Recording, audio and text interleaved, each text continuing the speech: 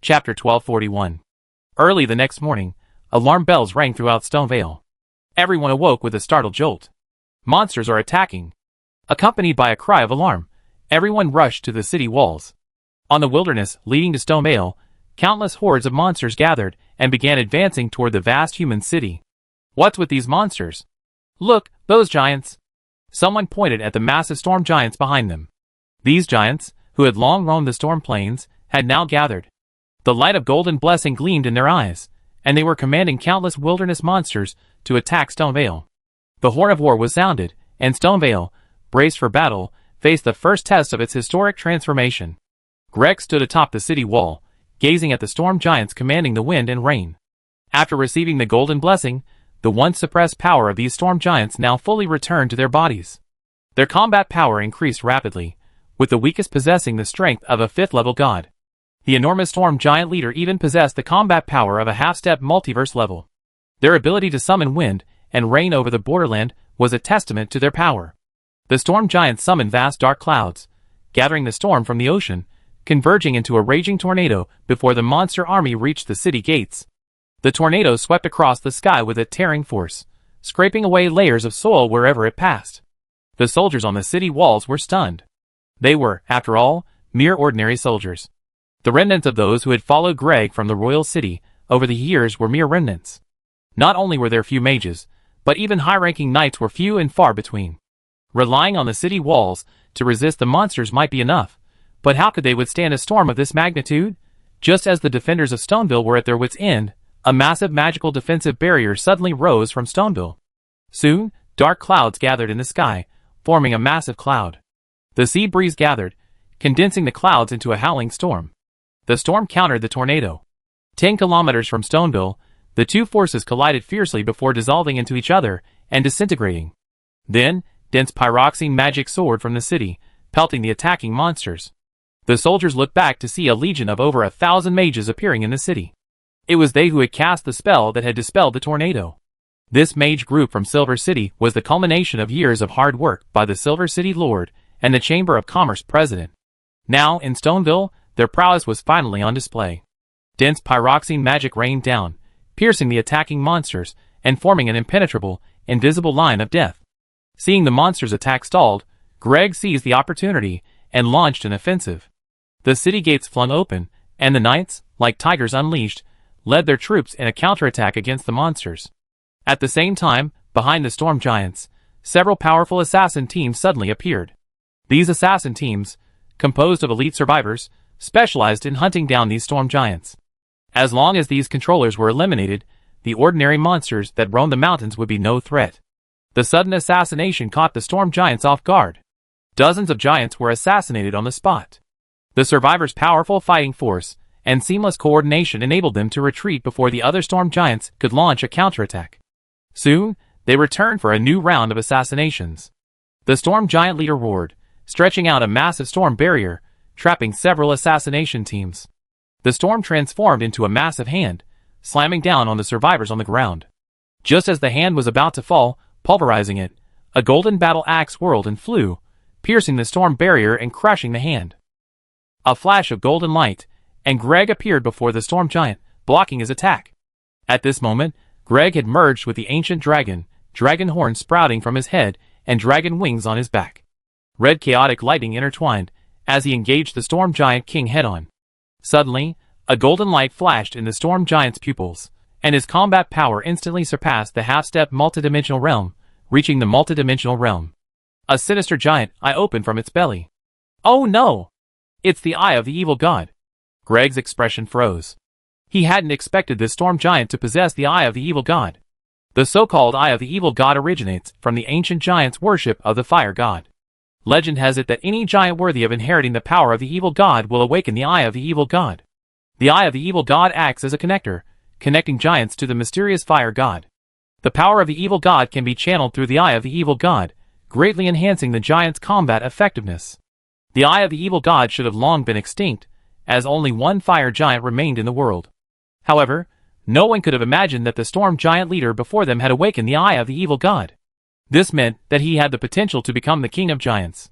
The sudden surge of power directly overturned Greg. Greg had just suffered severe damage from the backlash of the Golden Law, and was naturally no match for the Storm Giant leader. But he remained unfazed. He actually forcibly withstood the Storm Giant leader's hammer. But then, support arrived. Two figures appeared behind him, Soren and Noel. The two great mages suddenly unleashed two powerful torrents of magic. One struck the Eye of Evil on its belly, the other on its forehead. Caught off guard by the two attacks, the leader quickly retreated, attempting to summon the Eye's power again. But at that moment, a dark blue greatsword tore through the void, and the Storm Giant leader let out a strange cry, its massive head soaring high. With a bang, the head fell to the ground, its body still trembling. The Eye of Evil on its belly suddenly flew high, like a parasite, breaking away from its body, attempting to escape. But the greatsword's owner was prepared. His physical domain rapidly shrank, trapping the Eye of Evil within it. Outsider, do you know who I am? Let me go now, or I make you pay for it. Mu Xing stared at the evil god's eye with great interest, snapping his fingers and nearly exploding it. You call yourself I little thing? Interesting. You're actually an evil god's eye that has awakened its own will. The eye froze for a moment before shrieking, How did you figure that out? A wisp of destined death appeared in Mu Xing's palm. If your dormant true form were to come, I would naturally retreat. But you dare threaten me with a mere eye?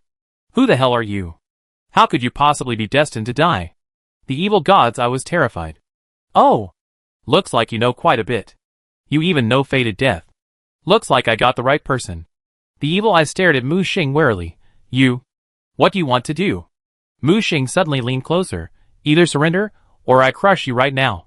He grasped the evil eye's eyeball with one hand, and no matter how the evil eye struggled, it was useless. As if realizing it was just a bug in Mu Xing's hand, easily crushed, the evil eye decisively backed down. Wait, surrender. I choose to surrender. Very good. Mu Xing pointed with his right hand, and a slave contract struck deep within its open consciousness. Chapter 1242. The eye of the evil god had actually sprouted a pair of hands and legs. It was lifelike, like some kind of creature with eyes. Master, I surrender. Can you release me now? The eye of the evil god was being held by Mu Xing, threatening to burst at any moment. I ask you answer? Okay, I will tell you everything I know. Where are you from? That's a distant question. I've been sleeping in this land since before I woke up. Until one day, I was dug out by a storm giant. Dug out? Mu Xing questioned. My memories of the past are few, probably still stuck in the era when the fire giants were defeated. I woke up to find the damn Golden Law had spread throughout the world. My power was suppressed by the Golden Law, and I could only survive. Fortunately, there was a storm giant I could parasitize. I became its parasite, providing it with some assistance when necessary, allowing it to become the leader of this group of storm giants. Mu Xing asked again, why attack Stone Mail? The eye of the evil god did not hide. Just yesterday, the eye of the evil god, unexpectedly received the golden blessing. I can become stronger by killing people, and Stonevale is closest to me. According to the storm giants, that Greg is useless. I want to use my power to summon the storm giants and a large number of wilderness monsters, enough to take the city of Stonevale. It looked at Mu Xing eagerly, its eyes full of grievance. Who would have thought I'd be defeated by you? Mu Xing narrowed his eyes. What did that supremo mean? Was he just going to throw in the towel? Was he really just unleashing the golden blessing indiscriminately, even blessing his former rivals? However, this eye of the evil god is just one eye, and it has developed its own will, so it shouldn't be considered the eye of the fire evil god. Mu Xing continued. Third question, is the fire evil god still alive? The eye of the evil god immediately replied, of course he's alive. He's fallen into a deep slumber, after being severely damaged by the Golden Law, and losing all his followers. What level is the fire evil god? That I don't know. As his eye, how could you not know? Mu Xing pinched the eyeball again. Please spare me. I'm at most the eye of the evil god, born from the ancient blessing of fire, not directly split from the fire evil god. So, how could I know the true strength of the mighty fire evil god? At that moment, the voice of the divine seal echoed in Mu Xing's mind. Master, it didn't lie. I just retrieved its memories.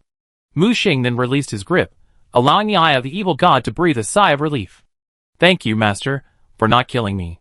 From now on, I will serve you wholeheartedly until my death. Mu Xing stared at the man. One last question. Go ahead. Is the flame evil god an outsider? And how do we find him? Those are clearly two separate questions. Such nonsense. Hurry up. the evil god's eye leaped onto a nearby boulder. I don't know the answer to the first question, and I don't know the answer to the second either. Are you kidding me? No, how dare I? I honestly don't know. Seeing Mu Xing about to strike, the man's pupils spun. Wait, I don't know, but I can provide clues. What clue? Head to the top of Giant Mountain, where the last remaining fire giant remains. TSK. This guy is truly awful, cursed by that bitch Marika to watch over the ashes for eternity. Master, if you're looking for the fire god, that guy might be the last clue. Mu Xing grabbed the guy with his right hand and immediately stored him in a special space. He turned to look at Greg, who was slaying the last storm giant. Kill all these monsters and giants, and we have the materials for the Arthropod Abomination Legion. I want you to defend Stoneville. Don't expand recklessly. Be careful of Latarn and the Valkyries. Greg knelt on one knee, bowing respectfully. Lord, are you leaving? I'm going out for a while, and when I return I officially lead you into battle. But, with my strength, I'm afraid. Mu Xing reached out and patted his shoulder. Don't worry, reinforcements will arrive soon. They join Stoneville and help you become the most powerful force in this northwest border region. Greg lowered his head. It turned out that his lord had already arranged everything. If there's any emergency, contact me. I rushed back immediately. Yes. Mu Xing glanced around the battlefield. After confirming that the threat had been eliminated, he flew towards Linnea. After this battle, Stonewell would officially become the ruler of Ninjafirm, gaining the capital to compete with other factions and establishing a firm foothold. And he would also officially begin his own plan. Just as Mu Xing entered the Linnea area, a dark figure suddenly approached from the front, blocking his path. Mu Xing recognized the werewolf immediately. Wasn't it Blaze, Lonnie's half-wolf guard? What do you want? Mu Xing looked at Blaze. It seemed like he had been waiting for her. Sir, Lady Lonnie has ordered me to await your arrival. Oh! Has your princess figured it out? Blazer shook his head. Lady Lonnie wishes to confirm one thing. Are you planning to travel to the Eternal City?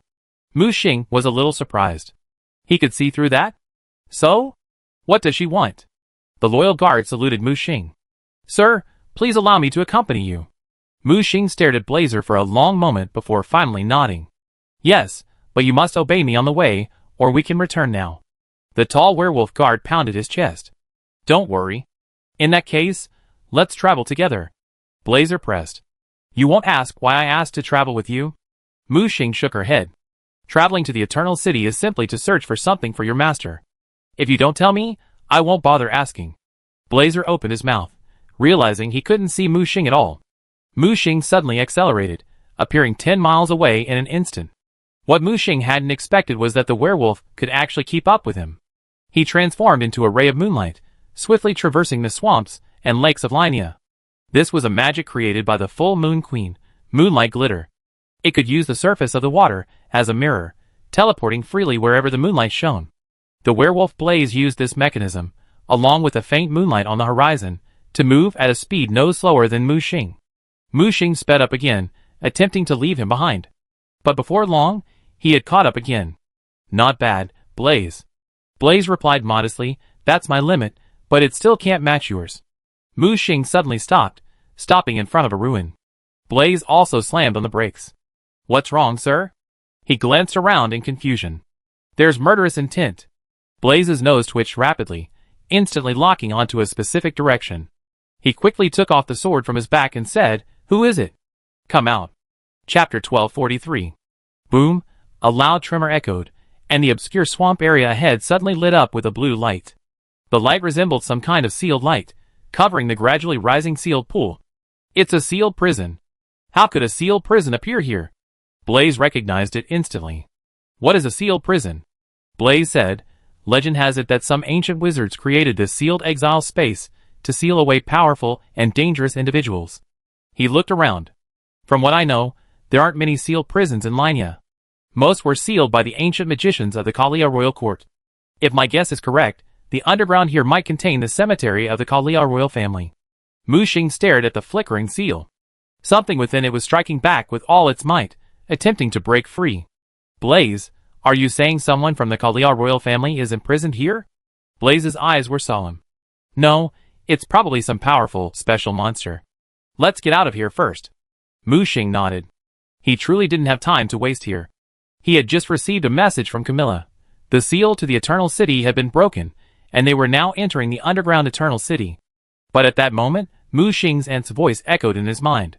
Mu Bao, wait a minute. What's wrong with Aunt? The guy in the sealed cell up ahead seems to possess a power I'm familiar with. Upon hearing this, Mu Xing immediately turned and rushed towards the sealed cell. Blaze was startled by his actions. Hey, are you crazy? Now that the Golden Law has collapsed and the Supreme Will has abandoned its suppression of the borderland, those once sealed in the exiled dimension have all awakened.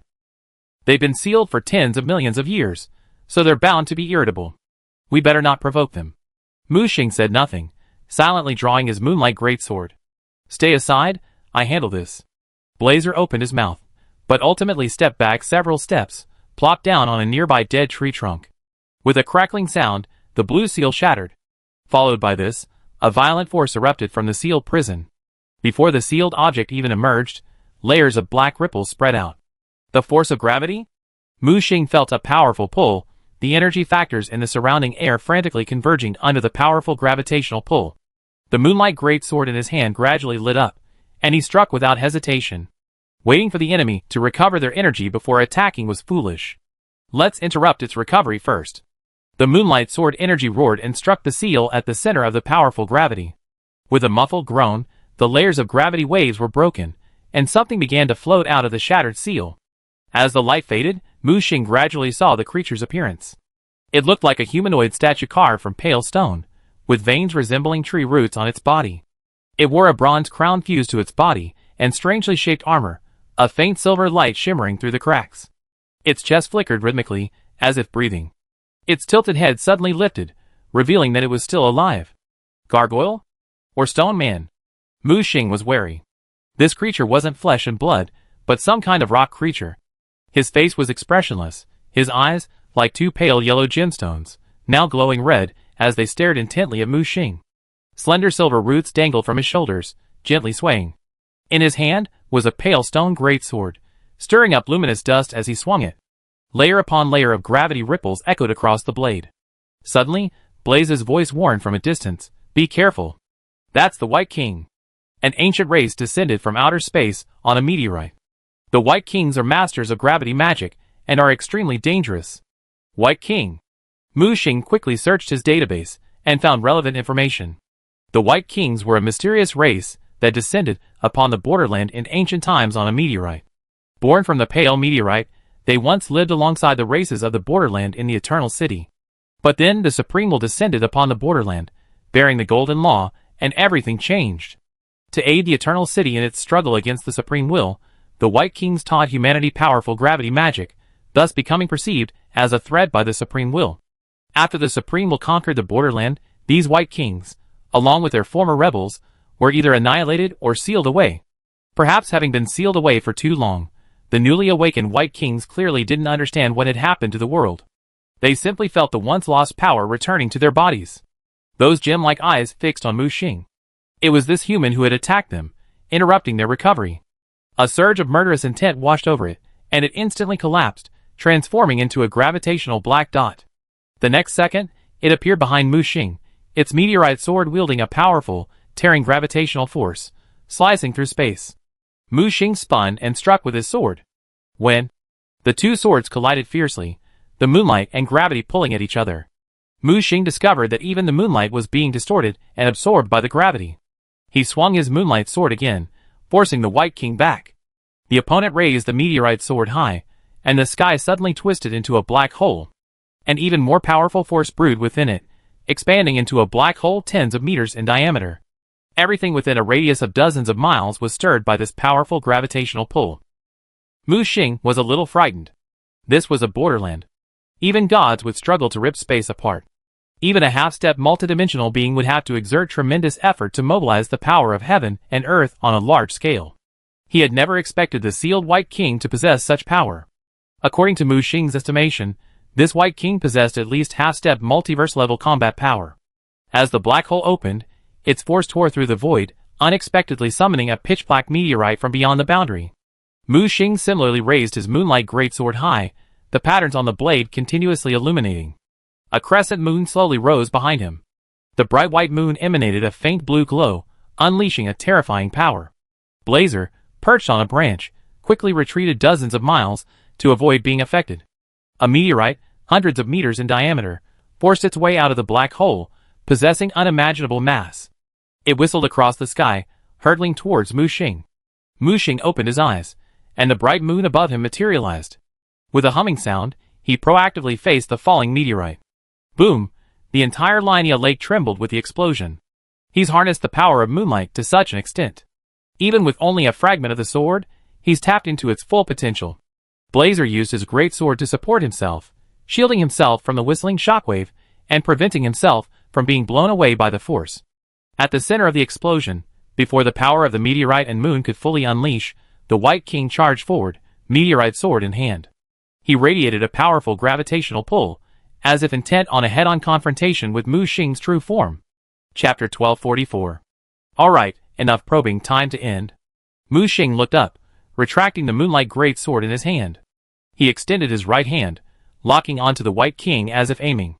Seal! The void was instantly ripped apart, and a massive eye emerged from thin air. It was the eye of the observer, now transformed into a powerful seal, binding the White King within it. Layer upon layer of sealing power compressed into the eyeball, locking the White King within its pupil, unable to move. The White King is sealed already? It seems I underestimated his strength. What an interesting creature, Blaze asked incredulously. Using Moonlight Flash, he teleported to Mu Xing's presence. Blaze stared intently at the White King, sealed within the illusory eye, stroking his chin, observing closely. Why don't you kill it? He asked. Mu Xing shook his head, walked over to the eye, and tapped it. Are you calm? Can we talk? The sealed White King slowly raised his head, and his red, jeweled eyes gradually returned to normal. Human? You are from outside the border? The White King instantly recognized the distinct smell of Mu Xing, distinct from those of the borderland. Mu Xing instinctively glanced down at himself. He hadn't revealed any flaws, so how had this guy figured it out? How did you figure that out? Because the connection between the borderland and the moon has long been severed, you're able to harness its power. That's how I determined your identity. Mu Xing grumbled, thinking his disguise had been seen through. In his mind, he spoke to his aunt. Aunt, do you want to interrogate me in person? No, just ask directly. Okay. Mu Xing looked at the sealed White King. Where does your gravity come from? The White King looked at Mu Xing warily. Gravity is an innate gift of our race. Just like the Golden Clan, born in the borderland, are born with a gift of gold. This is not surprising. But Mu Xing shook his head. No, you're lying. Your race couldn't have been born with a natural gift for gravity. The White King was stunned. This man was even more astute than he had imagined. He thought, pondering a countermeasure, gravity is indeed an innate gift of our race. My White King clan's innate gift is attraction, and we also have the Black King clan, whose innate gift is repulsion. Mu Xing narrowed his eyes and, at the aunt's instruction, pressed his right hand towards the sealed White King. A strange ancient rune lit up in Mu Xing's hand. The White King's expression was horrified the moment he saw the ancient rune. No, don't come near me. It sensed the force of gravity within its body, being uncontrollably activated by the ancient rune. No. Don't come near me. Get away from me, human. The White King went berserk, his eyes once again turning a vibrant crimson. Crack, crack. Mu Xing's sealed eye began to crack, threatening to be forcibly ripped apart. However, Mu Xing ignored the cracks and placed his finger directly on the White King's chest. The power within the White King's limbs rapidly converged towards his chest. Then, his chest ripped apart, drawing out a thumb-sized black meteorite. This meteorite was like gravity incarnate. As the meteorite peeled away, the White King collapsed, like a corpse drained of flesh and blood. It looked helplessly at Mu Xing as he took its core. Mu Xing held the meteorite in his right hand, scanning it with the divine seal. At the same time, he asked the ant, how is it? Is it this thing? The ant's tone became more excited than ever. Yes, yes, yes. It bears the aura of my source power, and this gravity carries a trace of my authority. Although this power of authority is extremely weak, it can't be hidden from my perception. Do you want to take it back? Mu Xing asked. Forget it. Take this White King with you. It should know about my authority. Really? Mu Xing was pleasantly surprised to hear this. After searching for so long, they finally found a new clue in this ancient borderland. Wait a minute, I transformed this core. The ant took the core and began to transform it. A moment later, when the meteorite core reappeared in Mu Xing's hands, it seemed even more powerful. With a flick of his finger, Mu Xing sent the core flying back into the White King's body. The White King instantly felt like a fully charged battery. Its vitality instantly revived. A powerful force emanated from the White King's body, instantly breaking through the half-step multidimensional realm. With a crack, the Eye of Seal shattered completely. Not far away, Blaze immediately raised his weapon in vigilance. However, the White King's aura quickly weakened, returning to its composure. After withdrawing all gravity from its body, it knelt on one knee and said, "Greetings, Master." Mu Xing was stunned. What was going on? The ant's voice rang out. I have analyzed the composition of this White King's life form. Part of its origin may be related to my power of authority. So, logically, changing its loyalty shouldn't be difficult for me. Mu Xing put away his surprise, and waved at the White King, signaling it to stand. I'm asking you, can you tell me the source of gravity now? This time, the White King was completely knowledgeable. My lord, our gravity comes from the dark starry sky. There's a vast source of gravity in our birthplace. And every newborn is entitled to receive a portion of this source of gravity and integrate it into their body. As we grow, the source of gravity within us grows with us. Then where does your gravity magic come from? Did you research it yourself? The White King shook his head. Gravity magic comes from the source of gravity, like a bloodline. As we grow up, we naturally learn it. Mu Xing quickly asked, then where is the source of gravity? Of course, it's in the dark starry sky, in our birthplace. Mu Xing subconsciously looked up at the sky, his observer's eye attempting to penetrate the boundary. However, as soon as his sight left the boundary, he was swallowed by endless darkness. He narrowed his eyes. The area beyond the boundary was even more dangerous than he had imagined. Can you still return to the starry sky? The White King shook his head. My White King clan cannot return to the starry sky on our own, because we have merged with the laws of the boundary, becoming a race native to half of the boundary. Is there no other way? The White King pondered. Unless we can find the Black King. The Black King? Indeed, the Black King, like my White King clan, hails from the dark starry sky. We were born from white meteorites, while the Black Kings were born from golden meteorites. Their power is even greater, and they possess the opposite force of gravity to our White King clan, repulsion. Repulsion? Mu Xing realized that both the White King and the Black King clans must have been born from the power of my great-aunt's authority. My great-aunt's authority is matter, and both gravity and repulsion are manifestations of matter, the source of these two forces. Mu Xing asked, where can we find the Black King? The White King replied, as far as I know, a Black King is supposedly sealed within the Kalia Royal Cemetery. Chapter 1245. This was excellent news. Mu Xing felt incredibly lucky today. He had found the clue to the power of authority so easily. Take me to the Black King. Yes, master. Under Blaze's surprised gaze, the White King saluted respectfully, and then flew with Mu Xing in a certain direction.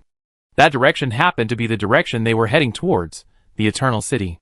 However, soon after, both bad news and good news arrived. The bad news was that the prison seal that had sealed the Black King had already been broken, roughly a day earlier. In other words, the moment Washanji gave up his control over the border area, the awakened Black King had single-handedly destroyed the prison. However, this also brought Mu Xing good news. After shattering the prison seal, the Black King didn't flee to the surface, but instead entered a tunnel deep underground. From here, he could directly enter the Eternal City. This meant that Mu Xing could use this passage to enter the Eternal City without having to compete with others for entry. Currently, the sealed entrance is guarded by numerous chaos and void gods, and entering would inevitably involve a fierce battle. The passage before him, however, saved Mu Xing a great deal of trouble. A closer inspection revealed that the passage wasn't dug from the outside in, but from the inside out. The Eternal City has a special barrier, equivalent to a special underground dimension. Simply digging a hole won't lead you to the Eternal City. This hole is likely a passage used by the creatures of the Eternal City to sneak across to the surface, but it's unknown why it connects to the bottom of the Black King's sealed prison. Now that the sealed prison was broken, the Black King followed this passage directly into the underground. Blazer observed the cave entrance with a deeply moving expression, his wolf nose twitching as he sniffed the surrounding air. Do you smell anything? Mu Xing asked. Blazer nodded. Indeed, there's a unique scent. It looks like we come to the right place. Mu Xing pointed at the large hole before him. The White King beside him jumped straight in. Hey, just jumping in like that. Blazer looked bewildered. But before he could utter another word, Mu Xing followed suit. Is this guy crazy? Blazer hesitated at the entrance for a moment, but ultimately jumped in.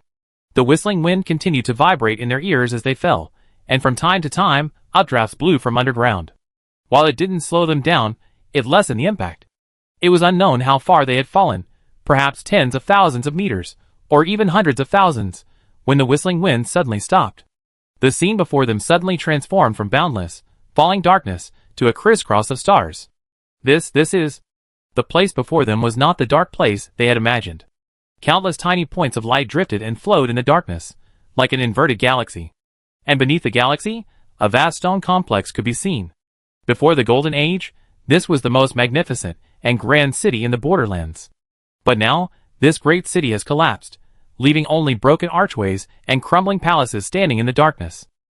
Glowing blue moss and silver dew covered every surface, like stardust scattered over the ruins. Occasionally massive, unnatural stone pillars pierced the dome, their surfaces engraved with indecipherable spiral patterns. Silence was the only sound here, occasionally broken by the distant thud of water droplets hitting the surface. The broad streets had long since been submerged by deep waterways, where shimmering mist and the broken heads of statues drifted on the surface.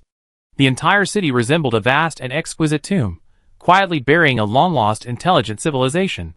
This was the Eternal City, Noxtella. The White King was below, Mu Xing was in the middle, and Blaze was above. They free-falling on the wind, astonished by this mysterious underground city. It was not naturally built underground, but rather lost in a war with the Supreme Will, its mighty power piercing through its foundations and sinking it deep beneath the earth. Who could have imagined that such a lost city existed deep beneath the borderland? The spatial structure of this place was peculiar, and it was filled with chaotic gravity. Some kind of gravity law restricted flight. Although Mu Xing could break the constraints of these rules, to avoid alerting the enemy, he forgoes forced flight and opts for a free fall. With a plop. When they free fall, they don't hit the ground, but instead land in a vast underground river. The water is icy cold, yet incredibly pure. And within it, a complete ecosystem. Beside him, Blaze is clearly not used to the strange environment of the Eternal City. He had just failed to fly, and therefore was the most embarrassed to fall into the water. Mu Xing grabs Blaze's arm and pulls him ashore. Next to him, the White King begins to try to sense his surroundings. Mu Xing looks up. Even the borderlands don't have such a dazzling array of stars. It's like being beneath the Milky Way, with towering stone pillars and corridors everywhere. The massive building rivaled the majestic royal city of Rodel. Under the starry sky, the ruined Eternal City loomed even more majestic.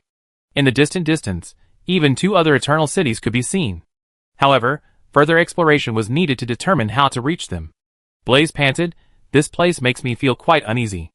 Mu Xing couldn't help but jokingly say, "As the Moon Princess's guard, this little trouble shouldn't be too much of a problem for you, right?" Blaze remained silent, silently emptying the water from his boots. The White King beside him was like a statue, impervious to water or fire. It pointed forward. "Master, I sense the lingering presence of the Black King in that city." Mu Xing cast his gaze outward, carefully examining the distant city. The divine seal emerged, rapidly scanning, constructing a 3D map. "I didn't expect we'd land so far behind. It might take some time to reach that city," Mu Xing said.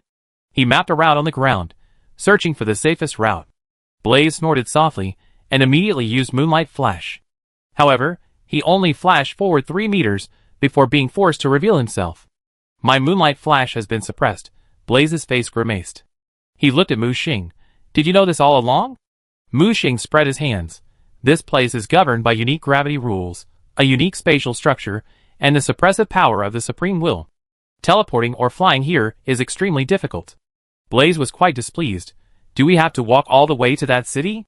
Do you have any other options?" Mu Xing asked. Blaze was speechless, unsure how to respond. "Okay, I mapped out the nearest route. Be careful. I don't think this underground world is safe." Just then, a rustling sound came from the front. "What's that sound?" Blaze's keen senses immediately detected movement up ahead. Mu Xing quickly pulled him, and the White King into hiding behind a nearby large rock. Then, a group of mysterious swordsmen riding giant ants whizzed past the riverbank. In this unique environment, these giant ants were incredibly agile, defying the strange forces of gravity. At least dozens of ant knights sped away, seemingly converging towards a certain location. Chapter 1246. It's the Nox. I never thought this ancient race still existed. Blaze was clearly incredulous. Nox? Mu Xing looked at him. It looked as if Blaze was quite knowledgeable about the past of the Eternal City. Blaze stared at the departing Ant Knights and said, "The Nox are the original inhabitants and builders of the Eternal City. This blue-skinned people are said to have inhabited this borderland since ancient times, establishing a glorious civilization. They worship the night, the stars, and the moon. When the Supreme Will descended, they were its most steadfast opponents. But they ultimately lost the war, and were slaughtered and sealed by the Supreme Will, even burying the entire Eternal City deep underground. After all these years, I never expected them not only to survive but to thrive." Blaze's expression was serious and alert. Mu Xing pointed ahead. Something must have happened up ahead. "Let's follow and see." He then looked at Blaze. "We already reached the Eternal City. If you need anything, feel free to go on your own." Blaze pondered for a moment and said, "I go with you to see what's going on. Then follow closely." As soon as Mu Xing finished speaking, he shot out hundreds of meters. Even in a place like the Eternal City, his speed remained unimpeded. Blaze's situation was not so easy. Unable to use Moonlight Flash, he could only rely on his physical strength to run. The White King next to him possessed a gravity bloodline, which allowed him to resist the strange laws of gravity underground to a certain extent. It waved its right hand, imbuing Blaze with gravity magic, increasing his speed several times. Just then, it could barely keep up with Mu Xing. Boom! A violent explosion sounded from the front. "Looks like a fight has begun." Mu Xing gazed ahead with interest. He sensed a large number of red dots appearing in this peaceful underground world. And surrounding them, a dense mass of blue dots was surrounding them. The battle between the two sides was about to break out, and the fighting was fierce. Approaching, it was revealed to be a group of void gods, ancient gods, and chaos gods. They controlled a strangely shaped hybrid army. These hybrids seemed to be a blend of various creatures from the borderland. They possessed the advantages and innate abilities of each creature, making them formidable fighters. Compared to Stonewell's limb-replacing technique, these fused creatures seemed far more advanced. But Mu Xing felt a sense of familiarity with these creatures. Why do they feel like an advanced version of Chaos Freaks? Mu Xing stroked his chin, thinking of the Chaos Freaks he had seen in the Blood Origin world. Back then, Chaos had created monsters fused from multiple powerful bloodlines, attempting to use these Chaos Freaks to gain the power of Cthulhu. Unexpectedly, after so much time, they had not only not given up on studying these Chaos Freaks, but had even refined their technology. By blending the bloodlines of various creatures more harmoniously, and adding the bloodlines of the Void, the Ancient Gods, and Chaos, these monsters' combat power skyrocketed. At this moment, the Void Alliance was controlling these fused monsters to attack the Nox reinforcements. The Nox were equally formidable. Growing and surviving in this strange underground environment, their accumulated strength should not be underestimated. Mu Xing locked onto an old acquaintance in the Chaos crowd, Camilla. It had been a long time since they'd seen this Chaos Lord's descendant, once gifted with beauty, reach the heights of a half-step multiverse. Of course, Mu Xing's help behind the scenes was the primary reason for this. Compared to Mu Xing sneaking in through the sealed prison passage, this group of void gods and chaos creatures forcibly broke the seal and marched into the Eternal City, naturally alerting the Nox people. The void gods were known for their dominance, seizing what they desired through their own power. So, upon arriving underground, they attacked the Nox people. Countless fusion monsters swarmed in like a tide. At first, the Nox people had enough strength to resist the attack. Reinforcements were also plentiful, so the battle was evenly matched. But soon, as the number of fusion monsters grew, the Nox people suffered heavy losses and began to lose their defense. "They're going to win." Blazer's eyes were fixed on the distant battlefield. He and Mu Xing were hiding near the battlefield. Mu Xing's idea was to fish in troubled waters, and see if he could reap some benefits. But then, the White King suddenly became nervous and tugged at the corner of Mu Xing's clothes. "What's wrong?" "Danger is approaching." "Danger?" Mu Xing carefully sensed it, and suddenly looked up in a certain direction. Deep in the darkness of the underground, a suffocating and dangerous aura was quietly approaching. "Outsiders, please leave our territory. We do not want to start a war." A high, bright female voice echoed from the battlefield. Surrounded by the Nox crowd, a queen dressed in a gorgeous starry robe and crowned with a crown appeared at the forefront of the battlefield. The leading void god stepped forward. "Are you Queen Nox?" The queen sized up the void god before her, her brow furrowed slightly at the powerful aura he emanated. "Outsider, we, the Nox race, have no desire for conflict. You massacre our people. What on earth do you intend?" "Ha ha ha." The void god laughed heartily. "I came, I conquered. This is just a mere underworld. I give you 10 seconds to consider. Surrender, or die. Unreasonable outsiders, do you really think the Eternal City fears you? The queen growled, her scepter emitting brilliant starlight. More and more Nox soldiers began to gather, and even more giant ants gathered. The Eternal City in the distance cast a shadow across the night and starry sky, like the projection of some deity. The deities of the borderland are different from those of the void. They possess the power of authority, and their actual combat power is estimated to have reached the level of unity. Even with the support of those old-line, multifaceted, powerless forces, they might not be a match. This demonstrates the high prestige of the high-ranking worlds at the border. This mysterious divine phantom blessed the Nox people with various statuses. They seemed to be draped in a veil, greatly increasing their strength. Faced with the queen's threat, the leading void god smirked even more brazenly. Who gave you the audacity to threaten the Lord of the Void? Since you refuse to submit, then die. With a wave of his right hand, the void and chaos behind him immediately launched an offensive. Queen Nox, protected by her men, retreated quickly, while more Nox soldiers charged forward. Although the Nox soldiers fought bravely and were formidable, even blessed by the divine phantom, they lost tens of thousands of men in just half an hour under the endless onslaught of fusion monstrosities. Retreat, retreat to Nox Stella! Queen Nox shouted the order. This was the greatest loss the Nox people had suffered since their war with the Supreme Will. However, the seemingly endless stream of fused monstrosities continued to press against the defenses. But at this moment, a crisis suddenly emerged from the deep darkness. Chapter 1247. It's hard to describe the massive monster that burst forth from the darkness. Amidst a series of flashes of light, the surrounding gravity completely distorted, and space became extremely unstable. A massive black hole appeared out of nowhere, and countless black meteorites rained down upon the earth. Run! It's Esti, the abandoned child of darkness. One of the Nox soldiers cried out in panic, as if witnessing the most terrifying thing in the world. A deep purple light mingled with the darkness of an ancient starry sky. In the twisting black hole, a colossal form materialized beneath the luminous starry sky. In the dim light, a strange creature appeared before everyone. Its body resembled a twisted, unnatural giant centipede. Its shell was covered in a cold, hard, deep purple carapace, dotted with faint spots and patterns that seemed to have come from an unknown starry sky. Its body was enormous, and it exuded a strange and powerful aura. Its head was a terrifying, massive skull, its hollow eye sockets harboring endless malice. Beneath it were massive, sharp claws, opening and closing with chilling sounds. The tail and body, composed of multicolored starstones, were its most distinctive features.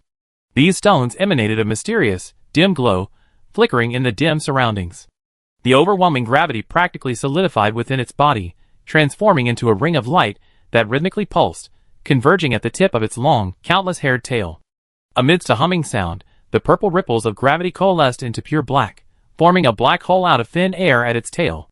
The four transparent wings on its back suddenly trembled, and a soul-shattering scream emanated from its mouth. Thousands of fusion monsters were roared to death on the spot. In contrast, the Nox people responded calmly and composedly, resulting in few casualties. As dense meteorites descended, the Nox people erected a special repulsive barrier to counteract the gravitational forces of the meteorites, reducing their destructive power. Seizing this opportunity, Queen Nox led them in a continuous retreat, all the way back to the Eternal City. "What kind of monster is that?" an ancient god in the Void Alliance exclaimed. Queen Nox's voice rang out, "You foolish outsiders. Your arrogance has awakened the slumbering dark Forsaken, Esti. He will devour everything, destroy everything. Today, you will all become his prey." Queen Nox's tone held a hint of gloating glee. Some void spirits, itching to give chase, were met with a tailspin from the dark Forsaken. The void god quickly raised its void shield, attempting to block the attack, but its tail, covered in tough whiplash, shattered the shield with a single blow. With a bang, the void god was instantly shattered. He attempted to resurrect with the power of the void, but the dark outcast, Esti, directly slammed the newly condensed black hole into him. The shattered void god was instantly sucked into the black hole. After devouring the void god, the monster trembled with excitement. Even greater power erupted from its body. Its transparent wings vibrated continuously, and suddenly, a purple light shone from its body, and it vanished from the spot. The next second, an attack from the Void Alliance landed there, nearly completely destroying the space. However, Esti, having vanished beforehand, escaped the attack unscathed. Countless black holes appeared in the sky, and dense meteorites fell again. It was actually able to teleport in this dark underground depths, an overwhelming advantage over outsiders who couldn't teleport. The meteorites fell, crushing countless fusion monsters to death. Those meteorites were like pure gravitational entities, massive and explosive, with terrifying destructive power. Damn it! Where did this monster come from? The leading void god roared, his face filled with resentment. They had gone through so much trouble to break the ancient seal, only to encounter this terrifying monster upon entering the underground. Camilla's voice rang out. Commander, let's retreat. This monster is Esti, the Dark Forsaken, sent by the Supreme Will to destroy the Eternal City. This is its home turf. We're probably no match for it. Retreat? We finally arrived here, and the Coalition's mission isn't complete yet.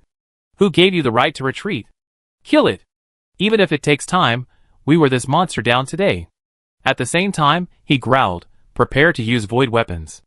No, Commander. Using void weapons here could destroy the entire underworld. Yes, Commander, think twice. The surrounding chaos and ancient gods quickly exhorted. However, the other side was completely determined. I am the commander of the Underground Expeditionary Force. Follow my orders and prepare to activate the void weapon. Meanwhile, Mu Xing, who was hiding on the periphery watching the battle, heard the words void weapon and couldn't help but curse. Have these void gods gone crazy? Beside him, Blaze was puzzled. What is this void weapon? Mu Xing took a deep breath and said, it is a deadly and dangerous weapon of war. Once released, it can change the outcome of a cosmic war. Its power could destroy half the universe. Even at the border, it's probably enough to destroy the entire underground world. Hearing this, Blaze panicked. No, we must stop them. Mu Xing nodded. Of course I know. Once that thing is used, it's either you or me. He hesitated for a moment. Forget it, I go and distract that dark abandon. After all, now is not the time for a decisive battle. Blaze grabbed his arm. It's too dangerous. You can't go. Mu Xing shook her head. Don't worry, a dark abandon alone can't kill me. Miss Puppet, I have a mission for you. Help me keep a close eye on this Void Alliance. June, I help you get what you want. Blazer was stunned. What are you talking about? I don't understand. Mu Xing chuckled. Stop pretending, Lonnie. You don't really think I can't see through your disguise, do you? The Blazer on the other side was stunned for a moment, then a strange expression appeared on his face. What are you? Look, there are times when you're immature. I trick you like this, and you be exposed, right? As soon as he finished speaking, the tall half-werewolf in front of him quickly transformed back to his original form. Who else could it be but Lonnie? Blood Moon, you dare to trick me? A hint of gentle anger crossed her delicate face. Mu Xing pointed at her eyes. Nothing can hide from me. As a token of our cooperation, we divide the work. I get what you want, and I want you to do me a favor. What is it? She asked instinctively, unaware that Mu Xing was controlling her. Help me win over the forces of Eternal City. I want them to join Stonemail. Lonnie looked up, a faint blue light flickering in her wide, splayed eyes. You're quite capable of commanding people, but what makes you think I choose to cooperate with you? Mu Xing smiled, suddenly wrapping an arm around her waist. Though her body was a puppet, it felt incredibly soft, as if it had grown flesh and blood. Then why did you disguise yourself as Blaze and join me in this dark underground? Lonnie's expression changed, and she quickly pushed him away. No one had ever dared to do such a blasphemous act to her. Chapter 1248. Mu Xing flashed a smug smile and leaped to his feet. White King, protect her. If you find the Black King, use the tool I gave you to subdue him. Yes, my master. The White King bowed respectfully. Lonnie's expression changed. Hey, are you crazy? Are you really going? Mu Xing, without even turning back, said, Don't forget our agreement. If I get what you want, you be my ally from now on. Lonnie extended her right hand, but before she could utter the next word, Mu Xing had vanished. He could actually teleport in this chaotic underground world. She glanced back at the White King behind her, then at the Nox people gradually retreating back to Nox Stella. Come on, follow me to that city. Lonnie had clearly made her own decision. Meanwhile, the Dark Outcast, Esti, continued to slaughter the fused freaks. No matter how many there were, they couldn't cause any harm. It also possessed danger sensing and gravity teleportation, its sweeping dark beams of death instantly annihilating thousands of fused monsters. Even several void gods were killed. This monster favored surprise attacks, making it difficult to defend against. However, just as the coalition forces were about to deploy their void weapons, the Dark Forsaken, Esti, suddenly departed, heading in another direction. After releasing a wave of meteorites, It summoned the black hole and teleported away, as if pursuing someone. What's going on? The leading void god looked at the suddenly vanishing Dark Forsaken, somewhat bewildered. Commander, it seems the monster had eaten its fill, so it left. Camilla, knowing the truth, offered a distracting thought. Are you full? The commander stared intently at the direction Esty had left. Although he had a nagging feeling that something was amiss, he couldn't quite put his finger on it. He raised his right hand, signaling the void weapons behind him to cease operation. All troops, rest, establish a defensive perimeter. He hadn't blindly pursued the Noxes who had fled into the Eternal City. The army had suffered heavy losses and urgently needed to reorganize and replenish its forces. Otherwise, another surprise attack from Esty would surely wipe out the entire expeditionary force. Camilla, with a look of concern, gazed in the direction Esty had disappeared, silently praying for Mu Xing. Master, be careful. Meanwhile, in the vast, dark underworld, two figures, large and small, engaged in a thrilling display of speed. Mu Xing, relying on his observer advantage, used his observer eye to teleport. He wasn't truly teleporting, rather, he had distributed a large number of observer eyes in advance. He could then teleport between different observer eyes. This method is similar to Lonnie's Moonlight Flash. However, in the Dark World's underground, Lonnie's Moonlight Flash is much less effective. Behind her is the reckless, outcast Esty. This monster from the dark starry sky was once a thug of the Supreme Will. It was sent to the borderland to destroy the Eternal City. Despite the Eternal City's fierce resistance, it was still destroyed, ultimately falling deep beneath the Supreme Will's oppression. Esty, her thug, continues to hunt down the remnants of the Eternal City underground. Later, underground forces formed a coalition and, working together, set up a barrier to sever Esty's connection with the Supreme Will, sealing her away. From then on, it became a forsaken child of darkness, sealed underground for eternity. Originally, it had been forced to the lower reaches of the Esser underground river by a combined force of underground forces. Mu Xing had no idea how it had escaped and arrived here. While dodging pursuit, Mu Xing observed Esty's situation. A few minutes ago, he had merely attempted to release a trace of the essence of gravity, only to have this forsaken child of darkness charge at him like a madman. This monster certainly didn't want to claim him as its master, it wanted to devour him. Clearly, this creature had been feeding on the White King and the Dark Clan in the dark starry sky. No wonder the White King feared Esty so much. Perhaps, having consumed enough essence of gravity, this monster had mastered powerful gravity magic. Even deep underground, it could easily unleash black hole teleportation. After a long, fruitless pursuit, Esty grew angry. Gravity gathered from its mouth, continuously emitting a pitch-black, deathly light.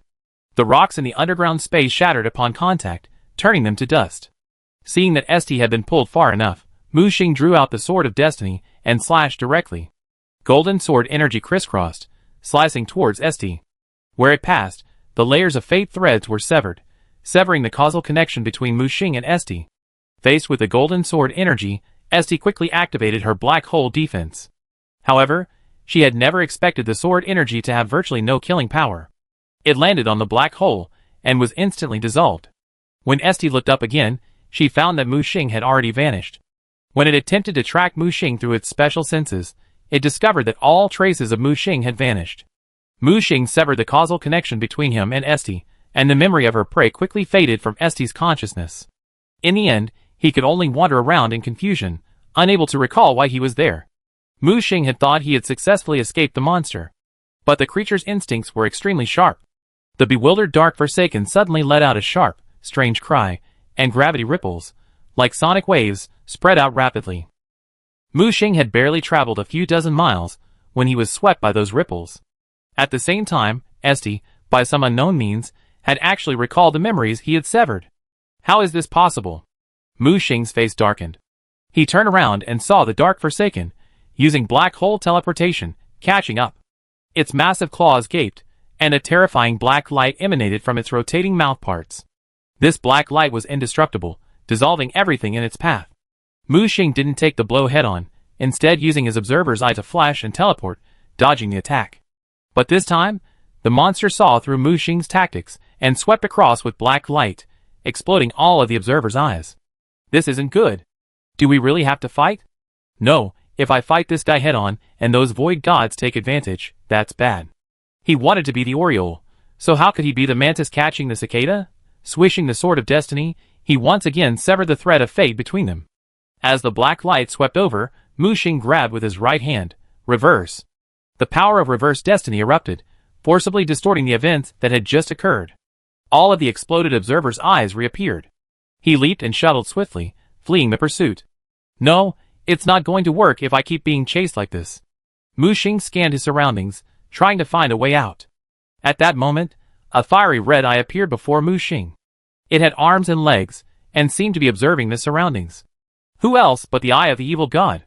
Master, you are truly unlucky, being hunted by the Forsaken of Darkness. You dare to taunt me? I crush you to pieces. Hearing the eye of the evil god's teasing, Muxing grabbed the creature, and was about to crush it. Wait, Master, I know a secret passage that can help us escape the Forsaken of Darkness. Secret passage? Yes, just 100 miles ahead, there is a hidden passage that leads to ancient ruins. Ruins? What ruins? The ruins of the Night People. Muxing's face lit up at this. Take me there. Chapter 1249. With a clear direction, Muxing no longer blindly led the dark outcast around. While evading pursuit, they minimized the damage to the underground world. Esti, the ferocious monster, pursued relentlessly, attempting to devour Muxing several times. The scent emanating from Muxing made it salivate, eager to feast. Right ahead. The eye of the evil god suddenly exclaimed, pointing to the fork in the road. Left or right? Left. No, right. Which way? The eye of the evil god's eyes swirled rapidly, then locked onto a specific direction. Left. Muxing immediately created a clone, emitting a strong aura of gravity, and rushed towards the right fork. The dark outcast, Esti, followed without hesitation, charging into the right fork. As for Muxing's original form, it dodged and dove into the left fork. However, after only a few thousand meters, the road ahead came to an end, a pitch-black stone wall blocking the way. Muxing opened his observer eye and peered through it, attempting to see through the stone wall. He tried to find the hidden passage behind it. However, even after his vision penetrated dozens of kilometers, he still saw solid rock behind. He grabbed the evil god's eye and asked, "Are you kidding me?"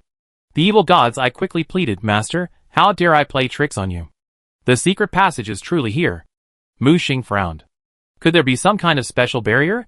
He quickly switched his perspective, switching from observer's eye to clairvoyance. Now, he finally discovered a clue. There was indeed some hidden portal, but the passage wasn't embedded in the stone wall, but rather hidden in the darkness. The moment Muxing cut off all light sources, he sensed a faint ripple hidden within the thick darkness. How do I open this secret passage? Muxing asked.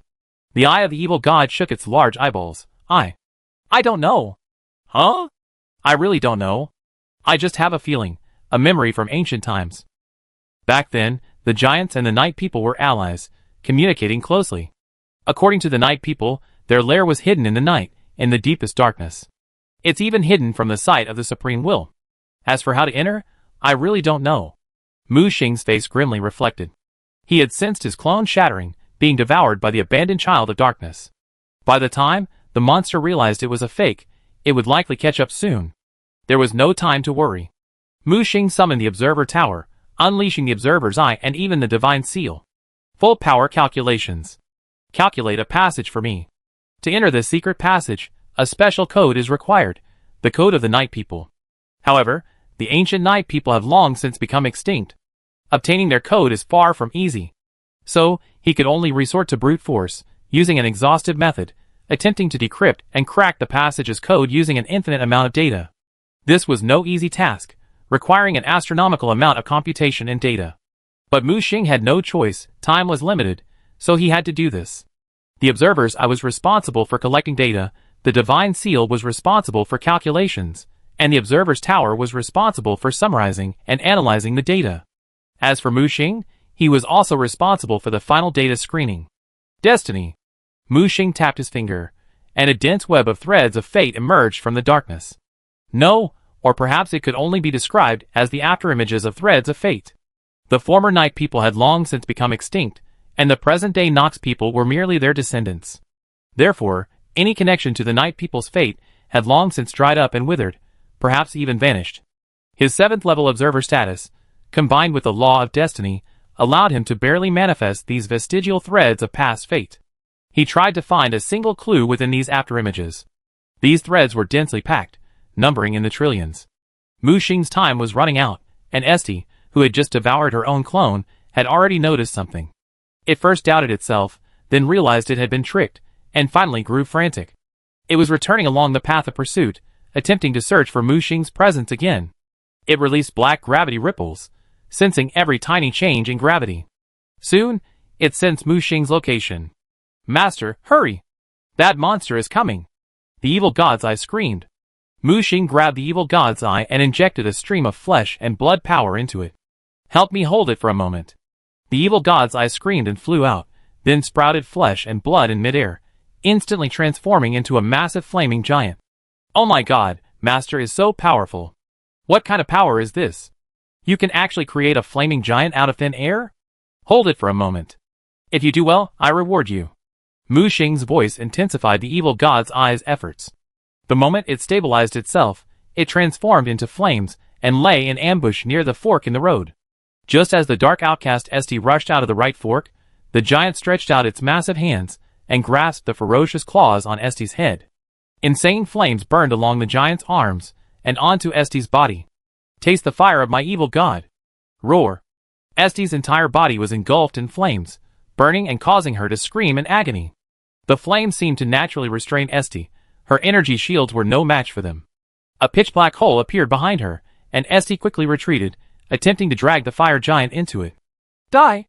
The eye of the evil god opened on the giant's belly, and flames condensed into a spiraling column, fiercely blasting Esti. The sudden attack caught Esti off guard. But this monster was no pushover. After enduring the blow, its spiraling mouthparts unleashed a black ray of death, instantly exploding the column of fire, and its massive tail lashed out. With a bang, the giant's body struck like a mace, sparks erupting. A black gravity sphere exploded on the flame giant's back. "This monster is too strong, Master. I can't hold on any longer." The eye of the evil god only had the power to strike once, and its temporary body was no match for Esti. However, when it received no response from Mu Xing, it lost its temper. "It's over, truly over this time." It felt like it had been betrayed by Mu Xing, used as cannon fodder. The bloody maw of the abandoned child of darkness was within reach, ready to devour it. "My life is over." The eye of the evil god cried out in horror as it watched the flame giant's body begin to crumble and its maw drop. But at this critical moment, a right hand pierced through layers of obstacles and grabbed the giant's body. As the maw dropped, the eye of the evil god was already captured. Esti missed again, her rage surging. She tore the flame giant's body apart and sprinted towards the left fork. By then, Mu Xing had already completed the code matching. "Got it!" He waved his right hand at the enraged Esti, took a step back, and vanished into the black rock behind him. Esti roared and charged, smashing and tearing through the 10,000-meter-thick rock formation in her path, attempting to wrest Mu Xing back from the rock. Chapter 1250. In a trance, Mu Xing crossed some barrier hidden in the darkness and emerged into a unique, alien space. "Where is this?" Mu Xing looked up and saw a pristine white building in the distance. It looked as if it were constructed of pure white jade, forming a stark contrast to the majestic and rugged eternal city outside. This city was exquisite, like a work of art. "Is this the lair of the Night People? This style doesn't resemble that of the borderland." Mu Xing looked up. Instead of a sky filled with simulated stars, there was only a profound darkness. The darkness seemed to extend straight through the starless sky, reaching beyond the borderland. However, the ground seemed to glow with its own light, illuminating this mysterious underground space. At this moment, the still frightened eye of the evil god was pulled out by Mu Xing. "Tell me, is this really the lair of the Night People?" The eye of the evil god glanced around. "Yes, this is the Night People's base camp. It is said that only those with the purest bloodline are worthy of entering here." Mu Xing walked towards the exquisite city. The ground was strewn with stardust, reflecting different colors at different angles, and making a rustling sound when stepped on. But as Mu Xing walked, he left no footprints. The road surface seemed to heal itself. This place was a symbol of ultimate silence, with not a single sound echoing through the space. A mortal entering here would be driven mad by the silence. Even the eye of the evil god, floating beside him, could not help but quiet down. Mu Xing walked alone in this white city. The city was empty, without a single person, and he could sense no signs of life. Had the Night People truly all gone extinct? Mu Xing searched several buildings, even finding traces of Night People's past, but no one was to be found. Logically, in this kind of environment, even if someone died, there would be remains left. But there was nothing here. Mu Xing turned suddenly, startling the nearby evil god's eye. What's wrong, master? Have you found anything? Esti is trying to find the secret door. Mu Xing stared at the ripples in the darkness behind him. The monster was searching for the portal. Hearing this, the eye of the evil god sneered. You can't even find a place like the Supreme Will, and you're relying on that beast? Mu Xing looked at the eye of the evil god.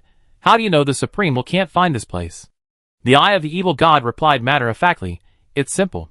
When the Supreme Will descended upon the borderland, it dispatched a large number of dark suns to attack the Eternal City. But the Eternal City's defenses were strong and difficult to breach.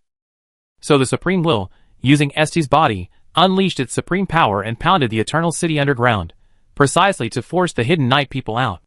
If the Supreme Will could find their base camp, why bother? Wouldn't it be simpler to simply destroy the Night People at their source? Mu Xing rubbed his chin. You're not unreasonable, but how do you explain where all the Night People here have gone? The eye of the evil god pointed to the building in the city center. That building was the only black structure in the city, 100 meters tall, resembling a sharp four-sided pyramid. It had no windows or doors, was tall and sturdy, but hollow inside. Master, I suspect there are two possibilities. First, these Night People were trapped and died here. Second, they may have already left the border. Mu Xing was stunned for a moment. Leaving the junction? Did they go to other worlds? As far as Mu Xing knew, the junction was called the junction because it connected various other worlds. It was the place where humans, gods, and souls met. If the Night People left the junction and went to other worlds, it wasn't impossible. But the evil god's next words made Mu Xing narrow his eyes. Master, they didn't go to other worlds. They could have returned to the starry sky. Mu Xing noticed that the evil gods, I used the word return. Are you saying the Night People actually come from the stars? Eye of the evil god folded his arms. Even in ancient times, the Night People were an extremely unique existence. Many people believe the Night People are a primitive race from the borderland, but in my opinion, the Night People are a complete alien. As we all know, the life furnace created all living things. The power of chaos causes all creatures to grow horns on their heads. This is a characteristic of furnace life. However, the Night People are different. They are born with a unique nature. Their skin is grayish-white, and their blood is a unique silver-white. Crucially, before the birth of many furnace creatures, before civilization emerged across the entire borderland, the Night People had already mastered a variety of mysterious technologies and magics. They built colossal cities that were truly miraculous. They invented pyroxene magic by studying fallen meteorites. They also invented various mysterious technologies and artificial life forms by studying the starry sky and darkness. The Night People pride themselves on their nobility. They regard the ancestral people, giants, horned people, and other races as primitive. Even the Dragon Clan, who later came to rule over much of the borderland, created a civilization modeled after the Night People. Technology, magic, culture. Their achievements in every area make them the most mysterious in the entire borderland. During the Age of Ashes, when the Supreme Will invaded, the Eternal City single-handedly prevented the Supreme Will from truly descending upon the borderland for a long time. They even nearly won that war, keeping the Supreme Will forever out of the borderland. The eye of the evil god sighed. Unfortunately, there are no ifs in this world. The borderland is never a monolithic entity. The rare people, a group of outsiders, rebelled, the horned people were schemed against, the ancestral spirits lived in seclusion, and the giants, conceited and arrogant, believed they could remain immune. As a result, the Dragon Clan was exiled, and other races were in danger. Although the Night People were powerful, how could they resist the Supreme Will that ruled the dark starry sky? In the end, even at the cost of their entire race's annihilation, they still failed to achieve final victory. Mu Xing remained silent, unknowingly arriving in front of the pyramid-like building. Upon closer inspection, he discovered countless streams of silvery white light flowing across the black building, like a sophisticated circuit board. Next to it, a divine seal emerged and began scanning the mysterious structure. Master, the patterns on this building are very unique. They must be some special technology one never seen before. I need to analyze it to determine its exact effects. Mu Xing nodded. You analyze it first. I go in and take a look. With that, Mu Xing walked to the building's main door. This special secret door was completely materialized, similar in function to the secret passage leading here from outside. A special code was required to open it. He had previously exhausted himself calculating the code. Now, trying again in such a short time would likely be difficult. This place incorporates the technological essence of millions of you people. No wonder it can even block the Supreme Will. Mu Xing was quite envious. If he could obtain the Yi people's technology, he would be much safer doing things in the border area in the future, no longer having to worry about the Supreme Will's constant gaze. When he placed a hand on the door, his face suddenly darkened. If the password outside required a digit tens of billions of digits, the password for this door before him would be a billion times longer. Mu Xing gave up after a brief attempt. Unless an 8th level observer could crack it, it would take him hundreds, if not thousands, of years. Chapter 1251. Even if Mu Xing possessed the ability to accelerate time and defy fate by stretching it, it would still likely take a year or two. He wished he could smash this strange building to pieces with a single blow. However, when he struck, the mysterious structure merely trembled and remained motionless. Huh? Interesting? Mu Xing grasped the Sword of Destiny with his right hand and slashed it forth. With a clang, the building remained motionless, while the golden Sword of Destiny seemed almost to shatter. So hard. What the hell is that? Just then, a green figure appeared beside Mu Xing. A green-haired little girl in a miniskirt stopped Mu Xing as he was about to swing his sword again. Stop, stop. This is made of Hengyu's strongest material. Huh? Mu Xing was puzzled, then glanced around. Wait, why did you come out? He saw the old lady running to the gate. Don't worry, this place can shield the Supreme Will from the golden law of the borderland. Besides, I'm not appearing in person, so I won't be exposed. She placed a hand on the gate, and countless streams of light could be heard flowing through it. Then, a faint crackling sound of electric arcs echoed through the crack of the door. Mu Xing's eyes widened as he watched the gate, which had left him helpless, slowly open. Mu Xing's eyes widened. How is this possible? Auntie, how did you know the password? Grandma spread out her chubby little hands. I don't know. I just felt like the building's materials were condensed by my authority. I tried a little, and it actually opened. Mu Xing grumbled. Grandma didn't seem to be lying. He quickly ran to the gate, carefully observing its movements until it slowly opened. Wait, could it be that you, my aunt, are one of the gods worshipped by the night people? My aunt shook her head.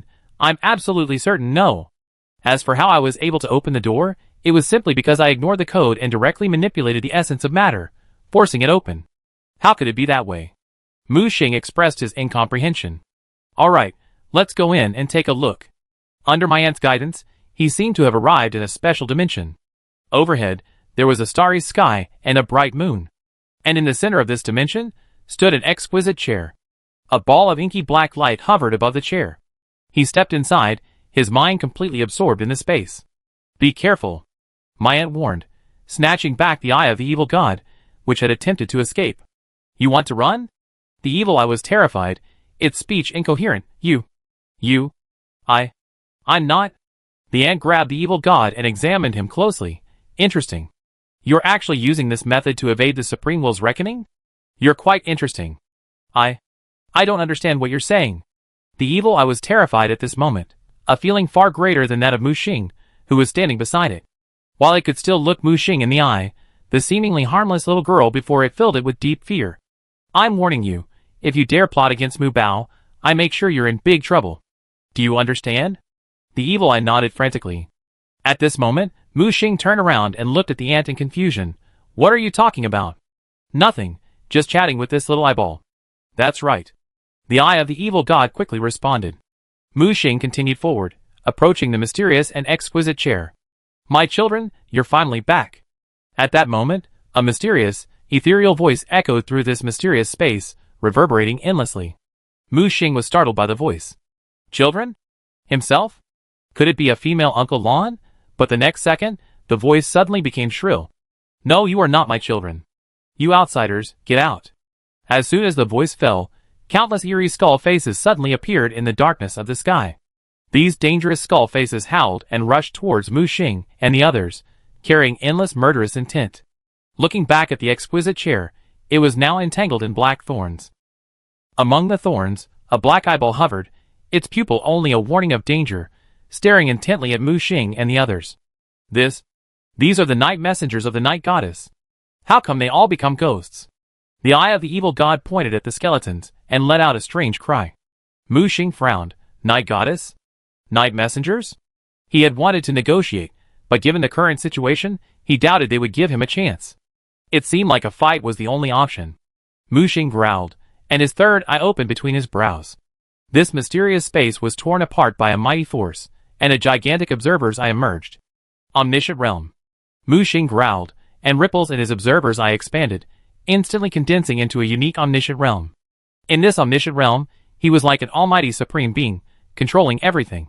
Mu Xing hovered high in the sky, the observer tower looming above him. With a wave of his right hand, all his summons flew out, attacking the savage black skeletons. With his blessing, these summons' combat power reached multidimensional levels. While their duration was limited, they offered no problem against these messengers of night. Scary cries and explosions echoed continuously, as Mu Xing unleashed his full firepower, clashing head-on with the black eyeball on the thorn chair. Grandma, clutching the eye of the evil god, ignored the threats and stepped towards the chair. Clearly, Grandma was about to strike. Night descend. The eyeball in the chair, sensing the approaching danger, cried out, and the entire dark sky descended upon it.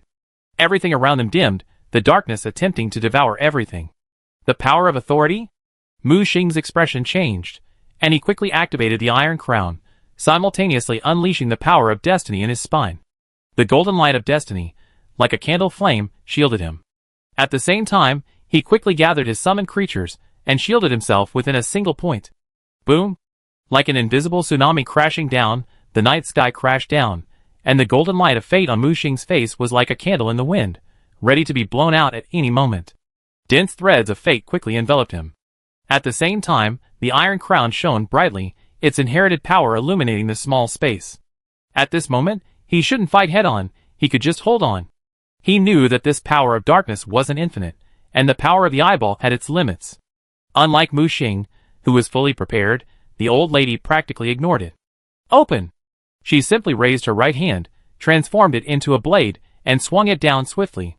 This blade seemed like the sharpest blade in the world, instantly splitting the night sky in two. As the night sky threatened to reappear, the old lady's eyes narrowed, and she issued a warning. Get out of here! With her words, the surrounding night force instantly dissipated. The black eyeballs on the thorn chair screamed piercingly, a scream not of anger but of fear. For the hand knife slash ended at the thorn chair where it had been placed. The force barely scraped past the edge of the chair, slicing through the space. On the other side, everything was silently annihilated. Chapter 1252. Grandma's strength has grown even stronger. Mu Xing narrowed her eyes, her heart aghast. Her physical strength alone was estimated to have reached the peak of the Gi realm. If she could regain the power of authority, the consequences would be unimaginable. Still fighting? Grandma's clear, childish voice echoed, endearing yet tinged with a hint of majesty. The black eyeballs on the thorn chair constricted, trembling slightly, a sense of panic brewing. The old ruler.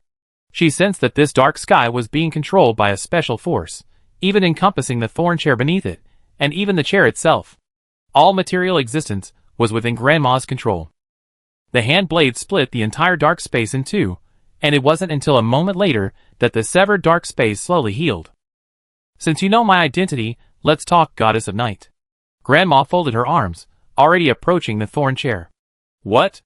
The legendary Goddess of Night? Mu Xing was shocked. Although the Night Goddess never appears in the game, legends about her are everywhere. Especially in this eternal city, she is worshipped by the Night people and their descendants.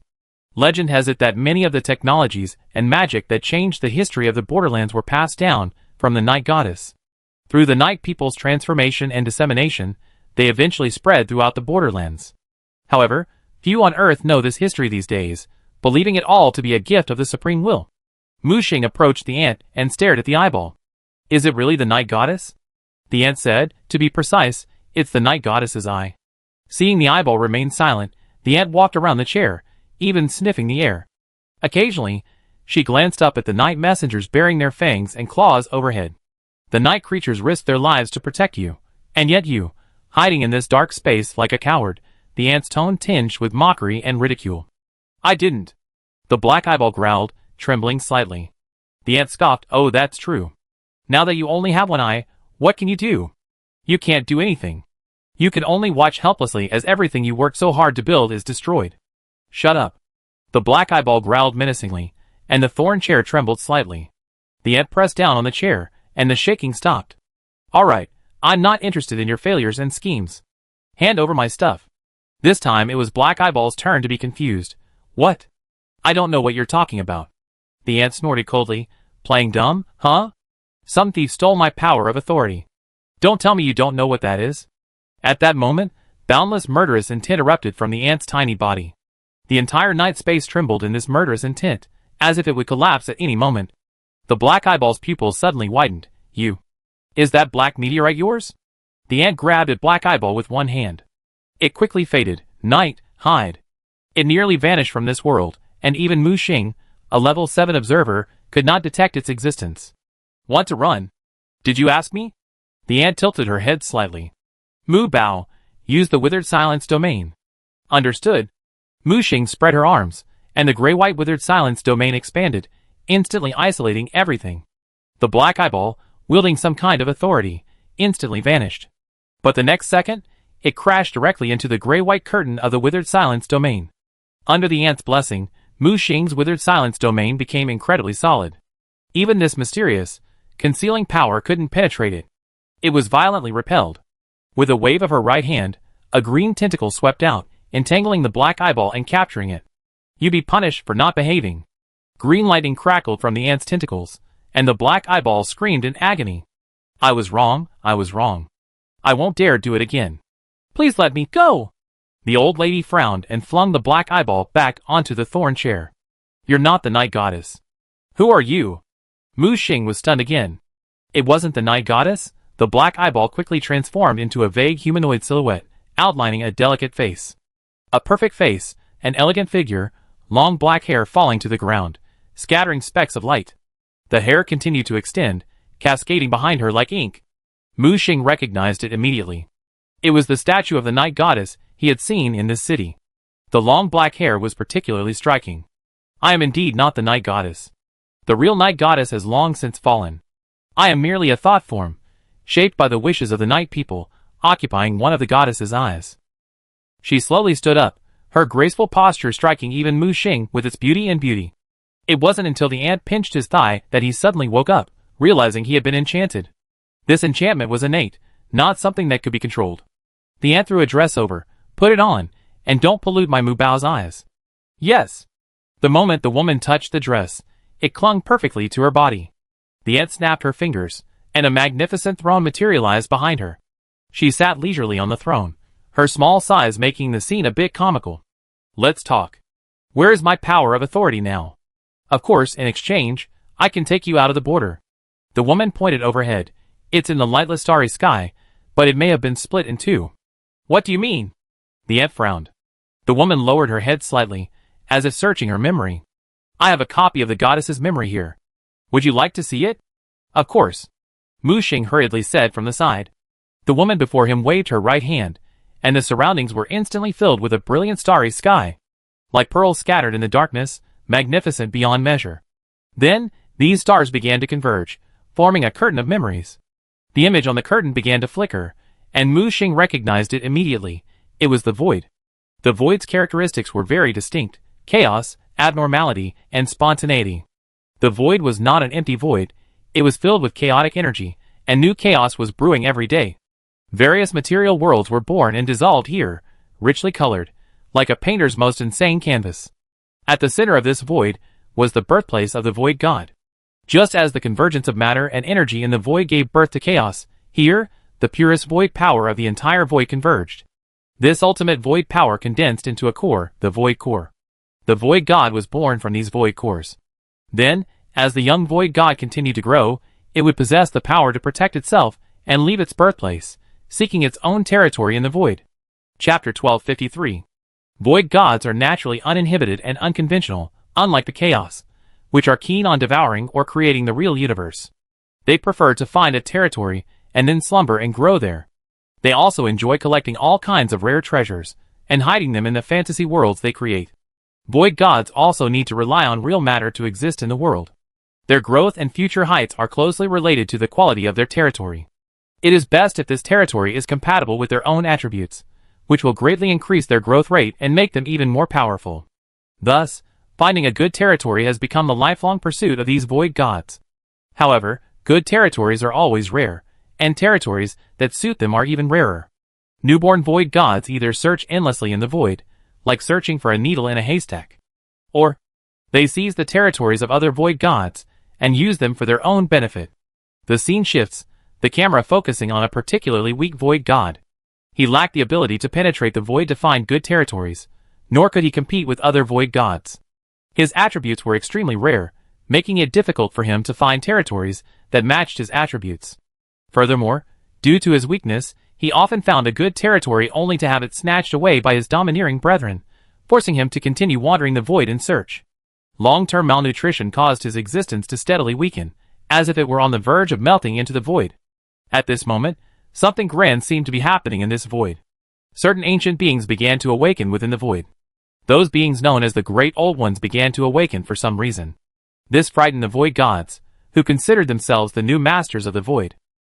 To prevent these ancient beings from threatening their survival, they allied with another group of greedy beings in the void, the old gods. To counter the awakening of these ancient beings, they devised various sealing plans, resealing those about to awaken and plunging them into eternal slumber. The plan initially worked well. Even the Master of Memory, though weak, took advantage of the opportunity to reap considerable benefits. Joining the large-scale sealing of the old ones in the void, the scraps he ate helped him grow little by little. Of course, compared to the other healthy and growing void gods, he still seemed incredibly weak, because he had never been able to find a territory that suited his needs. But this situation began to change from that day on. Over the course of countless years, the void gods and the old gods united to seal nearly all the old ones in the void. However, no one could have imagined that one day a fully awakened old one would invade the void. One of them wielded ultimate material power, the other the vast power of the galaxy. They were like natural enemies, fighting their way from beyond the void into this one. The two old ones were equally powerful, neither able to defeat the other. The battle, however, spread across the entire void. If these two powerful old ones continued to fight, the entire void would likely suffer. The void gods and ancient gods feared most that such a battle would awaken the newly sealed old ones. At that moment, their era would be completely over. So, they joined forces with the ignorant chaos, and the three factions each attacked the two old ones, who were evenly matched. Under their persuasion and cajoling, the two old ones fell for their tricks, and in the final battle, both sides fought to the death, suffering heavy losses. At this moment, these allies, the void gods and the ancient gods, bared their fangs, attempting to completely seal the two severely injured old ones. However, they underestimated the combat effectiveness of the two old ones, and even in their critically injured state, they paid a heavy price. Countless void gods and ancient gods were crushed by the old one's powerful blow. Over 90% of the high-level combatants were annihilated. So, the void gods resorted to a sinister tactic. They constructed a portal pretending to leave the void, luring the old one to use his power to open it, while seizing the opportunity to steal his power. Having lost their power, the old ones were powerless to resist and unwillingly sealed within the underwater temple. As the war concluded, the greedy void gods suddenly switched sides, attacking them to seize the powerful power of authority. Though the void gods reacted quickly, they suffered heavy losses. The two sides then engaged in a fierce battle, drawing upon nearly their entire strength. Countless lives were lost on both sides, and nearly all of their top combatants were wiped out. It was during this time that the owner of the memory, by chance, encountered the mysterious power of authority that had been shattered during the war. So, he decisively hid this power, and removed it from the battlefield. But he was inherently weak, and to claim it for himself, he needed a safe environment. So, he journeyed alone into the depths of the void, stealthily leaving the territories of the void god and the ancient gods, until he encountered a unique entrance to another dimension. Passing through, he was pleasantly surprised to discover that this mysterious dimension was the very realm he had so desperately sought, a realm perfectly suited to his attributes. He greedily began absorbing the power of this dark, lightless world, constantly enriching himself. Then he began to explore this mysterious, otherworldly space. He sensed the unique structure of this space-time, distinct from the common chaotic universe of reality, and unlike any other world in the void. The magnitude of this world was beyond his imagination. He was overwhelmed with joy. If he could make this mysterious world his own, he would become the most powerful void god in the entire void. If he could successfully devour the power of that authority, he could even transcend the void. Overjoyed, he rapidly explored this world, but the more he explored, the more he felt the unfathomable depths of this mysterious world became. This world seemed less secure than he had imagined. In this lightless starry sky, absolute darkness seemed to dominate everything. And within this darkness, even more terrifying dangers lay hidden. When he regretted his escape from this mysterious world, he found his escape route blocked, unable to escape. At the same time, Something in the darkness seemed to be targeting him, ready to devour this outsider. Thankfully, at the critical moment, the power of authority he had stolen saved him.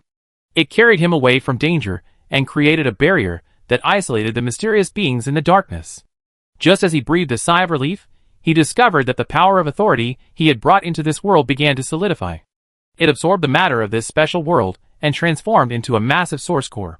Under the influence of this massive source core, countless physical stars condensed within this lightless world. These self-luminous stars began to spread across the entire lightless starry sky, transforming the place from darkness into light. At the same time, at the center of this dark world, a burning candle suddenly appeared. For eons, this candle had burned itself without a physical existence. And at the moment the power of authority formed its source core, it seemed to receive some kind of information and began to coalesce into a tangible form.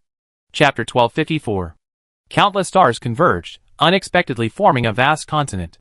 As the continent took shape, the stars within this dark world were drawn towards it by its gravity. Stars collided, forming islands of varying sizes according to established patterns. The worlds formed by these islands swirled around the continent. Though isolated by darkness, they were still connected by its gravity and mass. They even became one entity. Borderland? Mu Xing recognized the newly born world projected on the screen as the borderland beneath his feet. Although it was only in its infancy, it already bore the resemblance of a borderland. Surrounding it were the surrounding small worlds, and even beyond them, the starry sky enveloped it, forming the most primitive world of the borderland. In the image, the owner of the memory also discovered this newly born world. He was ecstatic, believing it to be the most fitting territory bestowed upon him by heaven. Soon, he discovered even more of the wonders of this continent. Despite being in a lightless world, it gave birth to its own sun and moon. Simultaneously, the candlelight at the continent's core materialized. It condensed into a strangely shaped furnace, a mysterious furnace capable of giving rise to all kinds of life from thin air. This discovery filled him with ecstasy, and he even harnessed the furnace's power to create followers more worthy of his worship. He carried these newly born species away from the borderland and placed them on other worlds in the starry sky for cultivation. He even brought these small races, who worshipped him as their god, to the vicinity of the source core, teaching them civilization and knowledge. He gave them a new name, Children of the Night, Night People. They called her the Goddess of Night. After the Night People acquired a wealth of knowledge, she was projected into a world called the Junction. The Goddess of Night initially intended for the Night People to rule the world and lead the development of the Junction. However, she underestimated the mysteries of the Junction. In just a few decades, the Junction was filled with a variety of powerful races. Dragons, horned men giants. And behind the birth of these powerful races, she vaguely sensed the manipulation of more than one powerful being. They also drew upon the power of the life furnace to create creatures representing them. And the dangerous beings in the darkness, of which she had always been wary, began to assert their ambitions on the continent of the Junction. These mysterious beings seemed to vie for control of the Junction, striving for absolute dominance. Thus, the Junction was initially filled with chaos and war. Until the first king emerged, the Dragon King, master of chaos and lightning, established the most powerful force in the Junction. To preserve the seeds he had created, he taught the Night People more technology and magic, helping them build a magnificent eternal city and continuously accumulate power. However, the Night People's development soon surpassed his expectations. They even began to study the lightless darkness beyond the stars. They created a bizarre magic called eternal darkness in an attempt to understand the true meaning of the world they inhabited. And it was precisely this power that brought real danger to the Night People. The beings in the lightless darkness sensed the presence of these Night People and the situation at the border. From the moment he appeared, he brought with him absolute dominance and a desire for control. He claimed to be the supreme will, intending to seize control of the border in one fell swoop. War was imminent. To counter that will, the Night Goddess united the dragons and other races, intent on keeping it out of the border. She realized that if she didn't keep the supreme will out of the border, once it controlled it, she would be dead without a burial place. She attempted to use the source core, formed by the power of authority, to fight against the supreme will. Starlight was the key. As long as the lightless darkness was no longer completely dark, the power of the supreme will would be weakened. She used the source core to create more stars, even using it to create two star races naturally endowed with the power of gravity, the White King and the Black King. Their creation would create more stars within the darkness, illuminating the lightless darkness. It was in this process of creation that she gained the world's recognition, and was given the name Night Sky. However, the Supreme Will was even more mysterious and terrifying than she had imagined. She even went so far as to mimic the power of the Source Core and create dangerous creatures like Esti, the Child of Darkness. They feed on the stars, preying on the White King and the Dark Clan, thereby weakening the Night Goddess's power. To destroy the Night Goddess's foundation, the Supreme Will projected golden meteors, representing its other power, toward the borderland. It dispatched a large number of dark suns, Esti, into the borderland to attack the Eternal City, home to the Night People. This war raged for a long time, with the Night Goddess helping to defend the Eternal City while continuing to expand the starry sky. However, she knew that there was only one way to truly defeat the Supreme Will, becoming a god. This godhood didn't refer to becoming a god in the void, but rather to becoming a god recognized by this borderland, and indeed, by the entire lightless, dark world. Once a deity is achieved, one can establish their own laws and authority, completely controlling the borderland and the entire dark, lightless world. However, achieving deification here requires 3 special conditions. First, they must create their own laws. Second, they must build a divine gate that connects them to the world's origins and pass the test of the divine gate. Third, they must obtain an Elden King who can help them manage and regulate the laws and serve as their spokesperson in the human world. With the Night Goddess having met the first 2 conditions, both creating the Night Law and building the divine gate are easy. However, finding an Elden King with whom they can coexist harmoniously is more difficult. Because they are outsiders, they are naturally rejected by this world. How easy is it to find a king who shares their nature? That king must possess not only immense power and loyalty, but also be worthy of their outsider status. Most importantly, if he entered the gate of God and accepted the test of the world's origin, and succeeded, his king would then be needed to bring him back from the void, allowing him to attain godhood. The creatures born locally would undoubtedly be incompatible with his own nature, so he made a decision to create an artificial human. By fusing his own bloodline with that of the Night People, he created a bionic human capable of simulating any object or creature. This would perfectly mimic the characteristics of this outsider, achieving a similar nature. The plan was a beautiful one, but he underestimated the strangeness and dangers of this world. As he waged war against the Supreme Will, dangerous forces lurking in the shadows began to infiltrate the borderland. Even the Night People, whom he had created, were corrupted by these forces. Some of the Night People, through their study of the starry sky, were influenced by the power of the stars and the Source Core, leading them to begin to believe in the sky. Another group, however, was corrupted by the power of the moon. Unbeknownst to them, they had abandoned the night and secretly began to worship the moon. By the time the Night Goddess discovered this, the Night People had already split into 3 religious sects, and research on androids was now in crisis. The Supreme will dispatch countless sons of darkness to attack the Eternal City. Chapter 1255. The war will eventually end, and the loser will bear all the consequences. In that battle, both sides fought tooth and nail, exhausting every possible means. At first, the Goddess of Night's plan went smoothly, but she underestimated the power and cunning of the Supreme Will. The Supreme Will controlled some stars, and used them to hatch terrifying monsters known as falling star beasts. These monsters not only possess powerful gravity magic, but also possess terrifying learning and evolutionary abilities. From larva to adult, they only needed to absorb sufficient energy to rapidly grow. They eventually grew into the terrifying dark outcast, Esti. The Supreme will then launch these transformed stars into devastating lands. While suppressing dissidents, they also undermine the faith of the Goddess of Night. Many people came to believe that the threat came from those stars, that the starry sky had brought disaster. Thus, the Night People, who believed in the stars, were considered heretics, ostracized, and faced hostility. Even the Goddess of Night was implicated. After destroying the faith of the Goddess of Night, the Supreme will began executing another plan. He projected golden meteors into the borderland, causing them to grow into golden trees. He also dispatched finger messengers to recruit believers, and quietly established the Golden Law. With both conditions complete, the Supreme will selected a gifted young woman from among the rare people, who had suffered from the bullying of the Horned People, to serve as its spokesperson in the borderland. He dispatched 2 fingered messengers to aid this young woman's rise, and defeat the Horned People, who oppressed the rare people. He successfully used the Horned People to defeat the then powerful Queen of Night Eyes, forcing her doomed death, and forging his own path to godhood. Meanwhile, the Goddess of Night was unaware of the impending danger. She was still concentrating on creating her own artificial humans, whom she named Bionic Teardrops. Bionic Teardrops possess no gender or even form, possessing a powerful ability to mimic almost anyone. Just as the King creation plan was about to succeed, the Supreme Will launched a full-scale attack.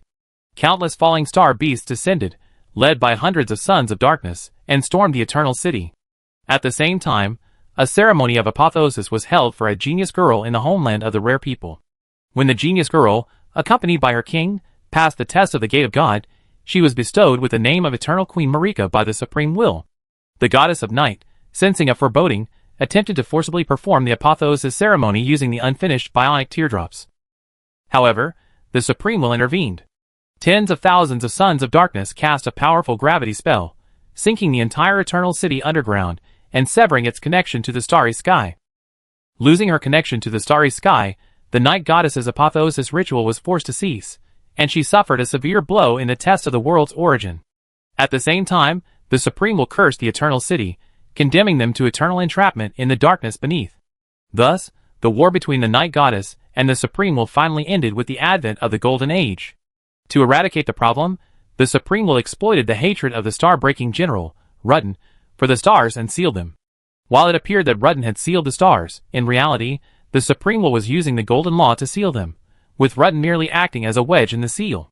Finally, the stars ceased to move, locked in a lightless darkness. The stars were sealed, and the power the Night Goddess had wielded in this world completely collapsed. The resulting chain reaction caused her body to begin to dissolve, her soul to disintegrate. Just as the Great Golden Tree Age began in the Borderland, the Night Goddess vanished silently. At this moment, the camera shifted to the Night People's stronghold. After their defeat, the Night People of various factions suddenly realized that they had been bewitched by the Supreme Will, leading to the tragic defeat of the Eternal City. To save their goddess, they sacrificed themselves and unleashed forbidden mystical techniques in an attempt to bring the dying Night Goddess back. However, the Supreme Will's curse was so terrifying that they lost almost everything, only to save the goddess's eye. Thankfully, this eye was like a seed of resurrection. One day, it would take root, sprout, and grow on its own, restoring its former form. The scene ended here. Mu Xing was also deeply shaken by the pulsing images before her. He had deciphered the history of the Borderland, previously only exploring it through written records and books. Now, witnessing it all with his own eyes, he couldn't help but sigh with regret. As the saying goes, timing is fate. The Night Goddess seemed to seize every opportunity, blessed by heaven. But she always failed at the crucial moment. At this moment, the woman before him turned and said, "I am the Night Goddess, but the Night Goddess is not me. I am a new consciousness, born from her memories and soul. The Night Goddess's failures are sometimes accidental, but more often inevitable." "Why?" Mu Xing looked at her. "It's simple. The Goddess of Night is ultimately an outsider. How could an outsider truly gain the recognition of this world? But she's done so much for this world. Even the Borderland was created because of her. Why wouldn't it recognize her?" Mu Xing frowned. She smiled. "This world is just so unreasonable. The Void is like that, and so is the Borderland. My predecessor was never a successful person. She was even full of cowardice and inferiority. Perhaps from the beginning, she never imagined she would achieve success. All her efforts were just forced struggles. Because she had already foreseen the final outcome, she simply refused to accept it." As she spoke, she let out a long breath, as if she had let go of everything. However, the ant sitting next to her on the throne, legs crossed and munching on a lollipop, sneered, "Don't pretend. You are the Night Goddess. The Night Goddess is you. Although you are a newborn, you have retained her memories. Don't think I don't know you have other plans." The Night Woman instinctively glanced at the ant, knowing she couldn't hide her secrets. She bowed her head respectfully and said, "I'm sorry, Your Majesty, great and old. My greed stole your power. If there is any punishment, I will bear it. Please don't implicate others." The ant stared at her. "How about a deal? You help me regain my power, and I help you resurrect Novia?" The Night Goddess looked up suddenly, her eyes flickering with disbelief. The other party actually knew her real name. The ant calmly stood up from the throne and held out her hands to Mu Xing. Mu Xing was stunned. "What's wrong?" "Hold me." Oh! Mu Xing quickly ran over and picked up my ant, a frown forming on his forehead. "Why do little babies like being held by adults?" My aunt continued. "Novia, never mind how I know your real name. I believe you have other plans to deal with this deadlock, right?" The Night Goddess was silent for a moment, then, as if realizing her chance had come, she ceased to hide. "Yes, I do have other plans. After losing the Divine War, I made 2 plans. The first was to preserve my soul imprint, craft it into a seed, and seal it in this eyeball. The second, After the deification ritual failed, I separated my body and merged it with the unfinished bionic teardrop to create a super bionic teardrop. Super bionic teardrop? Mu Xing, who was holding my ant in one hand, also became interested. Novia said, this super bionic teardrop not only possesses powerful mimicry abilities, but also, after integrating with my body, it possesses the characteristics of the void and the divine. Chapter 1256. The ant narrowed her eyes. You want to use this super bionic teardrop to become a god again? However, the goddess of night shook her head. No, my plan this time isn't for me to become a god, but for the bionic teardrop to become a god, and I will become king. The ant remained expressionless. It's a good plan, but it won't be so easy to implement, will it? The goddess of night bowed respectfully. Nothing escapes your majesty's eyes. Indeed, I misjudged the curse of the supreme will. It cost me all my followers, and my chance of a comeback. In that sacrifice, almost all of the followers perished. To protect them, I had no choice but to retain their souls and seal them into Nightbringers. My original plan was to wait for the seed to sprout, my consciousness to awaken again in my eyeball, and then these believers would welcome me back. However, the Night People's believers are now almost completely wiped out, and those Night People's descendants outside have long since changed their beliefs. Some have begun to believe in the stars, and some have even switched allegiances and begun to believe in the dark moon. I was trapped here for many years, until you arrived. The ant took out a lollipop and popped it into her mouth. What do you think of the deal I just proposed? The night goddess nodded. I can agree, but I need to retrieve my bionic teardrop first. Isn't your bionic teardrop here?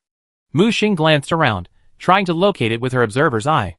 No, the bionic teardrop needs to absorb the essence of the underground to grow, so I stored it in the night temple in Naklungen.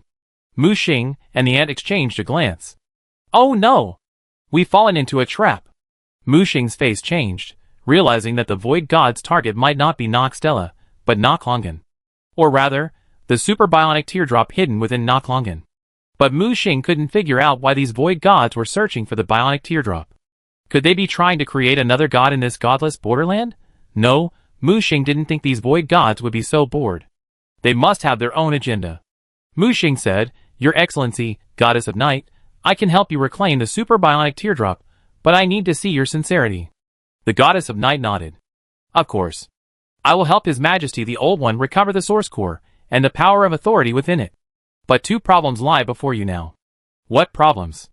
First, the stars are sealed, and the key to this seal lies with star-shattering General Rudden. Only by killing him can the stars be restored to function. Second, as I said, the power of authority may have been split in two.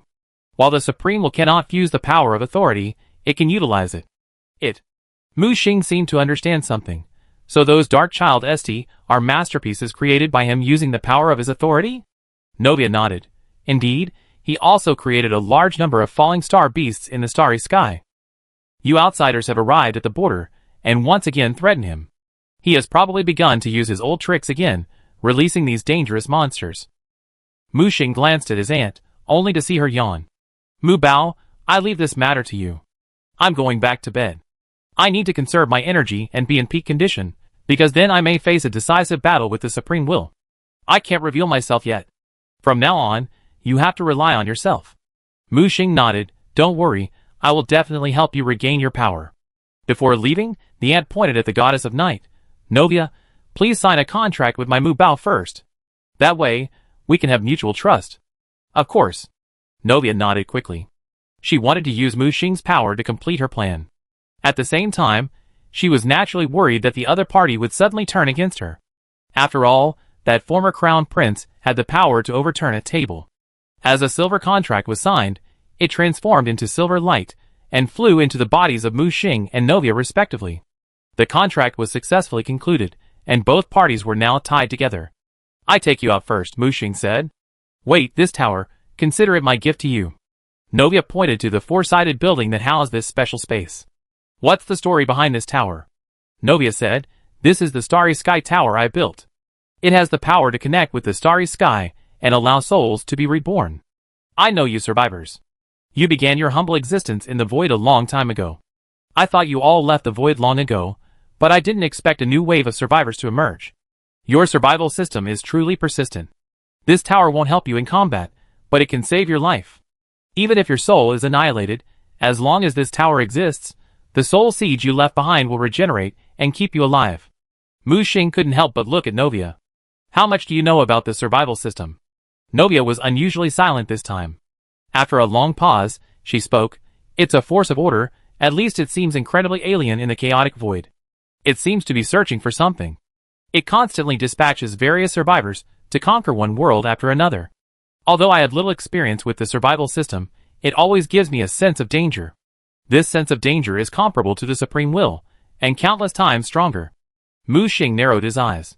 He had thought that as he grew, he would see the true nature of the survival system. However, the stronger he became, the less he could see through it, and even more confused he became. Novia definitely knew more than he did, because there were not many void gods left from the previous era. An old antique like her must know some special secrets.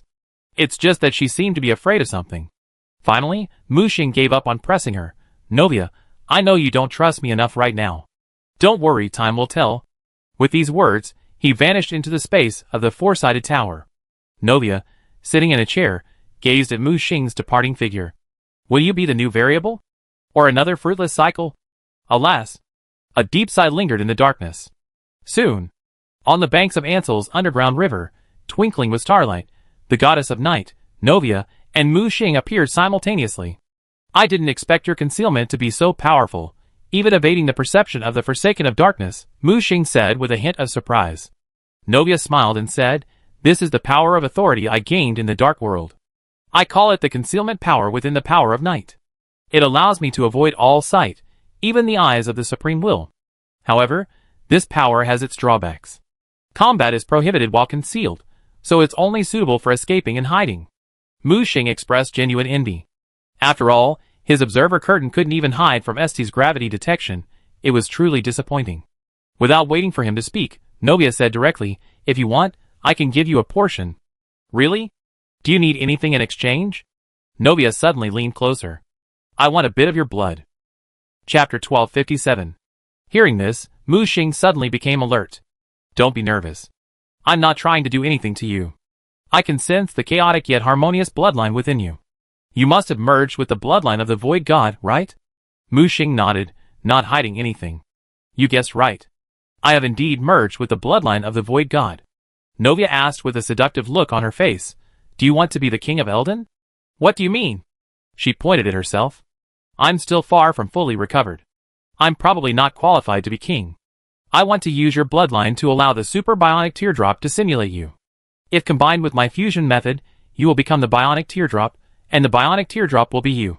Then, let the bionic teardrop become a god, and you will become the king of Eldon. If you merge again, the borderland will be born. The first person to become both a king and a god, unlike Malika's foolish act of splitting herself in two and consuming her essence without purpose. Mu Xing looked at Novia. Do you know about Malika's situation? Of course I do. Malika was a puppet promoted by the Supreme Will. But even so, she still suffered a tragic end. Her former husband was plotted against by the Supreme Will, forcing her to split herself in half and transform into Radagon to uphold the Golden Law. She was forced to commit the forbidden act of self-union, laying the seeds for the decline of the Golden Tree era. Hearing this, Mu Xing began to take Novia seriously. She had never left her home, yet she was so well informed about the situation in the border area. It seemed she had other means of obtaining intelligence. This woman wasn't as simple as she appeared. Mu Xing raised his right hand. Okay, now's not the time to talk about this. We have to get the super bionic teardrop before those void gods.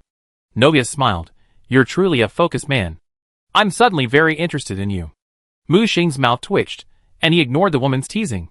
Before leaving, he planned to bring the void gods a great gift. With a flick of his right hand, an observer's eye exploded in the distance, exploding right in front of Este, who was still frantically searching for the secret door. Este roared, instantly locking onto Mu Xing and charging out with a roar. Are you crazy? You barely managed to escape this monster. Novia glared at Mu Xing, somewhat angrily. Follow us. Don't fall behind. Be careful not to get eaten by Este. With that, Mu Xing teleported away. Hey! You bastard!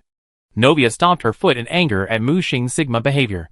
Hearing roars from behind, he hurried to catch up. Meanwhile, Mu Xing successfully contacted Camilla. How's the situation over there? As soon as the line was connected, an anxious voice came from the other end. Master, are you alright? Mu Xing said, "It seems that there are experts in the Void Camp who are using me to lure away the Dark Forsaken." Camilla looked apologetic. "I'm sorry, Master. I was unaware of the Void God's plan. They had already targeted you after you entered the Eternal City. They used you to lure Esti, so they could go to Nokron to find what they wanted." "What is that? Bionic teardrops?" Mu Xing didn't reply, simply asking Camilla to report his location before terminating the communication. He turned to Novia and said, "I agree to your terms." He swung out a test tube containing his bloodline. Of course, it was a blend of the Chaos, Void, and Ancient God bloodlines. As long as the Ancestral God bloodline remained secret, nothing else mattered. After all, the Ancestral God bloodline was the most crucial element. Novia's face lit up with surprise after receiving the bloodline test kit. "I never thought someone could combine all three bloodlines simultaneously. It's truly astonishing." Mu Xing's expression was expressionless. "Stop talking nonsense. I need your concealment method." Novia tossed him a black meteorite. The meteorite was dotted with starlight, just like her long star-studded hair. "The power of concealment is sealed within. While not the source of concealment, it's enough for you to use thousands of times." Mu Xing gently activated the stone, feeling a veil-like veil shrouding him, nearly fading from this world. It felt like the veil of invisibility draped over the group of Black Blade assassins. He looked back, and Esti suddenly became confused, having lost her direction. "It's truly a valuable item." Mu Xing was overjoyed. If the power of destiny combined with this concealment ability, it would be a powerful tool for killing, stealing, and escaping. He felt it would be very useful in the upcoming battle. At this moment, the goddess of night, Novia, suddenly transformed into an eyeball again, appearing somewhat listless. "What's wrong with you?" "I'm tired. I haven't replenished my energy since my rebirth, and I've been in that dimension for so many years. I can't manifest in human form for long." Mu Xing asked, "How do I replenish my energy?" "Shinkong, you need to get the Shinkong running again before I can fully recover. Until then, I can only slowly absorb the energy from space. Back then, I sacrificed everything for my plan. Now that I've been reborn, I will no longer be a void god in the void, but a goddess of night recognized by this world." Mu Xing said, "I need to consider your suggestion about becoming a king." Novia was puzzled. "Are you worried that I'm plotting against you?" Mu Xing shook his head. "No, I want to first clarify the relationship between the supreme will and the origin of the world. If they are one, then, even if he became a king or a god, he would only be a puppet." Novia said firmly, "Don't worry. The supreme will has no connection with the world origin. In fact, they are in competition." What do you mean?" "I only learned later that the supreme will was born from the world origin, but it acquired its own consciousness and was subsequently ostracized by the world origin. Later, it became a thief, seeking to steal control of the entire world through other means." "Thief? Interesting. This borderland is becoming increasingly interesting." Mu Xing smiled brightly, his eyes gleaming with gold. He could sense that Novia wasn't lying. His thoughts raced, and he began to ponder the Supreme Will's true purpose. Soon, they arrived at the lower reaches of the Ansel River. Here, in the Deep Roots Formation, was a special space once used to seal the Dark Forsaken, Esti. But now, the Dark Forsaken was gone, only a destroyed teleportation array remained. Those void bastards are really calculating. First, they used me to lure Esti away, and then used the teleportation array to head to Nokron. He turned to look at Novia, who had transformed into human form again. "Sorry, I wasn't talking about you." Novia shook her head. "It doesn't matter. After all, the void gods of the past, and the void gods of the present are no longer closely related. But you, the teleportation array is destroyed. What are you going to do?" Mu Xing stared at the shattered array. "Repair it and it be done. But I need you to buy me some time to hold off that Dark Forsaken." "Me?" Novia was bewildered. She had never imagined Mu Xing would ask her to cover the rear. Mu Xing tossed over several energy stones imbued with powerful star energy. "This energy is more than enough for you." Novia grabbed the energy stones, feeling the powerful star energy contained within them, and was shocked. "Where did you get these energy stones?" Mu Xing smiled but said nothing. He certainly wouldn't say that Hastur, the Lord of the Stars, had given them to him. Chapter 1258. After obtaining the Star Stone, Novia's form rapidly solidified. Previously, at the Night People's base camp, she had been a mere illusory shadow, but now she was practically solidifying. It seems this woman has mastered some of the power of the origin of matter, otherwise she wouldn't have been able to condense so quickly. She stretched her body, her long hair, like a starry sky, spreading out like ink, stretching for thousands of meters, transforming into a dazzling night sky.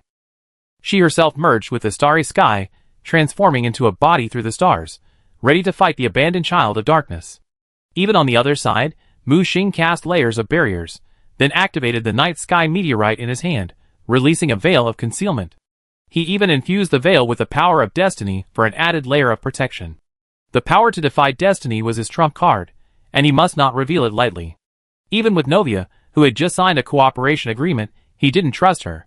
He placed a hand on the shattered teleportation array, and light spread from his palm, quickly enveloping all the fragments.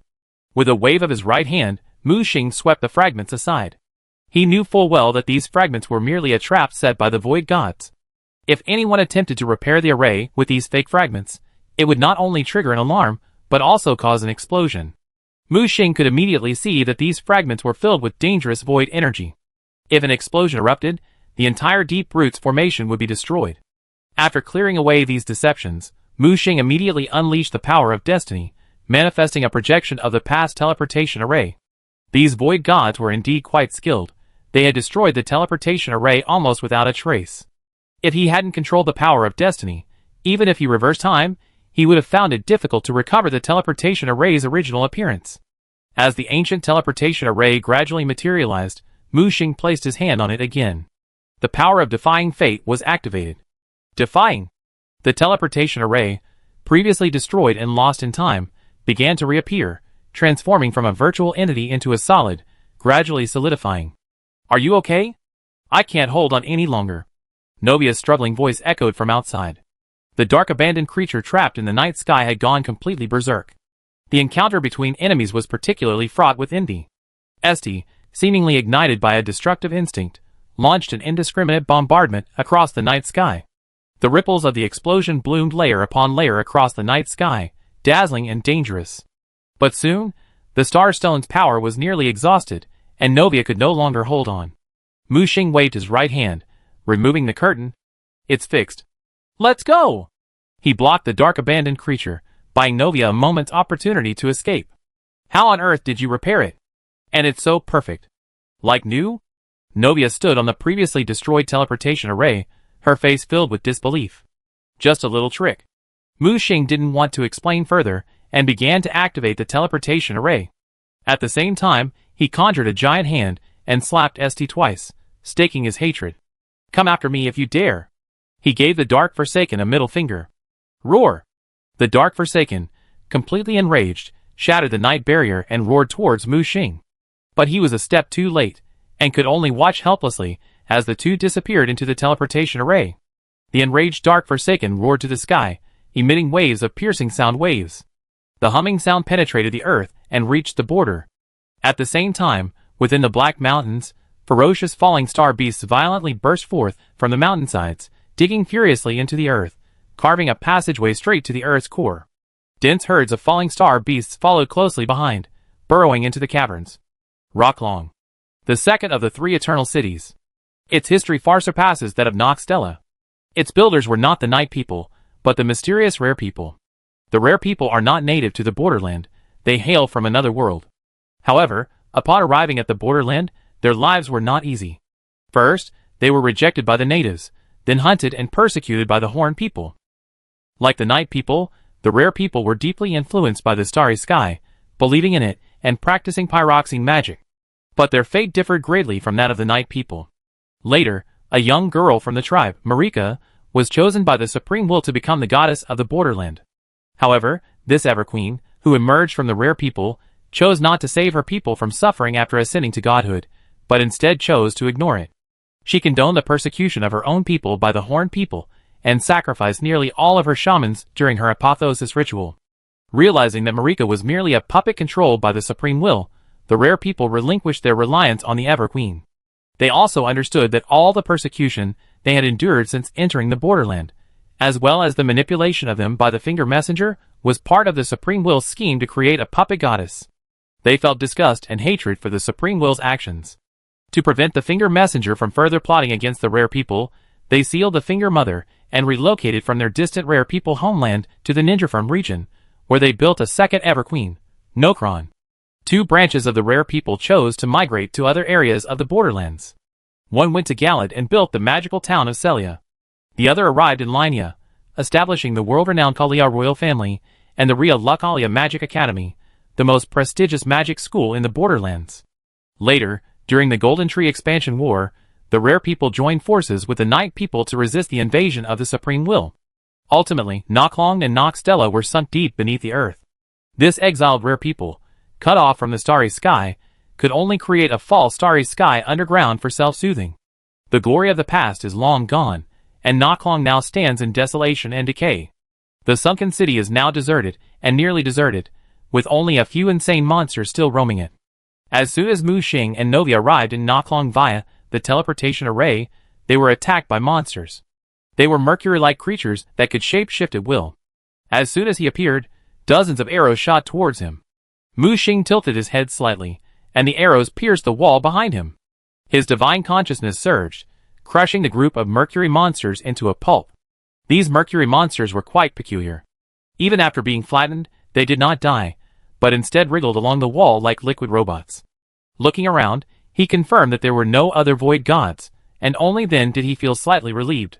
To prevent himself from being teleported to the same area as the void gods, Mu Xing modified his coordinates during the teleportation, deliberately staggering them. This place should be on the other side of Nokron, quite far from the original teleportation array. Before he could speak, Novia began to study the mercury monsters. These are defective bionic teardrops. While they have some aggressiveness, their intelligence is low. Even after years of absorbing energy from the air, their growth is very limited. Under her control, the mercury gradually gathered, purified, and fused, eventually transforming into a humanoid form. Novia took a step forward and unexpectedly merged with the ever-changing Mercury Man. Chapter 1259. Mu Xing looked at Novia, watching the Mercury Man gradually transform her form. She stretched her body. Although it's only of inferior quality, it's still half a physical form. As a void god, isn't possessing a physical form a constraint for you? Mu Xing asked. Novia smiled. That's certainly true in the void. A formless void body is indeed more suitable for our kind's survival and growth. But in this dark world, all will and energy require a real, physical carrier. Otherwise, it's just an ethereal concept, unable to influence the operation and existence of matter. Mu Xing knew she was referring to something. For example, the Supreme Will? Indeed. She snapped her fingers. Although the Supreme Will is immensely powerful, because it lacks a physical form to house it, it initially could only send finger messengers to disrupt the operations of the border. Later, after Marika ascended to godhood and constructed the Golden Law, it was only then that it was able to temporarily descend upon the border using the Golden Law as a carrier. So, physical entities are crucial to this world. She looked at Mu Xing and said, it's not just this world.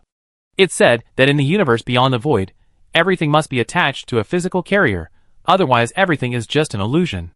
Mu Xing was stunned. What did she mean? Point me. Seeing that Mu Xing didn't understand, she placed a finger on his chest and said, so, physical authority is something very special and important, both to you and me, and to the entire universe. Mu Xing pushed the woman away and said, alright, stop trying to sow discord between me and my aunt. Instead of worrying about these far-fetched fantasies, you might as well find the super bionic teardrop. Novia gave him a meaningful smile and winked before turning back and walking into the vast city before him. Mu Xing telegraphed to the ant in the temple, don't listen to her sowing discord. I know. I believe my choice is right? A purring voice echoed from the temple. Of course. Mu Xing raised his head firmly, completely wiping out the slightest wavering thought that had just arisen in his mind. Novia, wait for me. He hurried after her. Meanwhile, inside the Raya temple, the ant was nowhere to be seen, only a gigantic green embryo was taking shape. To prepare for the recovery and fusion of material power, the ant once again transformed into her original form. At this moment, a charming woman in a black cheongsam appeared atop a tall stone pillar in the temple. She sat upright on the pedestal, her long legs dangling. Cthulhu, do you trust him so much? Isn't it possible? A voice from the gigantic green embryo demanded. Humans are a weak and greedy race, turning against one another and killing each other for personal gain. How much less the material power that comes with your noble bloodline? Asta's eyes held a hint of mockery and amusement. I don't care what others think, but I believe Mu Bao isn't that kind of person. Oh, it seems you know him well? But do you really know him? Asta stood up. As the saying goes, People's hearts are hidden. I advise you to plan your future plans. Hearing this, the ant sneered. Sta, you are indeed a master of manipulative schemes and intrigues, but your tricks won't work on me because I know you too well. How about we make a bet? Hastur said disapprovingly. What bet? On whether he betray you at the last moment for the sake of power. What's the bet? You seem very confident in him. If so, how about a bigger bet? How about a bet on who's more important, you and I? Hastur's lips curled up, as if he already won. The ant's voice came.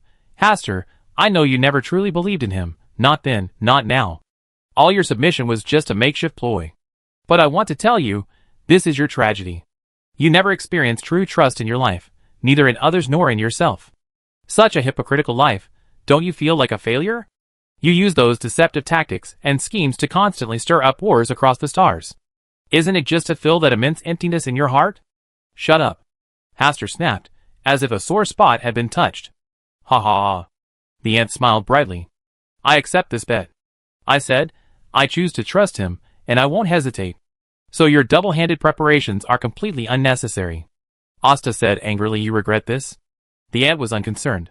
Asta, I'm waiting for the moment you voluntarily submit to me. Humph, you won't see that.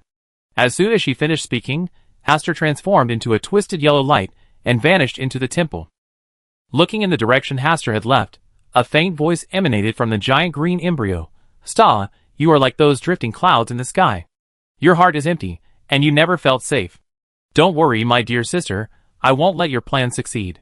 In the city of Noxlong, Novia, like the hostess of this place, led Mu Xing swiftly through the magnificent buildings. This place seemed like a three-dimensional city, illuminated by the fall starry sky overhead, projecting a heavy sense of history. Mu Xing suddenly grabbed Novia and instantly opened the veil of invisibility. The next second, two armored Nox knights sprinted past them. They're just two Nox men. What are you so scared of? You're wasting your time. Novia frowned.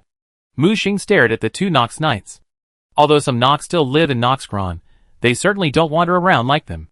These two are controlled by the Chaos Parasite, acting as Chaos Eyes. Novia calmed down after hearing the explanation. I didn't expect your observation skills to be so subtle. Mu Xing pointed to his own eyes. I'm an observer.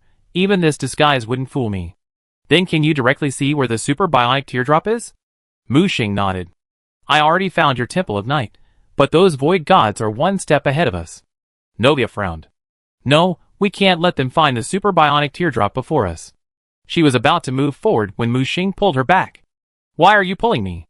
Don't worry, the great gift I prepared for them should be arriving soon. Great gift? Novia was still puzzled when Mu Xing looked up at the starry sky. Suddenly, a powerful force tore a gaping hole through the false starry sky. The false stars around them quickly dimmed, and a blurry black hole appeared out of thin air above the sky. Then, a dense swarm of bizarre, ferocious monsters crawled out of the black hole. At the same time, from the direction of the teleportation array guarded by numerous void gods, an angry, earth-shaking roar echoed. Chapter 1260. In front of the Temple of Night, a group of Chaos Primordials were desperately trying to break down the temple's gate. Those void gods, how dare they bully us Chaos Primordials like this? They're asking us to open the gate, aren't they just using us as cannon fodder? A Chaos Primordial nearby quickly restrained his nearly violent companion. Don't be impulsive. It's our Chaos Primordial's weakness right now. Don't provoke that guy. He glanced cautiously at the group of void gods standing a considerable distance from the gate. The leading void god transformed into a humanoid form, donning a Nox noble hat he had found from nowhere. In his hand, he held a jewel-encrusted silver cup, swishing the viscous energy liquid within. He periodically glanced at Camilla, who stood to his left. Don't worry, the teleportation array is destroyed, so the guy can't get through. Camilla, a worried look on her face, said, Island, I advise you not to underestimate those survivors. They're cunning and shrewd, and they have many tricks up their sleeves. If you underestimate them, you suffer. The Void God Commander, named Island, sneered. Chaos failed because it placed too much emphasis on conspiracy and subterfuge, which is why those survivors used their tricks against it. My Void Gods have always suppressed our opponents with absolute strength. My ancestors once suppressed the old ones, who sealed the entire void. Don't underestimate these survivors. One day, like their ancestors, they will be driven from the void by us. I set a trap at the entrance. If they dare to teleport in, they surely die. Hearing this, Camilla's face was filled with worry, but her heart was filled with joy. Aren't these conceited and proud void gods the opponents that the master is most looking forward to? The more conceited they are, the harder they will fall when they fall from a height. Island, don't blame me for not warning you. Don't be so arrogant. Island paused, then slammed the energy liquid from the silver cup in Camilla's face. Don't be so shameless. You Chaos are now just vassals of my clan. You're courting death. The Chaos nearby tried to charge forward, but Camilla held him back. She dragged the Chaos towards Island, bowing his head. My apologies, Lord Commander. I overstepped my bounds. Hearing this, Island laughed even more arrogantly. Standing up, he roared at the Chaos at the gate, hurry! Don't dilly-dally. As soon as he finished speaking, the seal on the gate suddenly shattered with a bang. 2 Chaos exploded with it, instantly reducing them to pulp. Lord Commander, the gate is open. The lackey-like ancient god leaned in. Ha ha ha. Okay, very good. Follow me and open the door. I'm going to open it myself. Island laughed heartily, and walked straight towards the temple gate. Beside him, Chaos had a murderous look on his face. Big sister, this Island is really going too far. I wish I could fight him head-on. When has my Chaos clan ever suffered such humiliation? Enough, Camilla shouted. Put the greater good first. The Void Alliance's most important task now is to deal with those survivors. Yes. Behind him, Chaos, though unwilling, could only bow his head. Camilla stared at Island's back, feeling a chill in her heart. She didn't believe a mere trap could stop her wise and powerful master. She planned to sit back and watch this conceited fellow fail. Just then, a loud roar suddenly rang from the teleportation array. Immediately, explosions, clashes, and screams echoed. What's going on? Island, who had just reached the temple entrance, turned sharply. Oh no, Commander. It's Esti, the Dark Forsaken. That monster. That monster actually came through the teleportation array. What? How could that teleportation array have teleported Esti here? Then, another sharp, piercing roar echoed from the sky. A dense cloud of meteorites rained down from the sky, pelting the city. And amidst those meteorites, the ferocious falling star beasts also fell. At last, someone noticed the falling star beasts. Oh no! It's falling star beasts. So many of them. Instantly, the entire Void Alliance exploring the underground was thrown into chaos. What are you panicking about? Open the Void Barrier for me, and send out the Fusion Army. Although Island was conceited, he wasn't completely useless. His excellent commanding skills quickly stabilized the army's morale, and he launched an attack on the fallen star beasts that had landed in the sky. The fallen star beasts were the juvenile forms of Esti, capable of rapidly growing and evolving by consuming energy from other creatures.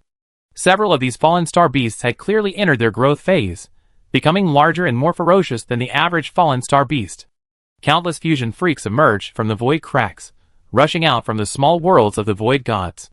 Instantly, they engaged in a fierce battle with the ferocious fallen star beasts. At this moment, Esti, the dark outcast from the teleportation array, also broke through the blockade and charged towards the Temple of Night. Stop those monsters! After giving the order, Island quickly retreated to the gates of the Temple of Night. Camilla, help me open this door. Okay.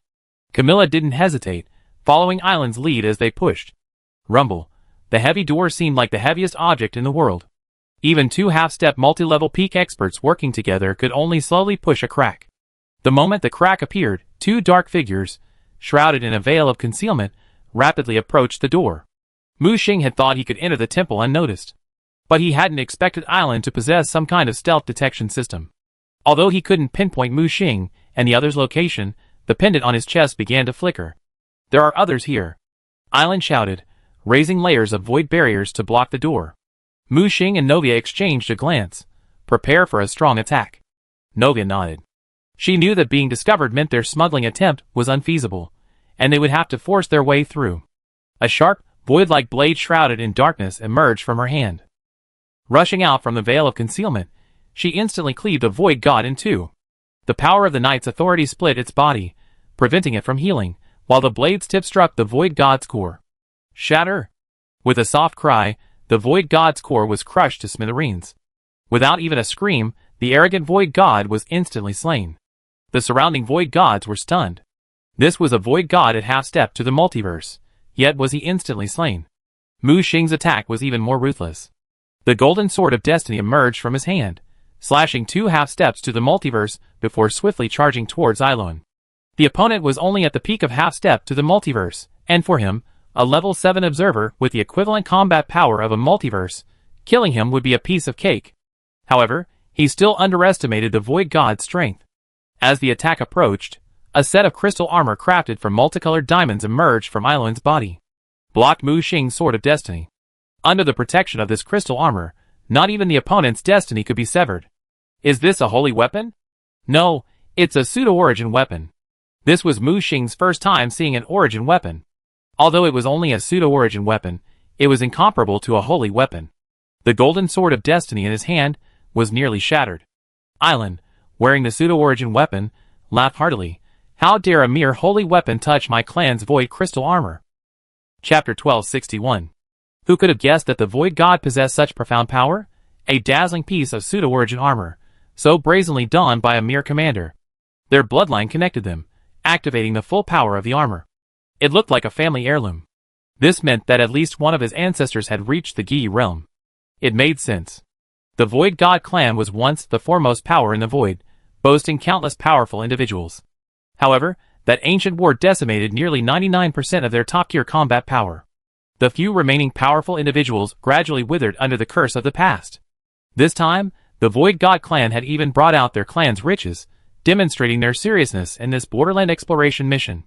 Facing the sturdy, multicolored crystal armor, Mu Xing sneered. He was exactly in need of a powerful defensive armor. What a relief! The golden sword of fate in his hand unleashed strands of destiny, centered around him, instantly piercing through the surrounding void gods and chaos, even sparing the ancient gods. The effect of these destiny threads wasn't to kill, but to control them. The destiny threads instantly controlled the destinies of these half-step multiverses, manipulating them to attack Ilan. Ilan looked up to see his former subordinates and companions screaming and attacking him. Murderous intent surged within him, and with a flick of his right hand, he produced 2 razor-sharp serrated blades. The blood-red serrated blades were actually 2 sacred artifacts, their terrifying tearing power capable of easily ripping through the void. All of you die. In an instant, the 2 blades unleashed a bloody hail, sending countless limbs and severed arms flying. It was only when the 2 serrated blades were within reach that the controlled void gods regained consciousness. But it was too late. He could only watch helplessly as the serrated blade tore him apart. The blood-red blade, tearing through the void gods and ancient gods, devoured their blood and vitality. The crimson light intensified, and eyes opened upon the blade, fully animated. Ha ha ha! Kill, kill, kill! Ilan, wielding the serrated blade, went on a killing spree, launching indiscriminate attacks on all his companions. Is this guy mad? Novia stared at the frantic Ilan, increasingly perplexed. She glanced sideways at Mu Xing, the thorns on the iron crown above his head gleaming. Rage, suspicion, betrayal, obsession, despair. The 5 inherited powers were constantly activated. Mu Xing had previously been ineligible to wield the power of authority within the Iron Crown, but now, a level 7 observer, he was barely qualified to control it. Although Ilan was protected by his multicolored armor, he was powerless against the invasion of the 5 emotional forces. Seeing Iloan gradually sinking into a frenzy, Mu Xing pointed with his right hand. Your enemies are over there. Iloan turned his head, and locked sights on the newly descended fallen star beasts. Among them, Estelle, the Dark Forsaken, considered the greatest threat, was leading the charge. Iloan roared and charged at the Dark Forsaken, practically mad with madness. All right, let's go in. Mu Xing pointed at the door behind him. Is that done? Novia was clearly still unaware. She knew this guy was powerful, but she hadn't expected him to be this formidable. The iron crown he worn earlier was clearly a legacy of some kind of authority. Her gaze towards Mu Xing changed, and she couldn't help but feel thankful that she was now an ally, not an enemy. What else? Mu Xing, with a matter-of-fact expression, raised his hand and pushed the heavy door halfway open. He stepped inside, followed by Novia. With a resounding slam, the heavy door slammed shut again. With that guy helping us hold off the Dark Abandoned, we should be able to hold out for a while.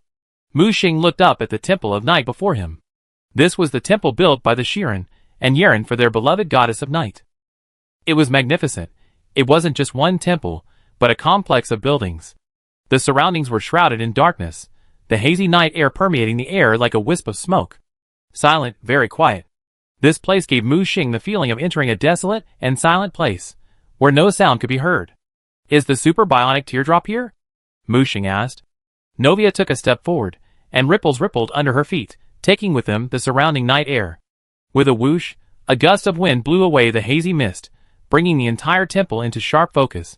It was only after years that the temple began to look somewhat worn. Lack of care had left many areas thick with dust, and some structures had decayed. Novia walked solemnly into the deep hall. The surrounding statues suddenly came to life. On either side of the long corridor leading to the temple, the towering guardian statues knelt on one knee. Their massive stone spears crossed, forming a long corridor. As the goddess of night, Novia, stepped forward, the statues retracted their spears, making way. Mu Xing followed Novia closely, interested. Looking up, one could see countless luminous pearls engraved on the dome, constantly illuminating the space, forming an ancient galaxy. When the distant sound of an ancient bell echoed. The sound echoed with the ripples created by Novia's footsteps, welcoming their goddess back to the temple. Novia, with a solemn expression, stepped into the vast temple step by step. With a clattering sound, the statues behind her stood at attention like loyal guards. As he entered the hall, Mu Xing noticed a pool of silvery substance dormant in the center. It wasn't enshrined with any noble offerings, it lay quietly on the floor tiles. Perhaps sensing Novia's entry, the silver substance began to wriggle. It resembled living mercury, small in size, only a few meters in diameter. Is this a bionic teardrop? Mu Xing gazed at it. It was said to be able to mimic anything. Not only its form, but also its abilities. Novia's expression was distant. She didn't answer, but stepped closer to the pool of mercury. At that moment, the mercury seemed to activate, slowly wriggling and rising to its feet. It began to mimic the appearance of the goddess of night before them, or perhaps to restore its original form. It perfectly replicated Novia's appearance. As the details gradually became more complete, it was as if another Novia stood before them. In every movement and expression, it was identical to the real Novia. Novia's face lit up with surprise. She stepped closer, and the bionic teardrop also moved closer. Both sides extended their right hands almost simultaneously, as if ready to merge. However, at that moment, Mu Xing noticed something. His sharp eyes detected the silent murderous intent emanating from the bionic teardrop. How could a tool possess murderous intent, unless... Mu Xing suddenly looked up and shouted, "Don't touch it!" Chapter 1262. Mu Xing's roar truly alerted Novia to the fact that something was amiss. Her eyes suddenly fixed, sensing the strange vibrations emanating from the bionic teardrop across from her. She instantly realized it was murderous intent. Was the bionic teardrop she had personally created trying to kill her? Just as their fingers were about to touch, she abruptly retracted them. The outstretched fingers on the other side froze, unable to follow. But this surprise lasted only a moment as the bionic teardrop's fingers suddenly transformed into sharp spikes, swiftly piercing towards Novia. Novia took 3 steps back, immediately raising a barrier of darkness. But her barrier shattered upon contact, disintegrating in a matter of seconds. The bionic teardrop had mimicked her appearance, even her abilities, and was naturally well versed in the power of darkness. Not good. Novia had no time to dodge, as the inky, sticky energy of darkness around her escaped control and bound her tightly. She could only watch helplessly as the silver-gray spike edged ever closer, piercing her core. That was where the core's eyeball was located. Just as Novia was disoriented, Mu Xing attacked, wielding the sword of destiny and colliding with the silver spike. He grabbed Novia's arm and pulled her behind him. "Are you okay?" Novia, still in shock, turned her head, suddenly furious. "It actually wanted to kill me." Novia simply couldn't accept it. The bionic teardrop she had crafted and fused with her body was trying to kill her.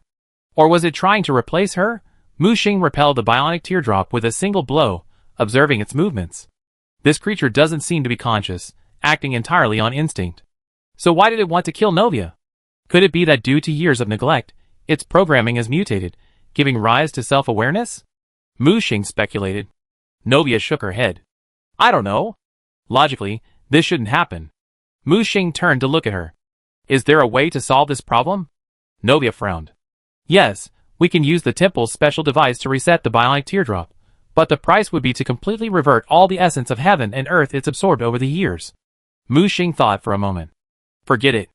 Let me test it first to see what's causing this thing to go crazy. If that doesn't work, you can activate the device." Novia was reluctant, but the bionic teardrop was indeed in trouble. If there was no solution, it would be better to destroy it outright. "Okay, you test it first. I activate the device and be on standby." At this moment, The bionic teardrop had stabilized itself, and its hands formed a sharp blade of night. This was the Queen of Night's weapon, and it had unexpectedly been imitated by it. As the blade swung, the inky power of night was unleashed, instantly drawing Mu Xing into a realm of darkness. Mu Xing wielded the golden sword of destiny, impervious to the darkness, within a 10-meter radius. The physical realm in his hand was poised for action. Although he wasn't yet truly multidimensional, he could now unleash a certain degree of multidimensional combat power. The observer's omniscience corresponded to the control of a multidimensional powerhouse. By integrating his omniscience into the physical realm, he could create an even more powerful omniscient physical realm. The realm of night enveloped him, suppressing Mu Xing from all directions. The bionic teardrop, wielding the sword of night, lay hidden within the realm of darkness, poised to strike at any moment. Before the attack, it remained completely invisible, undetectable.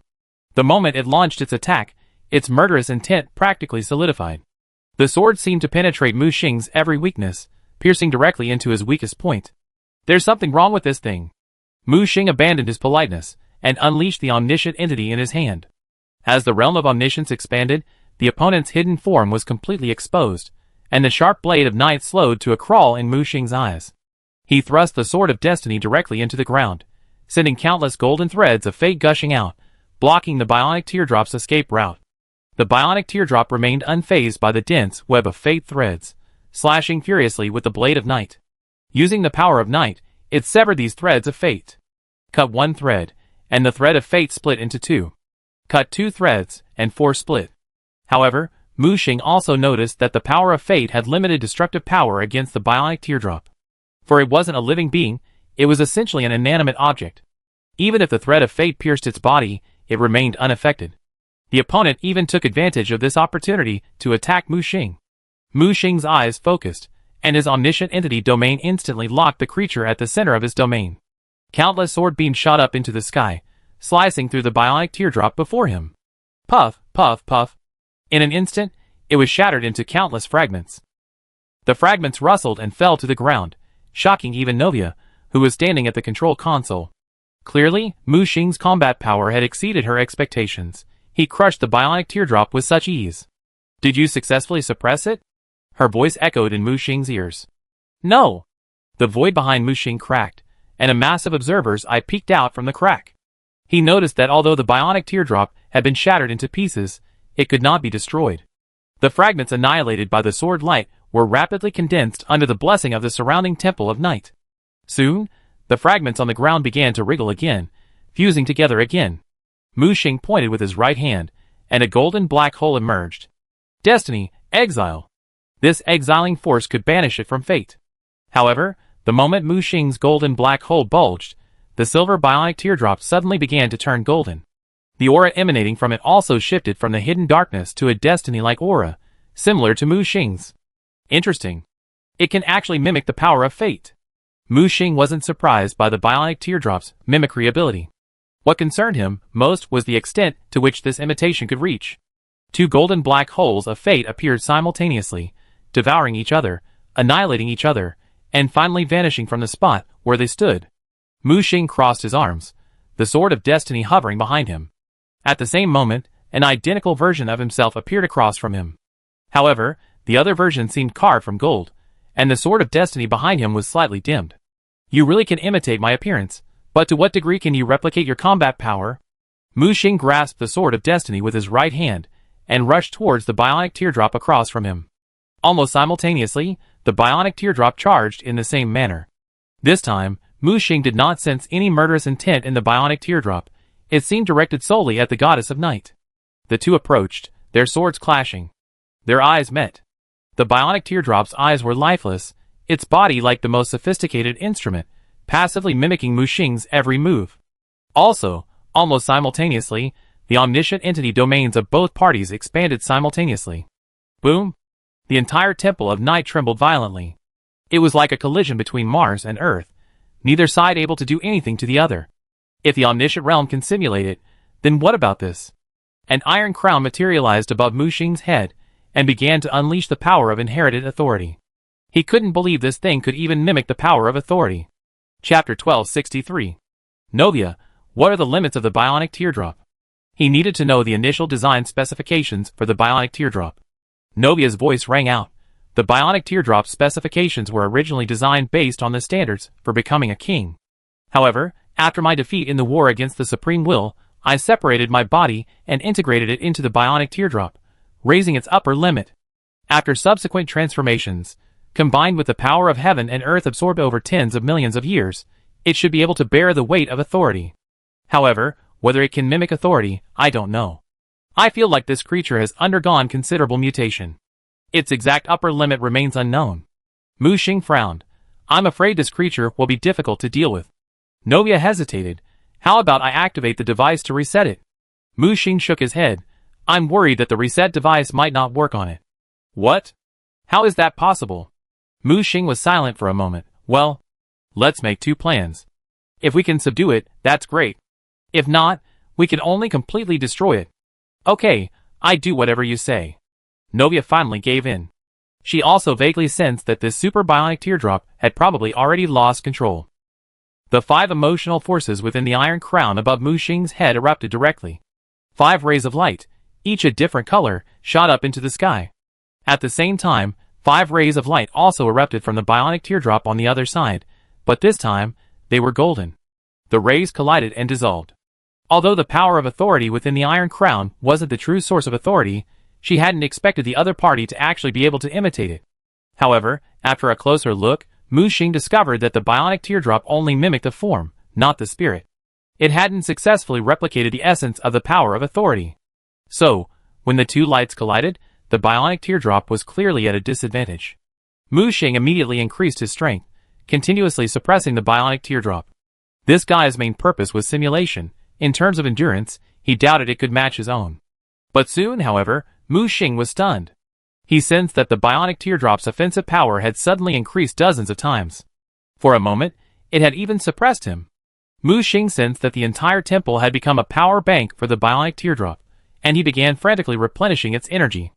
And the longer the bionic teardrop was exposed to the Iron Crown's power of authority, the more complete its simulation became. At first, it was just a facade, but later it actually simulated the essence of the power of authority. Fuck, you're using cheats? Mu Xing snorted coldly, then unleashed his ultimate move. The gray-white barrier expanded, transforming into a desolate realm of annihilation. The golden light was instantly extinguished, and the emotional power contained within it rapidly dissipated. The bionic teardrop on the other side simultaneously displayed a desolate realm. However, this simulation was exceptionally crude, not even resembling its original form. Sure enough, there are things you can't imitate. Mu Xing manipulated the desolate realm forward, absorbing the golden emotional power released by the bionic teardrop. The opponent's imitation of the desolate realm continued to shatter. The bionic teardrop shook its head frantically, as if operating at full power, trying to comprehend the power of desolation. However, no matter how hard it tried, its imitation of this power remained unsuccessful. Finally, with a bang, it exploded. Dead? Mu Xing frowned, looking more like his brain CPU had burned out. The exploding bionic teardrops rained down in a shower of silver. Mu Xing swept his withering power across, but he was stunned. This thing couldn't be devoured by withering power. Interesting, it's getting more and more interesting. Mu Xing was not only surprised, but also excited. Because he had discovered something that wasn't afraid of withering power. Novia, did you add anything else to the bionic teardrops? He asked quickly. No, I just added my body. Oh, maybe some life furnace power. Life furnace power? Are you talking about the life furnace that was devoured by the golden tree?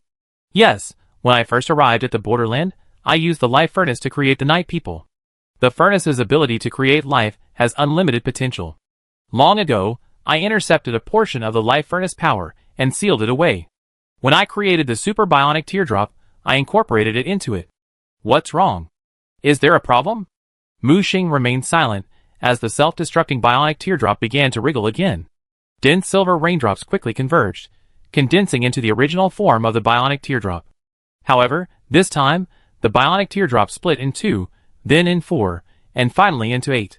The 8 bionic teardrops mimicked Mu Xing, attempting to replicate the desolate realm he had unleashed. Bang, bang, bang. The sound of explosions continued. The bionic teardrops exploded one by one, and when it exploded to the second one, the situation changed. A light gray area actually spread out on its body. Mu Xing was utterly stunned.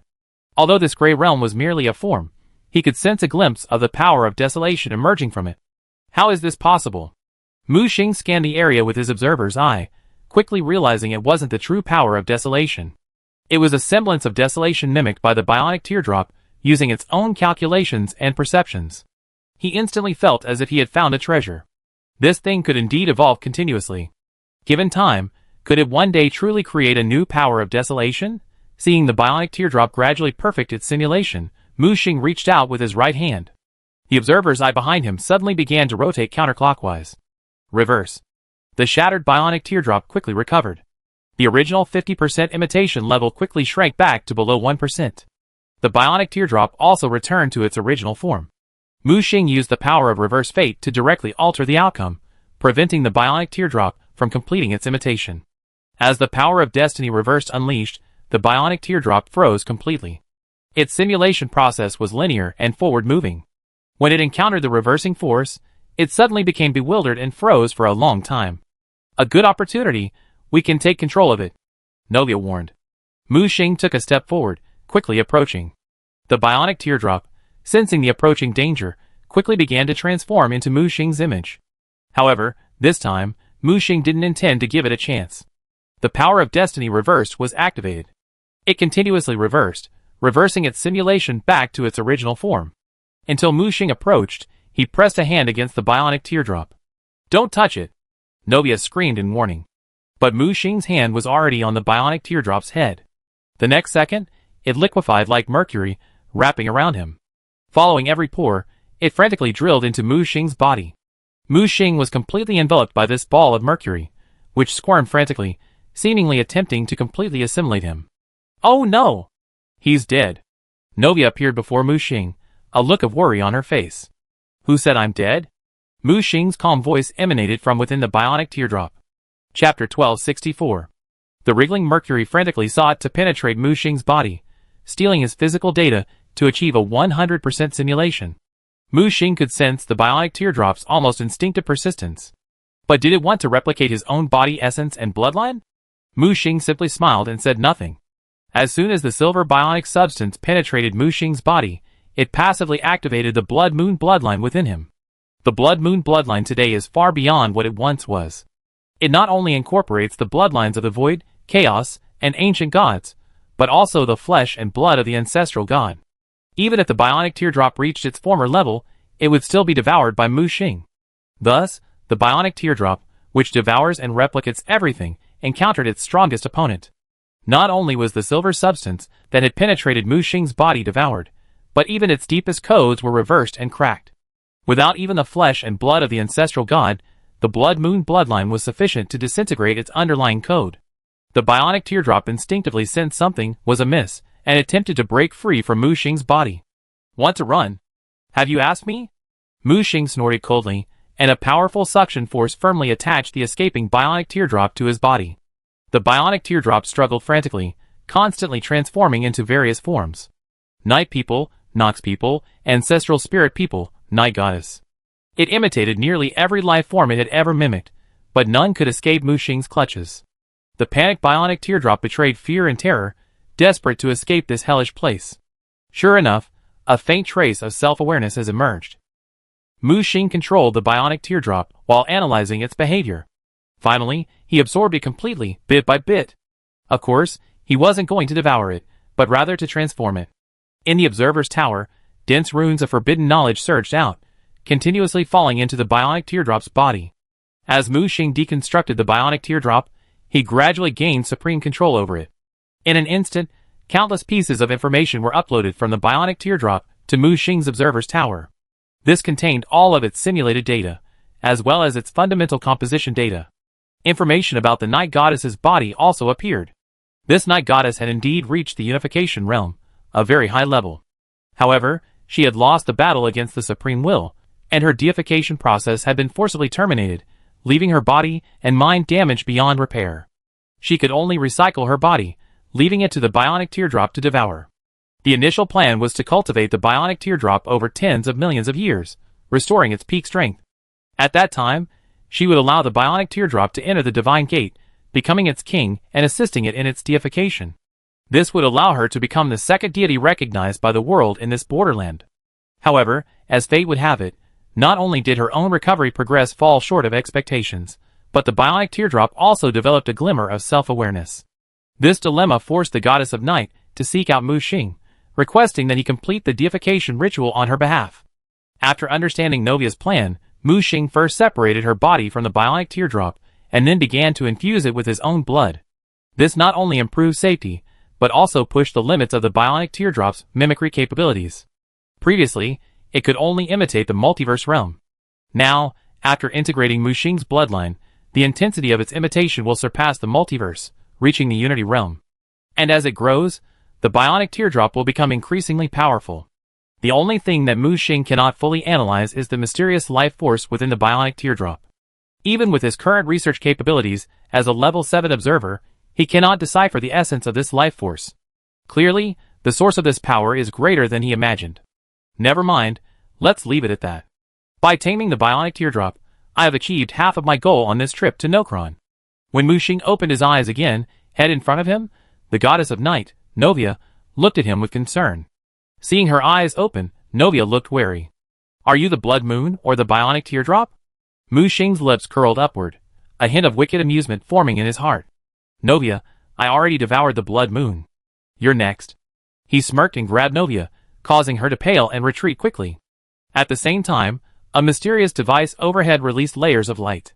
However, this special device, designed to reset the bionic teardrop, was now ineffective.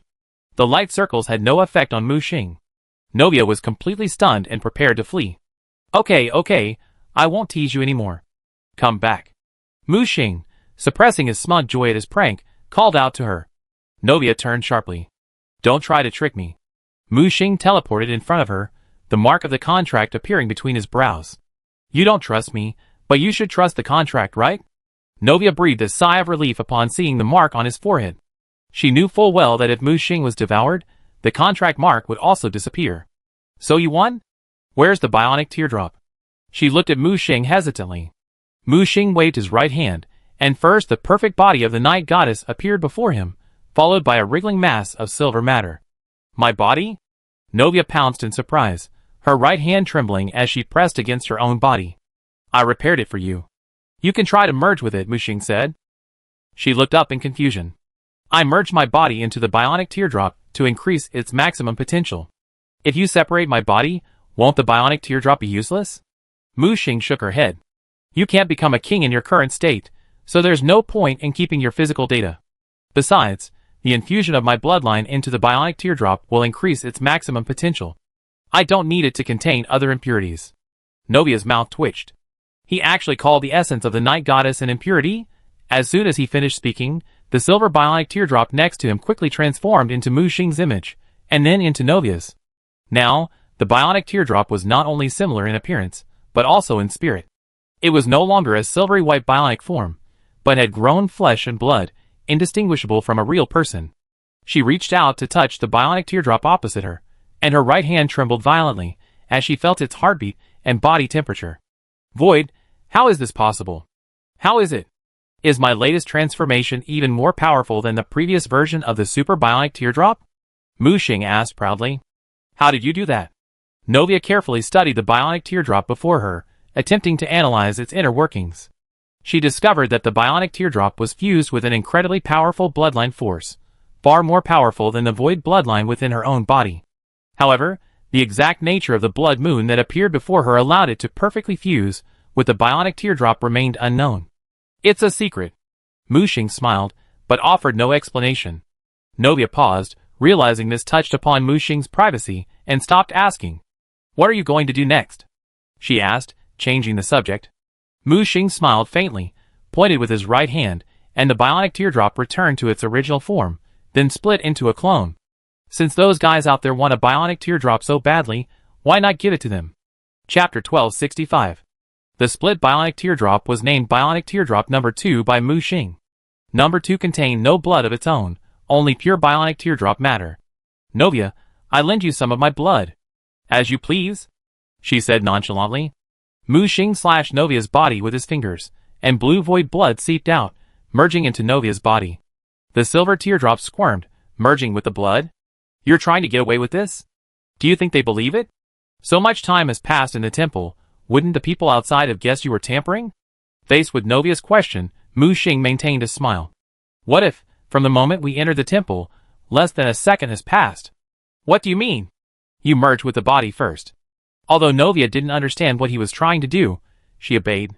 Shedding her temporary body and returning to her true form, her aura continued to rise, instantly reaching the peak of multidimensionality. I didn't expect you to actually help me repair my body. Novia's tone was filled with surprise. Since the fusion went smoothly, you helped me put on a show. Without waiting for Novia to react, Mu Xing raised her right hand and snapped her fingers. Instantly, everything in the temple began to flow backwards. At the same time, she saw that the entire temple was encased in a strange maze. Deep within the maze, she saw a strange figure crawling in an incomprehensible manner. The strange clattering sound of footsteps was chilling. She strained to see clearly, but could see nothing, obscured by the layers of maze. Suddenly, the maze shattered like a mirror, returning them to the moment they had entered the temple. Bionic Teardrop number 2 lay quietly in the center of the temple. You started planning this the moment you entered the temple? Novia couldn't hide her shock. Just a small trick. Mu Xing turned his head to look at the temple gate behind him. Someone's coming in, get ready. The next second, a loud rumble was heard from behind, and the heavy temple door was violently blown open. The newcomer was covered in blood, his multicolored armor stained with dark blue blood. Gripping a serrated blade, his eyes were filled with murderous intent. Who else but Eloin? Blood Moon, I will kill you. The multicolored armor on his body erupted in flames, evaporating all the blood. Behind him, the massive corpse of the Dark Forsaken lay outside the temple. A large hole had been torn through his vitals, and Este's core had been dug out, dead beyond death. However, Mu Xing ignored Eloin. He knew full well that this guy, a mere half-step to the peak of the multiverse, couldn't kill the Dark Forsaken with just a pseudo-source weapon. Even multiverse was difficult to defeat the Dark Forsaken. So, there must be someone else who killed the Dark Forsaken, such as the mysterious figure standing next to him, who had almost solidified into a physical form. The Void Gods were all in an energy state, but this person had actually materialized. This meant that, like the Void God ancestor Wuxiang, he had transcended the limits of the multiverse. But while this guy was powerful, his life potential had reached its limit, like a candle in the wind, ready to go out at any moment. An old monster from the previous era? Mu Xing stared at the guy. What's your name? I didn't expect a dark horse to emerge among this generation of survivors. His eyes burned with the flames of the void, his aura soaring, instantly transcending the limits of the multiverse. My name is Su Ming. You plotted against my clan, and today you dare to compete for our targets. Have you thought about how you die? Beside him, Alaun roared, Ancestor Su Ming, there's no need to waste time talking to him. Let me kill him. With that, the fellow charged forward like a wild bull, the serrated blade in his hand unleashing a storm of blood. Mu Xing and Novia exchanged a glance, and Novia instantly activated her cloaking technique, vanishing in an instant. But the very second after she vanished, Su Ming, standing at the doorway, casually pointed his finger. Novia screamed and fell from the void, violently spitting out a mouthful of blood. Mu Xing was quick to grasp Novia. Are you okay? This fellow is a void god like me, but his realm is now higher than mine. My concealment power is incomplete, and he's been discovered. Novia's face was pale, severely wounded by the blow. Mu Xing supported Novia and quickly retreated, dodging Eloin's killing whirlwind and rushing towards the bionic teardrop inside the temple. Don't even think about it. Eloin charged, his multicolored armor and mystical magic granting him a temporary multidimensional combat power. Novia quickly formed hand seals and chanted an incantation. The giant statues quickly came to life, brandishing spears and axes in an attempt to stop Eloin. Eloin had gone mad, slicing with his sharp blade, shattering several of the giant statues into pieces. Just as he charged, he suddenly screamed and flew back. There was a clear handprint on the colorful armor, indicating that he had been slapped back by someone. Although the handprint was instantly repaired by the multicolored armor, it was enough to demonstrate the attacker's combat prowess. Su Ming grabbed hold of the sense-ending Eloin, his expression growing increasingly serious. He stared at the bionic teardrop that mimicked his own image. The silver substance surged, gradually solidifying. Su Ming's eyes lit up when he saw himself across from him. Is this the bionic teardrop? It's truly miraculous. Ancestor, we must kill that Blood Moon fellow. Eloin still wanted revenge. Get out of here. Su Ming shoved Eloin aside and charged directly at the bionic teardrop. At the same time, Mu Xing also rushed forward, attempting to grab the bionic teardrop. But before he could get close, the bionic teardrop slapped him back and sent him flying. After knocking Mu Xing away, the bionic teardrop turned and engaged Su Ming in a fierce fistfight. Boom! The entire temple trembled. Oh no! This bionic teardrop has mutated and is out of my control. Novia cried out, attempting to reset the bionic teardrop. The reset aperture descended, but it had no effect on the bionic teardrop. Hurry! This thing has become a nuisance. We can't touch it. Mu Xing shouted, grabbing Novia and rushing towards the gate with her. Want to escape? Do you have my permission? Ailan, holding a serrated blade, stopped Mu Xing, trying to keep them inside. Su Ming was already being held back by the bionic teardrop, unable to escape. He didn't seem to want to damage the bionic teardrop, so he held back his attacks. Mu Xing rushed directly towards Ailan, who had come to intercept him. He had been thinking of finding a chance to seize the armor, but he hadn't expected him to offer himself to him. Mu Xing grabbed with his right hand, and his physical domain expanded. The moment he controlled Ailan, he grabbed his neck with his bare hands. A black sliver of fated death appeared in his hand. The multicolored armor could withstand multiple attacks, but it couldn't withstand the power of authority. The armor's defenses were instantly breached.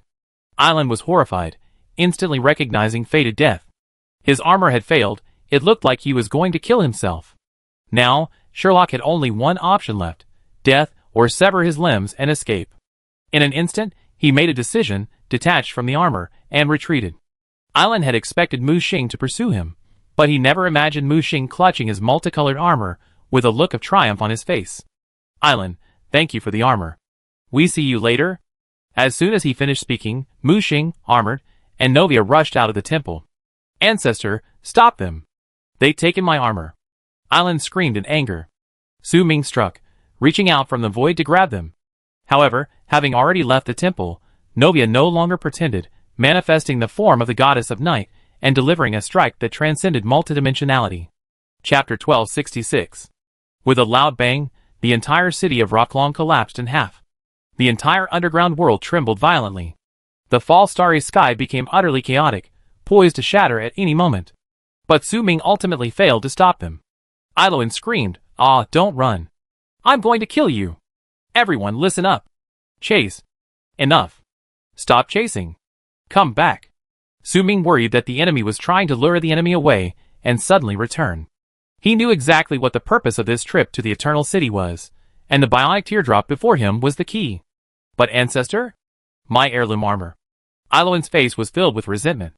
Not only had he been beaten, but his colorful armor had also been stolen. He had lost both his wife and his army. All right, you report the compensation to the Void Alliance Council. Now, follow me to capture this bionic teardrop. As soon as he finished speaking, Su Ming's aura quickly faded. A strange mark on his chest released a terrifying curse. Clearly, under the influence of this curse, he couldn't sustain the power of the return to one realm for long. Hearing this, Ailan smiled at the bionic teardrop in the temple. Ancestor, you're right. If we can capture this bionic teardrop, it will be a tremendous achievement. Claiming compensation will be a breeze. With a wave of his right hand, members of the Void Alliance outside the temple rushed in and attacked the bionic teardrop. A dense swarm of fusion monsters rushed forward, seeking their own death and draining the bionic teardrop's power. Meanwhile, outside the temple, Mu Xing was holding the multicolored armor in his hands with a sword in his hands, amazed. Pseudo-source device, what a treasure. Novia, standing nearby, couldn't help but praise. Mu Xing reluctantly placed it in a tower. He still needed to crack the master recognition program before he could use it for his own purposes. How was my performance? Novia asked, praising Mu Xing. Not bad, comparable to an Oscar-winning actress. As he spoke, Mu Xing handed over a few star stones. Thank you. Novia quickly took the star stones and quickly absorbed their energy, restoring herself. In a matter of moments, she had recovered from her injuries. Why do you still have a bionic teardrop clone? Aren't you worried about being discovered? Novia asked. Mu Xing shook his head. These void gods must have some ulterior motive in seeking the bionic teardrop. I kept number 2 to expose their plan and steal its results at the critical moment. I'm not worried about number 2 being discovered, because they won't be able to find any flaws. Mu Xing spoke with a confident expression. By the way, I want you to help me find a prop. He glanced at Novia beside him. What? The hunting finger blade. Novia stared at Mu Xing for a moment. I knew you were here for it. You knew? Novia said, the hunting finger blade is a special weapon I created to kill the finger messengers. The finger messengers, like the Golden Law, possess immortality. However, I combine the power of fated death to create the hunting finger blade, which can directly kill those finger messengers. But what?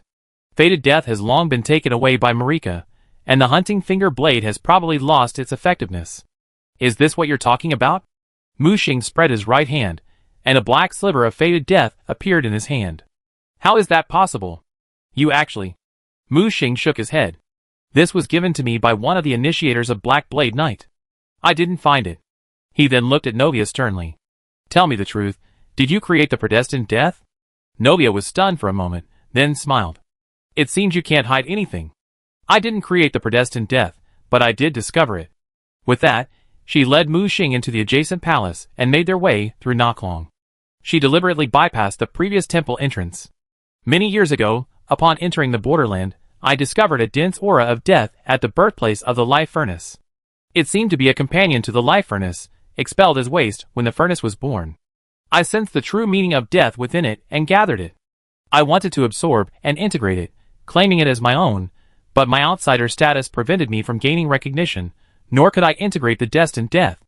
Later, to defy the supreme will, I gifted it to a being chosen by the two fingers as a descendant of the Night People, a godman, later known as the Queen of Night Eyes. What I didn't expect was that she could perfectly integrate the power of predestined death, a power that qualified her for godhood. She sighed. Unfortunately, she wasn't chosen by the supreme will. She was later plotted against by Marika, and perished amidst the siege of the Horned People. Marika seized predestined death, transformed it into a death rune, and sealed it within the Black Sword Malikas, completing the Golden Law and ultimately achieving godhood. Mu Xing rubbed his chin. This world truly held a venomous malice against Novia. All her plans seemed to have failed. Could it be that the origin of the world would rather be devoured by the Supreme will than choose the Goddess of Night as its spokesperson? Just as Mu Xing's mind was racing with thoughts, Novia suddenly stopped. We're here. Mu Xing looked up and saw a small, hidden temple entrance, from which they could infiltrate the temple again. The hunting finger blade is inside, but you're so powerful you shouldn't need it, right? Novia pointed inside. From here, a small statue of the Goddess of Night could be seen in the hall. On its altar was a pitch-black, oddly shaped scimitar. Mu Xing walked into the hall with a calm expression, approaching the scimitar. I took the hunting finger blade because of a promise to win over someone. It's a woman, right? Novia suddenly appeared to his left. Mu Xing's face was expressionless. In my eyes, there's only friend and foe, not man and woman. Novia snorted, and with a flick of her right hand, the strange, pitch-black weapon, seemingly forged from fingers and spine, fell into her grasp. With a gentle swipe of her left hand, the rust on the blade vanished, revealing its true form. Mu Xing could sense a strange power of death hidden within the weapon. It seemed this power of death was the key to killing the finger user. Here you go. She tossed the hunting finger knife over, and Mu Xing caught it. He examined it carefully, infusing it with a wisp of predestined death. The strange blade instantly stretched several meters, and claws sprouted from the hilt, threatening to clench his wrist. Mu Xing quickly withdrew predestined death, and restored the strange weapon to its original form. What the hell is that setting? Is it modified to suck blood? To be more precise, it absorbs the user's soul power. Only in this way can the weapon's full power be unleashed, and only then can it damage the finger's soul. Mu Xing frowned.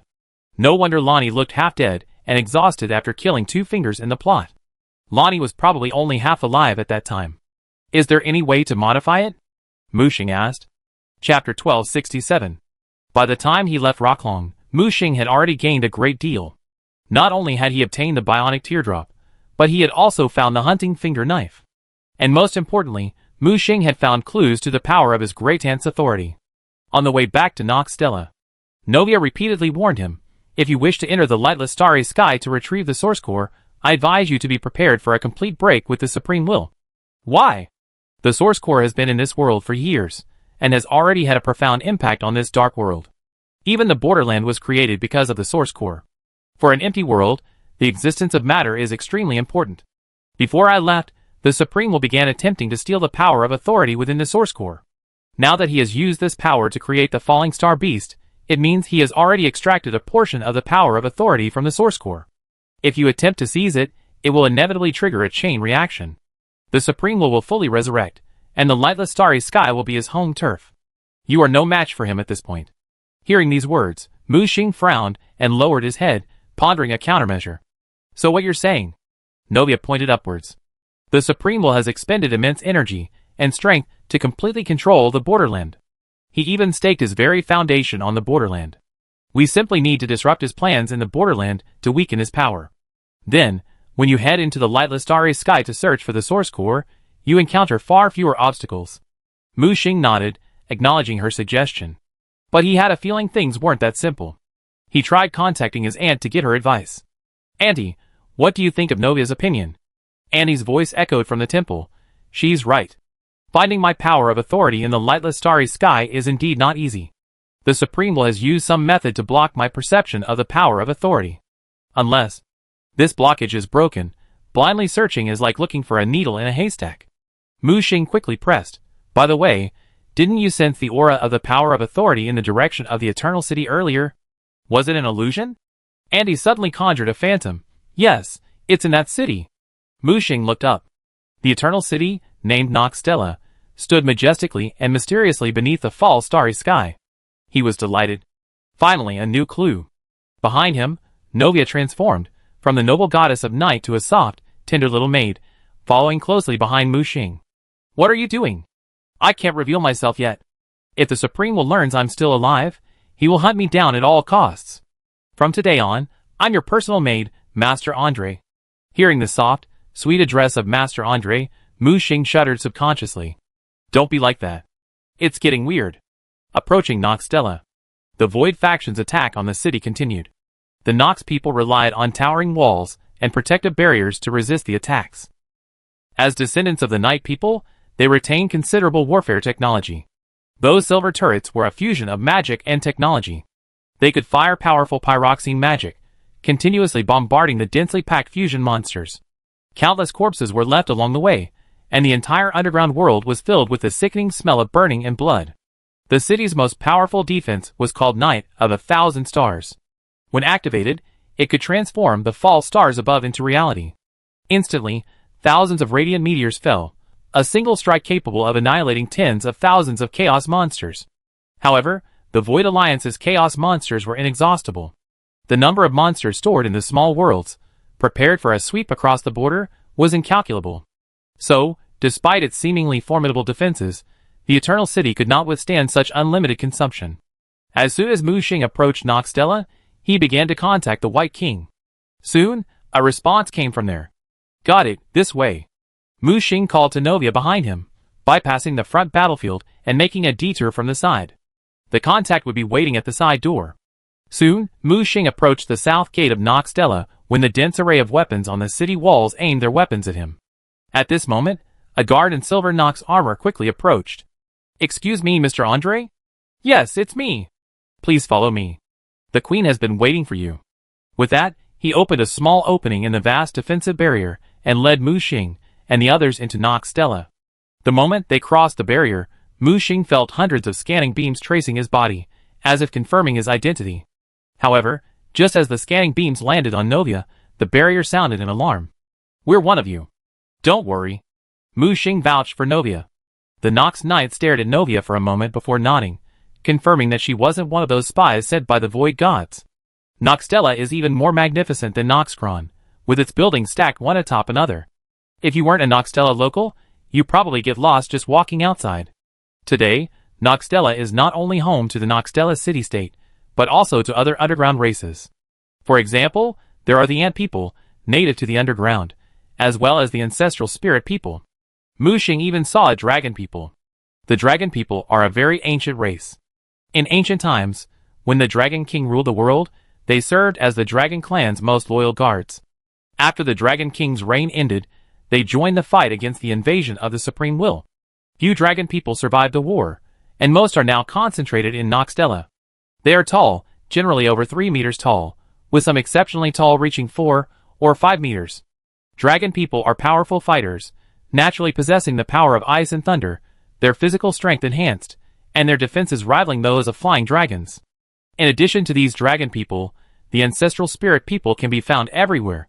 The ancestral spirit people are believers in ancestral spirits. They have strange appearances, most with horns, and possess the characteristics of a primitive, melting pot. These ancestral spirit people revere nature and reject civilization. The ancestral spirits they worship are the embodiment of nature and life. They represent the primal and pure power of nature. They love peace, but faced with the threat of the dark outcasts and foreign invaders, they are forced to unite with the Nox people to fight the enemy. These natural healers can play a vital role in war. As they followed the knight's footsteps toward the Eternal Palace, the Nox knight stopped and pointed to the tall steps ahead. "Mr. Andre, the queen is inside." Mu Xing nodded at him and, with the little maid behind her, stepped onto the long steps. The moment they stepped onto the steps, they suddenly stretched for thousands of miles, as if reaching into the sky. In response, Mu Xing simply smiled calmly and shattered the illusion with a snap of his fingers. When he looked up again, he was standing at the palace's gate. Chapter 1268. A clapping sound echoed through the empty hall. The vast palace was devoid of officials or guards, save for the queen seated on the throne, and Rani and the White King standing beside her. Mu Xing looked up at Queen Nox, who sat on the throne and applauded. "Greetings, your majesty." Mu Xing performed the standard Stonewall noble salute. "No need for formalities, Mr. Andre. Your abilities truly impress me. The palace's dark magic illusions couldn't stop you in the slightest."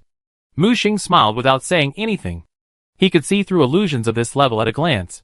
They weren't a threat at all. The White King hurried over and knelt on one knee. "Greetings, master. Have you found the Black King?" Mu Xing asked. "Master." It instinctively turned its head to glance at Queen Nox on the throne. Mu Xing immediately understood the White King's intention. He nodded to Lonnie before looking at the queen. Queen Nox seemed to understand his meaning and clapped her hands. A tall black stone figure emerged from behind a nearby curtain. This was the Black King, taller than the White King, both composed of extremely dense meteorite. Mu Xing's voice echoed in his mind. "Mu Bao, I sense it. It's it. It carries within it a trace of authority." Mu Xing's heart pounded with joy. He had finally found it. "Are you the Black King?" The other person seemed to possess considerable wisdom, and appeared extremely humble. "While I don't know where you come from, I can sense a unique and familiar aura about you." Mu Xing spread his right hand, and a trace of pure material power emerged from his palm. This force directly triggered the aura of authority within the Black King. A look of surprise crossed his stone face. The Black King was stunned for a moment, then knelt on one knee. "Greetings, the great ancestral god." Mu Xing was stunned. What the hell? Is he calling him? No, he's calling the master of this material force. "What did you call me?" The Black King's expression was filled with enthusiasm. "You are the origin of matter, the creator of the starry sky, the birthplace of the borderland, the greatest ancestor of our Black King clan." Seeing the man about to pounce, Mu Xing immediately restrained him. "Stop, I'm not. I'm merely the messenger of the ancestral god you speak of." Mu Xing coughed, and a token imbued with the rich aura of material power emerged from his hand. "I have come from beyond the realm on behalf of the ancestral god to reclaim his power and authority. I hope your clan will cooperate with me." Both the Black King and the White King believed Mu Xing's lies, and prostrated themselves respectfully. "Yes, I will follow the emissary's instructions." Mu Xing frowned and asked the ant, "Did you do this?" The ant replied matter-of-factly, "They are beings born from my power. Controlling them is not difficult." Mu Xing helped the Black King to his feet. "From today on, I hope you will cooperate with me to reclaim the ancestral god's power." The Black King's expression was enthusiastic. "Yes. I ask you, where is the source core now?" Mu Xing asked. The Black King scratched his head and said, "I'm sorry, emissary. I've been away from the starry sky for many years. I'm not aware of its current state." Mu Xing was about to despair, but the Black King's next words rekindled his hope. "But Lord Emissary, I can vaguely sense the location of the source core. It's still in the starry sky, just hidden." Mu Xing grabbed the Black King's arm. "Are you serious? Can you really sense it?" The Black King nodded. "It's just that this sense is very weak. I've been in the borderland for too long, and have been sealed for many years, so my source has been severely lost." "That's easy. Take them and absorb them first." Mu Xing tossed over 2 stones containing material energy. The Black King and the White King took them, immediately showing ecstasy, and began greedily absorbing the power within the stones. Only then did Mu Xing look at Queen Nox. "Thank you, your majesty, for helping me find the Black King." The queen stepped down from the throne, bowed to Mu Xing, and then knelt. "Your majesty, what do you mean?" Queen Nox pleaded, "Emissary, please save the Eternal City. Save these poor underground people. As long as you are willing to save the Eternal City, I am willing to pay any price." Mu Xing was stunned. How could someone just kneel and beg right away? This was not what he had imagined. He had planned to engage in a wonderful bargain with Queen Nox, but she hadn't expected him to just surrender. He instinctively glanced at Lonnie, who stood beside the throne. She wore gorgeous wizard robes and a large, pointed wizard hat. Her expression was serene, as if her eyes were telling him that this was her masterpiece. Mu Xing helped the queen up from the ground. "Your Majesty, there is no need for this." Queen Nox's face was firm. "I only want the survivors underground to survive. They endured enough suffering since the arrival of the Supreme Will. This shouldn't be their end." Mu Xing took a deep breath. "In that case, follow me to the surface." "Surface?" Queen Nox was stunned. "A great era is about to begin. The shattering war will completely alter the entire world. Simply defending is a dead end. I need you to fight for me, for your own future." Queen Nox hesitated, pondering. Until she raised her head. "Okay, I agree. But now those monster armies are frantically attacking the Eternal City. How can we resist?" She looked at Mu Xing worriedly. Mu Xing shook her head. "Don't worry. Have all the soldiers outside the city retreat inside. I take you away." Although she didn't understand what Mu Xing meant, now that she had made her decision, she had no choice but to trust him completely. Queen Nox hurried to the palace entrance. "I gather everyone." Just then, Lonnie took 2 steps to Mu Xing and said, "Blood Moon, I fulfilled my promise to you. What about your promise to me?" Mu Xing countered, "Do you trust me to help you retrieve what you want?" "Of course." He smiled, and then he spread his right hand, and the strangely shaped black blade suddenly appeared in his hand. The moment Lonnie saw the blade, she was completely stunned, her eyes fixed on it. "Is this really the legendary hunting finger blade?" Her voice trembled. "It's genuine, handcrafted by the goddess of night, specifically for hunting finger messengers. Let me tell you, it originally had a drawback. It required soul power to use, so I modified it. And this modified hunting finger blade." Before she could finish her words, Mu Xing was hugged by Lonnie across from her. He raised his hands, feeling a bit overwhelmed. Should he keep them raised or lower them? "Thank you, Blood Moon." Her body was trembling, her voice choking with sobs. Mu Xing rubbed his nose awkwardly. Such a formality is unnecessary. Lonnie, realizing her overreach, quickly lowered her head and took 2 steps back. "I'm sorry, I was too excited." Mu Xing was stunned. He actually saw a young girl blush on a puppet. This puppet's body seemed even more alive. "Do you want your original body back?" Mu Xing suddenly asked. Chapter 1269. Lonnie shook her head. "To me, that body, that bloodline power, is a bondage. I finally broke free of that bondage, and I never get it back." Mu Xing handed her the hunting finger knife. "I know what you want to do, but I don't want you to do it until you're absolutely sure." Lonnie said, "Killing the Supreme Will's pawns in the borderland will weaken his influence. This step will have to be taken sooner or later. If others won't do it, then I do it." She grasped the knife's hilt and began to infuse it with soul power. She seemed to understand the weapon's properties well, and knew how to activate it. However, the blade did not extend and unfold as she had imagined. "What's going on?" A soul stone appeared in Mu Xing's hand. "I modified the hunting finger blade. Now it can only be activated with this soul stone, and can no longer absorb external soul power." Lonnie was puzzled. "Why?" Mu Xing pointed at her. "Using this weapon consumes soul essence. Do you want to sacrifice yourself to hunt those finger messengers?" Lonnie's face was firm. "This is my choice." Mu Xing shook her head. "No need. Killing those trash isn't worth the drain on your essence. I can activate the soul stone for you, but you must follow my lead." Lonnie was stunned for a moment, before wordlessly retracting the blade. "You're truly unpredictable. All right, the Eternal City is done. Let's go back." Mu Xing turned and walked to the palace gate. Queen Nox had already ordered the troops to withdraw, and almost all of them had successfully retreated back into the city. Without the soldiers outside the city, the fusion monsters advanced all the way to the edge of the city walls. Queen Nox hurried back. "My lord, I retreated all my men into the city. What should we do now?" Mu Xing turned back to the others. "Let me show you a magic trick." He first activated the hidden stone given to him by Novia, instantly enveloping all of Noxtella. Then, the physical realm expanded. Collect. The vast and magnificent city suddenly vanished, leaving behind only a bottomless crater under the night.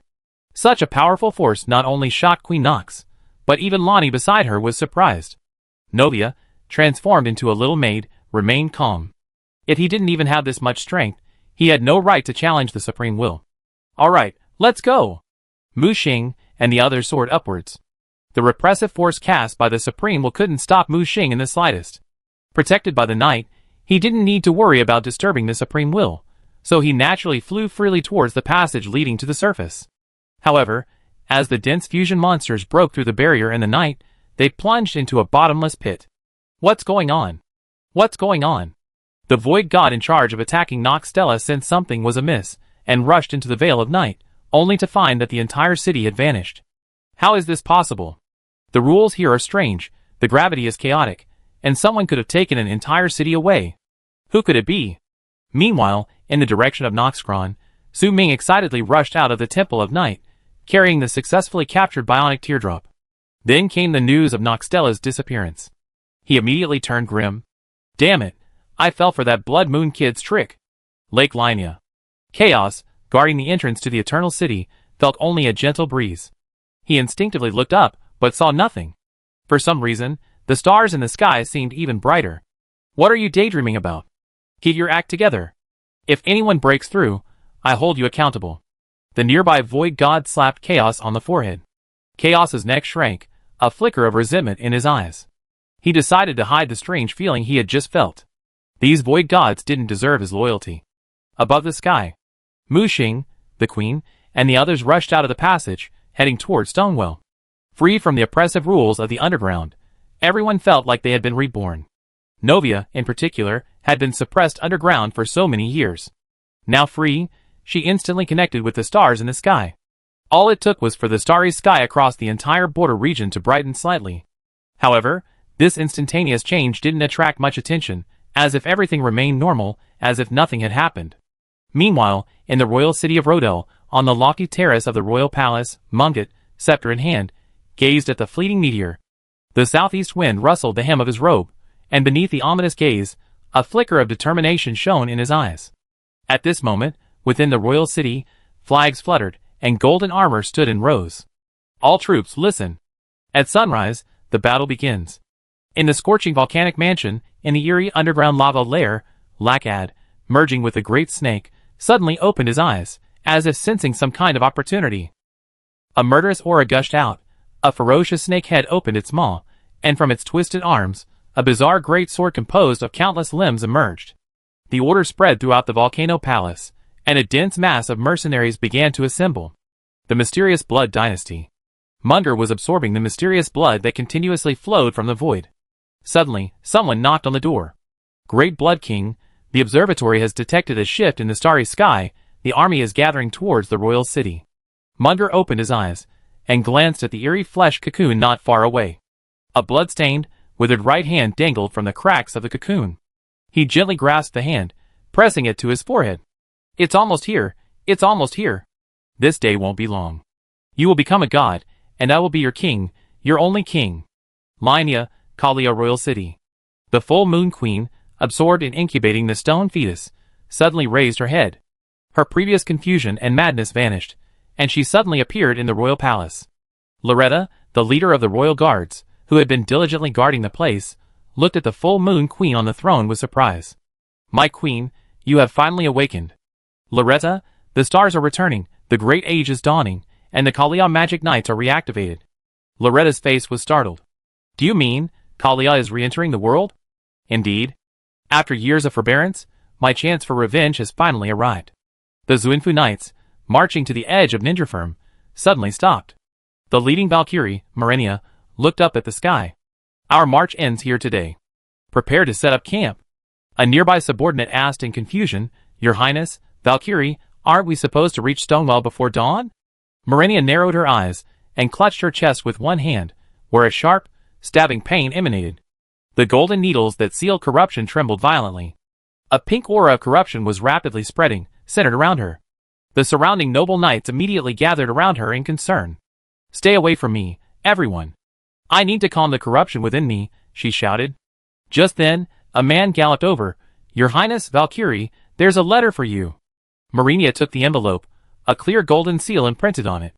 On the quiet red lion walls of red earth Galide, Latin, as usual, personally patrolled the area, gently waking a dozing soldier, startling him. "I'm sorry, General I." "All right, cheer up, and keep your guard." "Yes." Latin suddenly raised his head, his eyes fixed on the eternal, unchanging starry sky, his eyes narrowed slightly. "Is the change finally coming?" Chapter 1270. Stonewell. The northwest wind still howled, piercing the towering walls and attics, the air resonating and trembling sharply.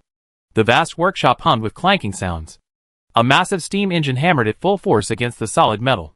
Pitch-black coal was continuously fed into the burning boiler, forging massive suits of armor one after another.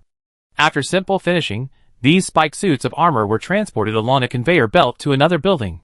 Here, massive abominations, resembling ferocious beasts, were arrayed in neat rows. Skilled craftsmen expertly fitted the newly forged heavy plates onto them. Each suit of armor weighed 3 tons, and once fully donned, they resembled ferocious tin cans. Grasping his exaggerated axe, he entered the room ahead, moving like an assembly line. Mages from Silver City toiled day and night, first applying dragon blood to enhance magic resistance, then carving runes of stability to strengthen the armor, and finally applying lightness magic to reduce the weight. The great axe was inscribed with sharpness and armor-piercing spells, and the armor on its belly could be opened, revealing the abomination's terrifying maw. Devouring the corpses of allies or enemies significantly restored health. While it couldn't regenerate limbs, it could use limb grafting to fuse them with other creatures. Besides the melee abominations wielding great axes, there were also ranged abominations with ranged magic attacks, like the giant shrimp claws. The view extended to the square of Stonewell City, where nearly 10,000 abominations were already densely packed. Despite their mere 10,000 strength, these grafted abominations were even more powerful than the grafted nobles. Against ordinary soldiers, they could defeat 100 with one. Only elite knights could use their speed advantage to kite these ferocious armored hulks. But the Abomination Legion also had ranged units and the Silver Mage Corps for support, so even in a large-scale war magic clash, they held no disadvantage. From his throne, Grek gazed with great satisfaction at the endless stream of abominations rolling off the assembly line. A massive ancient dragon dozed behind his throne, like a small mountain. The initial batch of abominations was planned to number 30,000. This was already the current limit for Stonewell City. More materials would require a long journey to be transported. Noel and Soren stood beside Grek, discussing the Abomination Legion in the square and pointing fingers at them. "Men, move! Show our king your ultimate form." As the leader of the Abomination Legion, Godok had also undergone a transformation, transforming himself into a nearly 5-meter-tall abomination leader to command this powerful army. Upon hearing the command, the abominations quickly gathered. Accompanied by a strange, squirming sound, the abominations unexpectedly gathered together at a rapid speed, eventually transforming into supersized abominations reaching 100 meters in height. "Attack!" He pointed at the targets erected in the field outside the city. Crimson energy ignited on the abominations' bellies.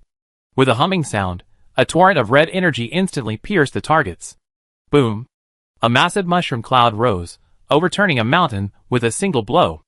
At the same time, plague, corruption, disease, curses, all kinds of negative forces spread to a 3-kilometer radius. "Ha ha ha, good, good." Greg was overjoyed. The fighting power of these abominations far exceeded his expectations. On average, 100 abominations can fuse into one super abomination, and 30,000 abominations can fuse into 300 of these super abominations. Used on the battlefield, it would be an absolute devastating weapon for defeating the enemy. And just then, a magnificent city suddenly descended from the mountains behind Stonewell. Not to mention the commercial city of Silver City, even Stonewell pales in comparison. The sudden fall of the massive city startled Greg. It was like a great miracle that had suddenly descended upon this world, shrouded in darkness and starlight, making it difficult to discern. Only when a familiar figure appeared before him did he quickly rise from his throne. "Greetings, my lord." Greek looked at Mu Xing with reverence. "Get up. Something happened and I'm late." Mu Xing looked around and saw the abomination army undergoing testing. "Well done. The quantity is a little small though." Grek was both proud and ashamed. "My apologies, my lord. Time is limited, so I only been able to gather these materials." Mu Xing waved his hand. "You done a good job. This time, I brought back the Eternal City of Nox Stella, intending to integrate Stonewell's defense system into the Eternal City." Grek gazed at the city behind him, and like everyone else, his eyes were filled with deep shock.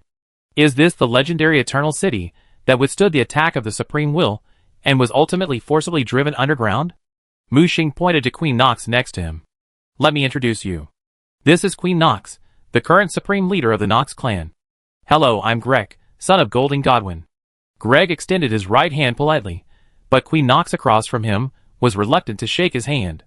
There was even hostility in her eyes. Greg awkwardly withdrew his hand, unsure how to establish a closer relationship. Mu Xing said, "All right, let's put aside the past grudges for now.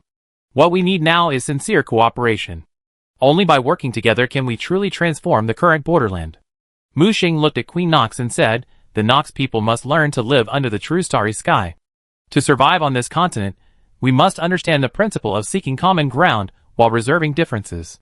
Queen Nox pondered these words, hesitating for a long time before finally extending her right hand towards Greg. "Hello, you can just call me Nox. I don't have a name. The name of my tribe is my name." Greg quickly extended his right hand and clasped hers. Instantly, starlight and golden light collided, rising simultaneously, forming a massive symbol of alliance in the dark sky. At this moment, vulture messengers riding giant vultures descended from all directions, bearing the latest news. Greg quickly flipped through the messages and handed them to Mu Xing. "My lord, the starry sky is changing strangely, and all major factions are taking action. It looks like a major war is about to begin." Mu Xing nodded, unsurprised. Since he had brought the night goddess back from the pitch-black underground, it had signaled the start of a new round of battle for the title of King of Eldon. However, he saw many deeper dangers in the current situation. "My lord, should we take the initiative?" Greg could no longer conceal his inner fighting spirit, his eyes blazing with golden flames. Mu Xing shook his head. "No, we must first strengthen our defenses and integrate Stoneville, Silver City, and Noxtella into a single defensive system. Our first enemy will arrive soon. Only those who can withstand their initial attack will be qualified to participate in the battle for the throne at this border." Greg, full of fighting spirit, looked up at Mu Xing. "My lord, who is the enemy?" Mu Xing's lips curled slightly. "Your old acquaintance, the Valkyrie Marnia." Greg instinctively shrank back at the name. Clearly, he'd been badly beaten by the Valkyrie before. Chapter 1271. At noon the next day, Mu Xing began mobilizing the survivors, who had come to Stonewell to seek refuge with him. At the same time, the three multidimensional beings who had descended upon the borderland also gathered there. Lan, Zhou Yuan, and Zhou Liang. When three brilliant rays of light descended from the sky, a terrifying sense of oppression stifled the people of the three cities. It was not until the world's rules came over them that they began to gather their breath, quickly adapting to the pressure of the borderland. "Uncle Lan! Uncle Zhou! You're finally here!" Mu Xing greeted them with excitement. Zhou Yuan looked around. "It's true, as you reported, that the suppression here is immense. Fortunately, we prepared in advance, otherwise we would have suffered greatly." Mu Xing said, "The borderland is different from other higher worlds. The situation here is even more complicated. The war is imminent, otherwise I wouldn't have urgently invited you all here." He looked at Lan. "Uncle Lan, I'm counting on you." Lan nodded, and with a wave of his right hand, the sacred artifact of creation appeared in his palm. The surrounding mountains and rivers began to shift. Miraculously, the three cities began to merge. Noxtella became the inner city, Silver City became the middle city, and Stonewell became the outer city. As a creator, Lan not only achieved the pinnacle of life creation, but also mastered the manipulation of matter. Mu Xing was a combat observer, and was certainly not adept at this kind of transformation.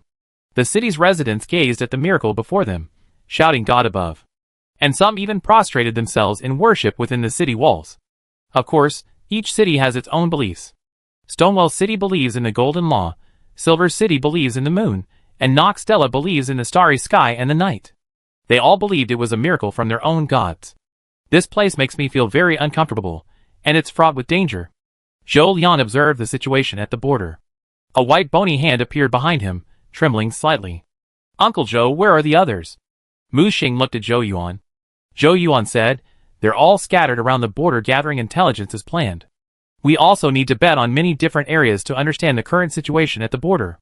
He looked at Mu Xing. "By the way, how is the Void Alliance doing at the border?" Mu Xing's expression was serious as he recounted what happened in the Eternal City. "So, there are still old monsters in the Return to One Realm in the Void Camp?" Zhou Yuan's expression was solemn. "Don't worry, they're just some old, undead creatures. While they retain some of the power of the return to one realm, they can't last long and don't have the power of authority. Their combat power is at best only slightly stronger than that of a peak multiverse realm cultivator. Mu Xing scoffed at these surviving void gods. If he hadn't wanted to alert the enemy, he would have released the labyrinth god Ahot to devour that old man Su Ming long ago. Lan looked at Mu Xing. Is that multivariate completion plan you told me about really reliable? What multivariate completion plan? Zhou Liang, standing beside him, was a little confused. Mu Xing explained, I formulated the so-called multivariate completion plan. It's a plan for us multivariate people to complete our power of authority. Right now, we multivariate people are only half-baked. To put it bluntly, the power we control is only cosmic-level power, not truly multivariate. Only those who, like my uncle, master a kind of power of authority, can be called truly multivariate. Without authority, you will forever remain stuck in the realm of diversity, never reaching the higher realm of unity. After hearing this, Zhou Liang nodded in understanding, then frowned. But how easy is it to obtain the power of authority? After all these years of development of the survival system, only one inheritance site has been discovered. The battle for the Iron Crown is still ongoing, and the true inheritance site won't be opened until several months later. It's too late now. Mu Xing's mouth curled up. Well, our chance has arrived. The borderland is teeming with the power of authority. It all depends on whether you are worthy enough to obtain it. Take it everywhere? Zhou Liang instinctively glanced toward the distant wilderness. Zhou Yuan, standing nearby, patted Zhou Liang on the back of the head. Don't be so ambitious. It's foolish to attempt to gain their authority before defeating the real threats. Mu Xing nodded in agreement. Indeed, besides the other 6 kings, these guys plotting in the shadows are our true enemies. Noon. Report. A messenger galloped over on a warhorse, stopping quickly in front of Greg. Your Majesty, traces of the Zuanfu Knights have been spotted on the border of Ninjafirm. They're heading towards Stonewall City. The vanguard of the Valkyries will arrive in half a day at most. Greg slammed the armrest. Are they finally here? Citywide martial law, prepare the troops, and be ready for battle. At his command, the entire megacity sprang into action. Under the command of the Joint Command Center, the soldiers quickly took up their posts, ready for battle. This was a battle to defend the city, so most of the soldiers were on the city walls, and the reserve troops were also ready to assemble inside the city. At this moment, Mu Xing also arrived immediately. What's wrong? Did the Valkyrie cross the border? Mu Xing asked. Greg handed Mu Xing the latest intelligence report from the front. Haha, this Valkyrie is truly reckless. She destroyed the Ninjaform border outpost without negotiation, and even killed Stonewall sentinels along the way. Mu Xing tossed the intelligence report into the brazier, and an orange-red flame instantly erupted, igniting the letter. Just then, Novia, resembling a young maid, appeared before him. This Valkyrie is heading straight for Stonewall, rather than the nearby town. Is she heading for the Eternal City? Mu Xing shook her head. Don't worry, her real target is Galid. Galid? Has the royal city gone mad? Launching an expedition against Galid at this time? While she knew some information about the border region, she wasn't fully informed and didn't have the latest updates. Mu Xing's gaze drifted far across the distant wilderness, spotting the rapidly marching advance guard of the Zuanfu Knights. This cavalry was not large, numbering only about 3,000. But each of these knights was elite and formidable. Now, with the aid of marching magic, they could easily cover 1,000 miles in a day. In 3 hours at most, they would reach the borders of Stonewall. Mu Xing tilted his head and asked, Do you know Michaela? Michaela of the Sacred Tree? The deformed offspring of Marika and Radagon? Mu Xing nodded. We outsiders know some secrets unknown to the rest of humanity. This mysterious godman is plotting his divine aspirations. What? Now it was Novia's turn to be shocked. You're a goddess. Why are you so surprised? Novia was stunned for a moment, then chuckled to herself. My time has passed. My self-deification failed, and the word deification has almost become taboo for me. She looked at Mu Xing, puzzled. It's Michaela who wants to become a god, so why is Marenia going to Galid?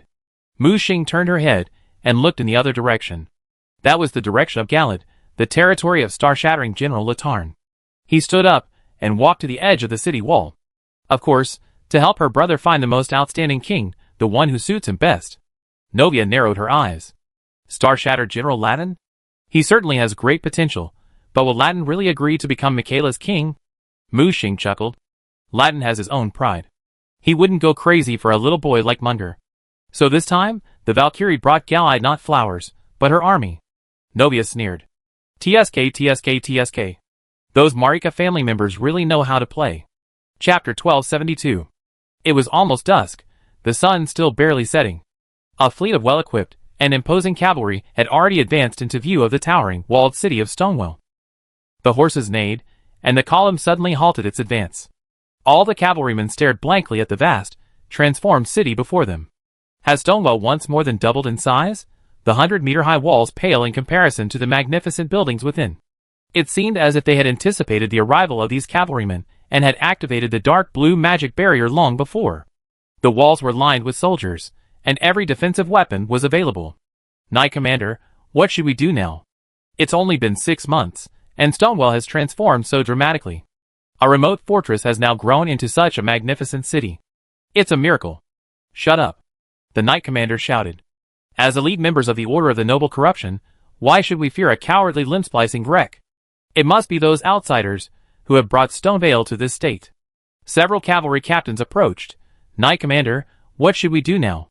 We swore an oath before the Valkyries to capture Stonevale's defenses before the army arrives, but now, no matter how proud they might be, now standing before this magnificent city, they put aside their boasts of a quick capture. The Knight Commander was silent for a moment, then waved his hand to summon several messengers. He quickly wrote a letter, deliver this to Grek in Stonevale, and tell him to open the city gates and welcome us immediately. If he refuses, it would be treason. Once the army arrives, we have a legitimate reason to attack Stonevale. The cavalry captain nearby hesitated. But, Knight Commander, will this anger Greg? After all, things are different now. Greg's dominance in Silver City was so strong that even the King of Blessing ignored him. The Knight Commander snorted coldly. As members of the Order of the Noble Corruption, how can Michaela's blade compare to that of Monget, who prefers to retreat to the royal city? He waved his hand. It's settled. You go and deliver the message yourself. The Knight Commander had no choice but to personally carry the message. Soon, the two cavalrymen quickly approached the towering city walls. The closer they got, the more they felt the terrifying, oppressive presence of this magnificent fortress. Who are you? A voice from the city gate shouted, powerful crossbows aimed at them. The cavalry captain quickly raised the envelope in his hand. I am here by order of the 5th Knight General of the Order of the Venerable Corruption, to deliver this letter to the Golden King, Greg. Ever since Greg's performance in Silver City, his pure golden bloodline has attracted countless attention. Thus, his title has changed from the Limb King and the Fragment King to the Golden King. A heavy, dark object suddenly leaped from the towering city wall. It plummeted 100 meters before violently landing in front of the two men. The violent earthquake startled the warhorses, which neighed and retreated. Only when the figure slowly stood up did they get a clear view of him. A behemoth, nearly 5 meters tall, clad in exaggerated armor as thick as a palm. The sharp iron spikes on his shoulder armor were chilling. The great axe he wielded was a replica of the king's great axe, and in his left hand he held a huge, spiked shield. The cavalry captain had no doubt that if this creature launched a charge, even a forest would be powerless to stop him. A pair of cold eyes shone from within the pitch-black helmet. I am Goddick of the Stonewell God-slaying Legion. What brings a knight like the Venerable Corrupt to Stonewell? Are you even allowed to see King Goddick? The resounding voice, like thunder, nearly frightened the knights nearby. The warhorse, nearly losing its balance under the invisible pressure, fell to the ground. A letter? This is from the Knight Commander. The cavalry captain held the letter high. At this moment, a graceful magician descended from the city wall and reached out to snatch the letter from his hand. Unfolding it, a playful expression crossed his face. Oh! Your Knight Commander wants us, Stonewell, to open the gates to welcome you? Refusing would be considered treason? The magician, standing on Goddick's shoulder, his voice growing colder. Goddick brought down his great axe. Boom! A terrifying chasm stretched out, and the cavalry nearby flew high, shattered into pieces in midair by the invisible force. A murderous glint flashed in the cavalry captain's eyes. How dare you kill a knight of my Order of the Holy Knights? Goddick shouldered his great axe, raised his massive shield, and stepped forward. Kill me, so what? If you don't get out of here, I kill you next. Are you, Stonewell, plotting rebellion? The cavalry captain shouted. Ha ha ha ha. A burst of laughter rang out from the city wall. Rebellion? Golden King Grek is the Golden Orthodoxy, and you are the traitors. Let Marnia come and apologize in person, or we will make it known to the world. Goddick, with a sneer on his face, looked at the cavalry captain as if he were dead. "You're courting death," the cavalry captain roared, his lance gleaming with a brilliant golden light. The mark of the holy tree appeared behind him, and his powers surged. At the same time, a terrifying force of corruption erupted from the tip of his lance. It was the power of the crimson corruption, sourced from the Valkyrie Marnia. Facing the fatal blow, Godok casually raised his massive, jet-black shield. With a clang, no matter how fierce the piercing force, it was completely blocked by the shield, unable to even repel him. The power of the crimson corruption also dissipated on the shield. The shield erupted in flames, completely incinerating the crimson corruption. Godok swung his great axe. Not a slash, but a blow. The knight captain screamed, and was thrown 1,000 meters away. He finally raised his head, his bones nearly broken. The noble knights, who arrived to support him, quickly took him away. "Retreat, retreat quickly. Stonewall has rebelled." Godok's wild laughter echoed from the city walls. Soon. Knight Vanguard. The knight commander stared at the half-dead cavalry captain, his eyes filled with rage. "Damn Stonewall! How dare you kill my men? Have you forgotten how my cavalry charged last time and broke through the defenses and the city gates?" The dying cavalry captain nearby quickly stopped him. "Knight commander, Stonewall is unfathomable now. We must not attack rashly. Send him down, and make sure he stays alive." The knight commander looked displeased. These words simply boosted their morale, while undermining his own prestige. "Vanguard knights, listen to orders. Prepare to attack Stonewall. I must take the city walls before sunset." As soon as he finished speaking, the sky suddenly lit up with a dense array of stars. "Look up in the sky, what's that?" "Oh no! It's pyroxene magic." The next second, countless pyroxene lights rained down like raindrops. "Retreat, retreat!" The knight commander, finally unable to maintain his composure, commanded the vanguard knights to retreat swiftly. Charging forward under the star-like pyroxene magic before the Legion's mages arrived was tantamount to committing suicide. It must be the Silver City Mage Legion. Damn it! We should have wiped out those lowly merchants back then. Chapter 1273. The Vanguard Cavalry Regiment retreated hundreds of miles, before finally coming to a halt. The knight commander gazed with lingering fear at the massive city at the horizon. Magic energy converged, forming a materialized defensive barrier. Stonewall's mages constructed 108 mage towers, fully utilizing the abundant storm resources of the Northwest Ocean. This energy was concentrated and trapped around Stonewall, transforming it into an impenetrable wall of storm. Damn it! Stonewall has truly become such a force. The knight commander cursed inwardly. He turned to look at the knights beside him. They had just fled in panic, having escaped death by the pyroxene magic, only to have several of them trampled to death by their own men. The knight commander's mood grew even more dejected. Just then, on the ancient road in the distance, a solemn and orderly army approached at a rapid pace. The dark banners were engraved with winged blade totems. It symbolizes freedom and loyalty, representing Michaela's sharpest blade. At the head of the charge is the Valkyrie Marnia, mounted on a towering warhorse. She never retreats to the rear of the army like other commanders, always leading the charge, serving as the vanguard of this powerful force. The Knights of the Noble Corruption lack the numbers of other factions. Adhering to the principle of preferring a shortage to unqualified personnel, Marinia's talent selection is among the most rigorous in the entire borderland. Unlike other factions, which often command armies of millions or tens of millions, the core legion of the Knights of the Noble Corruption numbers only 100,000. But each one is an elite force, capable of fighting 10 to 1. The Knights of the Noble Corruption are not only highly skilled in martial arts and possess the Golden Blessing, but they also actively embrace the Crimson Corruption. The Crimson Corruption within Marnia blesses all members of the chapter, granting them even greater strength. However, this power constantly brings the pain of corruption, and only truly loyal knights are worthy of following the Valkyrie. They fought across the land, clearing obstacles and rebellions for the royal city. They were the royal city's sharpest blade since the Golden Tree Age, after the passing of Golden Godwin. And now, as troubled times approach, this legendary army embarks on a new campaign. Warhorses neigh. Marinia pulled on the reins and stopped before the knight commander. "Fifth knight commander, why are you so embarrassed?" Marinia was relatively small compared to other gods, but compared to humans, she was still the size of a small giant. The fifth knight commander, with a look of shame on his face, dismounted and knelt on one knee. "I am incompetent. I failed to persuade Stonewall to surrender, and we were even pursued by the Mage Corps." Marinia turned her head to gaze at the magnificent city on the coastal horizon. Even 100 miles away, it felt like a city in heaven. The knight commander gritted his teeth and said, "Your Highness, Valkyrie, please give me one more chance. This time, I show Greg the consequences of defying the Zuinfu Knights." "Alright, you get up first.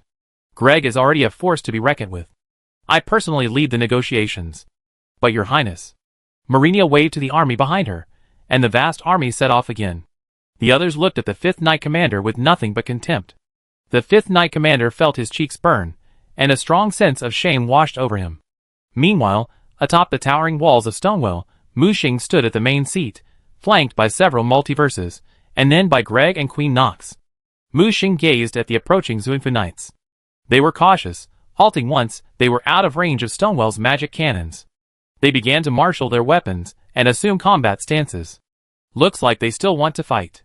Lonnie, what do you think of this defensive battle?" Mu Xing glanced at Lonnie, who had just arrived. She remained as quiet as a puppet, speaking softly. "Marlenia possesses martial prowess comparable to that of my brother, Rutten. She's a natural god, and technically she's my half-sister. She's the product of the union of Marika and Radagon, a forbidden offspring of Marika's own insemination. She was born with a disability, missing an arm. Also, from birth, she has harbored the power of the Crimson Corruption god from beyond the realm. Even the Golden Law proved difficult to suppress that crimson corruption. In the end, it was the pure golden needle crafted by Michaela herself that suppressed the crimson corruption within her. You should be wary not only of the powerful legions she commands, but also of the threat posed by this Valkyrie herself." A ray of light emanated from Mu Xing's fingertips, constantly shifting, sometimes transforming into a pyramid, sometimes into a black hole. He spoke quietly. "What do you think would happen if I suppressed the Valkyrie here?" Lonnie shook her head. "I advise you not to do that. If you truly suppress her, both Michaela, the true mastermind behind her, and the power within her, will likely come after you. At this early dawn of the apocalypse, it's unwise to engage in a stalemate with these forces behind the scenes." Mu Xing nodded in agreement. "You're correct, but I still like to test it." With that, he waved his right hand, and a resounding horn blasted from the city walls. Woo woo woo. This was a warning, but also a declaration of war. The Valkyrie Marinia, wielding a headless blade, rode her warhorse toward the majestic city. "Greg, I command you to open the city gates and welcome my legion into the city for supplies. Tomorrow, join me on the expedition to Galad." The Valkyrie raised her head and commanded in an unquestionable tone. Upon hearing this, Marinia appeared. "Marinia, I am the king of Ninjafirm, not your vassal. You have no right to issue orders to me." Marinia's face grew colder, and a murderous intent emanated from her. Strands of crimson corruption began to spread in all directions. All the eroded land was stained with a corrupted crimson glow. She raised her blade, pointing it directly at Greg on the wall. "Are you planning a rebellion?" "Ha ha ha." Greg laughed. "Marinia, are you loyal to your brother Michaela, or to the Golden Rule? You want me, Stoneale, to open the city gates for you? Then charge in yourself." Marinia's blade trembled. "Greg, if I enter the city this time, it won't be the humiliation of having you trampled under my feet last time, but your head." Greg's body trembled, his emotion surging, as if recalling some unpleasant memories. Just a few years ago, he had been assigned to Stonevale. Marinia, passing by, wanted to enter the city for supplies. Because of his provocation, she launched an attack. Finally, the Zuinfu Knights charged, crushing the city gates and bursting into the city. They pulled him down from his position in the city lord's mansion. The humiliation of having her step on his head, while he drank, still resonated in his memory. Greg's rage boiled over. "Marinia, let's fight. Stop wasting time. If you come within 3 miles of Stonewell today, I rip my head off and let you kick it like a ball." The Valkyrie slowly sheathed her blade. "Greg, remember your ignorance and arrogance. You will pay the price for your words and actions today." She raised her right hand high, and a resounding horn blared from the order of the Zuinfu Knights. The warhorses advanced in unison, and the faint glimpse of outsiders who had joined the Valkyrie ranks could be seen. They, too, were waiting for their chance to shine. Chapter 1274. All the soldiers on the city walls were ready. The long-range crossbows at the border had a range of up to 10 kilometers, with a destructive power comparable to that of missiles. The moment the two sides broke ranks, it signaled the beginning of war. The sound of war drums rang out, and a dense barrage of crossbows flew from the 100-meter-high city walls. At the same time, a dazzling magical glow rose from the city walls, and points of pyroxene magic soared into the air, flying towards the knights charging towards Stonewell. The barricades and trenches erected on the plains for cavalry charges proved useless against the noble knights. Clad in heavy armor and blessed by the power of gold, these knights smashed through the barricades and flattened the trenches. A dome-like barrier rose overhead, and crossbow bolts were either deflected or deflected. Pyroxene magic exploded against the barrier like brilliant fireworks. At the same time, the knights drew their bows, arrows imbued with crimson corruption soaring towards the city walls. "We can't let those arrows get any closer." Jarek waved his hand, and the immense force of the storm gathered in the sky transformed into a swirling wall of storm, blocking the crimson arrows. This was the advantage of the Knights of the Exalted Corruption. The crimson corruption within them was like a plague, a potent weapon of war. Even the slightest contact could cause a continuous blood loss and corruption, or even melt instantly into a pool of flesh. Ordinary magical barriers couldn't stop these arrows, so the mages of Stonewall City cleverly harnessed the power of the storm. Wind is invisible. It's more of a physical force than an elemental force. As soon as the arrows imbued with crimson corruption approached, they were blown away by the storm wall. The crimson corruption also requires a carrier to transmit. A simple natural storm couldn't serve as a carrier. Before the corrupting force could spread, it was blown away, swept high into the sky, and disintegrated into nothingness.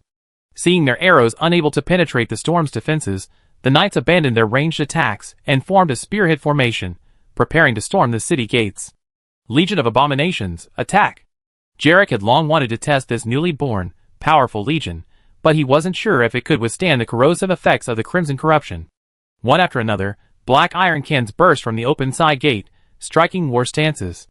Jarek donned golden armor, shouldered the king's axe, and leaped from the city wall, landing at the forefront of this iron legion. His enemy was the Valkyrie Marnia, charging at the forefront. As a former defeated opponent, he had long sought a chance to redeem his shame, and this battle was his chance. With a simultaneous shout, the Valkyrie leaped from her horse, charging at him with lightning speed. Dragging the king's axe, Greg charged forward like a roaring bull. A golden light radiated from his body, his purest golden bloodline once again manifesting itself across the shattered battlefield at the border. Boom! The two sides met and engaged in a fierce blow. The shockwaves of the collision kicked up clouds of dust. The axe and the blade clashed continuously, the slicing energy of the sword, and the axe carving deep furrows in the earth. The two men soared into the sky, tacitly setting the battle in the air. On the battlefield, the Knights of the Noble Corruption and the Legion of Abomination were already engaged. Behind the city walls, the survivors also prepared for battle. Their targets were the Chaos and Void Gods mingling with the Valkyries. Meanwhile, the survivors who had joined the Valkyrie Corps quietly prepared themselves. A campaign of annihilation against the Void Alliance was taking shape. Zhou Liang was in charge, serving as the temporary leader of the squad. He knew full well that during this siege, the Void Gods would not miss an opportunity to take advantage of the situation and make preparations. Report: enemy infiltration detected west of the city. The sentries hidden around Stonewall sent back the latest information. Are they from the Void Alliance? How many are they? Report: I can't see the exact number, but it should be quite a lot. They're releasing a large number of fusion monsters. Zhou Liang narrowed his eyes. Damn it, these Void Gods are playing dirty tricks on me, aren't they? He glanced back at the team behind him. Brothers and sisters, let's strike first. You will gain the Blood Moon Chancellor's omniscience. Let's catch them off guard. Yes! The survivors donned special glasses that allowed them to share Mu Xing's omniscience, allowing them to see through all illusions and pretense. At this moment, the Void Alliance, attempting a disguised surprise attack on the East Gate, was completely exposed. Kill! At Zhou Liang's command, the survivors rushed out of the East Gate, launching a barrage of fire, focusing their attacks on the assembled Void Alliance. The Void Gods, Ancient Gods, and Chaos Primordials were stunned. However, upon discovering this, they did not retreat but instead launched a powerful attack. Come on! Zhou Liang slapped them, intending to seize the opportunity to smite them all. However, before the massive palm landed, a blinding light rose, and a full moon appeared in the sky, blocking his attack. Under the moonlight, a strange-looking ancient god slowly descended from the moon, its myriad tentacles each emitting a hazy glow. Time and space intertwined, and a ring of control coalesced behind him. Moon God, it's been so long since we last met. Zhou Liang gritted his teeth, the newcomer clearly a sworn enemy. The human traitor who once fawned at the feet of chaos has now become a hero on the survival front. A voice of contempt and disdain echoed in the moonlight. Moon God, let us settle our grudge today. Zhou Liang, unwilling to waste time with the ancient god, launched his attack. On the city wall, Mu Xing also noticed the ancient god descending to the east, the moon god. He had seen this creature's clone before in the Blood Origin world. Back then, chaos was at its peak, yet this moon god dared to stir up trouble in chaos territory. Now, meeting him again, in his true form, his power seemed even greater. Be careful of that guy, he might have another trump card. Mu Xing specifically warned Zhou Liang. A trump card? Zhou Liang, upon hearing the warning, immediately withheld his contempt. As expected, the moon god's chest suddenly split open, and a dazzling, eerie light suddenly lashed out at him. That eerie light was more like some kind of materialized, living being. With his omniscient vision, Zhou Liang instantly saw through the object's true nature. Hidden within the light was an object of extreme darkness, resembling a giant earthworm covered in sharp teeth. Dark Moon Parasite. A special parasite that inhabits the Dark Moon's body, capable of infesting all creatures and controlling their minds. This creature is extremely dangerous, possessing the power of the Dark Moon. The moment he saw the analysis, Zhou Liang retreated swiftly. Fortunately, he had been prepared, releasing his own bone hand. The once rotten bone hand had been completely refined, now pure as jade, and it grasped the bright white light. A searing flame suddenly erupted from the palm of the bone hand. The flame was a dark red, the light of embers. Yes, this flame indeed came from Yunqian. Before entering the border area, he had distributed a trace of the ember's power to each of the multiple dimensions for self-defense. Now it was perfectly put to use. The embers burned, instantly causing the Dark Moon Parasite, hidden in the moonlight, to scream and reveal its true form. Chapter 1275. You bastard, how dare you plot against me? Zhou Liang snorted coldly, clenching his right hand, and simultaneously clenching his old bone hand, crushing the parasite. The moon god's expression was grim. You actually saw through Dark Moon's disguise. Zhou Liang snorted coldly. I knew you ancient gods had bad intentions. You actually defected to the outer gods of the borderland. The moon god snorted coldly. Human, since you discovered my secret, you must die today. From behind him suddenly erupted countless threads of moonlight, attempting to pull Zhou Liang into his moon world. At the same time, a terrifying black moon appeared behind him. The terrifying black moon had a bloody maw, from which burst a dense swarm of Dark Moon parasites. What the hell?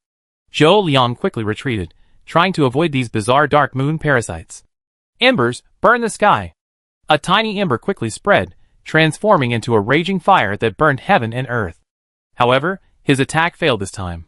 The Dark Moon parasites opened their ferocious maws and devoured the embers completely. How is this possible? Zhou Liang was utterly shocked. These parasites could even devour embers.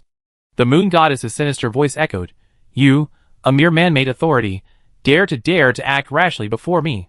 Today, I will use you to test the power of these Dark Moon parasites.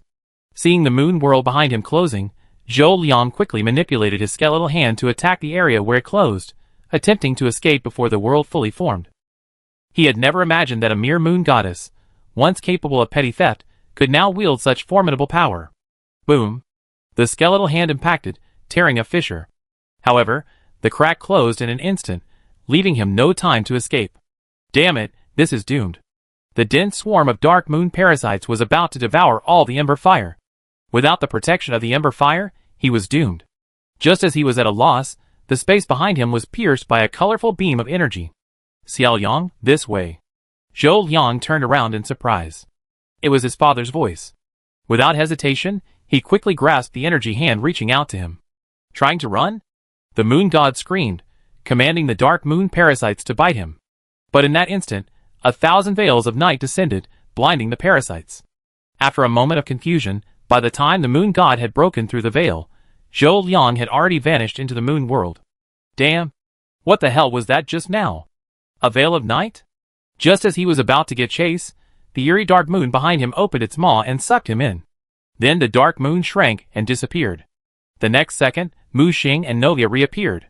He scanned the surroundings rapidly with his all-seeing eyes. You're running so fast! Beside him, Novia looked grave. I sense the presence of the dark moon. Dark moon? Is it the moon worshipped by the Kalia royal family? Novia nodded. The dark moon and the full moon are two sides of the same coin. The full moon represents light, while the dark moon represents darkness. In the Golden Tree Age, the full moon was responsible for illuminating the nights of the borderland. Although it was a moon, It was also a symbol of light, otherwise, the Supreme Will would not permit its existence. However, this dark moon is extremely mysterious. Most people are unaware of its dark side. The dark moon is mysterious and treacherous, and no one knows its true identity. Mu Xing looked in the direction where the moon god had just disappeared. So this was just a test? A veil of darkness emerged from Novia's hand, reflecting the dark moon's image. Mu Xing narrowed his eyes, staring at the terrifying dark moon. He actually felt threatened by a projection. The Supreme Will scattered the golden blessing across the border. This is an open conspiracy. Those hidden forces will probably emerge one after another, Novia said. Mu Xing was puzzled. What exactly are these guys coveting? Are they all trying to seize control of the border? Novia shook her head this time. I'm sorry, I don't know. Their existence is older than the border, and they existed countless years before I arrived here. I don't know their plans. Mu Xing couldn't figure it out, so he gave up. After all, he had prevented the Void Alliance from invading from the East Gate. Turning her head towards the main battlefield, the battle between the Valkyrie and Grek had reached a fever pitch. Now, Grek looked more like a true golden god of war. A blaze of light soared, nearly illuminating the entire sky. A crescent-shaped rune appeared behind her, and wherever the light shone, all the Abomination soldiers received a massive bonus. Grek's great rune provided a boost to all stats. Thus, these Abomination soldiers transformed into human tanks, charging into the cavalry formation and unexpectedly blocking the charge. The Valkyrie grew increasingly alarmed as the battle progressed. When had Grek, whom she had once despised, become so powerful? Grek, once so powerful that she could crush him with one foot, now covered in strange arms, looked old and frail, like a lowly slave. Now, Greg was in his prime, with flowing golden hair, a handsome face, and perfect golden blood. The strange grafts on his body had vanished. It was as if the once-renowned golden god of war, Godwin, had reappeared in the world. For a long time, Godwin's radiant light had overshadowed other geniuses, including Marinia. Now, at this moment, she seemed to see once again the invincible golden god of war returning to the borderland. The golden tree continuously showered Greg with the inexhaustible power of the golden law. If she didn't use the scarlet corruption, it would be difficult to truly defeat him. After a moment's hesitation, Marinia retreated several dozen steps, sword drawn across her shoulders, a gesture of truce. What? You're not going to fight anymore? Greg paused. Underneath Marinia's golden-winged helmet, a flicker of resentment shone in her eyes. Greg wasn't her primary target, and she didn't want to expend too much energy here. In just half an hour, thousands of soldiers from both sides had fallen on the battlefield. These knights were elite warriors, not cannon fodder sent to die.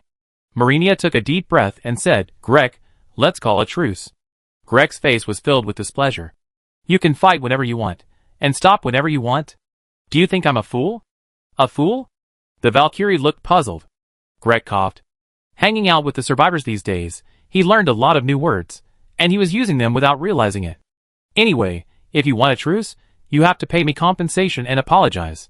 Marinia's face was furious. Do you really want to fight me to the death? Fight to the death, I'm not afraid of you. Do you believe I can prevent your legion from even setting foot outside of ninja form? Greg responded bluntly. Do you really think I wouldn't dare kill you? Marinia threatened. Come if you dare. This is my home turf, and I await your capture. Jarek raised his golden battle axe once again, drawing in even more of the power of the golden law. With one blow, the space shattered, and a dazzling golden tree totem illuminated within the shattered space. Marinia frantically raised her blade to block, retreating several steps. She was actually knocked back. Chapter 1276. Grek, seeing the advantage, retreated quickly back into the city. Under the dual protection of the magical barrier and the storm wall, Stoneville's defenses were impenetrable. The tens of thousands of abominations suffered only a few hundred casualties, a complete victory compared to the thousands lost by the Reverend Corruption Knights. Marinia hadn't expected this fellow to flee so quickly. When she returned to the cavalry, she discovered a shocking fact. Her own legion had suffered such heavy losses. It seemed that they had forced Grek back into the city, but the bloody casualties brought bloodshot eyes. Your Highness the Valkyrie, let us rally our forces once more, deploy the Crimson Battle Formation, and break through Stoneville's defenses. Finley, one of the knight commanders, growled in frustration. Marinia raised her right hand, gazing at the 100-meter-high wall ahead. No, we can't lose our strength here. Cavalry isn't good at sieges. If Greg doesn't retreat, we have a hard time breaking through the city.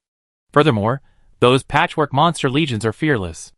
Continuing the attack will only waste our soldiers. Marinia took a deep breath, feeling a sense of frustration, like staring at a quilled porcupine, unable to bite. When had she ever been pushed to this point? By the way, what about those outsiders? How is their plan going? The knight commander beside her whispered, Your Highness, they failed. Rumor has it that there are true masters in the city. What? Marinia's eyes shifted. She had seen the strength of these outsiders before. Even without the Great Rune's blessing, those who claimed to be ancient gods and void gods still possessed a fighting power comparable to hers. I never expected such a powerful group of outsiders would fail in their surprise attack. Damn it! We retreat first. We can't resupply in this city, so we have to resupply along the way. The other knight commanders were shocked upon hearing this. They naturally knew what resupply along the way meant. Marinia, with a grim expression, mounted her warhorse and turned away. We bypass Galad? Meanwhile, atop the city wall, Greg gazed triumphantly at the Valkyrie and her Zuinfu knights, who had returned in disappointment. Sensing Mu Xing approaching, he quickly switched to his lackey persona. My lord, we only lost 100 abominations in this battle, yet we stopped the Valkyrie's attack. Should we pursue them now? Mu Xing gazed at the gradually darkening sky, the eternal starlight of the night sky beginning to emerge. No need. We've proven our strength, and we're qualified to dominate the world. Greg looked at Mu Xing in confusion.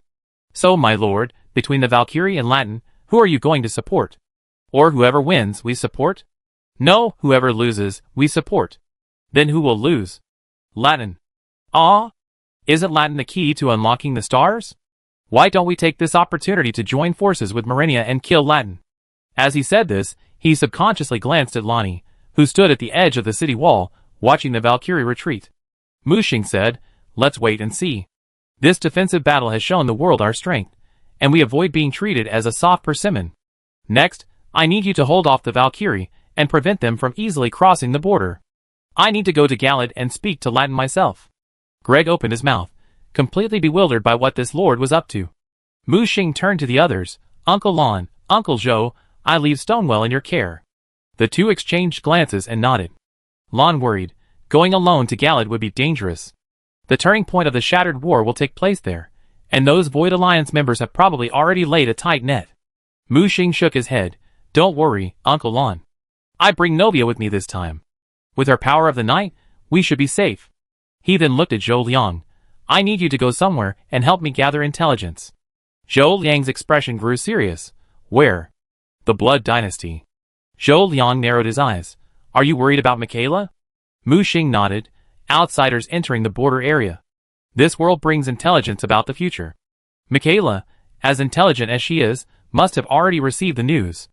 Even so, he's sending the Valkyries to Galad at this very moment to search for his appointed king. He must have other plans. He handed him the meteorite imbued with hidden powers. As for help, I have Baihuan assist you. He's been infiltrating for quite some time. You enter the Blood Dynasty together. Remember, safety first. Zhou Liang accepted the meteorite and clasped his fists in greeting. Don't worry, I promise to complete the mission. With that, he vanished into the sky. Mu Xing approached Lonnie. Want to go? Her eyes were distant, a hint of sadness in them. Is it really impossible to change this? Mu Xing said, the fate of the borderland is such that no one can alter it. Since the borderland is governed by the golden law, your birth, and even your death are part of a conspiracy.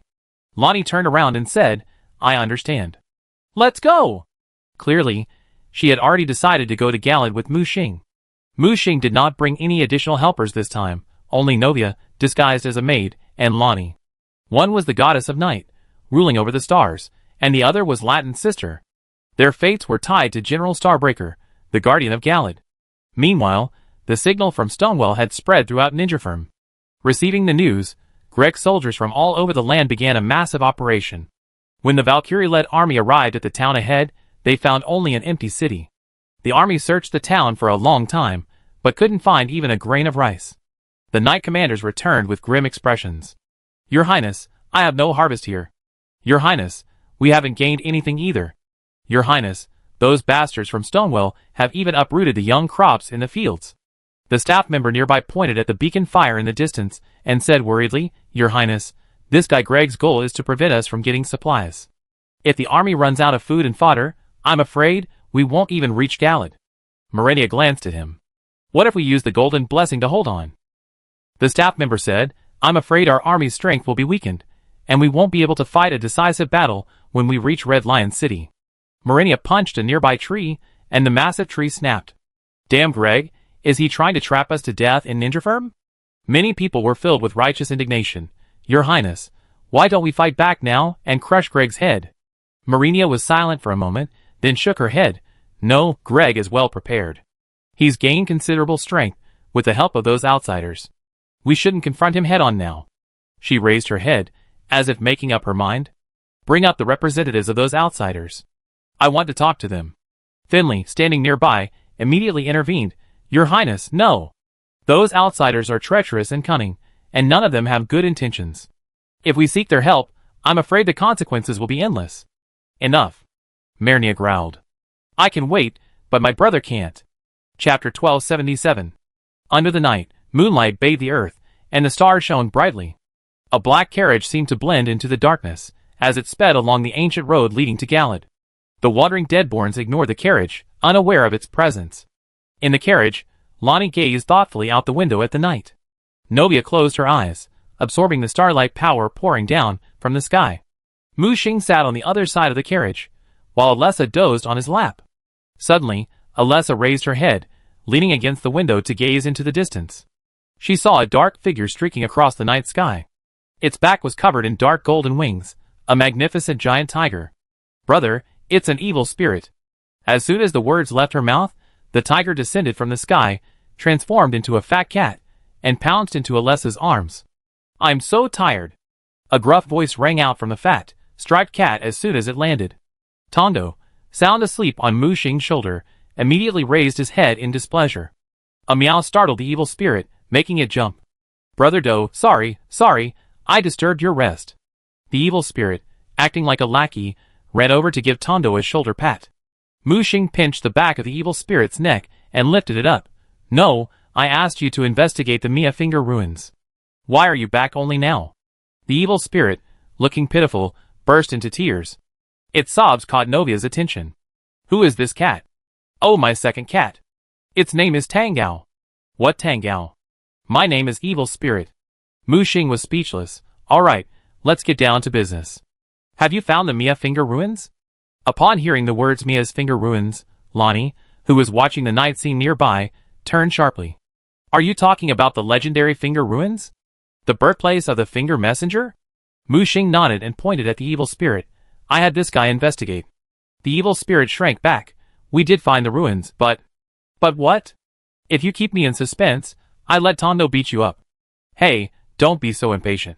Let me tell you slowly. The striped fat cat found a comfortable position and lay down. This all started a few days ago. That's enough. Let's get to the point. How is Finger Mother doing now? The evil spirit's face was serious. Finger Mother is gone. What? Mu Xing exclaimed. Are you sure? Or are you just talking nonsense? The evil spirit pointed its claws at itself. Don't you know my personality? How could I possibly be talking nonsense? I finally managed to infiltrate the Shadowlands and find the Mia Finger ruins. I thought the Mother of Finger would ambush me there, but I searched for a long time, even turning up the ground 3 inches, and still couldn't find the Mother of Finger. Mu Xing frowned. How is that possible? How could the Mother of Finger leave the Mia Finger ruins? Was she taken away? He looked at the evil spirit. The evil spirit shook its head.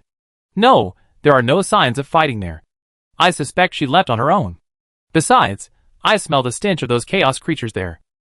Mu Xing placed a hand on its head. Aren't you chaos? The evil spirit pushed Mu Xing's hand away. I'm a sweet, soft little kitten now. That group of chaos isn't normal chaos. They exude a thick, deadly aura. Like? It poked its head out, its paw pointing at the Deathborn wandering the roadside. Look, it smells just like them. Mu Xing looked at the mindless Deathborn, wandering aimlessly along the ancient road, knocking down many of them along the way. You're saying that group of chaos carries the aura of the Deathborn? The evil spirit nodded. Yes, I feel like these chaos won't give up, and are up to something else. Only chaos? You don't sense the aura of the ancient gods and the void gods? No, only chaos. It's disgusting. I don't know what's wrong with these chaos, transforming themselves into that. As it spoke, Alessa pulled it into her arms, kissing and rubbing it. Have you tracked the Mother of Finger? Mushing asked. The evil spirit pointed ahead and said, I've been tracking you all the way here. Who could have imagined meeting you here, young master? It lay in Alessa's arms, unwilling to move, seemingly exhausted. Mushing looked in the direction the evil spirit pointed. It was Galad, where they were heading. He turned to Novia and asked, How much do you know about Galad? Novia leaned against the car window and said, Galad is the birthplace of the ancient dragons. In ancient times, Dragon King Platon Sanks emerged from Galad and ruled over much of the Junction, becoming its first king. Grandmother Dragon Guir and a group of ancient dragons still reside here, ruling Galad. After the Ash War began, the ancient dragon's rule was overthrown, and the dragon race's power gradually waned. Dragon King Platon Sanks sealed himself in a rift in time and space, and the last of the ancient dragons gradually disappeared. Galad has been a dangerous place since ancient times. Due to its unique geology, it is prone to meteorite strikes. These falling meteorites once brought suffering and disaster to the people of Galad. Long ago, a scarlet meteorite landed. This mysterious meteorite, which created the Ionian swamps, exuded a scarlet substance, and a being called the Scarlet Goddess was born here. Also, various followers of the Scarlet Corruption were born. They fervently worshipped the Scarlet Goddess, and fought a fierce battle with the fallen star beast that descended upon Galad via a meteorite. Ultimately, these followers of the Scarlet Corruption won the war, and for a time, the Scarlet Corruption controlled all of Galad. Scarlet Goddess? Is she the mysterious goddess who brought the Scarlet Corruption? Novia nodded. In ancient times, I once communicated with the Scarlet Goddess, but her state was strange and her mind was unclear. Her state was incomplete. She must be the incarnation of the power of the outer gods, who descended from beyond the realm. However, the boundary at that time was already governed by the rules of the Supreme Will, so she was suppressed upon her arrival. Later, the Scarlet Goddess was defeated by a blind swordsman, who wielded the flowing water sword technique and sealed in the corrupted lake downstream of the Ansel River. The evil spirit nearby glared and purred, What are you bragging about? How can a mortal defeat the incarnation of the power of the outer gods? Novia explained, The mysterious blind swordsman's power probably doesn't belong to him alone, but rather comes from the power of the moon, as believed by the Nox people. Moon? Mushing frowned. He had just witnessed the Dark Moon invasion, and now he was surprised to hear about the moon again. Could it be that you sealed the Crimson Corruption? But why would she do that? Novia shook her head. I'm sorry, I don't know. Due to the existence of those mysterious outer gods, the situation in the borderland is more complicated than you might imagine. The Supreme Will isn't the only one in power. In the lightless starry sky, these mysterious outer gods are equally powerful. While their influence isn't as direct as the Supreme Will's, it's equally deadly. Novia let out a breath. In short, after the Goddess of Corruption was defeated, Galad returned to his former state. But without the Crimson Goddess's suppression, the catastrophe caused by the meteorite fall intensified. Until that man's arrival. Chapter 1278. Mushing knew the man Novia was referring to. He was none other than General Rutten, the current ruler of Galad. Novia continued, After the Ash War, the royal city initially established its position as the legitimate ruler of the borderlands. It began commanding its armies to launch expeditions across the borderlands. Especially after annexing the Kalia royal family through marriage, the royal city's power reached its peak. Soon after, Rutten, the son of Radagon and the Full Moon Queen, rose to prominence. He was a gifted warrior, possessing exceptional martial skills and strength. In his youth, he learned gravity magic in the town of Celia in Galad. He was hailed as the most outstanding successor to the Kalia royal family. To weaken the power of the Kalia royal family, the royal city dispatched Rutten to distant Galad to garrison. When a massive meteorite fell. When the meteorite fell on the shores of Galad, to prevent the catastrophe, he single-handedly shattered the falling star, slew the beast that fell, and sealed the stars with himself, preventing the stars from moving. From then on, he earned the title of General Starbreaker, and has since guarded this ancient land. Novia sighed, Galad has never been a safe place. Now it seems that both the falling meteorite and the sealing of the stars are merely the schemes of certain forces behind the scenes. Although Latarn is powerful, he is ultimately just a pawn. Now that more people are targeting him, I'm afraid that Galad will be devastated, and countless people will suffer. At this moment, only silence and stillness remained in the carriage. Only Alessa happily played with the cats, one in each hand, and the changes in the outside world had nothing to do with her. At that moment, the carriage chugs along, entering a world completely different from Ninjafirm. Galad is also known as Red Earth Galad. Some say the blood of an ancient dragon dyed the land red, while others say the power of the goddess of corruption is rooted deep within the soil. In short, the earth here is a deep, dark crimson. The sky is perpetually shrouded in a blood-red glow. Do you sense it? Novia suddenly asks. Mu Xing nods solemnly. This place seems to be beyond the reach of the golden law. Novia says, it's not that it's beyond the reach of the golden law, but rather that the existence of the scarlet law of corruption has greatly weakened its influence. Does the scarlet law of corruption really exist? Mu Xing looks at Novia. Novia nodded. The scarlet law of corruption is arguably the most profound law in the borderland besides the golden law. Its power is both overbearing and dangerous. The sealed scarlet goddess implanted her power into the Valkyrie Maelnia, and this power will be born with Maelnia. It is said that when Maelnia blooms the scarlet flower of corruption 3 times, it marks the day the scarlet goddess returns. Perhaps the scarlet law will one day become the sole law replacing the golden law? Mu Xing smiled. As the goddess of night, wouldn't saying this only encourage others and diminish your own prestige? As soon as these words were spoken, Lonnie, who had been sitting silently by the window, suddenly turned around. She stared blankly at Novia, who looked like a young maid. You are the goddess of night? The faith of the night sky? Before she could finish her next sentence, a strong sense of drowsiness overtook her. Sleep, child. Novia waved her right hand, and darkness enveloped Lonnie, sending her into a deep slumber. What are you doing? Mu Xing was puzzled. Blood Moon, she's half my chosen heir, but she can't know the truth just yet. Do you understand me? Mu Xing was stunned. Why half? Because half of her faith comes from Moon. Mu Xing turned to look at the sleeping Lonnie. She seemed to have never slept so soundly, even her aura had become calm. Moon again? That guy. Novia sighed. Let it be. I'm not worthy of faith yet. Only when I regain the power of the night will I be qualified to continue participating in this battle. The creaking sound of ruts continued along the winding ancient road, deep into the depths of Galad. Meanwhile, in Red Lion City, Latin patrolled the city defenses as usual. This season is a time of turmoil. Although he sealed the stars long ago, preventing meteorites from falling, the spread of the death root has led to a surge in the number of various deadborns in recent years. In the ancient land of Galad, in particular, the corpses of various monsters transform into deadborns daily, attacking major cities. These deadborns are simply impossible to kill. Even if you kill them all tonight, they will resurrect tomorrow. Thus, every night here requires careful defense. If a large number of deadborns are detected, they must be attacked and crushed immediately. As Latin walked past the city walls, the guards were all in high spirits, beating their chests in salute. To them, Latin was the patron saint of Galad. Even the people here worshipped Latin's statue daily, not Malika's. Although Latin disliked this kind of personality cult, it couldn't stop the people from venerating him. Stand guard. The night shift will be here soon, Latin shouted. Yes. The soldiers' voices rang out from all around.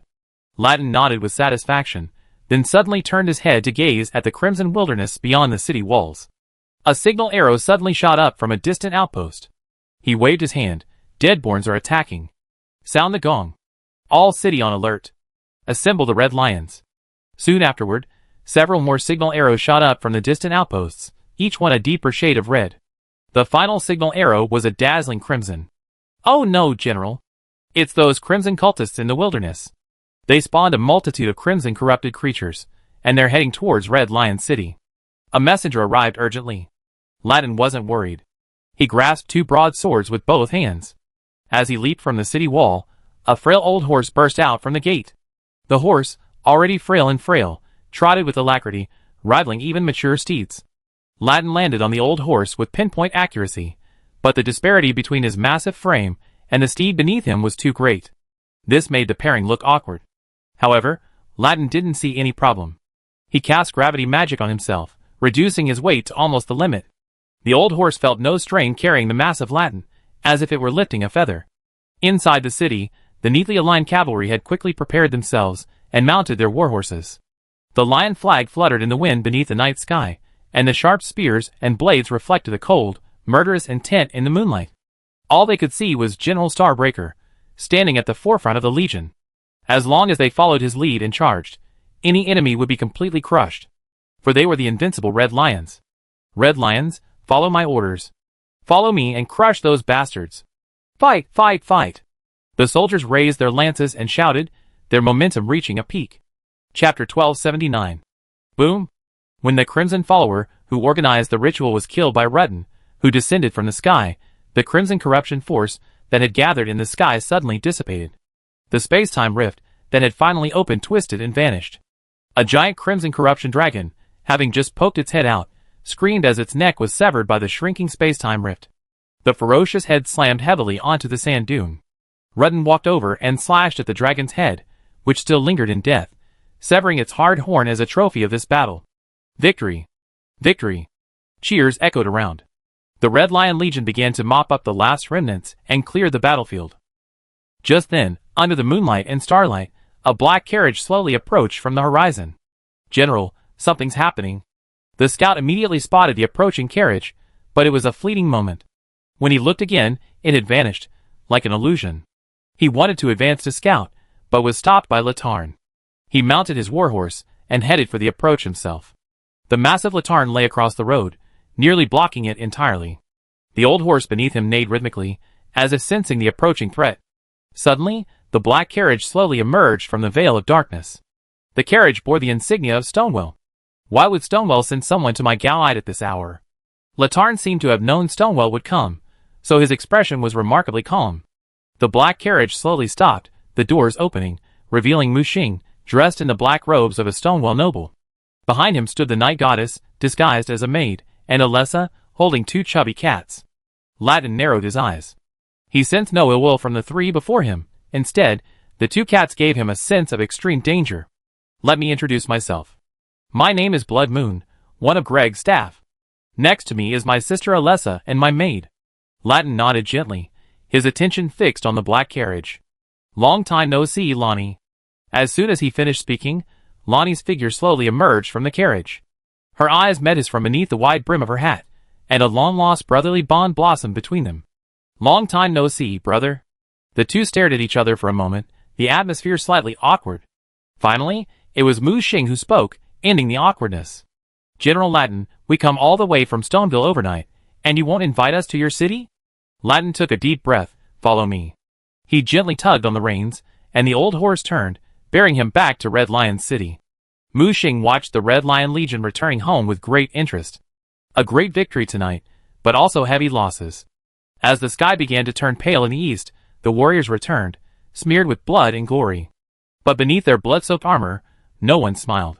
They silently carried the bodies of their comrades, their ranks neat, yet their sorrow could not be concealed. "Brother, did they fight?" Alessa raised her curious little face. Muxing rubbed her little head. The evil spirit, always prone to swearing, was silent for a rare moment, quietly observing the returning army. Among them, the elderly, the weak, and the sick comprised a full third, and many were missing limbs or arms. But they still gripped their steel swords tightly, their expression stern. Finally, the morning sun shone upon the walls of Red Lion City. The city wasn't tall, at least not as tall as any of the other major military fortresses in the inland borderlands. Yet the walls were pristine as new. For everyone knew the Red Lions never engaged in defensive battles, always attacking proactively, thus sparing no damage to the walls. When the carriage followed General Shattered Star into the city, the scene was nothing like the glitz and glamour they had imagined. There were no cheers or flowers, only processions waiting to receive the wounded and the deceased. They seemed accustomed to this scene. When they saw Latin, they made gestures to pay their respects, but he held them back with gravity magic. "Everyone, prepare to welcome our heroes." Only then did the city, awakened since the middle of the night, begin to stir. As the Red Lions began to enter, the people lined the streets in a warm welcome. In the carriage, Muxing looked at Lonnie, who stared blankly at the people around her. "Your relationship with your eldest brother seems a bit complicated." Ronnie didn't hide it. "My brother is a natural-born hero. Since childhood, his greatest idol has been the unfaithful Radagon, and he's proud of his inherited red hair. He believes in the Golden Tree and the Golden Law, and has great love in his heart. He believes his power can protect all living things on this land. But I'm different. I hate Radagon and the false Golden Age he created. After my mother went mad, my relationship with my brothers gradually drifted apart. Before today, I hadn't seen my eldest brother in a long time." She stared out the window. "I always thought my brother, who guarded Galed, had achieved his wish and become the hero he envisioned. But now it seems..." A deep sigh echoed from the carriage. Sunlight finally broke through the crimson sky, illuminating the landscape. Atop the walls of Red Lion City, Latin stood like a monument, guiding the incoming legions. Inspecting his troops, as they passed through the city gates, everyone looked up, solemnly gazing at General Shatterstar on the gate. Then, the blood-stained list of the dead was delivered to Latin. Latin scanned it quickly, memorizing each name. Then he signed and stamped it. All bodies shall be buried deep within the cemetery. Let the barrier master strengthen the cemetery barrier, allowing the deceased to rest in peace. Yes! Deep burial and sealing is Red Lion City's most effective method for disposing of the bodies of those killed in battle. Otherwise, the next day, these fallen would resurrect as deadborns. Former comrades would become vicious enemies. To prevent this from happening, Latin had no choice but to bury them 100 meters underground, suppressing them with meteorites. When all the soldiers returned to the city, Lonnie appeared behind Latin. "Brother, is this the path of heroism you desire?" she asked.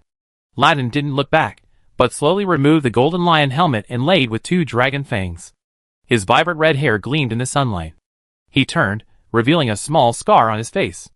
The scar, however, added a touch of masculinity to his appearance. "Yes, this doesn't seem quite like the hero I imagined." He opened his arms. Lonnie could no longer suppress her emotions, and threw herself into his arms. But puppets can't cry, let alone tears. Latin stroked her hair, a touch of sadness on his face. How could a once happy family end up like this? Lonnie looked up. "Brother, I won't let this go on at the border any longer. I will change everything." She looked at Latin with a determined expression. Next to her, Mu Xing seized the opportunity. "General Latin, I think we need to have a serious talk. Because Marnia is coming." Chapter 1280. The general's mansion was not magnificent, and even seemed rather shabby. Latin personally received them. The general's mansion was deserted, devoid of even servants, save for a few personal guards. He rarely returned home on weekdays, so the damage to the general's mansion remained largely unrepaired. It was only after Mu Xing and the others arrived that Lonnie began to diligently and meticulously help her careless brother repair everything. Mu Xing sat upright in a chair, sipping from his cup of hot tea. Tea was rare in Galad. These were supplies brought here from the royal city. However, since the Everqueen Marika shattered the ring and the Shattering War began, no more supplies had been sent from the royal city. Galad had to rely on the Red Lions for everything. Latin brought in a large pot filled with chunks of brave meat. This was a Galad specialty, considered the finest food in this desolate land, reserved only for the truly brave. Inside the pot was a dragon heart, cooked in a crude manner. Galad is the home of dragons, home to a vast variety of species. The hearts of these small flying dragons are considered the supreme delicacy of the borderlands. After a night of travel, everyone's tired, right? "Let's have some breakfast first," Latarn said with a smile. Lonnie glanced at the food in the pot with some disdain. "Such a greasy meal so early in the morning?" Lonnie reached out his large hand and rubbed his sister's head lovingly. "This is the best thing in Galad. I'd be reluctant to give it to others." Lonnie said nothing, silently opening the cabinet next to her. Inside was a pile of black bread, dry as a rock. But even this kind of food was extremely rare in the homes of ordinary people in Galad. Galad's resources were truly meager. The polluted land made it difficult to grow enough food for everyone. As the number of deadborns increased, the wilderness became less safe, further constricting their living environment. Latin said nothing, closing the cabinet door. He scooped up a large piece of brave meat and handed it to Mu Xing. "Thank you." Evil Spirit and Sugar Bean had been ravenously craving it, staring eagerly at the huge pot. Mu Xing didn't forget to call Maria out to share in this delicious meal. "In exchange, this food is a small token of our appreciation." Mu Xing waved his right hand, and a mountain of wheat appeared in the yard outside. This amount of food would be enough to feed the entire Red Lion City for half a year. If they were frugal, it could easily last a year. "Thank you." Latin was not good with words, but simply expressed his gratitude. Mu Xing said, "We're here for 2 reasons. First, to help you resist the Valkyrie Marinia's attack. Second, an alliance." Latin narrowed his eyes. "Do you think I can't defend Galad?" Mu Xing shook his head. "I suppose you know who we are, outsiders?" Latin nodded. "I hear you're from beyond the borders, each one of you incredibly powerful, some even rivaling the kings of the borderlands. However, your arrival has brought much disaster to the borderlands, so I don't think we become allies. In just the past few days, more than one wave of these men have arrived, some even attempting to threaten the safety of Red Lion City." Mu Xing, still smiling, cut up some meat for Alessa and the others. "Oh, how did you do it?" Latin snorted. "Of course, we break their necks and chop them into pieces." Mu Xing shook his head. Then you should know we're not on the same side as those guys. Latin nodded. I understand that. Those monsters call themselves the Void Alliance, right? Yes, they're a group that roams the void with impunity. They're dangerous and tyrannical, destroying countless worlds, and believing all life should bow to their tyrannical rule. Mu Xing pointed at himself. We're from the Survival Line, a resistance alliance formed by various persecuted races. We just recently defeated the Chaos Clan, one of the 3 Void Clan members. We finally gained some advantage, but they quickly returned. Just then, a door appeared on the battlefield, and crimson corruption seeped out, drawing both of us into this world. Latin listened quietly. He could tell Mu Xing wasn't lying. So you're saying someone led you to this world? Mu Xing nodded. Indeed. While I don't know the purpose behind this, I'm sure they have ulterior motives. If our survival line wants to succeed, we must acquire even greater strength. But in the border region, we're not sure of victory. The forces here are more complex, with powerful individuals lurking everywhere, and the dangerous forces behind them are even more precarious. So, I chose Greg, the weakest in the border region, as my partner. Not long ago, at the Silver City Conference, the Supreme will delegated power, and the border region officially entered the era of kingship. This is a major trend, but one that's being manipulated. Mu Xing stared intently at Latin, his gaze piercing. General Latin, do you know what the future holds for Gaylide? Latin frowned. I heard from the Void Gods that Gaylide will be destroyed in my war with Marnia. She unleashed the power of corruption, and the flowers of corruption blossomed, turning all of Gaylide into a living hell. He shook his head. I don't believe such a thing will happen. I know the Valkyrie. Although she's vain and proud, she wouldn't unleash the crimson corruption and kill millions in a rage just because she suffered a defeat. Mu Xing's face was serious. What if she's being manipulated against her will? Latin turned his head. What do you mean? Do you know the purpose of the Valkyrie's expedition to Gaylide? Mu Xing asked. Isn't it all about reclaiming all of Gaylid? She calls herself the Blade, and she wants to quell the rebellion in the borderlands with force. Mu Xing pointed a finger at Latin. No, she has only one target. You. What? Latin finally looked bewildered. Me? What does she want from me? Is she attracted to me? Wanting my body? While I'm certainly quite handsome, I wouldn't say. Latin's sister, Lonnie, poked Latin speechlessly. Brother, I didn't expect you to be so narcissistic. Latin smiled awkwardly, looking like a kind and amiable older brother. Mu Xing shook his head. No, it's not her who's attracted to you. It's her brother who's attracted to you and wants you to be his king. What? Latin was completely stunned, his eyes wide open. You're kidding, right? What do you think, General? Latin looked at his sister. Lonnie smiled and nodded at him. Latin's face fell. No, he's a man, and he wants me to be his king. This general's sexual orientation is perfectly normal, okay? Mu Xing drummed his fingers on the table. After becoming a god, one can be either male or female. Isn't that what your father did? Latin opened his mouth, speechless. Chapter 1281. No, absolutely not. I'm a man, the guardian general of Gaylid. How could I possibly be a man to a little girl? Latin stood up, sternly rejecting the possibility. Wait, you said the Valkyrie came here to take me back? On what grounds? On what grounds? Mu Xing asked. Because you kidnapped Michaela? Is that enough? I didn't. Latin was agitated. Yes, but Marenia thinks you kidnapped her brother. Do you think she'd fight you to the death? How is that possible? Is Marenia a fool? Mu Xing drummed his fingers on the table. What if she has evidence? Evidence? Mu Xing pointed at the badge Latin wore on his chest. Latin ripped off the badge. He had received it during the award ceremony in the royal city. Realizing something, he crushed it, and strands of golden blood oozed from it. Is this Michaela's holy blood? How is that even possible? Is he plotting against me? Mu Xing asked. Let me ask you, who put the badge on you during the investiture ceremony? Latin gritted his teeth. Michaela. I just thought of him as a child who hadn't grown up, but why did he? At this moment, Lonnie stood up next to him. Everyone believes Michaela possesses unparalleled affability and noble character. This quality is comparable to that of the Golden Godwin of yesteryear. But few people know that Michaela's endearing personality isn't truly due to his personal charm, but rather to his naturally alluring nature. What? Latin was surprised again. Mu Xing continued, this physical condition makes those who approach him feel close to him, like him, even obsessed with him. It's a terrifyingly powerful control ability. Not long ago, the void god attacked the golden tree, the royal city was in turmoil, and Michaela disappeared at that time. Marlene has conducted extensive investigations, and has zeroed in on Galad, or rather you. Now she believes you kidnapped her brother Michaela. Think about it. If she loses on the battlefield, her emotions spiral out of control, and if the golden needle sealing the crimson corruption within her body malfunction, what will happen next? Latin slammed the table and paced back and forth in the living room. No, we must not let this happen.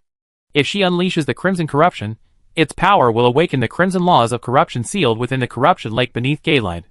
Then, all of Galad will be reduced to a living hell. He suddenly stopped. If I avoid the fight, can I escape? Mu Xing shook her head. I told you, Michaela's target is you, and she will not stop until she achieves her goal.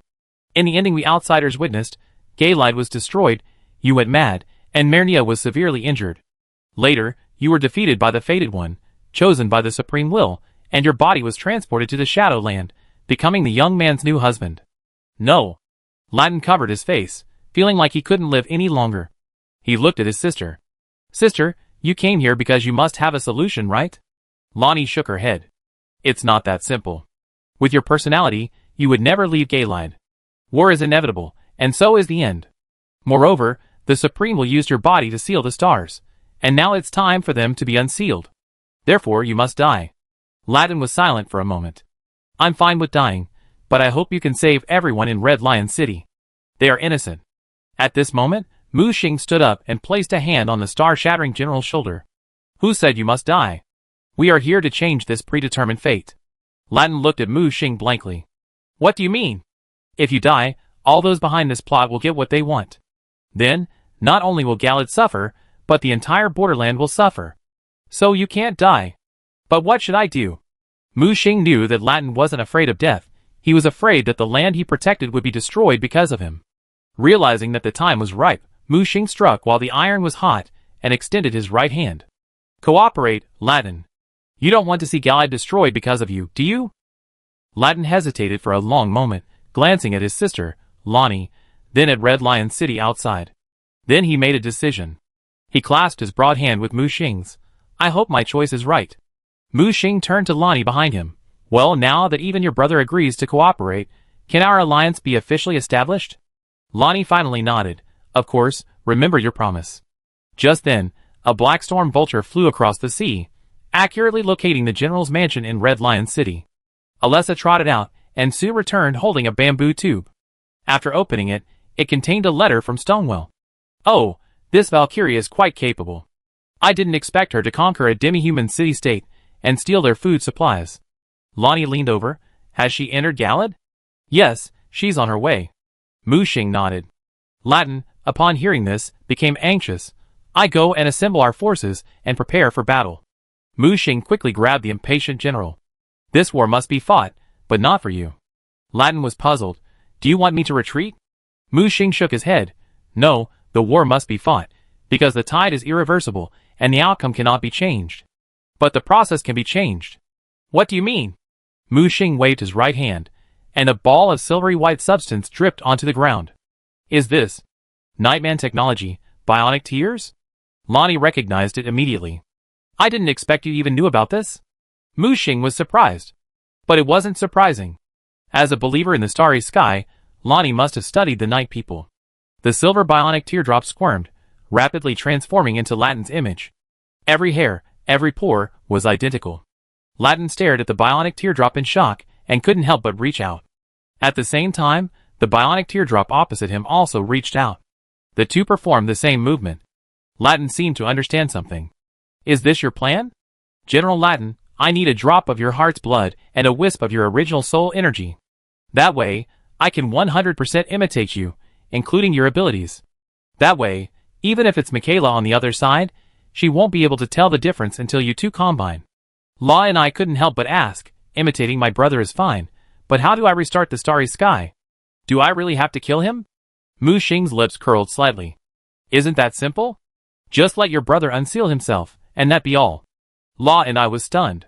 She felt like she had reached a dead end. Yes, my brother wasn't crazy yet. There was no need to kill him. I just had to unseal him. Mu Xing looked at Latin. Galad's destruction, or the threat of a few meteorites falling from the sky? Which do you choose? Latin placed a hand on his chest. Of course the latter. Mu Xing nodded with satisfaction. Then, the moment the bionic teardrop is killed, you will unlock the seal of the starry sky. He turned to the bionic teardrop. From today on, I name you number 3. Chapter 1282. As the blazing sun swept across the sky, the vast red lion city rose from the ground, absorbed into Mu Xing's physical realm. To allay Latin's worries, he acted directly, carrying off the entire city, 1,000,000 citizens, and hundreds of thousands of red lion soldiers. Latin stared at this miraculous act, his gaze towards Mu Xing completely changing. Can you really deceive Marinia by taking Red Lion City? Latin expressed doubt. Of course not, but I can replicate a city. Replicate? The others looked puzzled. The bionic teardrop can only split a limited number of times, and the more it splits, the more dispersed its power becomes. Novia, standing beside him, warned. Don't worry, I know. I won't use the bionic teardrop. I'm just replicating a mere city, I don't need it yet. Mu Xing pointed with his right hand, and the dream appeared in midair. It transformed into a giant white sphere. Huan Ming was now a chaos child at the half-step multiverse level. Because of the fusion of various other powers, his replication ability had been greatly enhanced. Gray spores drifted like mist, taking root and sprouting upon landing. Amidst the astonishment of the crowd, a red lion city, constructed from mycelium, was perfectly replicated. Not only were the buildings replicated, but also the Red Lion Legion and the citizens of Lion City. At first, these white replicas looked fake, but as time passed, they became more and more real. Destiny. Mu Xing waved his hand, adding threads of destiny to the replicas. Time, accelerate. The ancient god Ram appeared above the city, pulling the timeline and accelerating it. Under the sway of time, these replicas quickly became identical to their originals. They could move independently, talk and laugh, and fight. They even considered themselves to be truly human. When Latin returned to the city, he was filled with wonder. Everyone here knew him. He, in turn, knew everyone. In a daze, he didn't even notice anything was wrong. But soon, he noticed something. These people lacked the tacit understanding he developed from years of battle with him. Despite their perfectly lifelike imitations, there was still a sense of awkwardness. How do you feel? Mu Xing asked, landing. Latin nodded. Although I can't compare to the real thing, I can use them for wartime consumption. Marinia will never notice. He looked up at the veil of night that enveloped the sky. As the new Red Lion City was completed, it slowly began to dissipate. Mu Xing planned every move with extreme caution, leaving no room for hidden dangers. He wasn't sure if the Supreme Will would be watching, so he had Novia cover the copying process. What do you need me to do next? Rutten asked. No, just sit back and watch.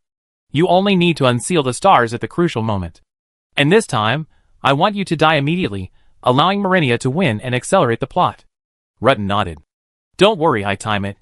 Just then, a signal suddenly came from the distance. Rutten instinctively wanted to command the army to attack. But Mu Xing pulled him into the curtain. All troops, assemble, prepare to attack. Latin, a replica of bionic teardrop number 3, roared from the city wall. With the city gates swung open, the Red Lion's march began for a new day. Novia, standing beside him, said with a strange expression, if you have such means, why not just replicate a border area? Mu Xing smiled and shook his head. What are you thinking? How could I possibly have that ability? Copies are always copies. They stick to the old ways and don't adapt.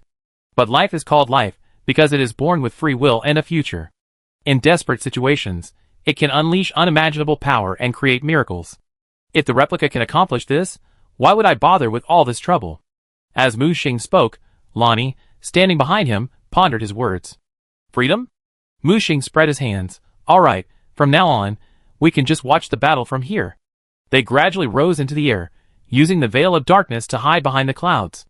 In the distance, the Valkyrie's army was approaching. They advanced at a rapid pace, reaching the Red Lion Legion's defenses in a flash. Who are you? Her Highness the Valkyrie Marinia and her Order of the Noble Corrupted Knights, the leading knight shouted. We are both fiefdoms under the rule of the royal city of Rodel. What is Her Highness the Valkyrie bringing her troops here for? Just then, Marinia emerged from the ranks, riding a crimson warhorse. The horse wasn't naturally red, but rather stained with blood. Her noble golden armor had also been stained a dark crimson. The crimson corruption within her was stirring, seemingly losing control. Her gaze locked with General Rutten, the Starbreaker, who stood at the front of the column, atop a withered old steed. Latin, I came to Gaelid for one thing, Hand over my brother. The mounted Latin was stunned at first, then frowned. How could your brother Michaela be in Galad? The Valkyrie's eyes began to bloodshot. Latin, stop pretending. I have definitive proof that my brother Michaela is in Red Lion City, behind you. I want you to open the gates and allow my army to enter and search for him. Impossible. Latin's face darkened. Red Lion City was once my base, and now my capital. You want to bring your army in, which is like handing my lifeblood into your hands. Do you think it's possible? The Valkyrie slowly raised her blade. Latin, my patience is limited. I can hear my brother's cries for help. I can feel the power of my brother's bloodline in you. What exactly did you do to him? Meanwhile, above the sky, the real owner, Latin, watched the scene in bewilderment. No, this woman is sick, isn't she? Is she seriously ill? Why does she think I captured her brother? Doesn't she have the slightest idea of right from wrong? Mu Xing shook his head. It's useless. Look at her. She's seriously affected. This is Galad, the birthplace of the Scarlet Goddess. I'm afraid that the moment we enter Galad, the Valkyrie we're familiar with will no longer be the same person we knew. Kardas grinned. Was all this Michaela's plan? He's so cruel, even his own sister. A plan. Lainey snorted coldly. Don't be fooled by Michaela's harmless appearance. He's the product of Marika's self-reflection. While not as ugly as his two ominous brothers, he's also a deformed child who will never grow up. That's why he's naturally inferior, and wants everyone to like and respect him. He possesses extremely pure golden blood, which can even suppress the crimson corruption within male Nia. But this pure golden bloodline hasn't made him noble, instead, it's fostered his ambition. Chapter 1283. Hearing this, Latin stared at his sister. Do you hate mother? After all, it was she who chose that unfaithful Radagon. Ronnie shook her head. Mother's choice was not wrong. At least for the Kalia royal family at the time, the marriage was the best option. Although the Kalia royal family is powerful, the Golden Tree's dominance over the world cannot be reversed. Her mistake was her deep love for her and her inability to recover from the loss of betrayal. I don't hate her, I just pity her. Ronnie clenched her fists. So from that moment on, I decided to change everything. I want to bring true freedom to the borderlands. I want everyone to have the right to choose their own lives. Latin placed a warm hand on his sister's shoulder. Silly sister. War is about to begin. Mu Xing's voice suddenly rang out, interrupting the brother and sister sympathy. Their attention shifted back to the battlefield. As the saying goes, enemies often envy each other. Although Latin and Marnia were not enemies, their relationship was not good. As the saying goes, there's no first in literature, and no second in martial arts. Both generals were regarded by the people of the border region as the strongest war gods. As war gods, one must inevitably be the first. That was the first reason. The second was the struggle for legitimacy. Marnia claimed to be the offspring of the goddess Malika and the hero Radagon, naturally noble. She was supposed to lead the world's military. She had previously been oppressed by the Golden Godwin. After Godwin's assassination, she thought she would have a chance to rise again, but Latin's reputation quickly surpassed hers. Latin defended Galad, sealed the stars, and earned the world-renowned title of Star-Breaking General. Now that the shattering war has begun, she will never allow the legitimacy of the borderlands to be robbed by anyone else.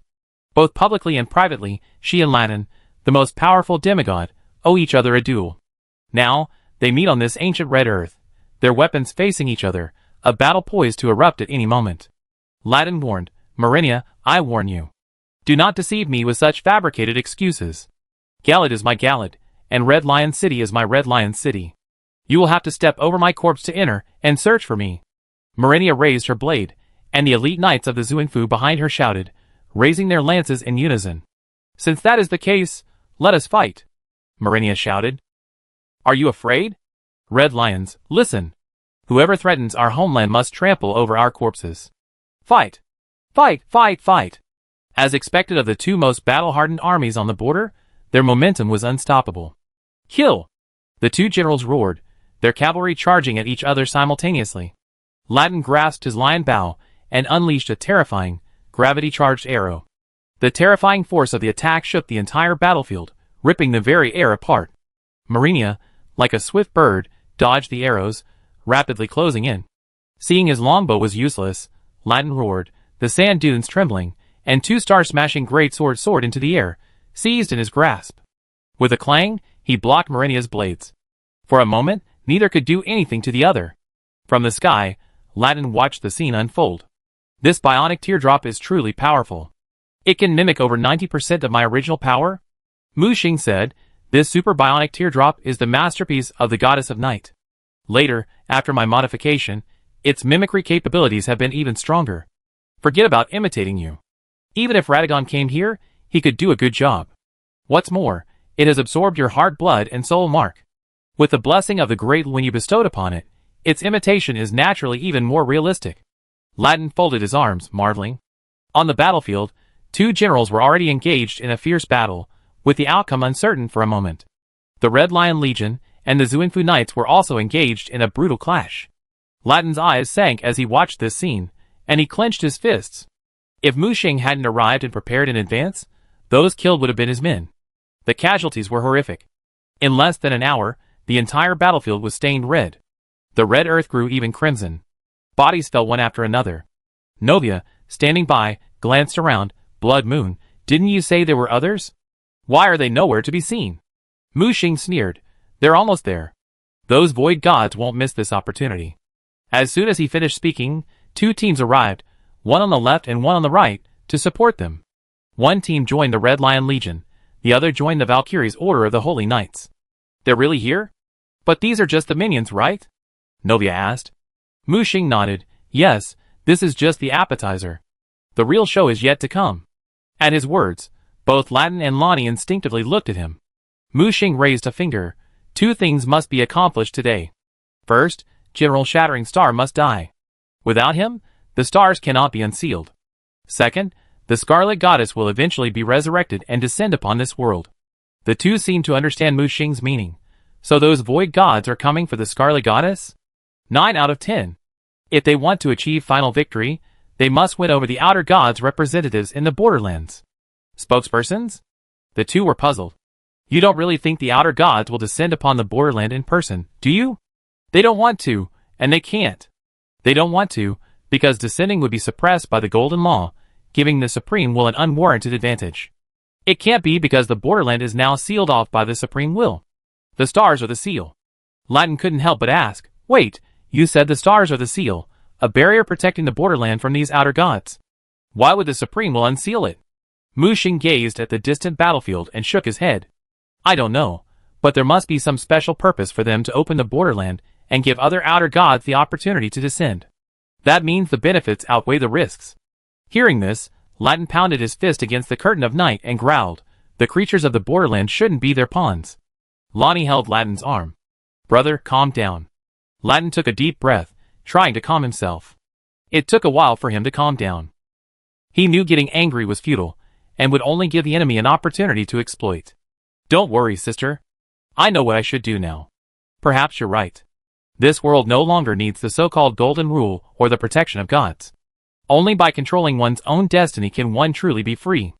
Mu Xing was somewhat surprised to hear this. He hadn't expected Latarn's attitude to change so quickly. The show is about to begin, he suddenly said. As soon as he finished speaking, the battle between the two war gods on the battlefield reached a fever pitch. Both sides were truly furious. They activated their great rune blessings and fought recklessly. On the main battlefield, soldiers on both sides fell in droves, like wheat being harvested. A closer look revealed a group of treacherous chaos elements quietly collecting the bodies of these warriors. Chapter 1284. Latin, today only one of us can survive. The Valkyrie Marenia roared, her eyes completely bloodshot. After several waves of attacks, she was already at a disadvantage. She looked behind her, seeing the ravages of the noble corruption knights, at least 1/3 of them dead. If she couldn't win this battle, her order of the noble corruption would become history from today. Unseal the power of the crimson corruption, she shouted, and a corrupted aura emanated from the noble corruption knights behind her. A terrifying crimson corruption emanated from their bodies. Latin roared, Marenia, are you mad? Do you want to fight me to the death? Marenia had already fallen into a state of madness, her eyes bloodshot. Give my brother back. She thrust her right hand directly into her chest, where the pure golden needle that sealed the source of the crimson corruption was hidden. Just as Latin leaped towards her, she slowly raised her head, her face a look of utter madness. Buzz! A brilliant scarlet flower burst forth from her chest, rapidly growing to 100 meters tall. The moment Latin's star-shattering greatsword fell, the brilliant, fantastical scarlet flower blossomed. At that moment, the entire battlefield, including all of Galad, fell silent. Everything was enveloped by the enormous scarlet flower of corruption. All life was rotting, all life withering. Not only the Red Lions, but also the Knights of the Noble Corruption. These knights simply could not withstand such terrifying scarlet corruption, melting into it. Facing the scarlet corruption head-on, Latin erected a gravity barrier, attempting to block the terrifying scarlet flower. With a whoosh, the sharp blade pierced through him. He didn't even try to dodge, but rushed directly into the attack. The blow pierced his chest. Crimson corruption erupted from the blade, and Latin screamed, killed instantly. Now! Mu Xing's voice rang out. Latin, high in the clouds, had been prepared. He crushed his heart with one hand. In an instant, the stars, which had been fixed for years, began to move. They transformed into dazzling meteors, and began to move into the distance. Meteorites that should have fallen to the earth also began to fall. A brilliant meteor shower descended across Galad. Nearby, Lonnie placed the spare heart she had prepared long ago into Latin's chest. This would prevent the unsealed star-breaking general from actually becoming the heart-breaking general. Brother, are you okay? She gently patted Latin's back, and it took a while for Latin to recover. Without Mu Xing's potion, this transplant would have been extremely difficult. They looked up at the sky. The stars shifted, and the entire borderland seemed to be revitalized. At the same time, across the borderland, countless people looked up at the sky and saw the stars shifting again. They streaked across the sky like streams of light, brilliant and beautiful. It seemed as if everyone knew what had happened in distant Galad. General Shattered Star was dead, or he would never have broken the seal himself. And then, above the battlefield, within a scarlet cocoon encased by countless decaying butterflies, Marenia, transformed into a half-crimson goddess, slowly spread her wings. She almost resembled the Crimson Goddess, though her consciousness had not yet fully collapsed. Legend has it that, after blooming the crimson flower of corruption 3 times, she will fully transform into the Crimson Goddess. And now, for the second time, her long blade held the remains of Latin, pierced through the chest and dead. Gazing into the other's eyes, filled with resentment, confusion, and bewilderment, Marenia suddenly half knelt on the ground. Handling her head, she asked, "What have I done?" The war ended with her victory, but at what cost? When she turned back, she saw only a handful of survivors left on the battlefield. The Red Lions, and the Knights of the Noble Corruption behind them, had been nearly annihilated. The earth was stained by crimson corruption, and bright red clouds appeared in the sky. The crimson corruption continued to spread madly, plunging all of Galad into its most despairing doom. The fleeing creatures could not outrun the crimson corruption, and were instantly devoured. Plants, animals, everything was corrupted by this force. No! Marenia was now filled with only regret. Why was she so impulsive? Was she victorious now? Or was she defeated? Up in the clouds, those witnessing this scene were filled with mixed emotions, especially Latin. If it weren't for the right choice earlier, I'm afraid. His gaze towards Mu Xing changed. If it weren't for this man, countless people in Red Lion City would have died, not to mention his Red Lion Legion. Mu Xing also thoughtfully projected this scene to those in the physical realm. Everyone fell silent. They knew very well that if they hadn't evacuated early, they would be the ones dying now. It wasn't that they couldn't die, but that it wasn't worth it. We defended the borders for the royal city, enduring hardships and sacrifices, and this is the result? That's right. That Marenia, claiming to be the protector of the borderlands and a living Valkyrie, destroyed all of Galad. She's a sinner. Sinner, she's a sinner. The city's residents were enraged, eager to charge into the royal city and question the Golden Ones currently occupying high positions. Novia quietly watched the scene. How familiar was this scene? If Mu Xing hadn't taken the Eternal City, Noxtella would have been destroyed by the Void Alliance. Are you here to save the borderland? She couldn't help but ask. Mu Xing shook his head. Hee, don't think too highly of me. I have my own selfish motives and goals, and sometimes I do anything to achieve them. But I would never attack my allies, so you're lucky you made the right choice. Mu Xing wore a harmless smile, yet it made everyone present realize that this man was best not to be provoked. Meow meow meow. Tondo excitedly pointed at the battlefield below, seemingly intrigued by the Valkyrie's current state. No, don't move. Mu Xing lifted Tondo by the scruff of the neck, causing it to wilt. Is it over? Rudden asked. Mu Xing shook his head, not yet. Those void gods won't miss this opportunity. As soon as he finished speaking, dust billowed in the distance. Those who had just aided the two armies in the fierce battle suddenly turned against them and attacked Malnia. It's you. You outsiders. You killed them. The Valkyrie was now mad, the crimson corruption corroding her consciousness. The remaining knight tried to restrain her, but was thrown away. Marinia, hand over your great rune and the bodies of Redden, or you will die today. A void god stood out from the crowd, his expression haughty. Mu Xing recognized him instantly. Void Abyss Mo Wuxing. He held clues to his master source weapon. He had been tricked by this guy before, but he didn't expect to see him here now. Clearly, he had been plotting something in secret since entering the border area. This time, his target was the Valkyrie Marinia. With the war over, he planned to reap the rewards. Chapter 1285. So all this was your plan, you despicable outsiders. The Valkyrie slowly ascended into the air, her boundless rage suppressed within her heart, like a volcano about to erupt, plunging the entire battlefield into a state of extreme oppression.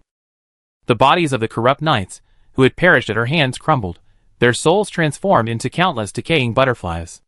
These monstrous butterflies, their wings fluttering, swirled and soared, circling the Valkyrie. She pointed her sharp blade at Wuxing, who wore a smug smile.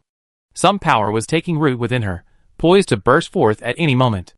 Suddenly, a sharp blade pierced through space and time, instantly slicing Wuxing in two. TSK, worthy of a Valkyrie from the borderland. Her combat prowess is exceptional, but this is not enough. Wuxing's voice echoed from behind the Valkyrie. The previously bisected Wuxing vanished into a mere shadow. He passed behind the Valkyrie, and Marinia swung her sword backwards, a terrifying burst of crimson corruption erupting, a single strike scattering a 10-mile swath of blade light. Where it passed, mountains shattered, rivers dried up. The crimson corruption's power blossomed to its fullest, staining the sky crimson. However, the strike missed, and Wuxing appeared out of nowhere to her left. I give you 10 seconds to think. Hand over the great rune, and I spare your life.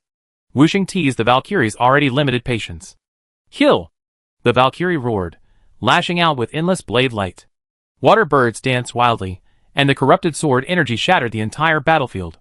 Many chaos, unable to escape in time, were shattered on the spot. Yet Wuxing remained, like an indestructible cockroach. Above the clouds, Latin, a wary look on his face, asked, "What's wrong with that guy? I clearly feel like it's his true form, so why can't the Valkyrie's blade touch him?" Mu Xing said, "It's just a simple phase shift technique. The Valkyrie has lost her mind now, making it difficult to determine his true form. He's provoking the Valkyrie like this, probably to drive her completely mad." As soon as Mu Xing finished speaking, the Valkyrie went berserk, screaming "Die!" and wielding her blade even more ferociously. Clearly, she was experiencing some kind of hallucination. The power of the Undying can directly affect a person's spirit and mind. This power was perfectly suited to the Valkyrie at this moment, enabling them to defeat this powerful threat without a single blow. "He's playing with fire," Lonnie commented. "If the Scarlet Goddess awakens in this body, she'd likely face disaster." At that moment, Mu Xing manipulated time and space to rapidly retreating hundreds of miles. "What's wrong?" Several people nearby also noticed something was amiss. As soon as the words left their mouths, another enormous scarlet flower of corruption bloomed in the distance. This time, the crimson flower of corruption was no longer 100 meters high, but 1,000 meters tall, and even more massive. The area of influence was also much larger, the dark red corruption spreading in all directions, even contaminating space. Crimson cracks appeared around the flower of corruption. Under such indiscriminate attacks, many who had hidden within the spatial fissures suffered. Screaming, they fell from the spatial fissures, and the chaos primordials and ancient gods were covered in horrifying marks of corruption. The marks of corruption spread rapidly, covering their entire bodies in just a few seconds. They screamed in agony, powerless against the force, wailing and melting. Countless butterflies of corruption sprouted from the corpses, fluttering and gathering toward the center of the crimson blossom of corruption. The Valkyrie blossomed the second crimson blossom of corruption, her form shifting again. She grew taller, her body a strange form tangled by the roots of corruption. Even the knife in her hand became a carrier of the crimson corruption, transforming into a grotesque, twisted form. Growing from rotten flesh and blood, its roots tangled, its exposed eyeballs threatening to fall out at any moment. The wings behind her transformed into pure crimson wings of corruption, densely packed with eyes in search of Wuxing. "I found you," the Valkyrie murmured emotionlessly, teleporting to a mountain peak. She slashed with her blade, tearing through the mountain, revealing Wuxing hiding within. "Congratulations on finding me, but there's no reward." Wuxing smiled playfully. The blade grew faster and fiercer, tearing through space as it slashed towards him. However, With a clang, the Valkyrie's indestructible blade was blocked by a single finger, unable to advance any further. The Valkyrie was startled for a moment, then continued her attack. A series of clashes echoed. No matter how ferocious the Valkyrie's attacks, they were easily blocked. It looked like he was teasing a child, controlling the Valkyrie's every move. Is that guy so powerful? Latin gripped the star-shattering great sword, a little nervous. No, it's just some kind of special domain. He's invaded the Valkyrie's mind and controlled her cognition. It's not that Wuxing has grown stronger, but that the Valkyrie has grown weaker. Latin frowned. What a strange power. Are all the abilities of you outsiders so bizarre? He thought of Mu Xing's mycelium replicating city, and the superbionic teardrops. Latin's principle has always been fair combat. All schemes and calculations would be crushed head-on. But now, Wuxing's power has overturned his understanding. Even the Valkyrie, having unleashed 2 layers of crimson corruption, is being controlled by it. As time passes, the Valkyrie's attack power grows weaker and weaker. Their attacks resemble 2 ordinary warriors clashing on the battlefield, their attacks so plain and simple. Suddenly, the Valkyrie opened her celestial eye between her brows, as if she had seen through Wuxing's tactics. With a single thrust, she struck, a blow that pierced through her opponent's mind, ripping through his chest and crushing his heart. The Valkyrie said expressionlessly, "I win, you lose." But the next second, Wuxing's voice echoed from the sky to her left. "Oh? Really? Then do you want to see who you killed?" The Valkyrie whipped her head around to see a child, who looked about 7 or 8 years old, his face filled with resentment and shock. The Valkyrie's eyes widened. "Brother?" The boy she had pierced opened his mouth, but couldn't utter a single word. "How is this possible? Isn't this an illusion? Is that Michaela? How could you be here?" Latin, perched in the clouds, was utterly shocked. "It's fake. Just a clone." "Clone? What does that mean?" "You can think of it as a replica, but I'm curious where Wuxing got Michaela's genes." Mu Xing rubbed his chin, making no move. "A clone? No. Retreat," Novia exclaimed beside them, holding up the veil of darkness and leading them back 1,000 miles. Then, they saw scarlet flowers 100,000 meters tall blooming across the land of Galad. Apparently, the Valkyrie, believing she had killed her brother, had gone completely dark and violent. Gurgle, gurgle. Everyone heard a strange sound coming from deep underground. A bloody lake of corruption was tearing through the earth, rising from the ground. Chapter 1286. Under everyone's astonishment, the crimson lake that sealed the goddess of corruption reappeared in this world. An invisible barrier enveloped the entire Galad. The power of the golden law began to weaken, and a dark crimson sky replaced the shadow of the golden tree. Originally, the enormous golden tree could be seen throughout the borderland, but now Galad was an exception. No longer controlled by the golden law of the borderland, a dangerous force of law rose from the lake. The waters churned. The Valkyrie, crouching on the ground, had already blossomed 3 times with the scarlet flower of corruption. Around her, the purest power of scarlet corruption from the corrupted lake converged towards her. Ha ha ha, it worked. Wuxing's triumphant voice echoed through the sky. As the instigator of all this, he was deeply pleased with his work. This damn fellow actually awakened the Scarlet Goddess. Latin had battled scarlet corruption for years, and knew all too well its danger and terror. Given time, it could transform everything into a crimson corruption. Now, this power was transforming all of Galad at a deeper level. No longer pure destruction and corruption, but transformation.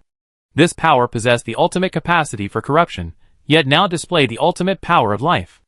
Those previously dead were now alive, resurrected by this crimson power of corruption. Of course, these resurrected beings had already become a new species, a new life. At this moment, a churning figure rose from the lake of corruption. Constructed from the purest crimson power of corruption, the vague form of an ancient queen could be seen. It was the goddess of corruption. The power behind her descended upon the junction and chose her, intending to create the crimson law of corruption to control the entire junction.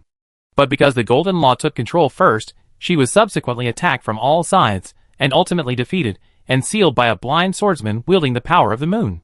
Now that she has returned to the junction, I'm afraid she will unleash an even greater bloodbath. Lonnie's eyes were filled with worry for the junction. She knew that none of this was Mu Xing's plan. This was the unchangeable trend he spoke of. And the manipulator behind this trend must have a greater agenda. She clenched her fists, realizing that her own power was powerless to change anything. She glanced at Mu Xing beside her. Perhaps he had made the right choice. A new crimson goddess is about to be born. Mu Xing's voice warned. Lonnie turned her head to gaze at the crimson lake of corruption. The despairing Valkyrie began to accept her fusion with the blurry figure. Blood swirled, the power of corruption rippled. In the lake, knights rose one after another. These fallen, noble knights had unexpectedly been resurrected by the Valkyrie's will. But they were suffused with the power of corruption, their bodies utterly broken. The flags in their hands fluttered without a breeze, and as their numbers grew, they all gathered together, protecting the Valkyrie in the center of the lake. The red cocoon was hatching a new generation of scarlet goddesses. Novia looked at Mu Xing. What should we do next? But Mu Xing grasped the golden great sword of destiny in his right hand. Since they want to play, then I play with them. Before Novia could react, Mu Xing had already rushed out. At this moment, Wuxing, who was guarding the corruption lake, saw Mu Xing swooping down, and his face suddenly changed. It's that guy. Stop him. Mu Xing immediately felt a force encroaching on him, capable of influencing his thoughts. However, he was prepared this time. His physical domain expanded, and the invisible power of thought was blocked by tangible matter. Accompanied by the falling meteorite, he rushed towards the center of the corruption lake. Stop him. Wuxing's face suddenly changed. The guy he hated the most was here again. He had been defeated by this guy last time, and this time he was out to ruin his plans. Mu Xing grinned and instantly vanished. All the void gods, who had stepped forward to intercept him, lost sight of him. What happened? He disappeared? The void gods looked around in confusion. He's just hiding. Use the void net to force him out. Wuxing roared in anger, knowing full well that Mu Xing's presence here was definitely not a good intention.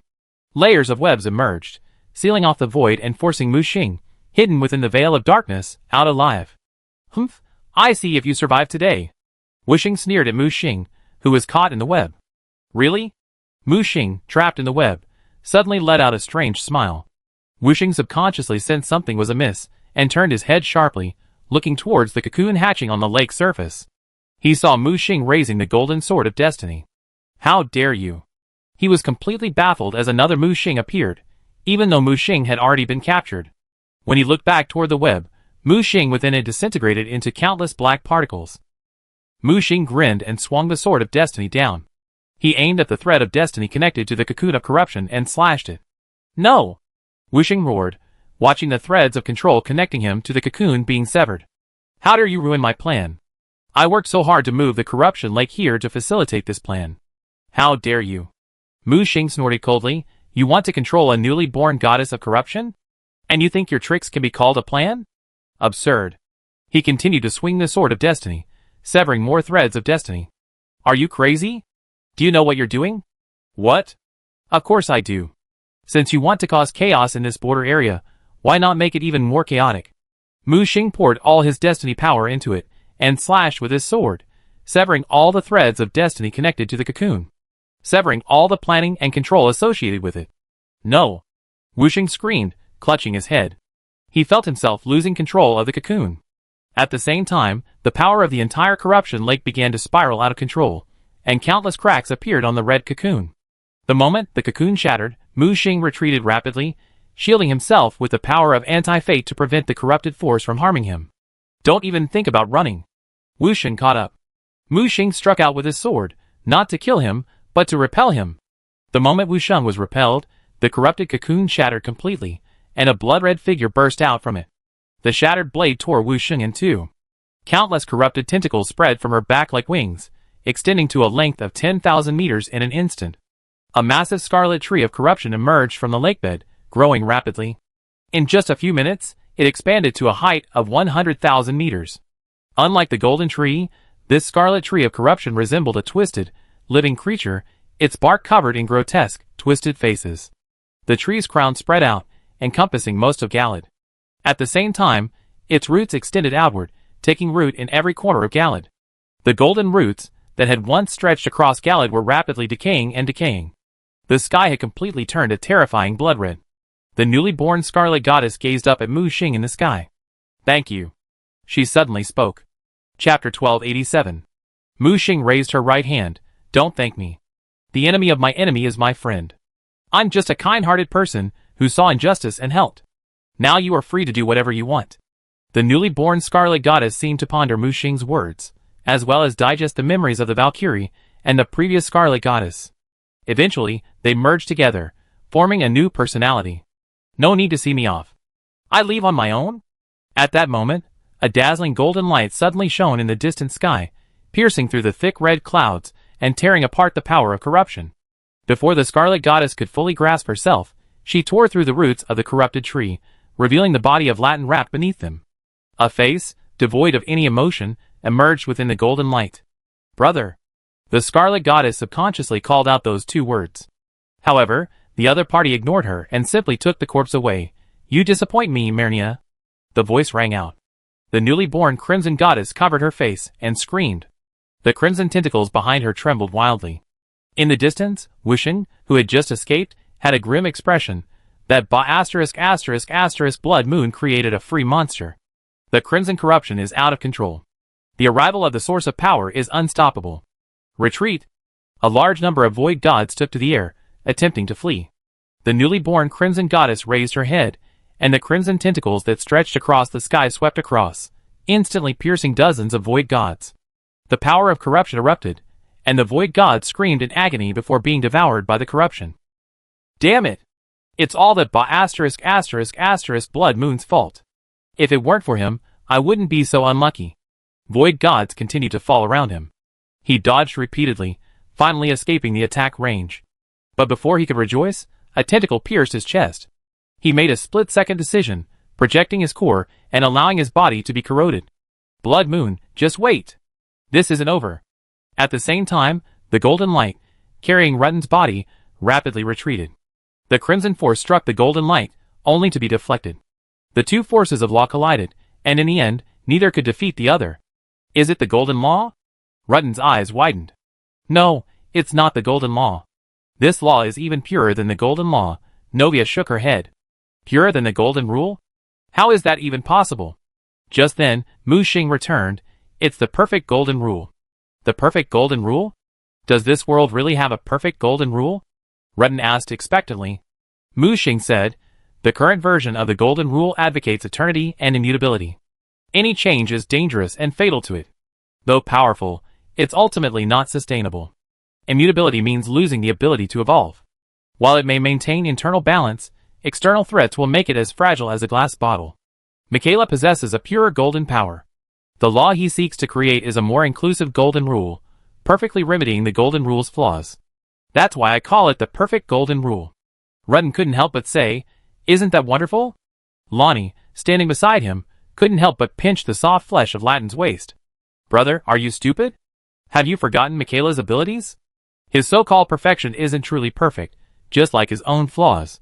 It's just that his abilities make others believe he's incredibly perfect. So the perfect golden rule he created is probably just a false golden rule.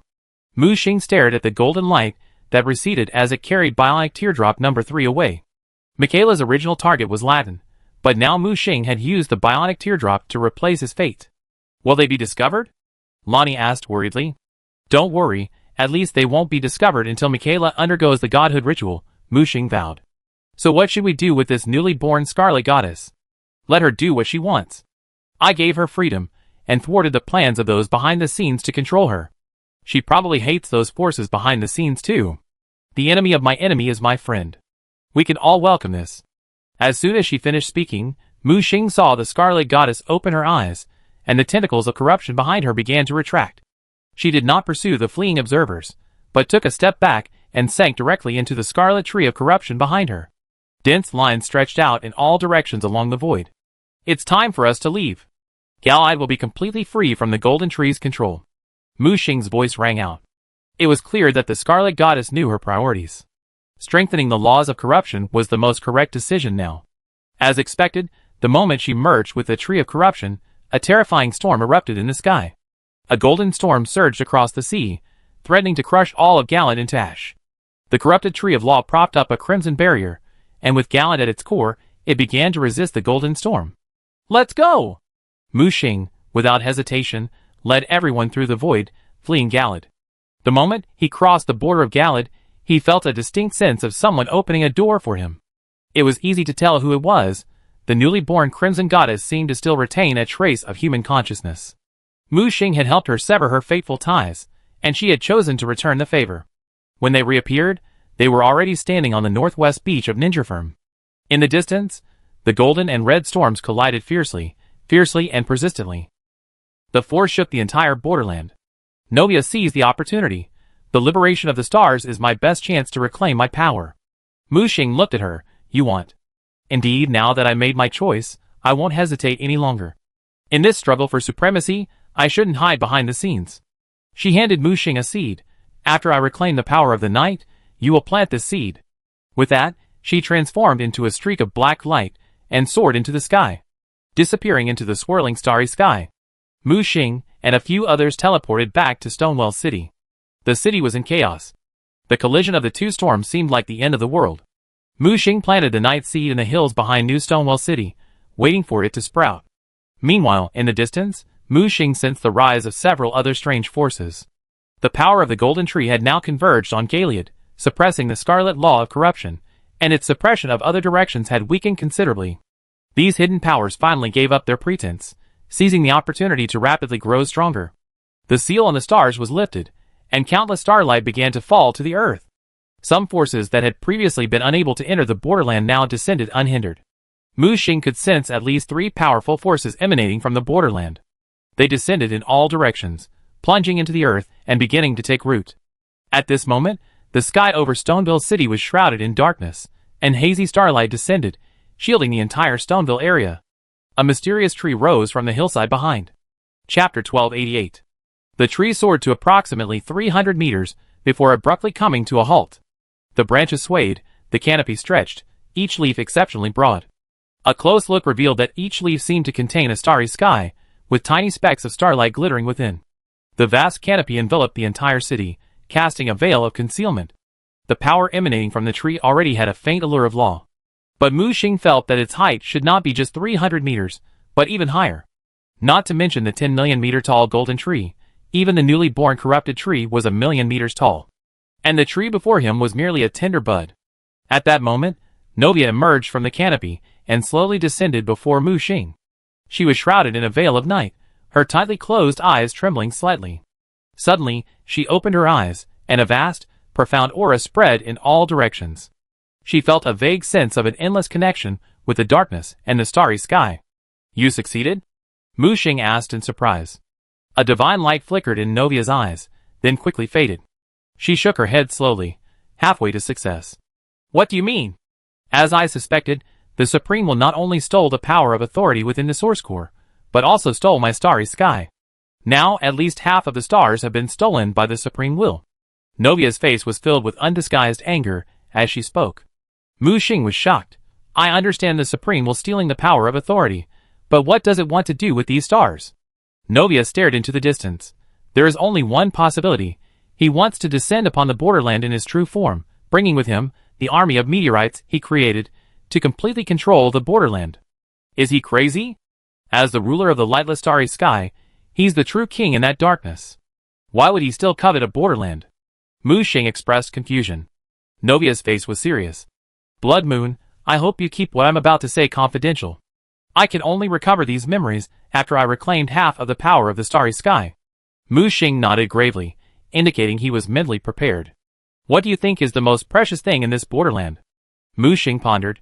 Special rules? The golden law? An environment perfect for the birth of a golden tree? Novia shook her head repeatedly. No, none of those. The most precious thing in the borderland is life. Life? Mu Xing was stunned.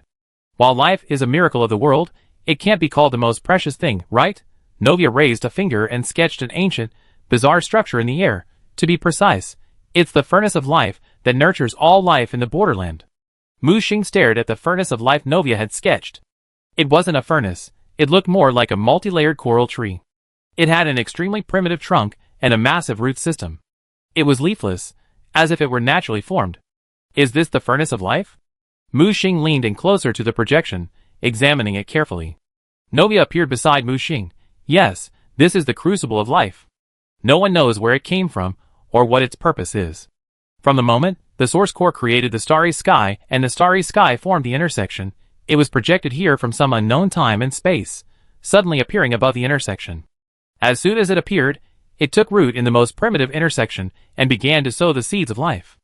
I once attempted to study it, but as an outsider, my power was repelled, preventing me from approaching. I could only circumvent it, until I discovered the destined death. It created numerous lives in the borderland, endowing this world with abundant vitality.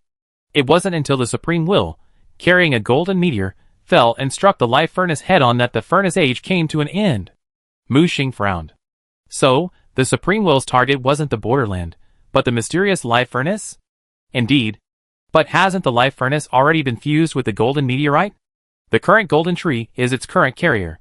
The golden tree now carries the golden law, a manifestation of the Supreme Will's power. Isn't that equivalent to the Supreme Will already having control over the life furnace? Hearing Mu Xing's words, Novia simply shook her head. You underestimate the life furnace and overestimate the Supreme Will. The Supreme Will is called the Supreme Will because it is merely a formless thought and will. Because it was born from nothingness, it was rejected by the origin of the world and could only wander in the lightless darkness. It has always desired a physical form, but the lightless darkness lacks matter, so it has never been able to fulfill its wish. Until I arrived in this world with material authority, the stars appeared, the intersection land was born, and the emergence of this world attracted the life furnace. Only then did the Supreme Will see the possibility of possessing a physical form and becoming true life. Novia walked over to the primordial life furnace and continuously magnified it. However, no matter how much she magnified it, its form remained the same, without any change. The life furnace is a truly magical object. Although the Supreme Will used a clever trick to seize it, it has never been able to control or master it. Have you seen that since it was struck by the meteor, no new species or new life have been born in the junction? Mu Xing was stunned. It seemed to be true. That's because the Supreme Will's attempt to steal the secret of life's birth has caused the life furnace to seal itself off. This closure, from the inside out, prevents even the Supreme Will from deciphering its secrets. Now, there is only one way for the Supreme Will to grasp the secret of life's birth, and that is the descent of a physical body. When Novia said this, Mu Xing's eyes completely changed. He hadn't expected the junction to hold so many secrets. So, the Supreme Will's theft of the power of material authority and the stars is all in preparation for its arrival at the borderland? Novia nodded. The Supreme Will sealed the starry sky for two purposes. 1, to prevent other outer gods from descending upon the borderland, and 2, to facilitate its theft of stars. Originally, the starry sky wouldn't have been unsealed at this time, but the arrival of outsiders like you has advanced the process considerably. Novia said with a look of relief. If it weren't for you, the entire sky would have been stolen by the Supreme Will. Though I only recovered half, I'm fortunate enough. Novia suddenly lunged forward and hugged Mu Xing's waist. Thank you. Mu Xing coughed and tried to push her away. It's just a simple favor. You don't have to do this. But he found he couldn't. Sure, this is the only way I can tell you what I'm going to say next. Don't transmit it through your voice, it be monitored. She pressed her face against Mu Xing's chest. Alright, go ahead. Mu Xing raised his hands, demonstrating his innocence. Novia's voice was whispered into his body. The Supreme Will must be stopped. Once it grasps the secret of the Forge of Life and acquires a physical form, everyone will die. Chapter 1289. Why? Mu Xing didn't quite understand the logic behind this. Novia said, the Supreme Will is the equivalent of the Alaya consciousness of this dark world. Its birth requires sufficient willpower and vitality. By then, I'm afraid the entire borderland will be sacrificed for its birth. Mu Xing fell silent. Such a setting? It simply didn't make sense. Is there any way to stop it? Novia said, unless the golden tree is completely destroyed. Mu Xing narrowed his eyes, and after a few twists and turns, he finally returned to the main storyline. In the game Elden Ring, one of the endings is the burning tree ending, igniting the golden tree and ending its rule. There are two ways to burn the tree. The first is the ash-extinguishing fire, now sealed in the flame furnace atop the snow mountain. It can also be called the fire of destruction or the fire of the evil god. The second method is the insane fire. Using that dangerous extraterrestrial power, it can also ignite the golden tree and end this era. But the latter is far more dangerous and overbearing. Its inferno ignites not only the golden tree, but the entire world. Mu Xing raised his head. I see. Looks like we have to go to the giant's peak on the snowy mountain.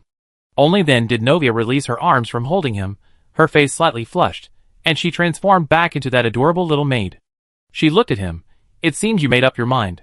Mu Xing's face was grim. So, attracting outsiders like us into this world is a self-preservation measure for the borderland, isn't it? Novia shook her head. I don't know, but I can't rule it out.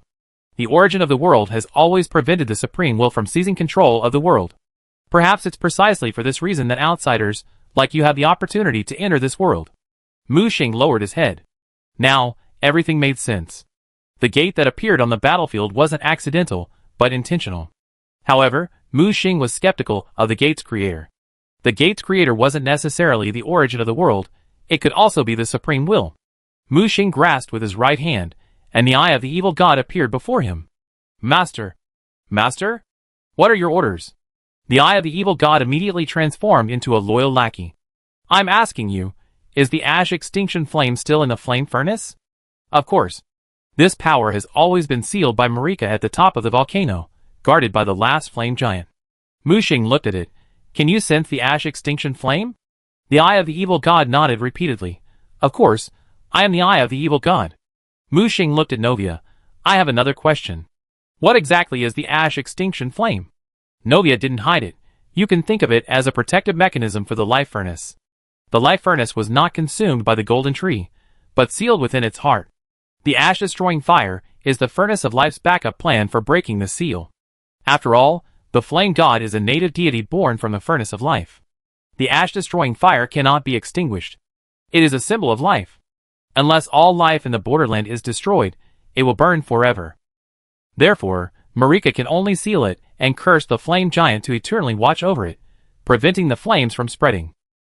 As she spoke, Novia looked toward the golden tree. All things are interdependent. Where there is light, there is darkness. Where there is birth, there is destruction. This is the only weakness of the golden tree in this world, besides the mad fire. As the night tree grew, Lon and the others finally arrived. They gazed in amazement at the giant tree before them.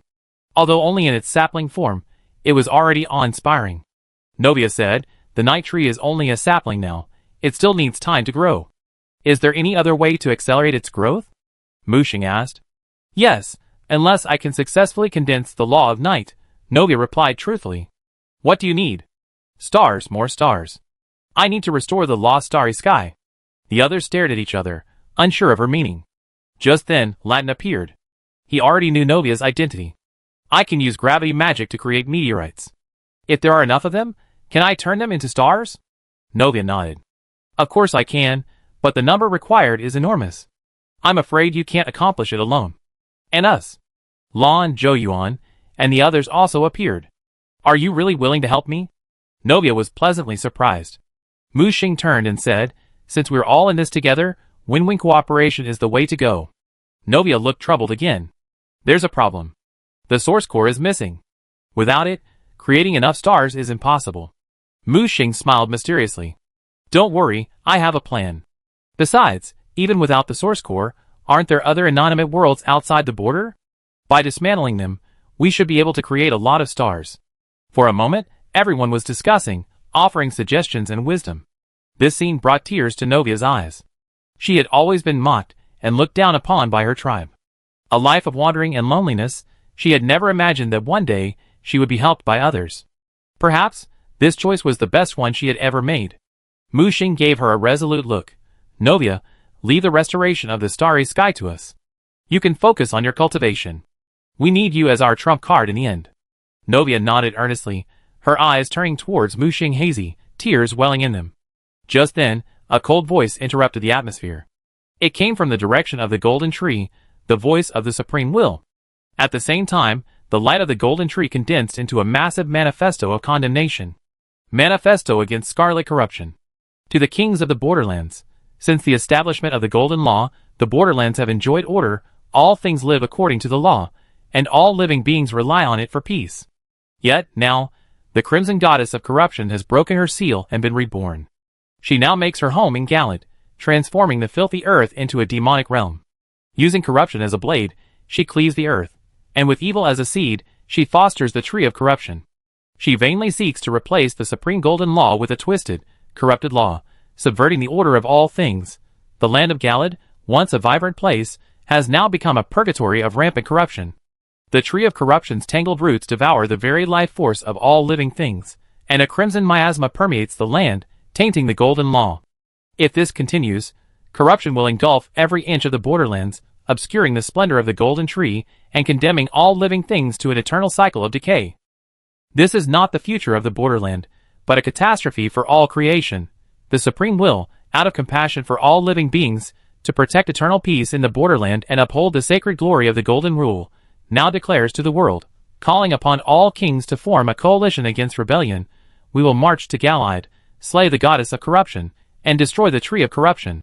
Anyone who responds to this call and joins this battle will, upon the day the evil is vanquished, be blessed with the power of the Golden Rule and the grace of the Supreme Will, guarding their territory for eternity and enjoying the eternal protection of the Golden Tree.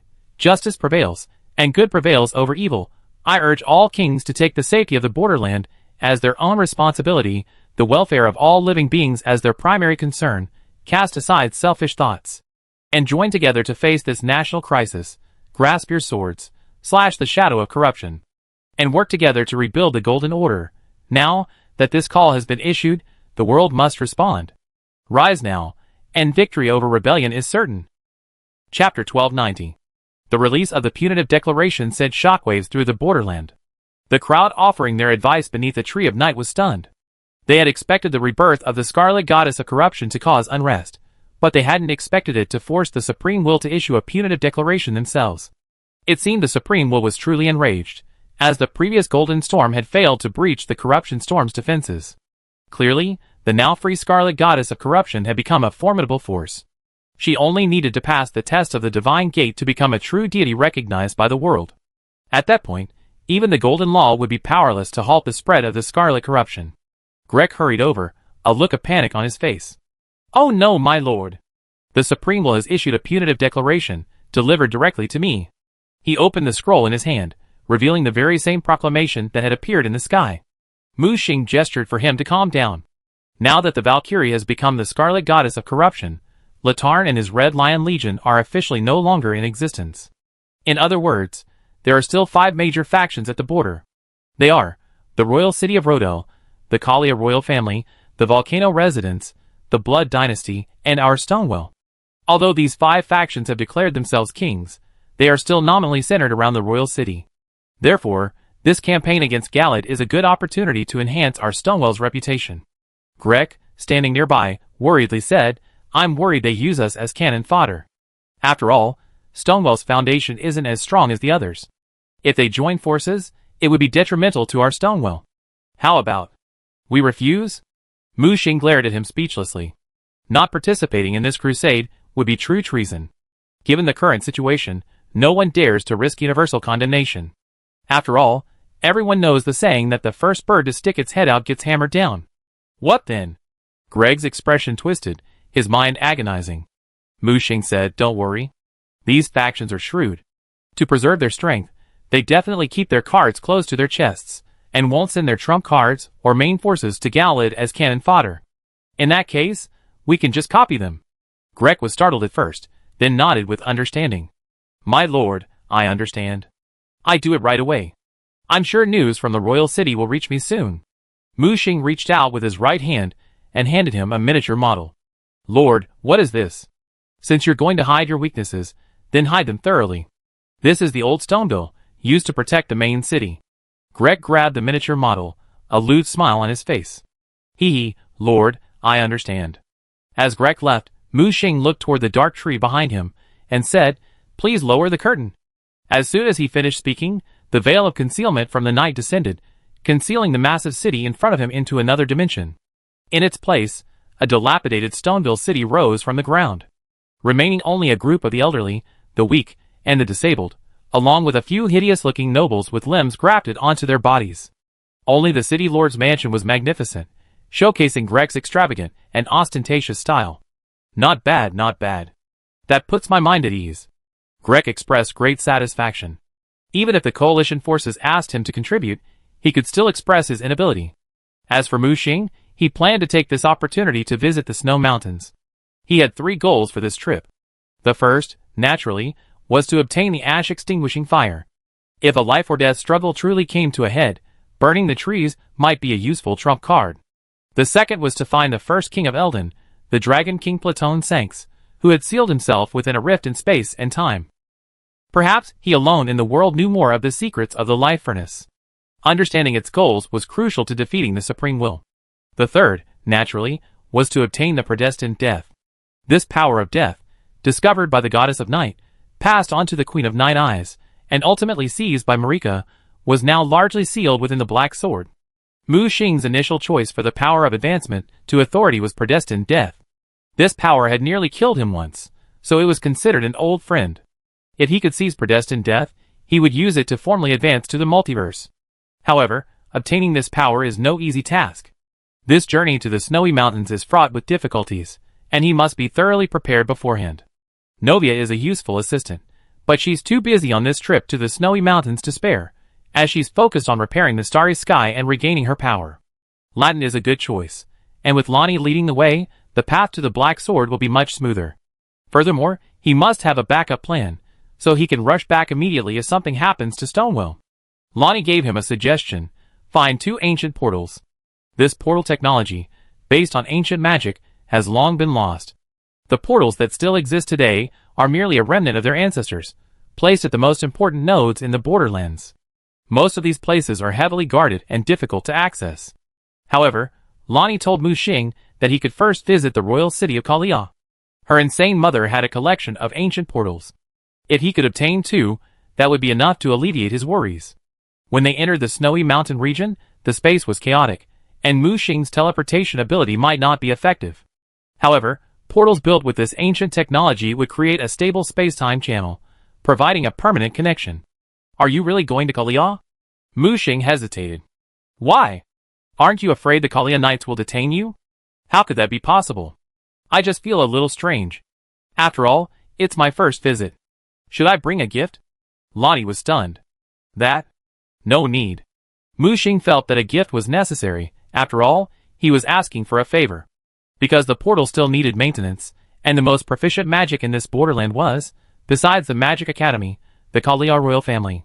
This was a life-saving item, so Mu Xing naturally took it very seriously.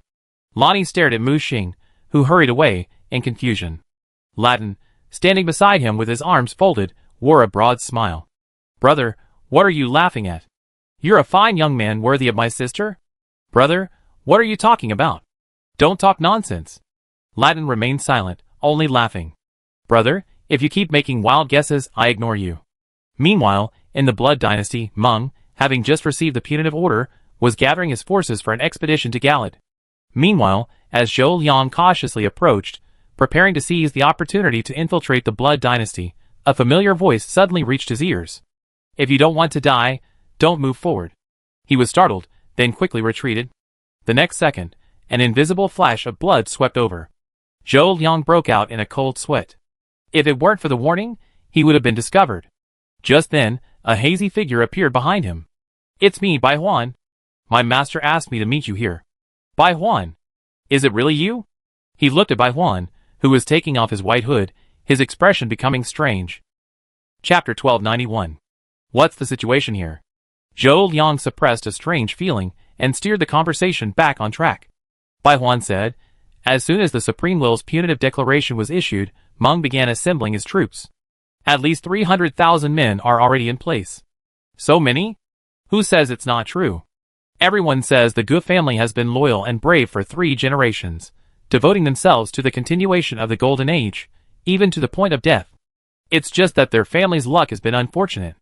The first king, Gu Fule, was injured and retired, the eldest son, Godwin, was assassinated, the second son, Jemmet, was considered a bad omen, and the third son, Meng, was bewitched by a young boy.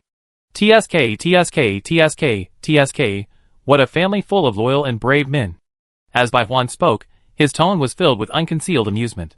Zhou Liang chuckled at first, then coughed. Ahem. That's not the point. Let's get down to business. I want to enter the Shadowland. Bai Huan rubbed his chin, his expression serious. I'm afraid it's a little difficult. What's wrong? The passage leading to the Shadowland from the Blood Dynasty is under martial law. Meng has heavily guarded it, so even a fly can't get in. Zhou Liang gazed at the distant buildings. I don't care. I must enter the Shadowland. This is an order from my master. Think of a way. Bai Huan pondered for a moment. There's only one way. What? General Shattered Star's body has just arrived at the Blood Dynasty, and is currently resting in the royal court. Perhaps we can use it to infiltrate the Shadowland. Zhou Liang nodded. In that case, Let's use this method. The next day, at dawn, a black carriage pulled out of Stoneville and headed towards Linia. Mu Xing brought only 2 people with him on this trip, Latin and Lonnie. The experienced horse knew the way, and with great speed, it sped towards the Kalia royal family. Last night, the various kings held an online meeting, a remote magic communication conference to determine the assembly point for the Expeditionary Forces headquarters. Stonewall was naturally the first choice. At that time, the coalition forces from all sides would gather in Stonewall and launch the campaign against Galad. Besides the 5 major factions, other smaller factions had also organized their armies. Although the various kings were now dividing the land, the capital still reigned supreme. When the Supreme will issued a decree of conquest, no one dared to disobey. In the carriage, Lonnie stared at the road home, lost in thought, while Latin carefully analyzed the military movements on the strategic map. As the mighty general of the star-breaking borderlands, he was a master at deploying troops and conducting battles. He looked across at Mu Xing, who sat across from him. Mu Xing's eyes were slightly closed, her expression composed, as if she were dozing off. "Aren't you worried?" he suddenly asked. "Worried? What should I be worried about? A coalition attack on Galad will inevitably trigger a chain reaction. Besides, the Scarlet Goddess of Corruption is fragile. Can she really withstand the coalition's attack? As the saying goes, the enemy of my enemy is my friend." Since Latin had chosen sides, he would inevitably view the situation from Mu Xing's perspective. Regardless, the Scarlet Goddess of Corruption's defeat wasn't good news for Stonewall. "Don't worry. They can't break into Galad, and even if they did, they wouldn't be able to do anything to the Scarlet Goddess of Corruption." "Why?" Mu Xing stared at the scenes flashing by outside the window. "Because from the very beginning, the Supreme will never intended to destroy the Scarlet Goddess of Corruption." "Why?" Latin expressed confusion. "Because he has other plans." Mu Xing stopped explaining after this, leaving Latin to figure it out on his own. This topic left Latin scratching his head, completely baffled. He could only hunch over the map, studying it more carefully.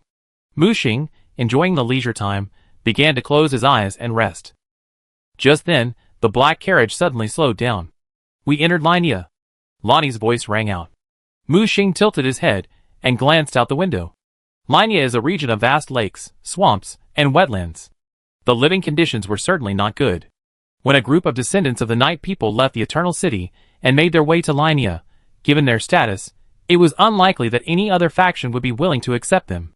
So, they took root in this harsh, uninvited environment. Using their mastery of magic and technology, they built a great city in this vast swamp, Kalia.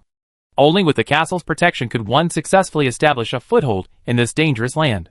Besides a limited strategic value, the region of Linia was practically worthless. Thus, for many years, no force was willing to seize it.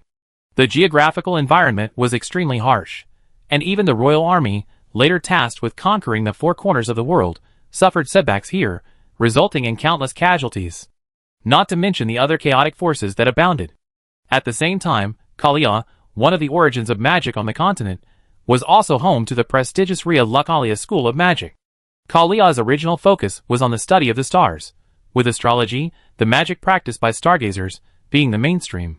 However, as time passed, the Golden Tree Age arrived. Its radiance obscured the sky, hindering stargazers' observations of the celestial sphere. The rise of the Golden Law and the Law of Blessing accelerated the decline of the Stargazer School. The Ria Lucalia School of Magic, however, rose against the tide. Following the traditions of the Night People, they delved deeply into the study of pyroxene magic, delving into it to a profound depth. They believed that abandoning stargazing and turning to the mysteries of pyroxene was the true path of magic. The resulting ideological conflict led the Ria Lucalia School of Magic to split from Kalia. They established a new Ria Lucalia School of Magic deep within Linia, establishing themselves as a new power. The Ria Lucalia School of Magic split deeply displeased Kalia, and as its power grew, it gradually developed a desire for secular power. They desired complete independence from Kalia's rule, absolute autonomy, and a degree of control over the land. Such a treasonous act was naturally intolerable to Kalia. So, Kalia launched an attack on the Ria Lucalia Magic Academy. The initial attack was not successful. The decline of the Stargazer class made it difficult for them to quickly defeat Ria Lucalia, who had mastered the new pyroxene magic. The war between the two sides raged for several years, and Kalia suffered heavy losses. But then, a genius magical girl stepped in. She had studied pyroxene magic in her early years, and later, Driven by her faith in the full moon, she created moon magic. She emerged onto the battlefield with unimaginably powerful magical talent. The powerful pyroxene magic overwhelmed Realicalia's pyroxene mages, and the moon magic swept across the entire Realicalia Magic Academy. The Cuckoo Knight's defection cost Realicalia its last chance to win the war. Ultimately, the war ended with the defeat of the Realicalia Magic Academy. The genius magical girl named Rhaenyra conquered the entire Magic Academy, expelling the old guard and becoming the new dean. Under her leadership, the Magic Academy ushered in a new era of prosperity. She established moon magic as the core of the Academy's magic, while also preserving the research of the pyroxene magic system. At the same time, she embraced magic from other races and various systems, bringing Realicalia into a state of perfect order. Chapter 1292. After defeating the Magic Academy, Rhaenyra gradually gained control of Kalia. She established the powerful Knights of Kalia and trained their personal guards. Though few in number, each of these personal guards was a match for the heroes of the royal city. With the help of this powerful army, Kalia quickly came to rule over all of Lynea. From that day on, Rhaenyra renamed Kalia the Royal House of Kalia and crowned her as king, earning her the title of Full Moon Queen. The ensuing history became known as the Kalia War. The army of the royal city of Rodel attacked Kalia for several years without success, ultimately ending the war with Rhaenyra's marriage to Radagon. The royal house of Kalia nominally submitted to the royal city of Rodel, but in reality retained absolute autonomy. However, Radagon later betrayed Rhaenyra, abandoning his wife and children, and returned to Rodel to become the second king of Eldon and the new husband of the goddess Marika. Unable to withstand such a blow, Rhaenyra went mad. The remnants of the old forces of the Realicalia School of Magic seized the opportunity and imprisoned her in the Great Library, attempting to reclaim their power. Now, with the shattering war underway, representatives of the Kalia royal family issued a declaration of isolation at a recent meeting in Silver City. A powerful magical barrier arose, cutting off most of Kalia's contact with the outside world. At this moment, a black carriage sped through the muddy swamp. The two black spirit horses defied the terrain, and the carriage, enhanced by gravity magic, practically floated in midair, barely 5 centimeters above the ground. The carriage passed by without causing a single splash or ripple. It's a time of war, and Kalia has closed itself off from the outside world. To prevent surprise attacks from foreign invaders, countless magical sentinels have been deployed throughout Lynea. These magical creatures, suspended in the sky, monitor every move throughout Lynea. Not even a bird can escape their sight. And yet, a black carriage passed through untouched territory, untriggered by any alarm. But just as the carriage was heading towards Kalia's royal city, passing through a ruined area, a familiar figure blocked their path. Mu Xing had seen her before, Loretta, now the commander of the Kalia Royal Guard. She leaned against a large rock beside the ruins, her white warhorse, its lance and bow slung beside her, nibbling the tender grass in the marshland. She seemed to have known their arrival, and had been waiting there long before. When the carriage stopped, she knelt on one knee and said, "Welcome home, Princess Renee." But then, the door opened, and the person who emerged startled Loretta. Prince Latin? Latin had grown to normal human size, looking even younger and more handsome. The tiny scars on his face, in particular, were the marks of a man. "Did Mother ask you to wait here?" Lonnie's voice echoed from behind Latin. Loretta bowed respectfully.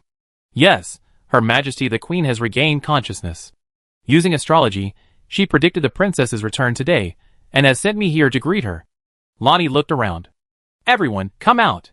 As soon as she finished speaking, ripples rippled through the surrounding air, and dozens of powerful magic knights emerged. They were all members of the Kalia Royal Guard, each one a match for the heroes of the royal city. Lonnie frowned. "At this critical moment, why are you here instead of staying in the royal city to protect Her Majesty?" Loretta quickly explained, "Princess, please calm down. This is an order from Her Majesty the Queen herself." Just then, a third person emerged from the carriage and appeared before Loretta. It was Mu Xing. "How is your queen?" Seeing Mu Xing, Loretta gave a chivalric salute. "Greetings, Mr. Blood Moon." "Oh, you know me?" Loretta said, "We met once in Silver City. You were here as Greg's advisor, but Her Majesty told me you were the true leader." Mu Xing smiled playfully. "Interesting. Everyone, please follow me. Her Majesty has been waiting for you. I hope we can return while Her Majesty is still lucid." Lonnie became anxious. "What are you talking about? How is my mother?" "Princess, please don't worry. Her Majesty has regained some consciousness. Although her lucid time is limited, it's been sustained for a while. She looked at Latin, who was standing beside Lonnie. Your Highness, the Queen will be very happy to see you safe and sound. Latin waved his hand, a complex expression. He hadn't been home for years, and his relationship with his mother had become strained because of his idolization of his unfaithful father.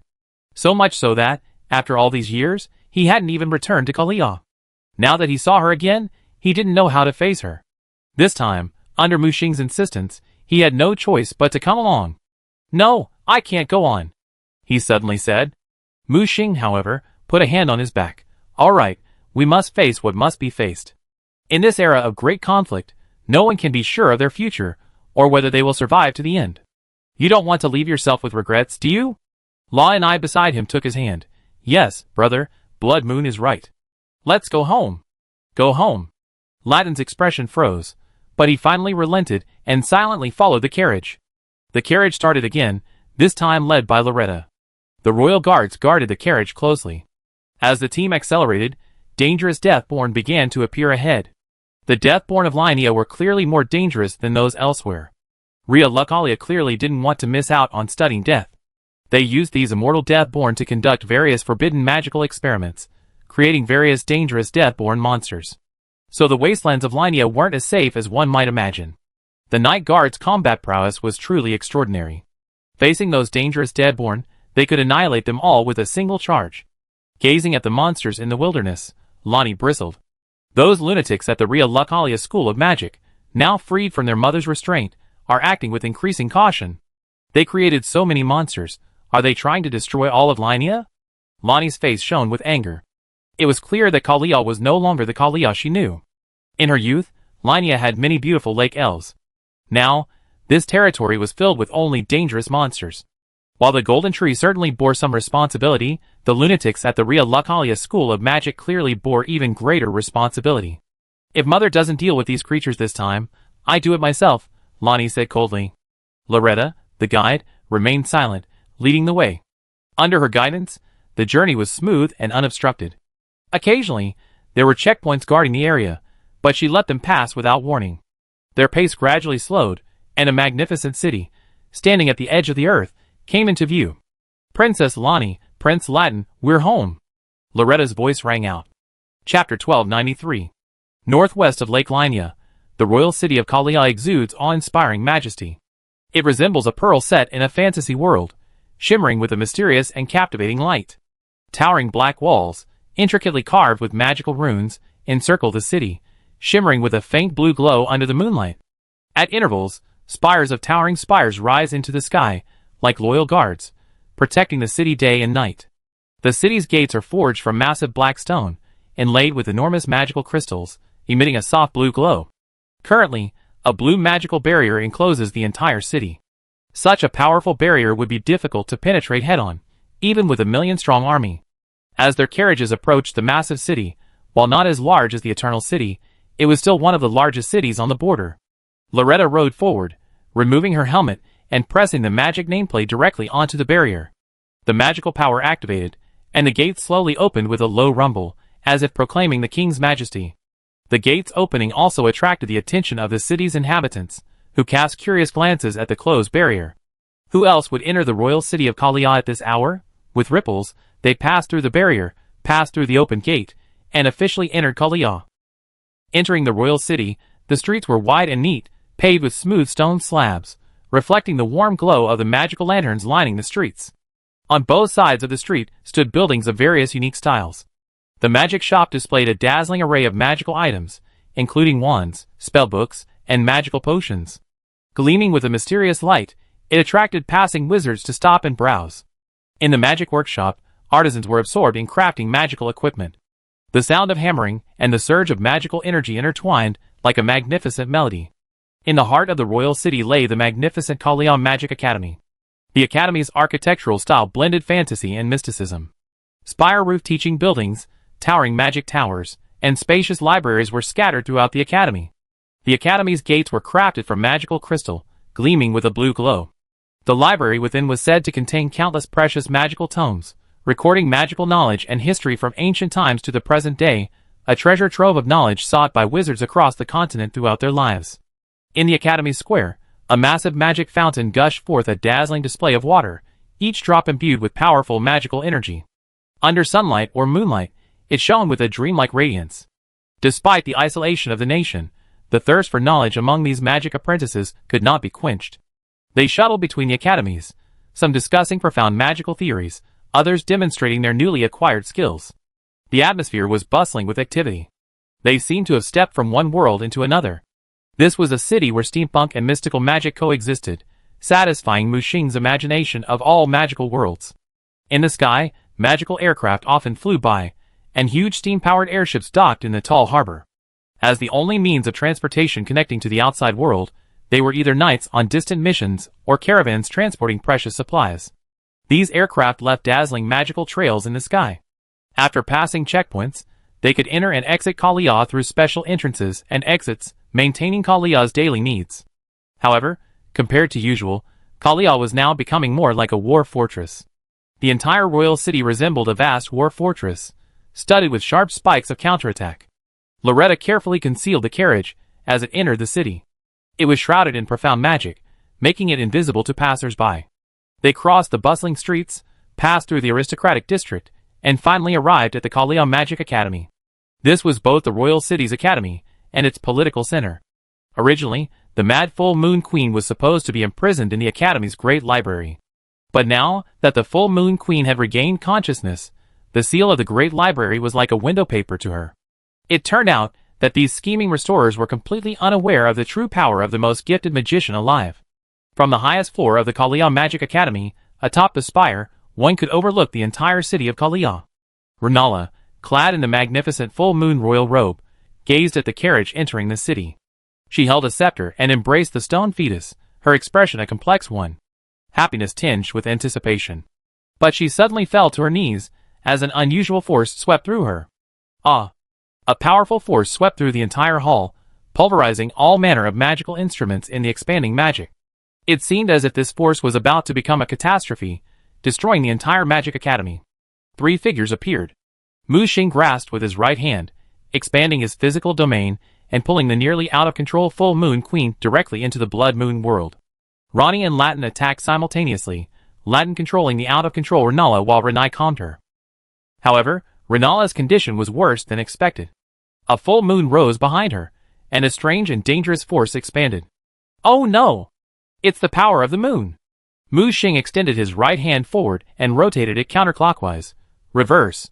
The power of reverse fate was activated, distorting reality, reversing the current events to a point before they occurred. Hot! Mu Xing shouted, and a strange-looking lower old one burst out of his tower, stretching the endless maze, severing Renala's connection to the full moon.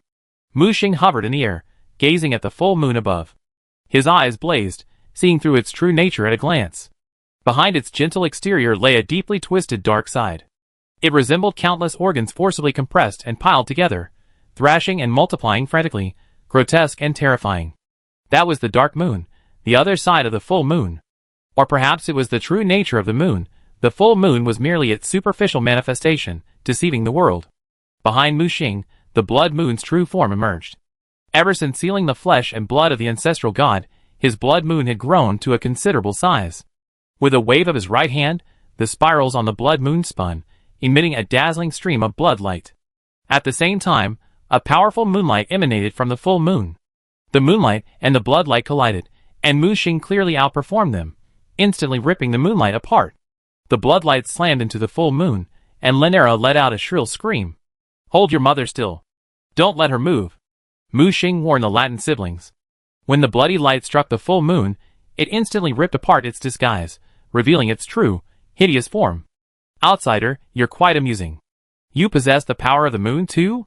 No, you're not the moon. I can't see through your true form. The ferocious dark moon spoke in human language, its voice echoing throughout the blood moon space. Mu Xing didn't bother to waste time with this creature. I give you 2 choices, either voluntarily break away from the queen, or die. Just you? A mere level 7 observer? Mu Xing wasn't surprised that the other party saw through his identity. He snorted coldly. So what if I'm a level 7 observer? If we were outside the domain, I might be intimidated by you, but a mere clone here dares to be so arrogant? Die! Mu Xing launched his attack without hesitation. Chapter 1294. This was Mu Xing's first direct confrontation with one of the most dangerous forces behind the border. Although it was only a fragment of Dark Moon's consciousness, it was enough to force him to give it his all. Donning the multicolored armor stolen from Island, the sword of destiny in his hand was inscribed with the power of desolation. Before the Blood Moon's true form could move, he had already rushed out. The Dark Moon's twisted innards wriggled continuously, and a dense, tentacle-like swarm of flagella sprouted out. These flagella distorted the surrounding space-time, instantly draining the magical elements from the area. Clearly, Dark Moon possessed some special rules for manipulating magic. He could alter the fundamental rules of magic within the area, rendering them completely ineffective. This move was a surefire way to defeat the magicians of the border. Since the fundamental rules of magic had been altered, these powerful mages could no longer cast spells, and naturally, could not resist Dark Moon's power. But Mu Xing did not rely on magical abilities or the manipulation of external forces. His power came from within himself. Thus, this tactic was ineffective against Mu Xing. Immediately afterwards, the Dark Moon unleashed an extreme icy force. Lunar Cold is another of Dark Moon's abilities. Controlling the rules of cold can freeze everything, even slowing the flow of time to an extreme slowdown in this area. Mu Xing felt like he was trapped in a quagmire. The rules of cold became a torrent, forcing him like a fish swimming upstream, bearing immense pressure. At the same time, the absolute 0 degree of cold was enough to freeze energy and matter. Mu Xing's multicolored armor radiated a warm, multicolored light.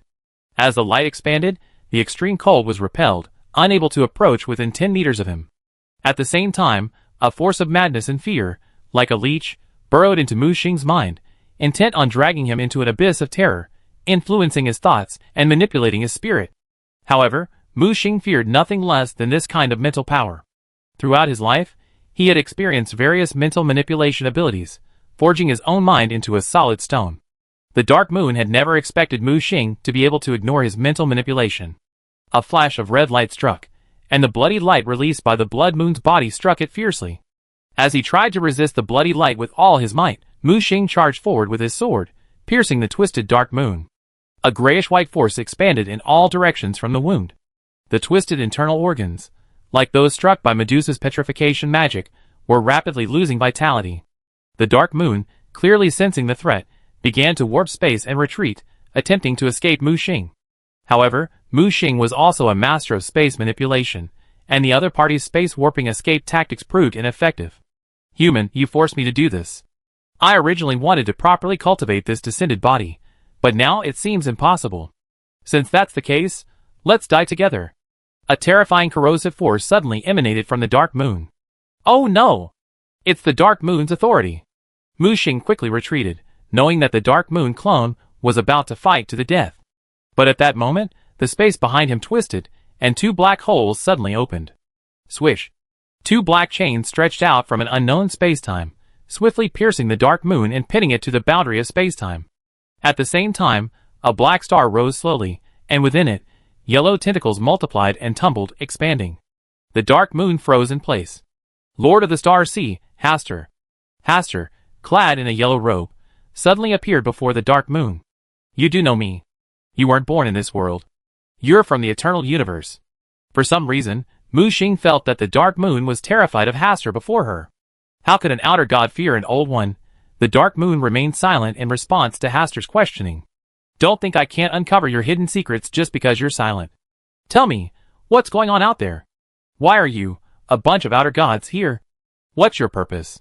The Dark Moon was silent for a moment, then finally spoke. If we'd known we were headed for this horrible place, we wouldn't have entered this world for our own greed.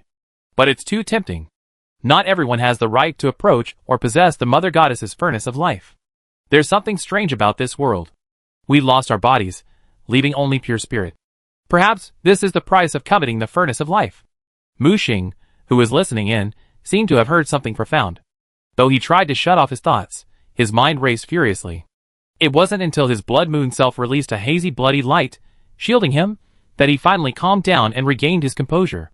Dark Moon's eerie voice echoed again. I never expected to see the noble prince here. No, perhaps now I should call her princess. Hastur's eyes narrowed slightly beneath her yellow robe. Are you mocking me? She lifted the brim of her hat and waved her right hand. More chains burst from the black star, piercing Dark Moon before her, turning her into a hedgehog. Tell me what's happening outside, or you die. Her voice was thick with murderous intent. No, of course I'm not mocking you. I simply regret that you didn't get to witness that era of change. The world outside has changed. Everyone is seeking the right to survive in the future. Even the once almighty outer gods are forced to transform themselves into feral dogs, scrambling for food, preparing for the coming era of eternal desolation. An eye suddenly sprouted from the dark moon, crammed with twisted viscera. How ironic.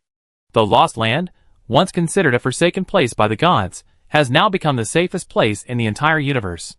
Enjoy this moment of peace. But this peace won't last long. The shockwaves of the universe will eventually reach here. Hastur, this isn't a threat, but a matter of life and death. I'm sure you're secretly plotting your own escape. If you release this body I worked so hard to condense, I can tell you the secrets of the furnace of life. However, Hastur retreated expressionlessly, clutching with his right hand, sending more chains piercing through. Mu Xing looked at Hastur. Why not make this deal with him? Don't you want to know the secret of the life furnace? Hastur shook his head. You and I are true allies now. There's no need to make things complicated. If I let it escape, I'd be exposed, stepping out of the shadows into the light. That's not good news. Mu Xing turned to the dark moon, bound by its chains. He sensed the intense hunger emanating from the blood moon itself. He drew the sword of destiny, and the emanating power of desolation was quickly retracted. The blood moon opened its bloody maw and charged forward, biting off half of the dark moon in one gulp. Then its sharp teeth closed, devouring the bizarre dark moon. Mu Xing had already grasped the dark moon's true nature. It was a monstrous flesh incubated by him, from the stone womb of the full moon queen, Rhaenyra. But this flesh had not yet fully grown, and the twisted internal organs were only just beginning to form. If he were given more time, and this body matured a bit more, it might not be so easy to deal with. After devouring the dark moon's body, Mu Xing quickly split it apart, and absorbed the power contained within. He extracted a strand of the dark moon's hidden authority. This was the most precious thing in this body. Previously, the dark moon hadn't used this power because this immature body couldn't support it. And just as he was about to fight, Hastur appeared and sealed him, completely rendering him powerless. Chapter 1295. Dark Moon's authority is the Dark Moon power, a powerful corrosive and distorting force capable of corroding and warping the physical energy of the real world. If used on a living being, it can directly transform them into Dark Moon's followers. He spread his right hand, and a distorted Dark Moon emerged from his hand. Hastur approached. In Hingyu, Dark Moon isn't considered a powerful outer god, but his abilities are cunning and treacherous, and he prefers to hide in the shadows, plotting everything. This time, you destroyed a strand of his will and devoured the body he painstakingly cultivated. I'm afraid this grudge is truly sealed. Mu Xing was puzzled. Even the weakest outer god is still an outer god. Why is his power not even as great as yours? Hastur suddenly embraced Mu Xing's arm, pressing his alluring body against her. That's because I have my true form. Even if it was sealed, it's still intact. And Dark Moon, apparently, suffered an accident when he traveled through Hingyu to this world, resulting in the loss of his true form, leaving only his spirit. She leaned close to Mu Xing's ear, her breath sweet as orchid, her voice numbing and full of allure. Mu Xing expressionlessly pushed her away. Don't try to seduce me. Let's talk it over, or I send you back to the dark depths of the lake. You're such an unromantic man. I throw myself into your arms, and you don't like a queen like me? Do you really like that green-haired girl who hasn't even fully grown her hair? Mu Xing rolled her eyes. You're an old man after all.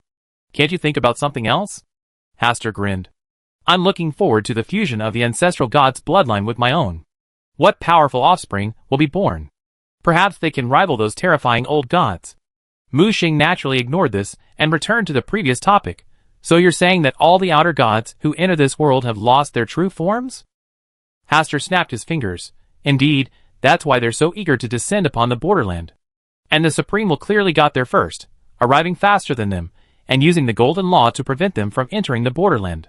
Mu Xing asked, why is the Supreme will lifting its restrictions now? Isn't that giving these outer gods an opportunity to compete? Hastur pointed at Mu Xing. That's because the arrival of outsiders, like you, has disrupted the balance of the borderland. While the overall situation may seem unchanged, you actually altered many of the smaller details. Naturally, the Supreme will couldn't sit still, so it began planning ahead to unleash the power of this borderland. I believe he has hidden reasons. Even if this action gives other outer gods an opportunity, I'm afraid it's a last resort. Mu Xing stroked his chin. So, we're not completely hopeless. An outer god without his true form is like a toothless tiger. Although he still retains considerable authority, his strength is limited. He's just a facade. Haster smiled at him. You finally understood. Mu Xing retracted the Dark Moon's authority, not rushing to devour it. Before completely defeating the Dark Moon, devouring its authority is a dangerous act, with the potential for manipulation. After exiting the Blood Moon world, Mu Xing waved his right hand, releasing the Full Moon Queen, Lonnie, and Latin. Blood Moon, how is my mother? Lonnie asked worriedly. Don't worry, she's fine. She's simply been a tool of the Dark Moon for so many years. Her body has been drained, and she needs to replenish the damage. But it will probably take some time for her mind, influenced by the Dark Moon's will, to recover. Mu Xing's right hand shone with strands of light, sorting through the Full Moon Queen's chaotic memories and thoughts. Her eyelashes trembled slightly, and she slowly opened her eyes. She immediately saw Lonnie, holding her arm. Her right hand rested on Lonnie's cheek, tears streaming down her face. My poor child, you finally returned to your mother's side, but where's your body? Why has it become a puppet? Lonnie hugged her mother, tears clearing her eyes, only a wave of sadness. Beside her, the towering figure of Latin hesitated, unsure of what to do or say. When the Full Moon Queen rose, she saw Latin. She rushed over. Latin, is that you? Latin was not good at speaking, but nodded earnestly, letting his mother hold him. His emotions were swirling, and he was not at all calm. All right, madam, I just helped you expel Dark Moon's control. It's not appropriate to get too emotional. You should get some sleep first. Mu Xing pointed, and the Full Moon Queen's body softened, collapsing into Latin's arms. Mother? Mother? Don't scream. She's just asleep. Let her get a good night's rest, Mu Xing said. Latin finally realized what was happening and knelt on one knee. Thank you so much for saving my mother. I can never repay you for your kindness. Mu Xing waved his hand, signaling him to take the Full Moon Queen back to her bedroom. Lonnie crouched beside the bed, still holding the Full Moon Queen's hand. Lonnie, I need to talk to you. Mu Xing left the room, and Lonnie reluctantly stood up. She carefully closed the door, leaving Latin to guard it. Minzai's guard, Loretta, approached with a worried look on her face. Princess, how is Her Majesty? Don't worry, Loretta. Mother is fine. You can rest assured. Hearing this, Loretta breathed a sigh of relief, her tense body relaxing until she nearly collapsed. By the windowsill, the moonlight from the horizon already illuminated the earth, hazy and beautiful. Lonnie, under the moonlight, looked even more sacred, like a true moon princess. Lonnie, what do you think of faith in the moon? Lonnie said, my faith in the full moon came from my mother, but later on, my faith in the dark moon grew stronger. Do you know the true nature of the dark moon? It's cold and lonely, very much like me. When I can't make a decision, I always seek its guidance. It was because of the dark moon's guidance that I was able to break free from my former shackles and the control of the golden rule. I hate the constraints imposed by the supreme will on everyone, so I vowed to break them, no matter what means. Mu Xing was silent. He could tell that Lonnie was stronger and more independent than he had imagined. What if I said the dark moon had been using you? He asked. Lonnie lowered her head. I know, but I had no choice. Like everyone else at the border, we had no choice until you outsiders arrived. Either willingly accept the arrangements of the supreme will, or seek out those dangerous extraterritorial powers. Every choice is a gamble, the difference between winning and losing. If you ask me if I regret my actions, I tell you, I don't. As she spoke, her eyes grew distant. Furthermore, I long ago sensed Dark Moon's abnormality, which is why I chose to abandon my body. Chapter 1296. Oh! Why? Mu Xing was curious about how Lonnie had discovered this. My mother's powerful moon magic came at a price. My two brothers were born with a sun-oriented spirit, inheriting the golden bloodline of Radagon.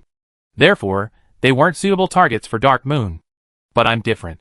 I perfectly inherited my mother's moon bloodline, and therefore possess an even stronger affinity for moon magic than she does. At times, I could even communicate directly with the moon in the sky, relying on it for guidance.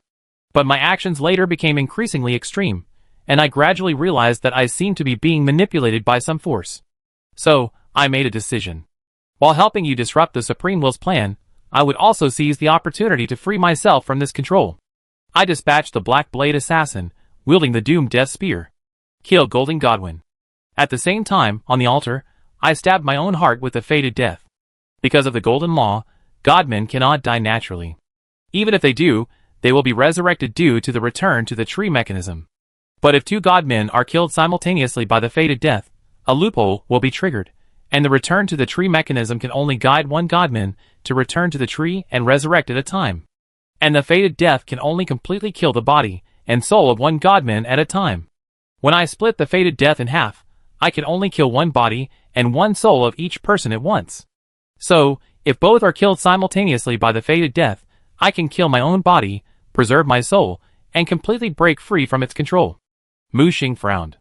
How can you be sure it wasn't your soul that was killed, but your body? Lonnie said nonchalantly. So this was a huge gamble.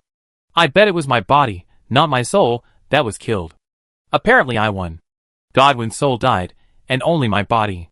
She sighed, but I didn't expect that Godwin's physical mutation, triggering the dead root phenomenon, would indirectly kill countless people. Mu Xing said, don't blame yourself. The instigators were merely those behind the scenes, and you were just a pawn. Lonnie shook her head. After all, this incident was caused by me. So one day, I will personally end this tragic era and change everything. Mu Xing asked, the Dark Moon's influence on you has clearly not been completely eliminated. So what do you mean? Lonnie nodded, unmoved. Taboo. Indeed, the Dark Moon's influence on me hasn't diminished, but rather deepened. I sense that my once dead body is undergoing some kind of transformation. This transformation fills me with fear, and the more fearful I become, the deeper my will sinks into the Dark Moon. Time is running out for me in this world, so I must expedite my progress, starting with slaying the finger messenger of the Supreme Will.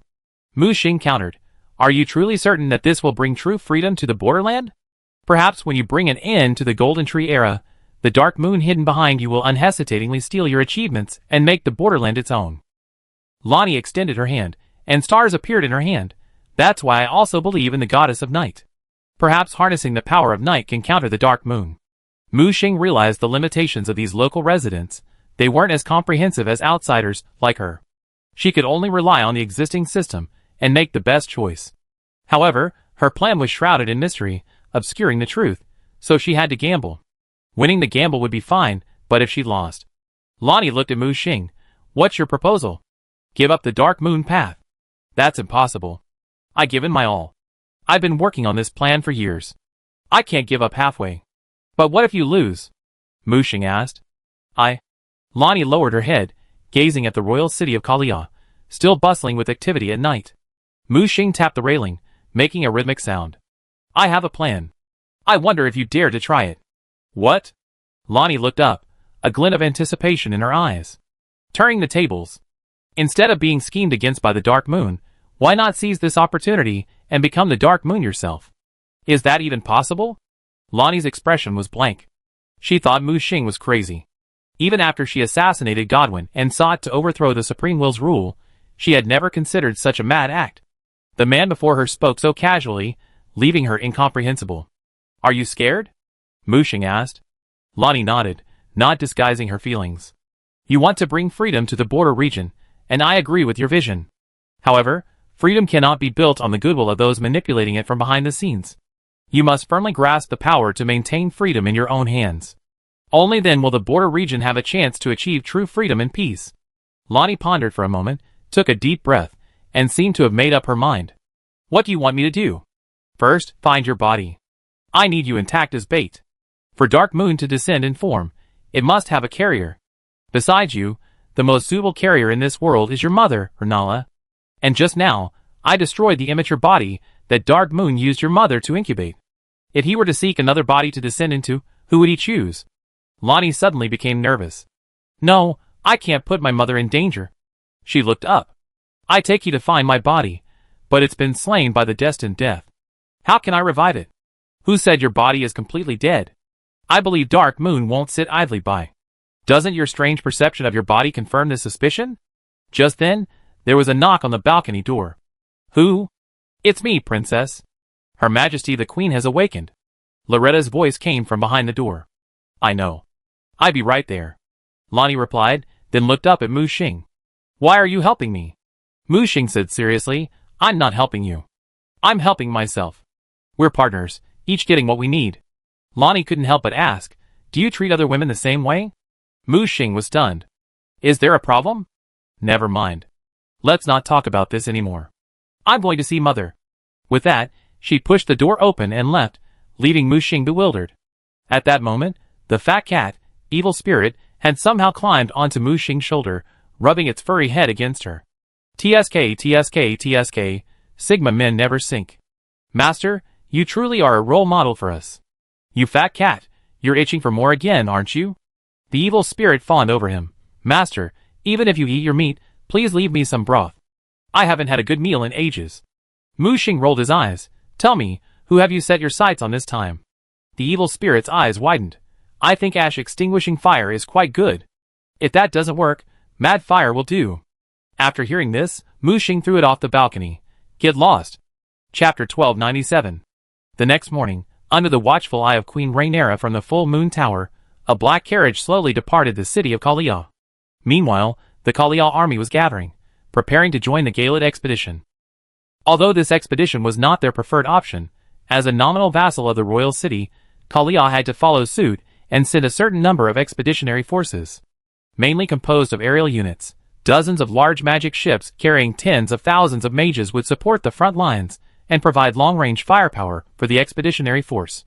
In contrast to the Kalia royal family's passive response, the real Akalia Magic Academy appeared particularly concerned about this expedition. They dispatched a large number of magical artifacts and war weapons to support the expedition. Clearly Rhaenyra, who had just awakened, had made them feel threatened, and they feared Kalia would launch another attack on the Magic Academy. To cling to the royal city's support, they had even voluntarily pledged their all. Even if Kalia attempted to attack them, the royal city would not sit idly by. As for full moon Queen Rhaenyra, Mu Xing spent much of last night helping her regain her composure and repair the wounds inflicted by Dark Moon. While he wasn't able to completely repair her injuries, he did manage to restore Rhaenyra to 70% to 80% of her fighting capacity. With the full moon queen at the helm, Kalia seemed to have regained its vitality and found a core. He believed that Kalia would soon end its policy of isolation. Mu Xing seized the opportunity to win over Kalia. Although Rhaenyra didn't immediately respond and agree to the alliance, the seeds had been planted, and he hoped for a positive outcome upon his return from the snowy mountains. In the carriage, Latin closed his eyes, letting the jelly beans and evil spirits dance all over him. Lana held the stone embryo her mother had given her. Its true name was the Amber Egg. It was given to Rhaenyra personally by Radagon when he left Kalia. The Amber Egg contained the great runes, the possession of the demigods who were never born. In her madness, Rhaenyra firmly believed that the Amber Egg would produce a perfect child, and it later became her sustenance for her longing for Radagon. No one could have imagined that the egg would be used by Dark Moon to cultivate the body of the descendant. Now that Lena had regained consciousness, Mu Xing had revealed Dark Moon's conspiracy, which had finally brought her back from her obsession. Blood Moon, my mother won't be targeted by Dark Moon again, will she? Don't worry.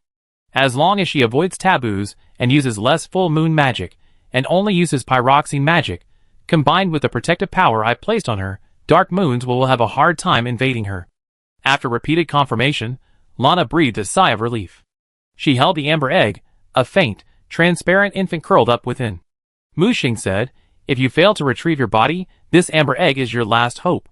During this time, it's best to keep it with you at all times until you can perfectly connect with it, and transfer your soul into the egg at any time. That way, even if something unexpected happens, I can use this as a backup plan to revive you. Lonnie nodded earnestly, her grip on the Amber Egg tightening. Also, during this trip to Kalia, Mu Xing had also successfully obtained the ancient portal. There were 2 portals in a set, they were carrying one with them, and the other would be brought to Stonewell by the expeditionary force. They would then be able to use the portal to quickly travel between the 2 locations, without having to worry about being unable to arrive in time if an emergency occurred. Passing through the densely forested Linia, towering mountains could be seen in the distance, reaching the horizon. The lowest point of this mountain range reached over 10,000 meters above sea level. The towering peaks, capped with snow, shrouded only by clouds and mist. Looking back, one could see Galad across the sea. The Crimson Continental Peninsula was now engulfed in the crimson power of corruption. Giant crimson trees could be vaguely seen, blotting out the sun. The complex light of crimson law shone from their blood-red branches and leaves. The crimson corruption had ultimately advanced ahead of the other outer gods. Once the crimson law was complete, the crimson goddess would firmly establish herself in this borderland. But it was clear that the Supreme Will would not allow such a thing to happen. The expeditionary force was on its way, and would soon gather in Stonewell City. Mu Xing received a comprehensive message from Greg, reporting on military preparations, and the actions of various forces on the continent. To this, Mu Xing simply replied, "Well done. Keep it up." The closer they got to the snowy mountain, the more a bone-chilling chill rose from the depths of their heart. Lonnie explained, "Malika has set up layers of barriers here to prevent the ash-extinguishing flame, sealed atop the snowy mountain, from being brought out by humans. This coldness stems from Marika's handiwork. Long ago, this was the home of giants. Then, the giant wars broke out, and the fire giants were nearly wiped out. Only one remained, locked by Marika atop the mountain to guard the ash-extinguishing flame." Mu Xing was puzzled. Why not just exterminate all the fire giants? Why leave one? Lonnie gazed at the approaching snow-capped mountains. They were crossing the river secretly this time, so the main road wasn't an option. Traveling across the sea now would bypass the royal city's surveillance of the snow-capped mountains. She spoke, "The ash-extinguishing flame needs a caretaker, and the flame god also needs a seal. If the last flame giant is killed, the ash-extinguishing flame will completely spiral out of control, and no one will be able to suppress its spread. Then the entire snow-capped mountains will become a volcano, threatening the safety of the golden tree." Mu Xing nodded. "So that's how it is." Marika used the flame giant to control the ash-extinguishing flame. He became the only life in the world that the ash-extinguishing flame couldn't harm. Under the flame giant's care, the ash-extinguishing flame had been pacified for the entire golden tree era. Now, the black carriage quietly entered the snow-capped mountains. This place was vast and cold, with almost no civilization left in this icy world. Mu Xing threw the eye of the god of evil in his right hand. The moment this guy appeared, he seemed to have returned home, rolling around in the snow in ecstasy. "Can you sense where your fellow villagers are?" Mu Xing asked. The eye of the evil god pointed toward the deepest reaches of the snowy mountains, toward the summit. "I can sense that in that direction, the evil god has fallen asleep, sealed within a coward, and his aura is in imminent danger." Several people dismounted from the carriage and looked in the direction pointed by the eye of the evil god. A few dilapidated, ancient buildings could be vaguely seen scattered across the mountaintop. The giant civilization had been destroyed, leaving only the cauldron that held the ash-extinguishing flame. To survive, the last guardian diligently guarded the ash-extinguishing flame from covetous eyes. The snowy mountains were not safe, at least not for those who attempted to approach the summit. But for Mu Xing and his companions, this trip was more of a relaxing escape. With Rutten, the all-powerful agent, their two star-smashing greatswords swept through the monsters that attempted to stop them. When encountering troublesome enemies, they summoned meteorites to attack. If one meteorite wasn't enough, they used two. Chapter 1298. Boom. When a massive meteorite landed and crushed a giant golem, they were already very close to the mountaintop where the ash-destroying flame was sealed. The monsters were no match for the mightiest demigod of the borderland. But at that moment, a flash of blood appeared, a stark contrast against the snow-capped mountains. The blood-red light distorted the air, and an old man, shrouded in blood, stood before them. Latin raised the star-breaking great sword, assuming a fighting stance. Behind him, Lonnie also pulled out the hunting finger knife. "What the hell?" The evil gods! I was startled and quickly fled behind Mu Xing, staring fearfully at the mysterious old man radiating murderous intent.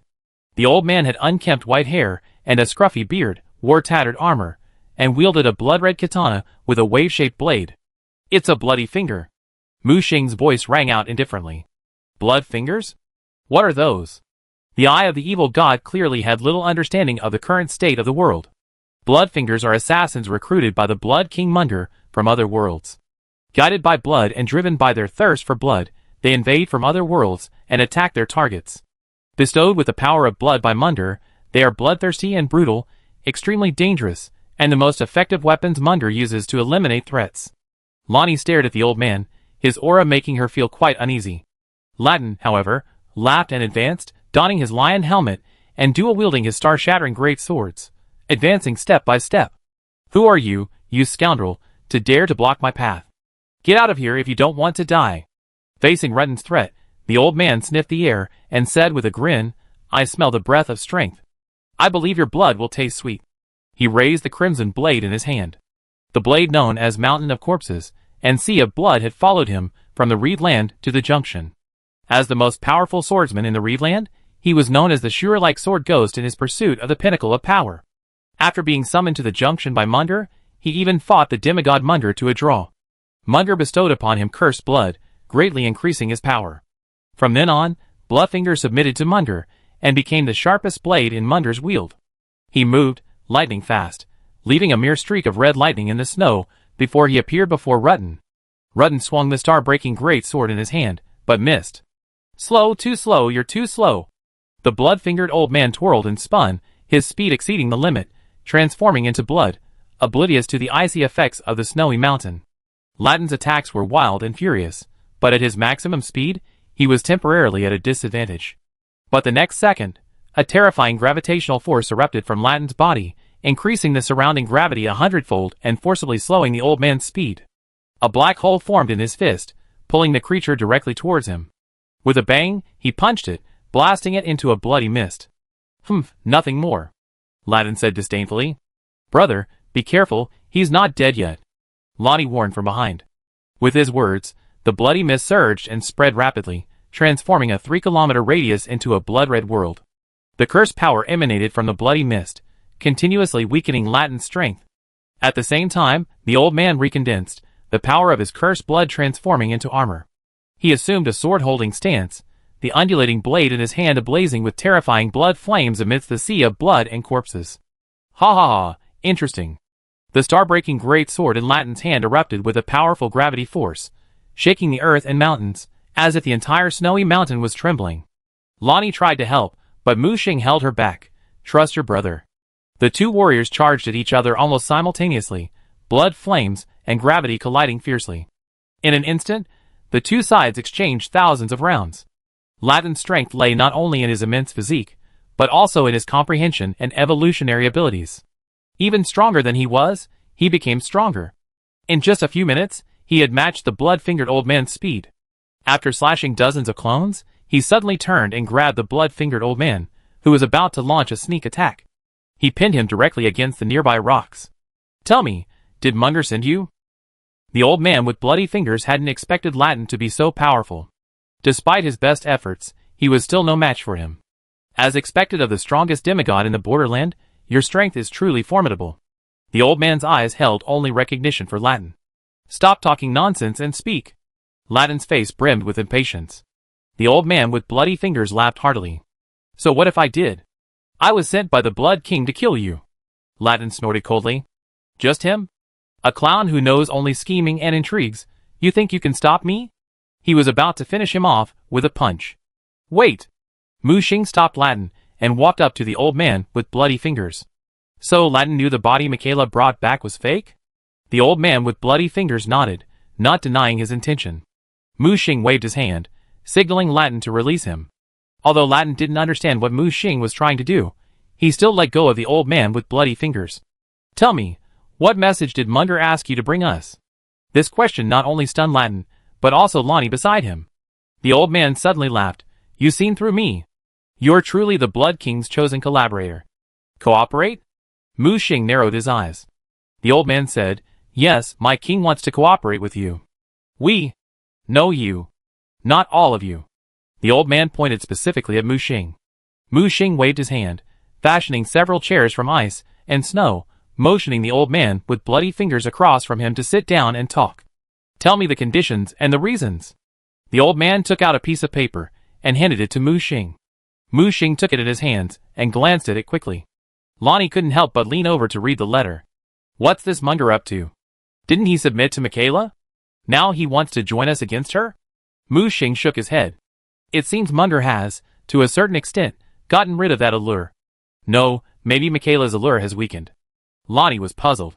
Didn't Munger create the Blood Dynasty and rebel against the royal city just to become Michaela's king? Why did he? Mu Xing said, You're wrong. Munger never betrayed the royal city from the beginning. He simply had no choice. No choice? On the one hand, he was chosen to be the spokesperson for the power of blood, and on the other, he fell into Michaela's trap. Between running and committing suicide, he must have chosen the latter. Lonnie was a little shocked. How is that possible? Mu Xing pointed at the old man with bloody fingers in front of her. Isn't his arrival the best proof? Lonnie took a deep breath. I don't think Munger can be trusted. This guy. He must be hiding some sinister plan. Mu Xing looked up at the old man with bloody fingers across from her. I read it. I'm very interested in the plan and the bargaining chips he mentioned. But I want to know why he did this. The old man with bloody fingers said expressionlessly. Of course, it's for the golden tree. Mu Xing's mouth twitched. It was so strange to hear someone with bloody fingers say that it was for the golden tree. Chapter 1299. So what do you mean? The old man realized that Mu Xing was the backbone of the trio, and his attitude became humble. I agree, but I have one request. I must speak with Munger face to face. Otherwise, this matter will be dropped.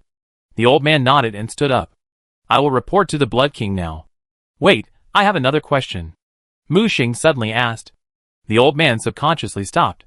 You were here to deliver a letter, yet you suddenly rushed over to fight Redden. Aren't you afraid we kill you? What about your mission? The Bloody Fingers King bluntly stated, to face a truly powerful opponent is my lifelong dream. Even if I die in a duel, I have no regrets. Besides, even if I die, you still be able to find this letter on my body, so my life or death won't hinder the mission. Mu Xing was stunned. He truly was a maverick, willing to sacrifice anything to pursue his path to power. After watching the Bloody Fingers King leave, Redden sheathed his star-smashing greatsword. What if it's a trick? Is it a conspiracy by Munger?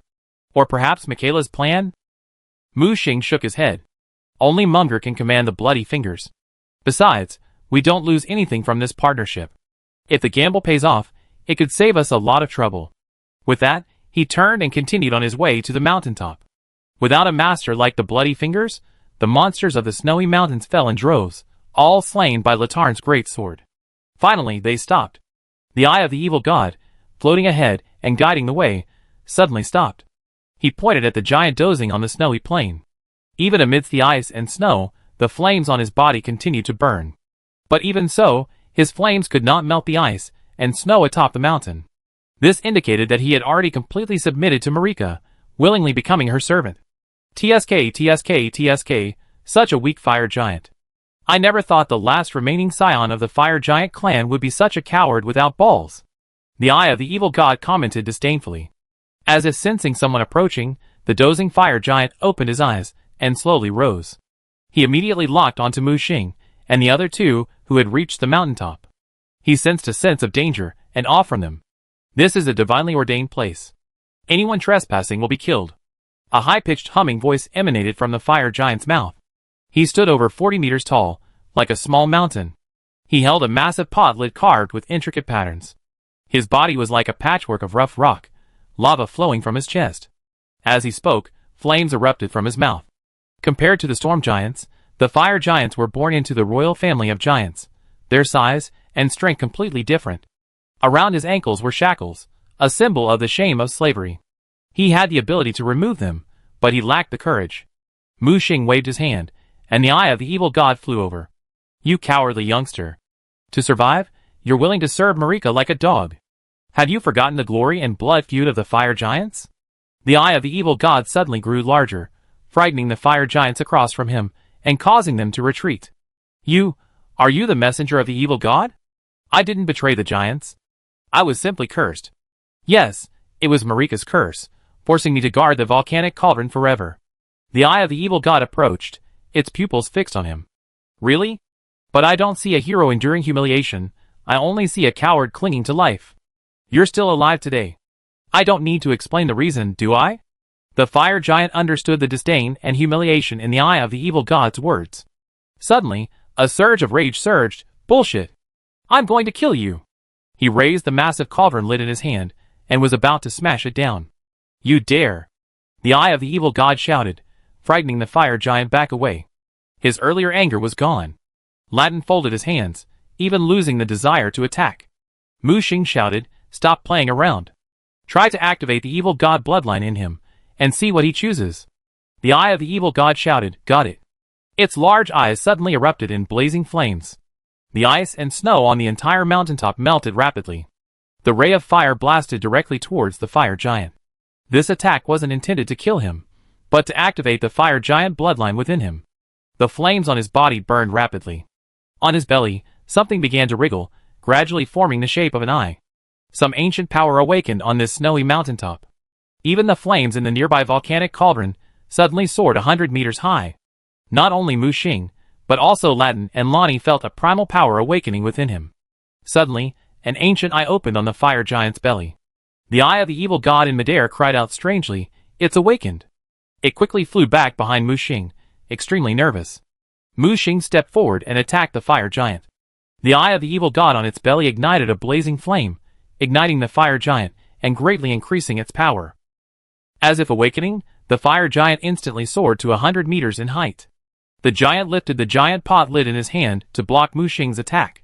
With a clang, the immense impact sent the fire giant reeling back dozens of steps. Make your choice. Will you continue to guard the cauldron for Marika, or liberate yourself and reclaim your ancient power and dignity? Clearly, the power of the evil god within the fire giant had already partially awakened, and now was his best chance to break free from the curse. However, the fire giant suddenly knelt on the hillside and kowtowed to the distant golden tree, as if begging for forgiveness. Clearly, he had made his choice. He chose to remain subservient to the golden tree, believing that this was the only way to survive. This guy is hopeless. Kill him! The eye of the evil god, floating beside Mu Xing, couldn't bear to watch. If we kill him, who will awaken the power of the ancient fire evil god? Mu Xing asked. The eye of the evil god was silent for a moment. How about I give it a try? Although I'm just a clone and have awakened my own consciousness, who says I can't control the power of the ancient evil god? You? Mu Xing glanced at the eye of the evil god beside him. He hadn't expected this guy to be so ambitious. Of course. If the master doesn't think I'm suitable, just treat it as a joke. The eye of the evil god rubbed his hands awkwardly. I agree. Mu Xing suddenly spoke. You're just ignoring my words. Wait. Master, do you agree? Mu Xing shook his head. I thought this fire giant could give me a surprise, but a weakling like that is simply not up to the task. Eye of the evil god stuttered. Master. Master. Are you really willing to? Believe me. Alright, stop talking nonsense. Since the old account is ruined, let's create a new one. Huh? Eye of the evil god seemed confused. Mu Xing's hand then revealed the sacred artifact of creation, borrowed from Uncle Lon. He intended to bring a little creator's shock to this snowy mountaintop. Chapter 1300. For the borderland, the creation and birth of life is an extremely difficult matter. Especially since the life furnace was occupied by the golden tree, no new life has appeared in the borderland. The last fire giant, without a mate, was doomed to be unable to produce the next generation. But as Heng's disciple, holding the creator's sacred artifact, Mu Xing, deeply knowledgeable about the creation of life, could easily perform both cloning and replication. Latin, I need his blood. Mu Xing pointed at the fire giant in front of him. Understood. Latin drew his star-breaking great sword and leaped down, knocking the fire giant's cauldron over. The giant flew hundreds of meters across the ground, and crashed into the rubble with a loud bang. Before he could rise, Latin's blade had already slashed through his chest, sending blood gushing out like molten lava. Mu Xing grasped with his right hand, and the blood was absorbed into the creator's sacred artifact. Copy, analyze, reassemble, hatch. Just give the command, and the creator's sacred artifact will automatically execute it. The fire giant's bloodline was rapidly deconstructed. Mu Xing eliminated all the defective genes, leaving only the perfect ones. At the same time, he implanted the desired genes, transforming a test subject completely loyal to him. As the magma began to surge, flames burned within the rock. A massive giant egg quickly took shape. Yes, these fire giants are oviparous creatures. After undergoing the natural process of survival of the fittest, only those fire giants, who successfully matured, are eligible to join the tribe and become members of the giant clan. It began to frantically absorb the essence of heaven and earth, even drawing in the ash-extinguishing fire within the volcanic cauldron. The fire giant guarding the cauldron was frantic, tumbling and scrambling towards it, clutching the lid to prevent the flames from spreading. Mu Xing was even faster, and with a flick of his right hand, he drew out a wisp of burning flame. This mysterious ash-extinguishing fire was different from what he had imagined. It contained not the all-destructive burning power, but a warm and gentle life force. The flame entwined and flowed around his fingertips, as if it were alive. The flame of life? No wonder the golden tree is so afraid of this ash-extinguishing fire. Latin, standing nearby, returned, holding the star-breaking great sword. He frowned. This flame makes me feel very uncomfortable. Mu Xing asked him, what do you think is the greatest enemy of the golden law? Latin was stunned, confused by Mu Xing's meaning. The clever Lonnie beside her understood Mu Xing's meaning. The golden rule is a symbol of eternity, an unchanging truth. So what it fears most should be death and rebirth, right? Mu Xing snapped his fingers. Indeed, in the golden rule era, there is no rebirth, no death, only eternal reincarnation. The golden rule governs the growth and reincarnation of all life, consolidating them into a perfect cycle. This cycle is self-sufficient, with consumption and replenishment in perfect balance. If no outsiders interfere, this mechanism might truly be eternal. Lonnie snorted coldly. But this false eternity will also stifle all futures. It's nothing but an illusory illusion of eternal reincarnation. Mu Xing raised his right hand and merged the wisp of ash-extinguishing fire into the newly created stone egg.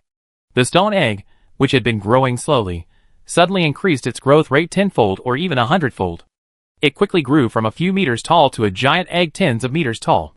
Mu Xing said, "Perhaps we always misunderstood the ash extinction fire, the flame giants, and the flame god. The giant's ash extinction fire brings not destruction, but rebirth. According to my speculation, the flame god is the first native god born from the crucible of life, symbolizing both rebirth and destruction. For the primitive races of the borderland, this power is like a godsend, empowering life with the impetus for rebirth and evolution.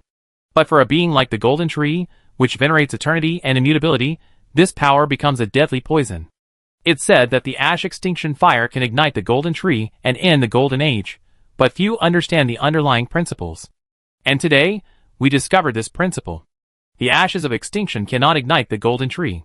It merely ignites the power of rebirth and destruction within it, unbalancing the golden law. Once the eternal immutability is broken, destruction will befall the golden tree."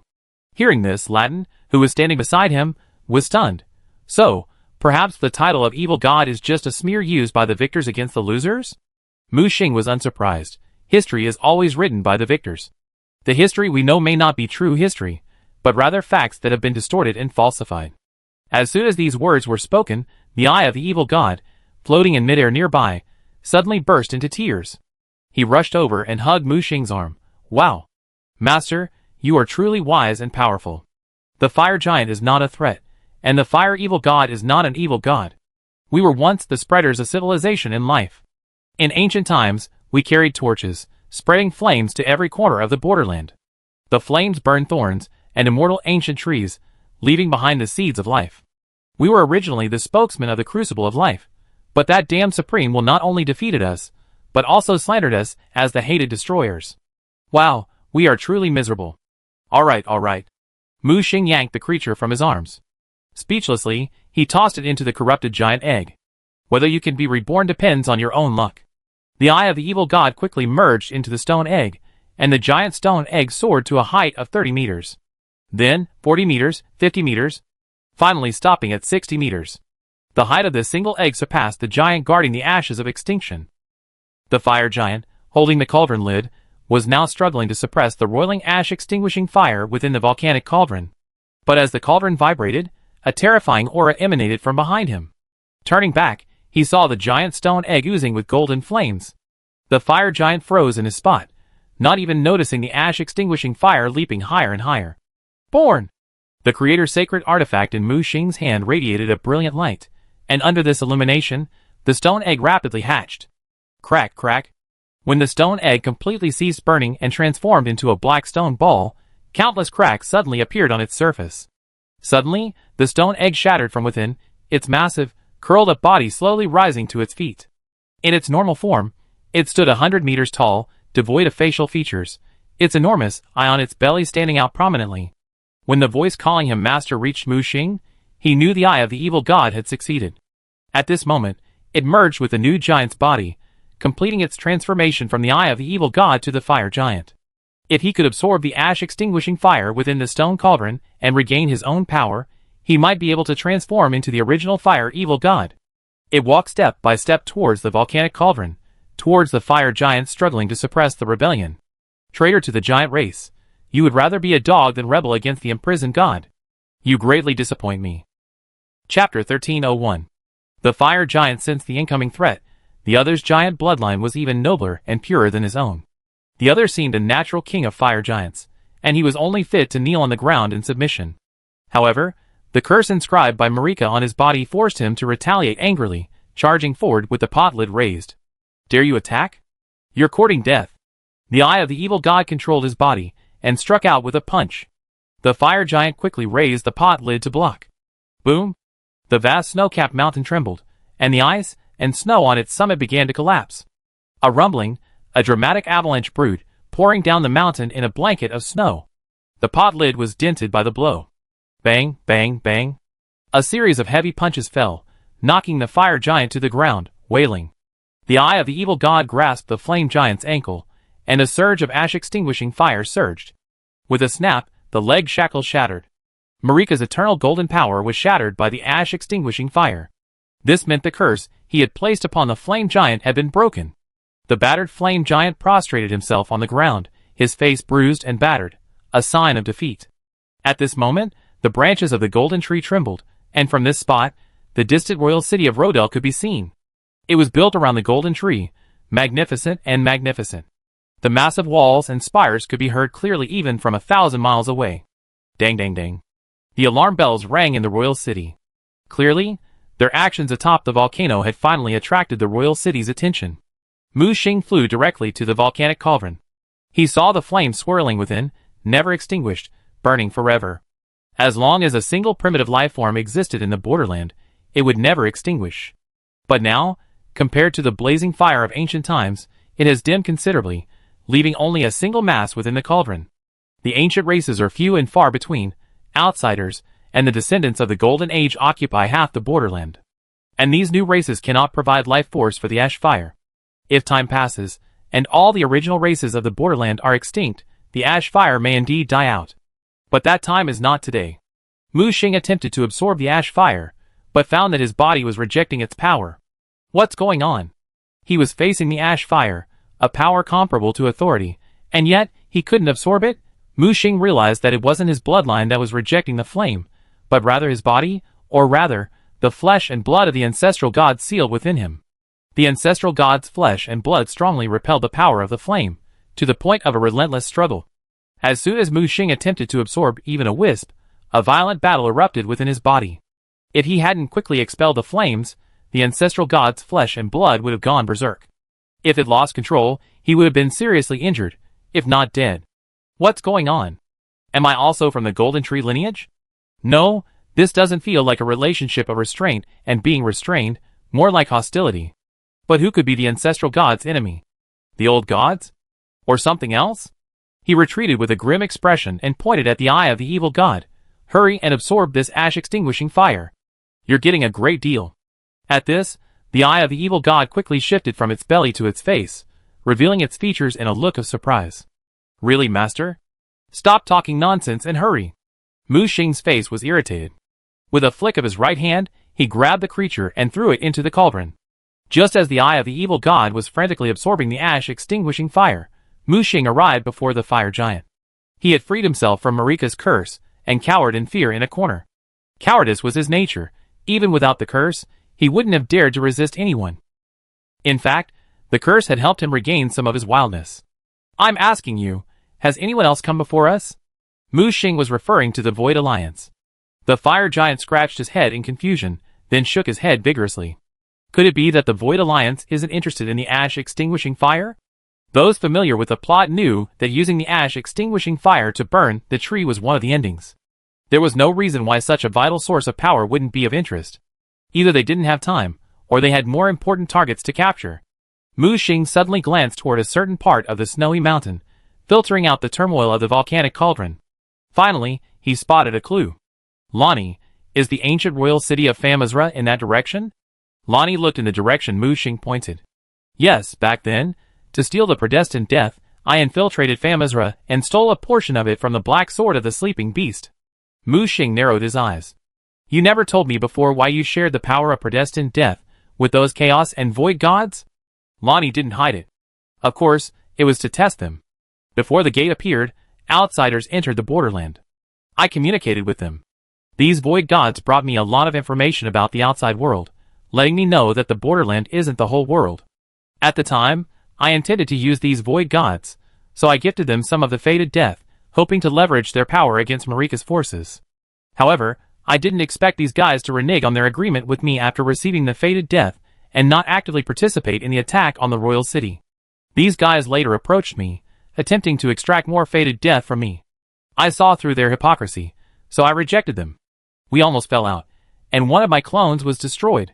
Later, a mysterious gate appeared, and I sensed more outsiders arriving at the border. But this time, I no longer trusted those untrustworthy beings in the void. I sensed a unique aura in you, and so I found you on that moonlit night. Mu Xing recalled their first meeting in Marika's church. Every conversation and exchange at the time was filled with tentativeness and caution. It wasn't until Lonnie, transformed into Blaze, spent some time with him that she finally let down her guard. During the subsequent journey, the two sides eventually went from being strangers wary of each other to close partners on the same ship. Lonnie, take me to the entrance to space-time. Lonnie pointed to the thick chain that stretched further out. From there, you can find the space-time rift that connects to Famizra. After the Dragon King was defeated, he gave up his fight with Malika for control of the borderland and exiled himself and the holy city of Famizra into the space-time rift. So to reach Famizra, you must first find the space-time rift that leads to that city. Mu Xing glanced at the flaming cauldron behind him. As the eye of the evil god absorbed the flames, they gradually dimmed. Until it devoured the flames completely, it immediately transformed into a dark stone egg. You are free. From now on, take care of yourself. Mu Xing glanced at the fire giant huddled behind a large rock. He was terrified. Everything that had just happened filled him with fear. This mysterious human had unexpectedly created a royal clan of fire giants out of thin air. The ash-annihilating fire contained within the cauldron was completely absorbed, and his sole purpose seemed to vanish along with it. Chapter 1302. Just as Mu Xing put away the hard, hot stone egg, the flames in the volcanic cauldron completely died down. The ash-extinguishing fire that had burned for ages atop the snowy mountain finally ceased to burn, leaving only a dark cauldron. At this moment, he received another message from Stonewell. The army of the royal city had arrived first, and was now camped outside the city. The armies of other cities were also gathering. The Royal Magic Corps was constructing a massive isolation barrier, intending to completely cut off Gael's connection with other regions. The war was about to begin, and various regions were beginning to stir. Also, Bai Huan sent an intelligence that Zhou Liang had successfully infiltrated the Shadowland. A new God's Gate was quietly being built in the Shadowland. Michaela's plan was proceeding faster than expected. But who knew if the Piercer Messermo would stop him? According to the intelligence Zhou Liang had gathered, Michaela's apotheosis ceremony was proceeding exceptionally smoothly, and the key factor lay in the cooperating Void Gods. Clearly, the Void Gods had already extended their reach into the Shadowland. Mu Xing pondered. This group of Void Alliance troops seemed to have a comprehensive plan of action in place since entering the borderland. Unlike their fierce confrontation with the survivors in the outside world, the Void Gods in the borderland seemed unusually calm. They were fully engaged in carrying out their long-formed plan, as if they had been preparing for this day for a long time. As Mu Xing, led by Lonnie, headed towards the space-time rift, his mind was in a state of flux, with all sorts of speculations running through his mind. Suddenly, a violent void storm erupted from the distance. That space-time suddenly shattered into countless fragments. However, because the space at the border was exceptionally solid, it didn't completely shatter. Countless cracks stretched out. What's going on? Mu Xing looked up and saw a group of Void Gods manipulating void weapons to fiercely bombard the space atop the snowy mountain. Huge cracks appeared in the solid space under such a fierce attack. Oh no, I've fallen for a trick. He suddenly realized that the ash-extinguishing fire within the volcanic cauldron was more than just a sealed artifact. Its existence seemed to be connected to the ancient royal city of Famizra. Now that the ash-extinguishing fire had been extinguished, the Void Gods launched a direct attack on that spacetime. Having failed to find the spacetime rift that had transported Famizra, they prepared to perform a miracle. Their goal wasn't to enter the city, but to bring the exiled holy city back to the border. Mu Xing rushed towards the spacetime rift. He crashed headfirst into a void barrier. The barrier, previously completely transparent, was completely revealed by the collision. A massive void barrier enveloped the sky above the snowy mountain. What the hell is wrong with these guys? Mu Xing drew his sword of destiny and struck without mercy. With a clang, the barrier was intact, but the sword of destiny in his hand was nearly knocked off its feet. Star-shattered General Rutten roared and slashed forward with his star-shattering great sword. The next second, he was flung back into the air. He stumbled to his feet, attempting to charge again, but was stopped by Mu Xing. Don't waste your energy. We can't open this barrier in a short time. Mu Xing stared at the Void Gods attacking within the barrier. They simply ignored him, minding their own business. He pulled out his communicator and began notifying nearby high-level survivors to rush here. At the same time, he issued a request for information to all survivors entering the border zone. He had to understand what these Void Gods were doing and what their purpose was. Soon, various reports began to pour in from all directions. Survivors scattered throughout the border zone passed on all the intelligence they had gathered. At the same time, a top-secret intelligence report, certified by the Terra City Supreme Council, also reached Muxing. From the outset, the plan for survivors entering the border zone was to disperse their efforts, focusing primarily on intelligence gathering. The rapidly changing situation reinforced this strategy. Not engaging directly with the void gods and ancient gods significantly reduced casualties. For, from the beginning, the council had been pursuing a single question. What was the ultimate purpose behind the mysterious gate's appearance? What were the Void Alliance's men planning? Now, these questions seemed to have vague answers. Muxing picked up the report, derived from the Supreme Council's analysis of vast amounts of intelligence data, and examined it carefully. It seems to be consistent with my suspicions. The sudden appearance of the gate at the borderland in the survival battlefield is no accident. This gate is the work of the Void, and the survival system is also contributing to it. Perhaps it's no coincidence that Novia has obtained material authority and brought it into this dark world. Muxing muttered to himself, gathering all the various pieces of information and linking them together. It contained information on the Void Alliance's actions since entering this world, as well as information gathered by the survivors themselves about the actions of local forces. With this wealth of information, the Void Alliance's movements became clearly visible. Currently, they were most active in 4 locations: the Royal City of Rodel, the Eternal City, the Shadow Land, and the Snow Mountains. Intelligence indicated that after entering the borderland, they did not rush to plunder and seize all resources, as they often did in other worlds. Even their encounters with survivors were minimal. Instead, they collaborated with the major forces in the borderland, a move uncharacteristic of the Void Alliance. All the intelligence seemed to indicate that these individuals were carrying out some secret plan. From testing various forces to attacking the Royal City of Rodel, from the battle for the bionic teardrop in the Eternal City, to Gale's awakening of the Scarlet Goddess. Their actions, while seemingly chaotic, were methodical and planned, and by no means random. Elsewhere, they had already stirred up a different kind of disturbance. The news about the Snow Mountain had just been discovered. 2 days ago, before Muxing even arrived, survivors had already noticed a large number of Void Alliance experts gathering there. 2 days had passed, and nothing major had happened. I had assumed it was just a Void faction cover, until Muxing reached the summit of the volcano. Using the Eye of the Evil God to extinguish the ashes of extinction, Muxing snatched out the stone egg, and placed the Sword of Destiny directly against it. "Come out, or I kill you right now." An eyeball appeared above the stone egg, bewilderedly asking, Master, is there something wrong? I'm asking you, how did you awaken within the storm giant? Do you remember anything from before?" Muxing now suspected that the Eye of the Evil God was also a pawn planted by him. I don't know. I was asleep the entire time, and when I woke up, I was awakened within the storm giant. Is that a problem? The Eye of the Evil God was also bewildered, unable to understand why Muxing had suddenly become angry. What mission did those void gods give you? A mission? No. Muxing abandoned his politeness, and forcibly began extracting the creature's consciousness, reading its memories. Chapter 1303. As Muxing forcefully unearthed the sealed memories of the Evil God's Eye, truths that the Evil God's Eye itself had forgotten were revealed one by one. He saw the Evil God's Eye being unearthed from the deep underground palace. And the ones who unearthed it were the Void Gods, renowned for their scheming. Clearly, they had been plotting this long ago. Muxing realized with horrified reflection that he had severely underestimated these opponents from the Void. In this world, at the border, not only was he plotting, but the Void Gods were also plotting. And they arrived earlier and moved faster. When the mysterious gate appeared at the survival line, these Void Gods had already secretly infiltrated the border. Without alerting anyone or any other force, they unearthed the history of the border deep underground. After completing their understanding of the border, they began quietly laying out their plans in subtle ways. Until the door appeared, a delicate balance of confrontation and cooperation was achieved with the survival line. Once officially entering the border area, these Void Gods lost their former arrogance. On the surface, they provoked the survivors, but secretly, they loyally and swiftly achieved their respective goals. The Eye of the Evil God was clearly part of their plan. This recently rising dark horse was clearly receiving special attention. They meticulously studied and understood me in areas unknown to me.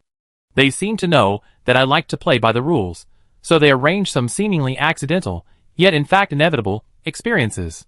My arrival in the snowy mountains was likely a long-planned event. At this moment, Mu Xing calmed down and put aside his contempt for the enemy. The rapid emergence of a large number of multidimensional experts and half-multidimensional beings on the survival line did indeed make their side somewhat complacent. They believed they could crush their opponents with sheer strength. But unbeknownst to them, their opponents had already quietly changed their strategy. Just then, the high-level survivors arrived to provide support. Dozens of multidimensional experts gathered around Mu Xing. Not only were there the multidimensional experts he had personally promoted, but Yax had also arrived. Mu Xing shared all his speculations and concerns with the logic arbiter, renowned for his logical calculations. The other party was clearly an expert in this area, and soon reached the same conclusion. You're right. We indeed underestimated these void gods. Their strength is even greater than we imagined. Their calculations and strategies are even more profound. They are truly formidable opponents. Yax's eyes were deep, searching for a way out. At this moment, a massive void barrier sealed off the area. They could only watch helplessly as the void god shattered spacetime, dragging the ancient sky city back to the borderland. Crack. This spacetime finally shattered under the void god's relentless attacks. They could see a magnificent city floating in the absolute darkness and nothingness. It was the capital of Dragon King Platon Sanks. However, after its gods left the borderland and lost the war with Malika, it chose self-exile. Although the ancient capital of Famizra had long since begun to crumble, its former glory and greatness could still be seen. Now, the city was reappearing in the borderland. Surrounded by thunder, Famizra was protected by the power of Dragon King Platon Sanks. But anyone with a discerning eye could see that something was amiss with this city. Look, what's that? Someone pointed at the swirling black fog within Famizra. The black fog rippled with a dangerous, blood-red force of death. That was destined death. The ancient power of death was now fully unleashed, enveloping the Dragon King named Platon Sanks. Its wings folded, wrapping itself in a cocoon. A powerful heartbeat echoed from within. At this moment, the void gods also began to gather on the snowy mountains. Did you do this? Mu Xing stared at the figure slowly emerging from Famizra. The newcomer stretched out his arms, his head tilted upward, as if pointing at a conductor. Mu Xing was all too familiar with this guy. Every encounter brought him a surprise. He seemed like a second-generation prodigy in the void god camp, but he concealed his true strength and calculations. I'm so glad you all can witness this wonderful performance. He smiled at everyone and bowed slightly, his face radiating the confidence of someone in control. First, allow me to introduce myself. My name is Shukong Yuanma, but you can also call me the Holy Son of the Void, Wu Xing. As soon as these words were spoken, the crowd erupted in an uproar, and the survivors chattered among themselves in a commotion. The newly arrived ancient gods and chaos primordials stared at the scene in bewilderment. Wu Xing, what the hell are you doing? A chaos primordial shouted. Wu Xing lowered his hand and said, Everyone, be patient. I invited you all here today to witness the end of an era. This borderland has been peaceful and repressed for too long. Since it cannot reform itself, I will be the one to bring it about. Wu Xing surveyed everyone from a high position, then turned to look at Mu Xing. Wu Xing now felt strange and dangerous to Mu Xing. See you again, Blood Moon. Oh no, this should be our first real meeting. Mu Xing narrowed her eyes. So, the ones I saw of you before were all just incarnations. The real you has always been hidden. Wu Xing snapped his fingers. You're right, but I seem to have overestimated you. I thought you were different from those fools, a formidable opponent I could have fun with. But you disappointed me so much. You failed to stop all my plans at the border, allowing me to complete all my preparations so easily. He tilted his head slightly. Behind him, in the swirling black fog, something was awakening. Crackling red chaotic thunder began to rage. They tore through the black fog, revealing a massive ancient dragon king emerging from its cocoon. However, its appearance was drastically different from the familiar ancient dragons. It seemed a fusion of a dragon and some kind of beast. It was immense, and when its wings spread, a dark shadow obscured the sky. And its body pulsed with not only chaotic thunder, but also the doom of death. Oh no! Dragon King Platonsanks has fused with the shadow beast Malachus. How is this possible? Axe's face suddenly changed, and he revealed the truth about the monster behind Wu Xing. Mu Xing remained silent, knowing that this was Wu Xing's provocation. He had indeed overlooked many things since entering the border area. His actions throughout the journey had been primarily focused on building his own forces and recruiting allies. He had a more dismissive attitude towards the void gods, believing them to be mere petty schemes. Now it seemed he had been terribly wrong. As the saying goes, Admit your mistakes when you make them, and stand at attention when you receive a beating. Mu Xing looked up and met Wu Xing's gaze. What exactly do you want to do? Wu Xing's lips curled up. That's a good question. Actually, everything you planned is quite perfect.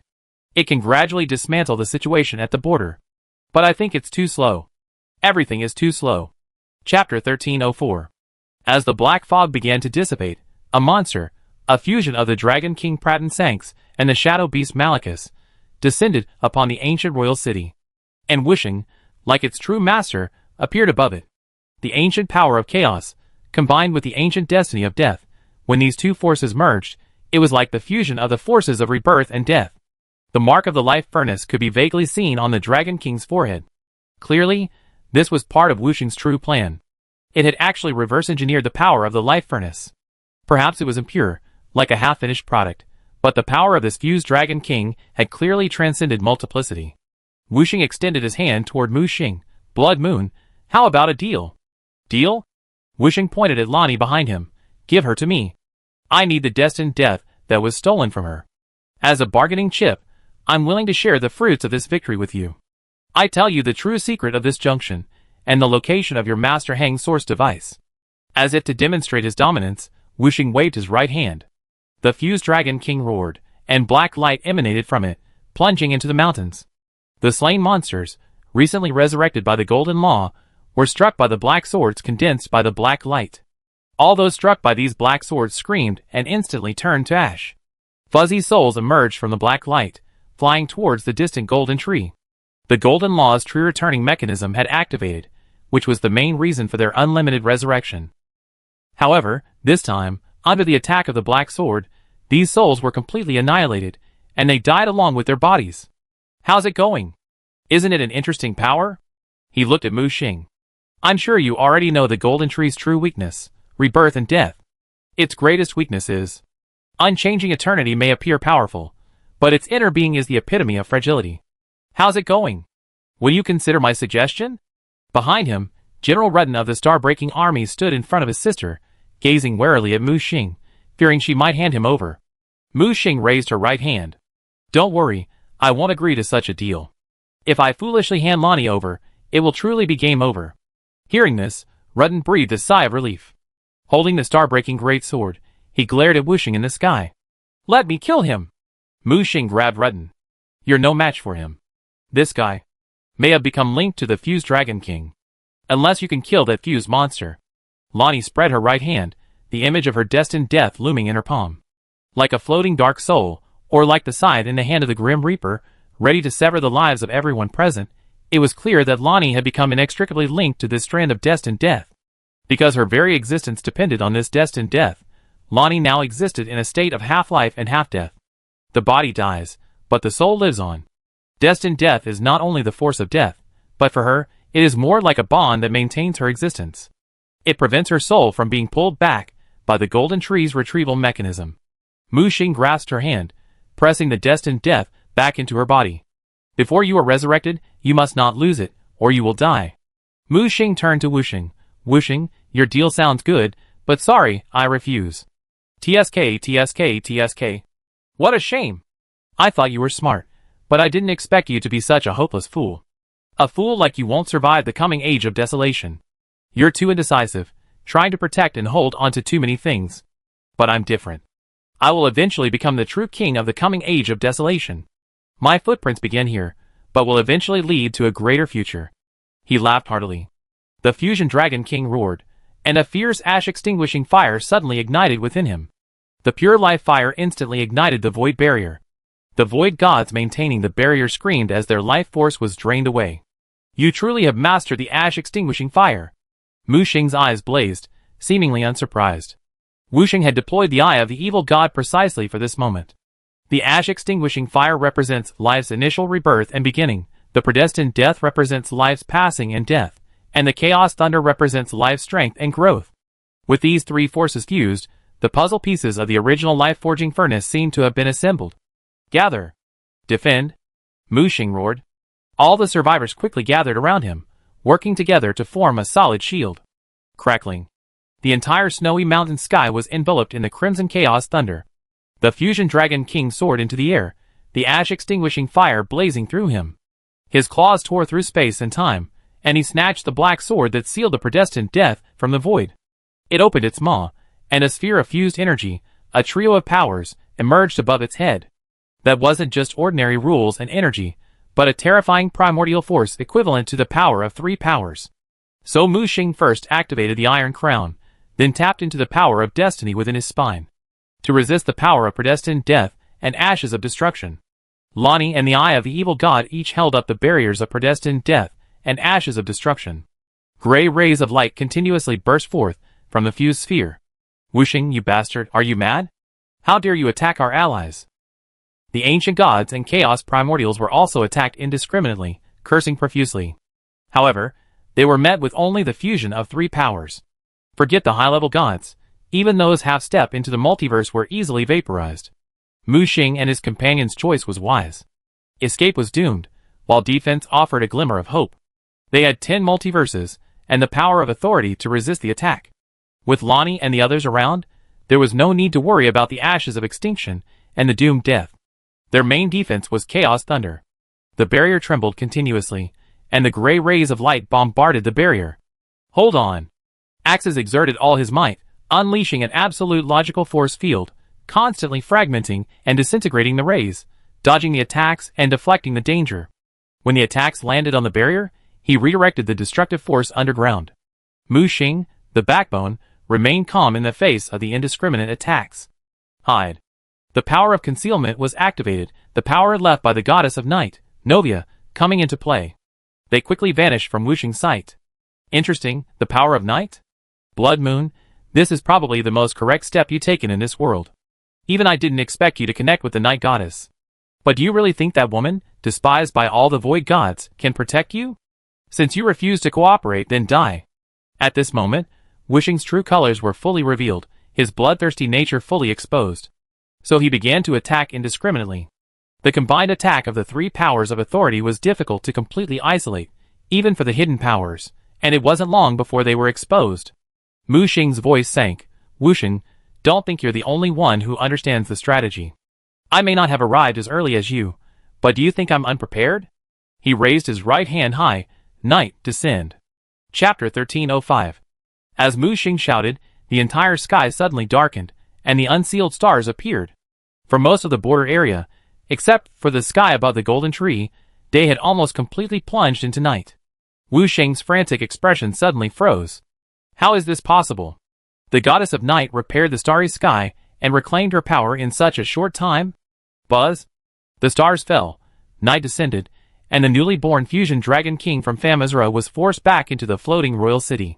Impossible. Wu Xing screamed. Mu Xing emerged from the darkness. Wu Xing, don't think you're the only one with a backup plan.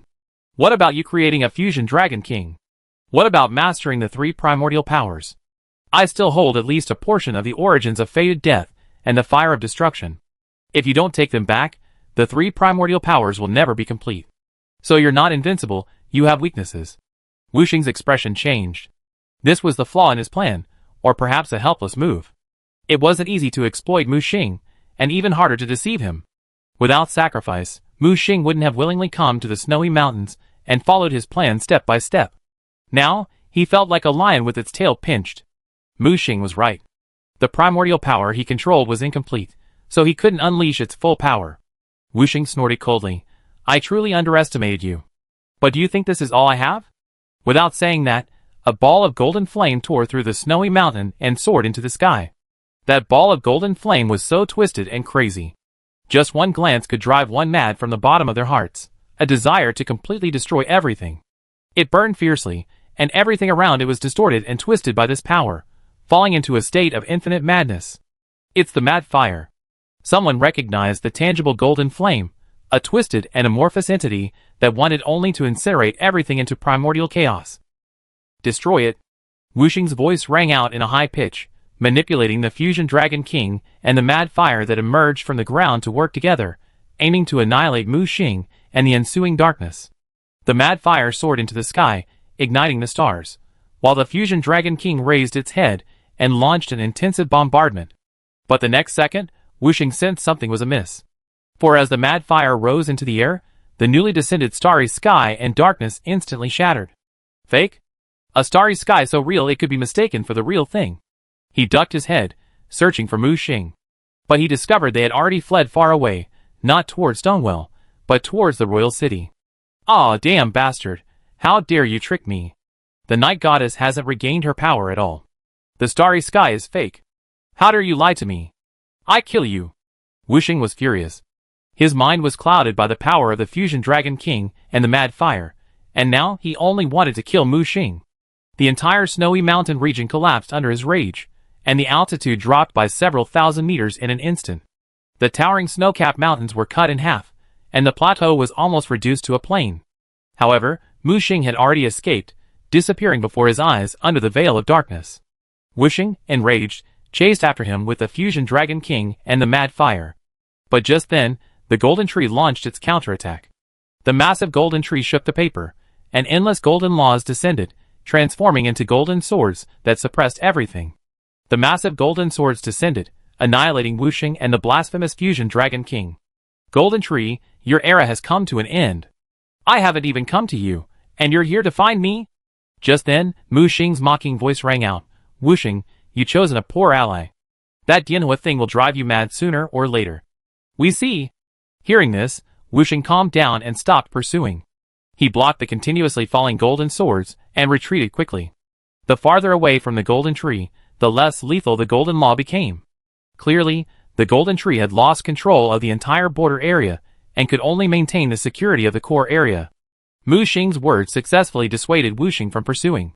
While this had awakened him, it was also the price he had to pay for escaping.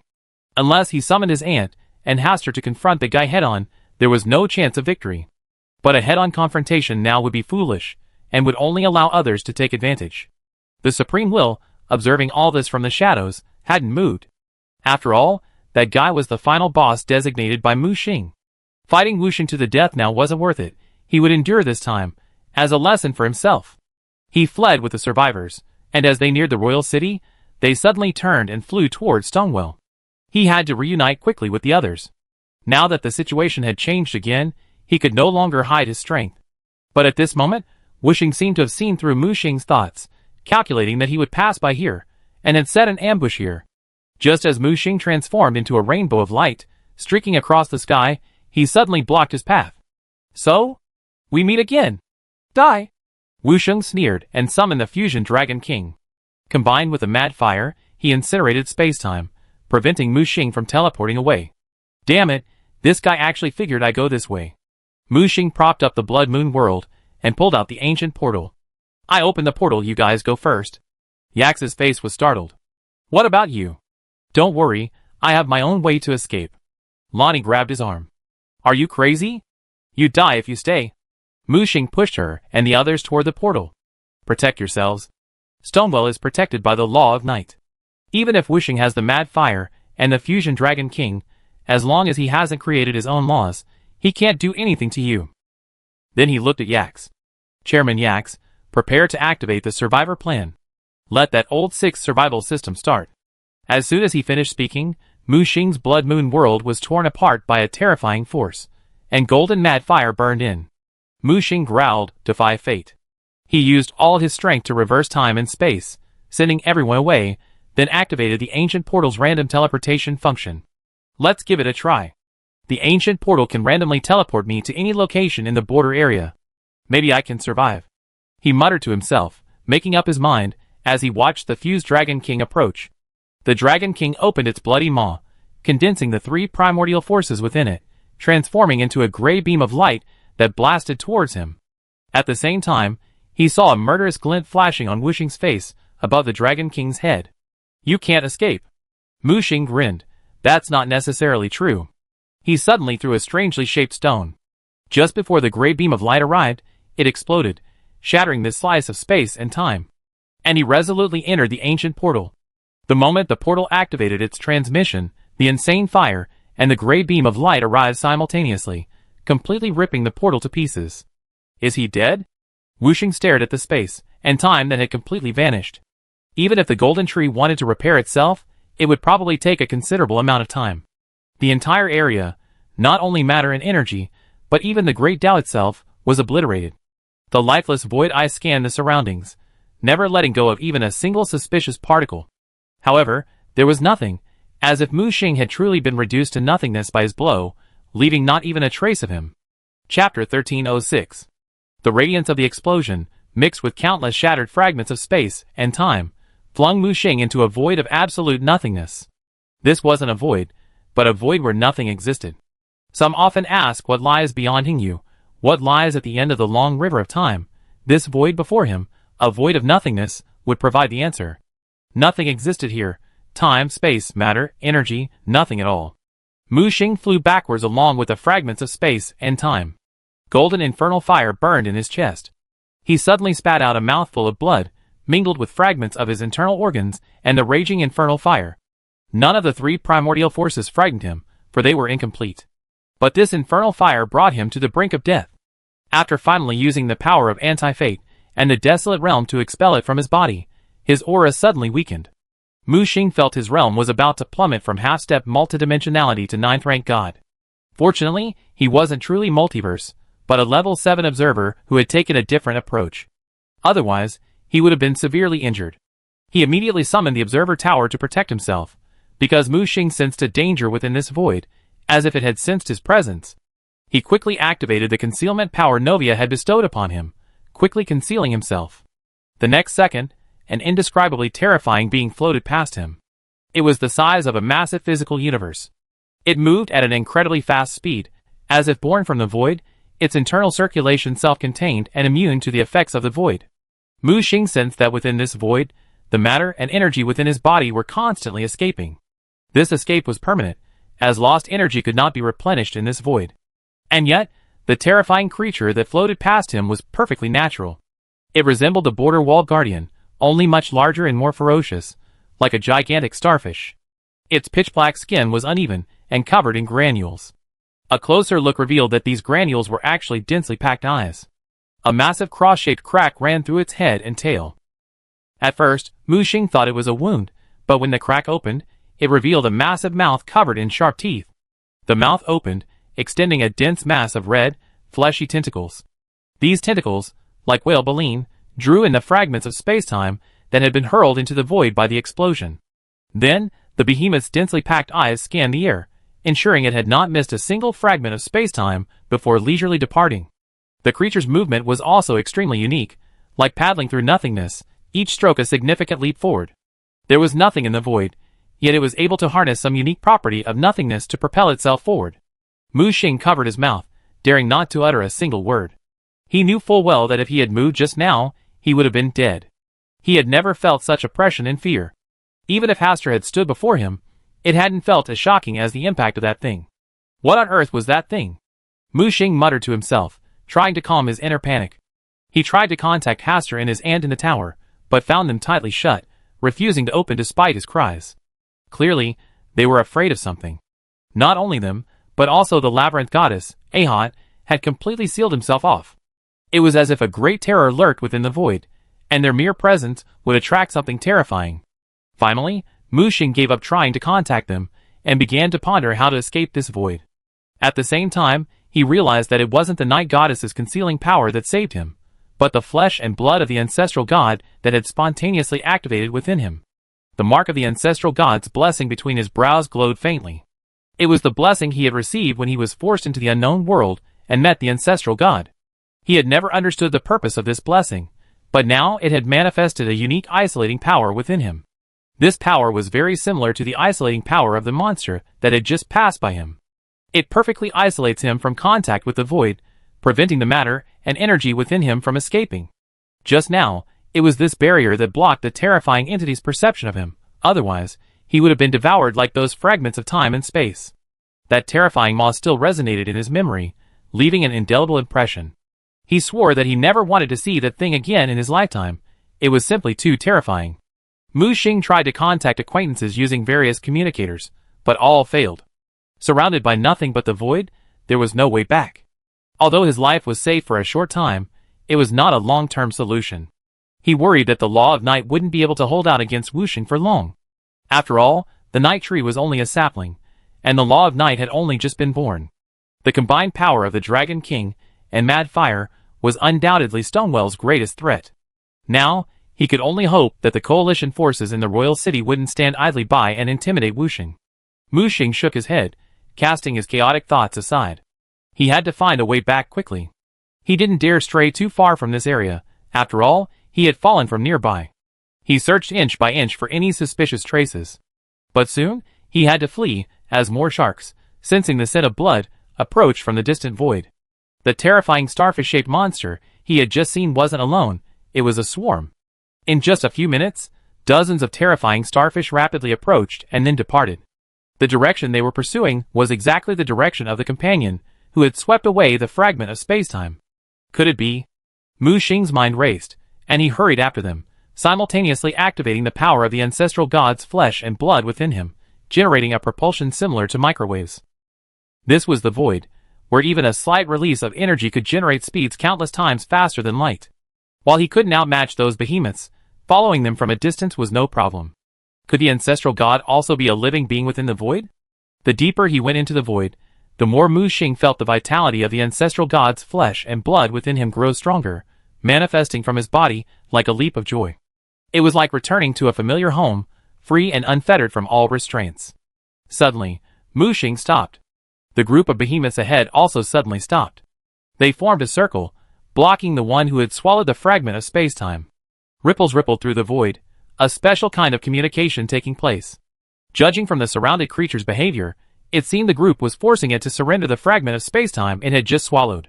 Just as Wuxing was wondering what they were up to, the encircled starfish finally succumbed to the immense pressure and spat out the fragments of spacetime it had just devoured. Those fragments came from the borderland, floating before these behemoths, smaller than dust. The behemoths formed a circle, carefully examining the fragments, attempting to decipher their nature and origins. A premonition of danger surged through Wuxing's mind, a single thought telling him he must not allow the behemoths to reach the borderland, or everything would be over.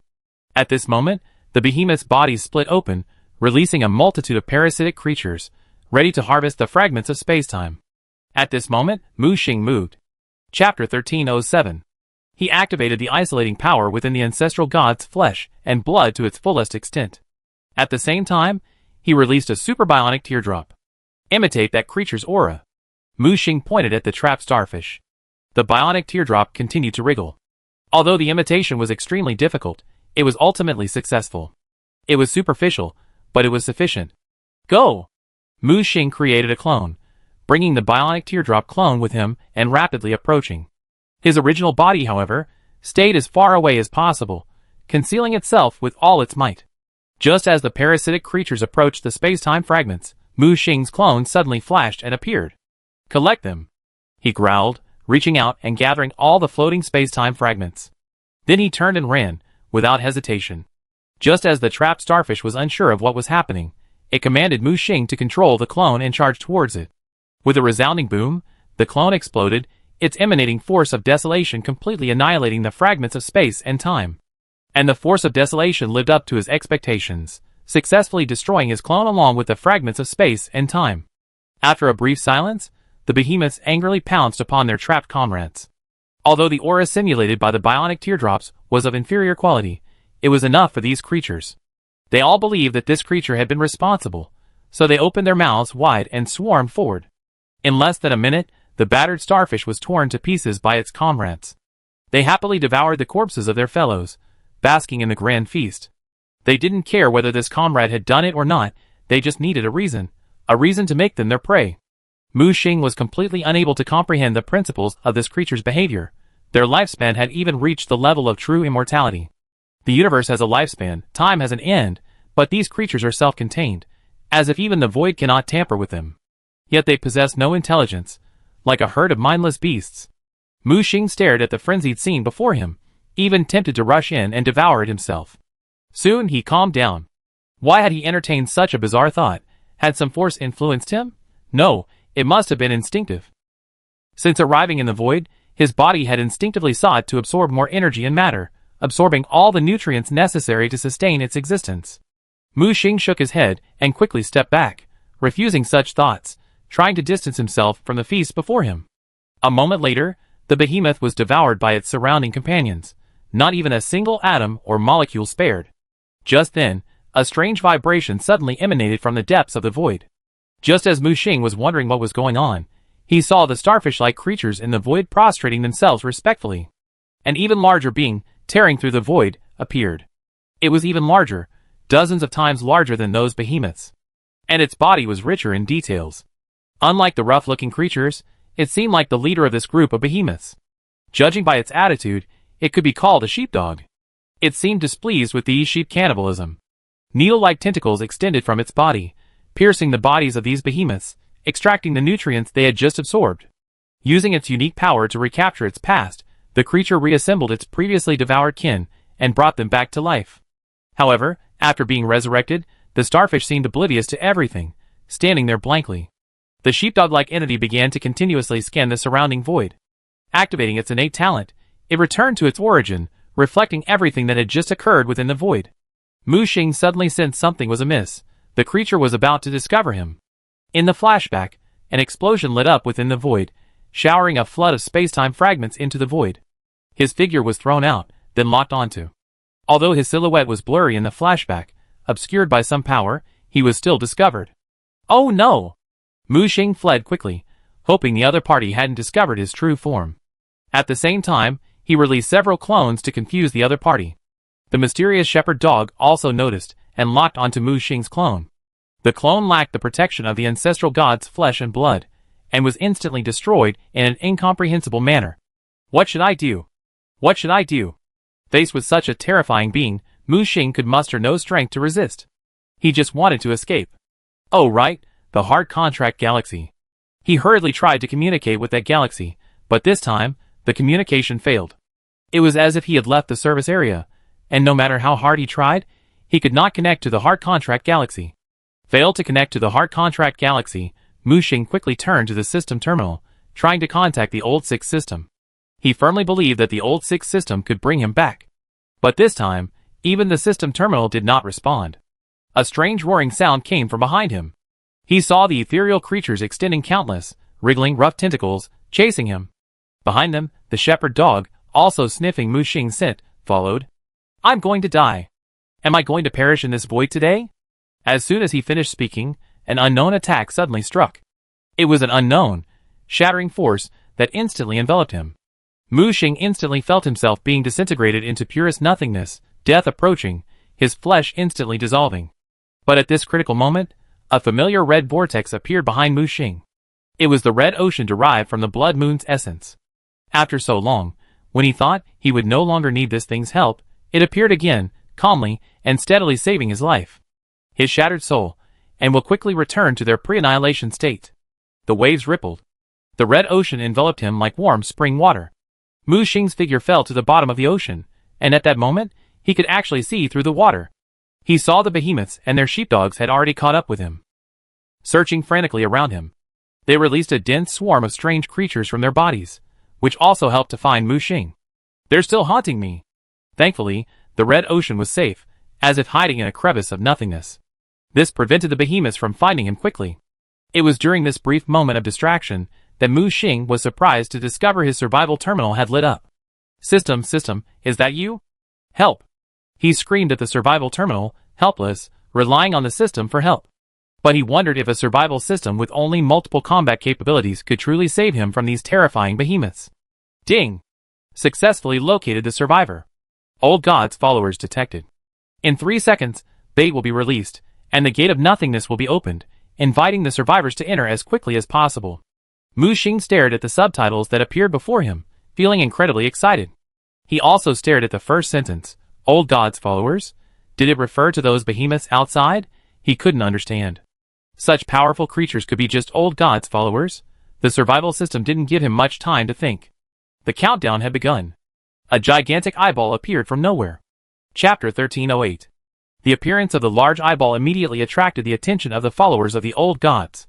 They all changed direction and pursued the large eyeball. At the same time, a special light portal opened in front of Mu Xing.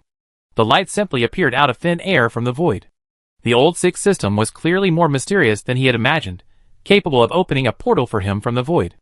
The large eyeball was like the ultimate bait, drawing the followers of the old gods in with reluctance. Mu Xing quickly clicked the rewind node in the red ocean. Do you want to consume 100% of the upper limit of blood moon essence to rewind? The red ocean sounded a reminder. Confirm. Mu Xing chose to confirm without hesitation. A huge vortex enveloped him, and in that instant, he witnessed the process of his own rewinding. It was very similar to reverse fate, yet even more essential. In other words, this was the true power of reverse fate. Mu Xing finally understood why he was so proficient in using the power of reverse fate. It turned out that he had already possessed this power, and it had saved him time and again in those past adventures. He carefully comprehended the true meaning of this power that defied fate, sensing its essential transformation. In a single moment, his power against fate grew exponentially stronger. And when he successfully returned to his former self, the mysterious portal of light was also successfully constructed. The portal seemed to engrave the true meaning of all the laws of reality, profound and mystical, dazzling and dazzling. Everything he knew and didn't know was revealed within. Before Mu Xing could even examine it more closely, the portal had already opened. A glowing root stretched out, pulling the dazed Mu Xing inside. At the same time, the large eyeball serving as bait was instantly annihilated, vanishing without a trace. As the old god's followers pursued them, the light gate vanished completely. The sheepdog let out an eerie howl, echoing through the void. Soon, even more densely packed old god's followers appeared from this void, frantically searching for Mu Xing. When Mu Xing opened his eyes again, he found himself lying in a strange building. It seemed to lie somewhere, a rift hidden beyond the laws of nature, like a faded, forgotten dream. There were no outer walls or windows. Eternal twilight flowed through the still air, shrouding everything in a hazy and solemn glow. A massive circular stone hall was its core, its floor paved with well-worn slabs, a chilly touch spreading beneath the feet. In the center stood a massive stone table, its surface engraved with indecipherable ancient inscriptions and emblems. Above the massive tabletop, the golden light of grace descended, illuminating the hall. At the center of the large table sat a fire pit filled with ashes, and within it lay ceremonial swords, symbolizing oaths. High-backed chairs, symbolizing different statuses, surrounded the round table. But no one had come here long ago. The dim dust told Mu Xing that it had been abandoned for many years. He slowly stood up and looked around. A passageway led to another place. Gothic columns and arches stretched outward, plunging into impenetrable shadows. The only light sources were scattered fire pits and candlesticks, their flickering flames casting mottled shadows on the walls and faded tapestries. Silence dominated the atmosphere, with the occasional crackling of burning wood lingering in the air. The timeless isolation of this place filled Mu Xing with an indescribable sadness and desolation. Where exactly is this place? Mu Xing walked towards the ancient round table, gazing at the ceremonial swords embedded in its center. He gazed at the golden light of blessing emanating from the round table. This light should be the light of the golden law, but Mu Xing didn't sense its power within it. It was merely a superficial symbolism. Mu Xing seemed to know where he had come to. This was the great blessing, the round table hall. This was the gathering place of the fated ones in the game, situated in a unique time and space, not existing in the borderlands. Some say the round table hall was created by Marika, others say it was the work of the first king Gufule. But for some unknown reason, it later became a gathering place for the fated ones. Evidently, the situation in the borderlands had changed, and no fated ones had ever come here. He reached out and touched the hilt of one of the ceremonial swords. Suddenly, images of the past emerged around him. Mu Xing saw a bustling round table hall.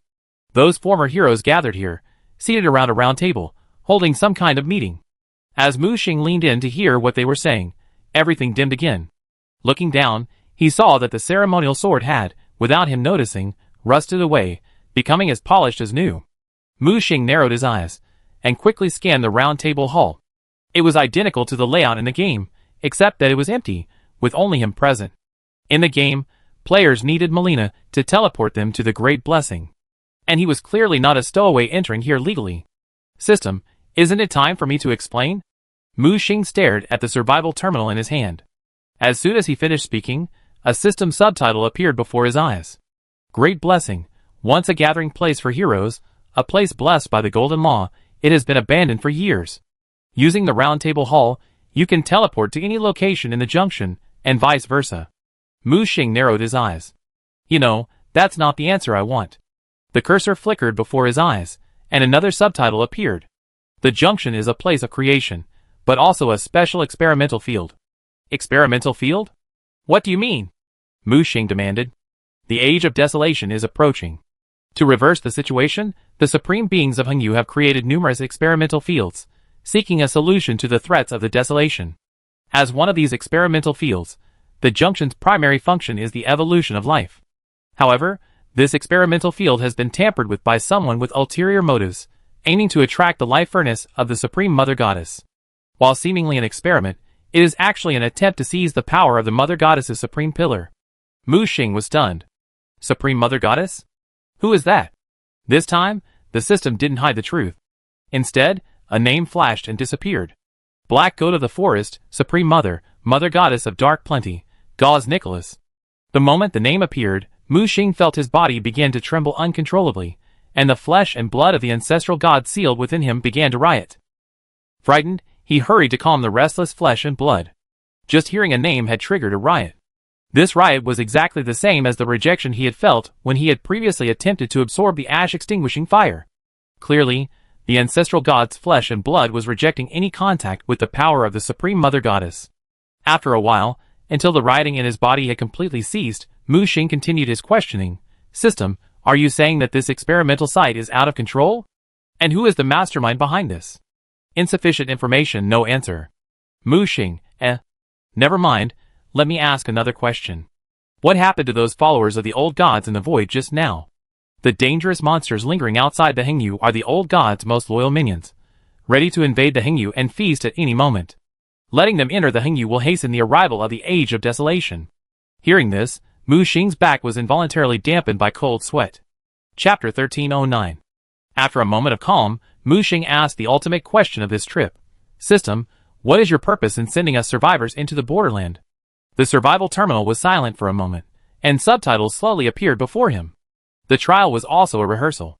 The passage to Hengyu had been found, but entering Hengyu was no easy feat, and the dangers outside were far greater than those of the void. This trip to the borderland was a test of your ability to qualify for Hengyu.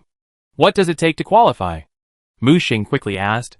Please explore on your own, Mu Xing, It was as if he hadn't said anything. 2 final questions.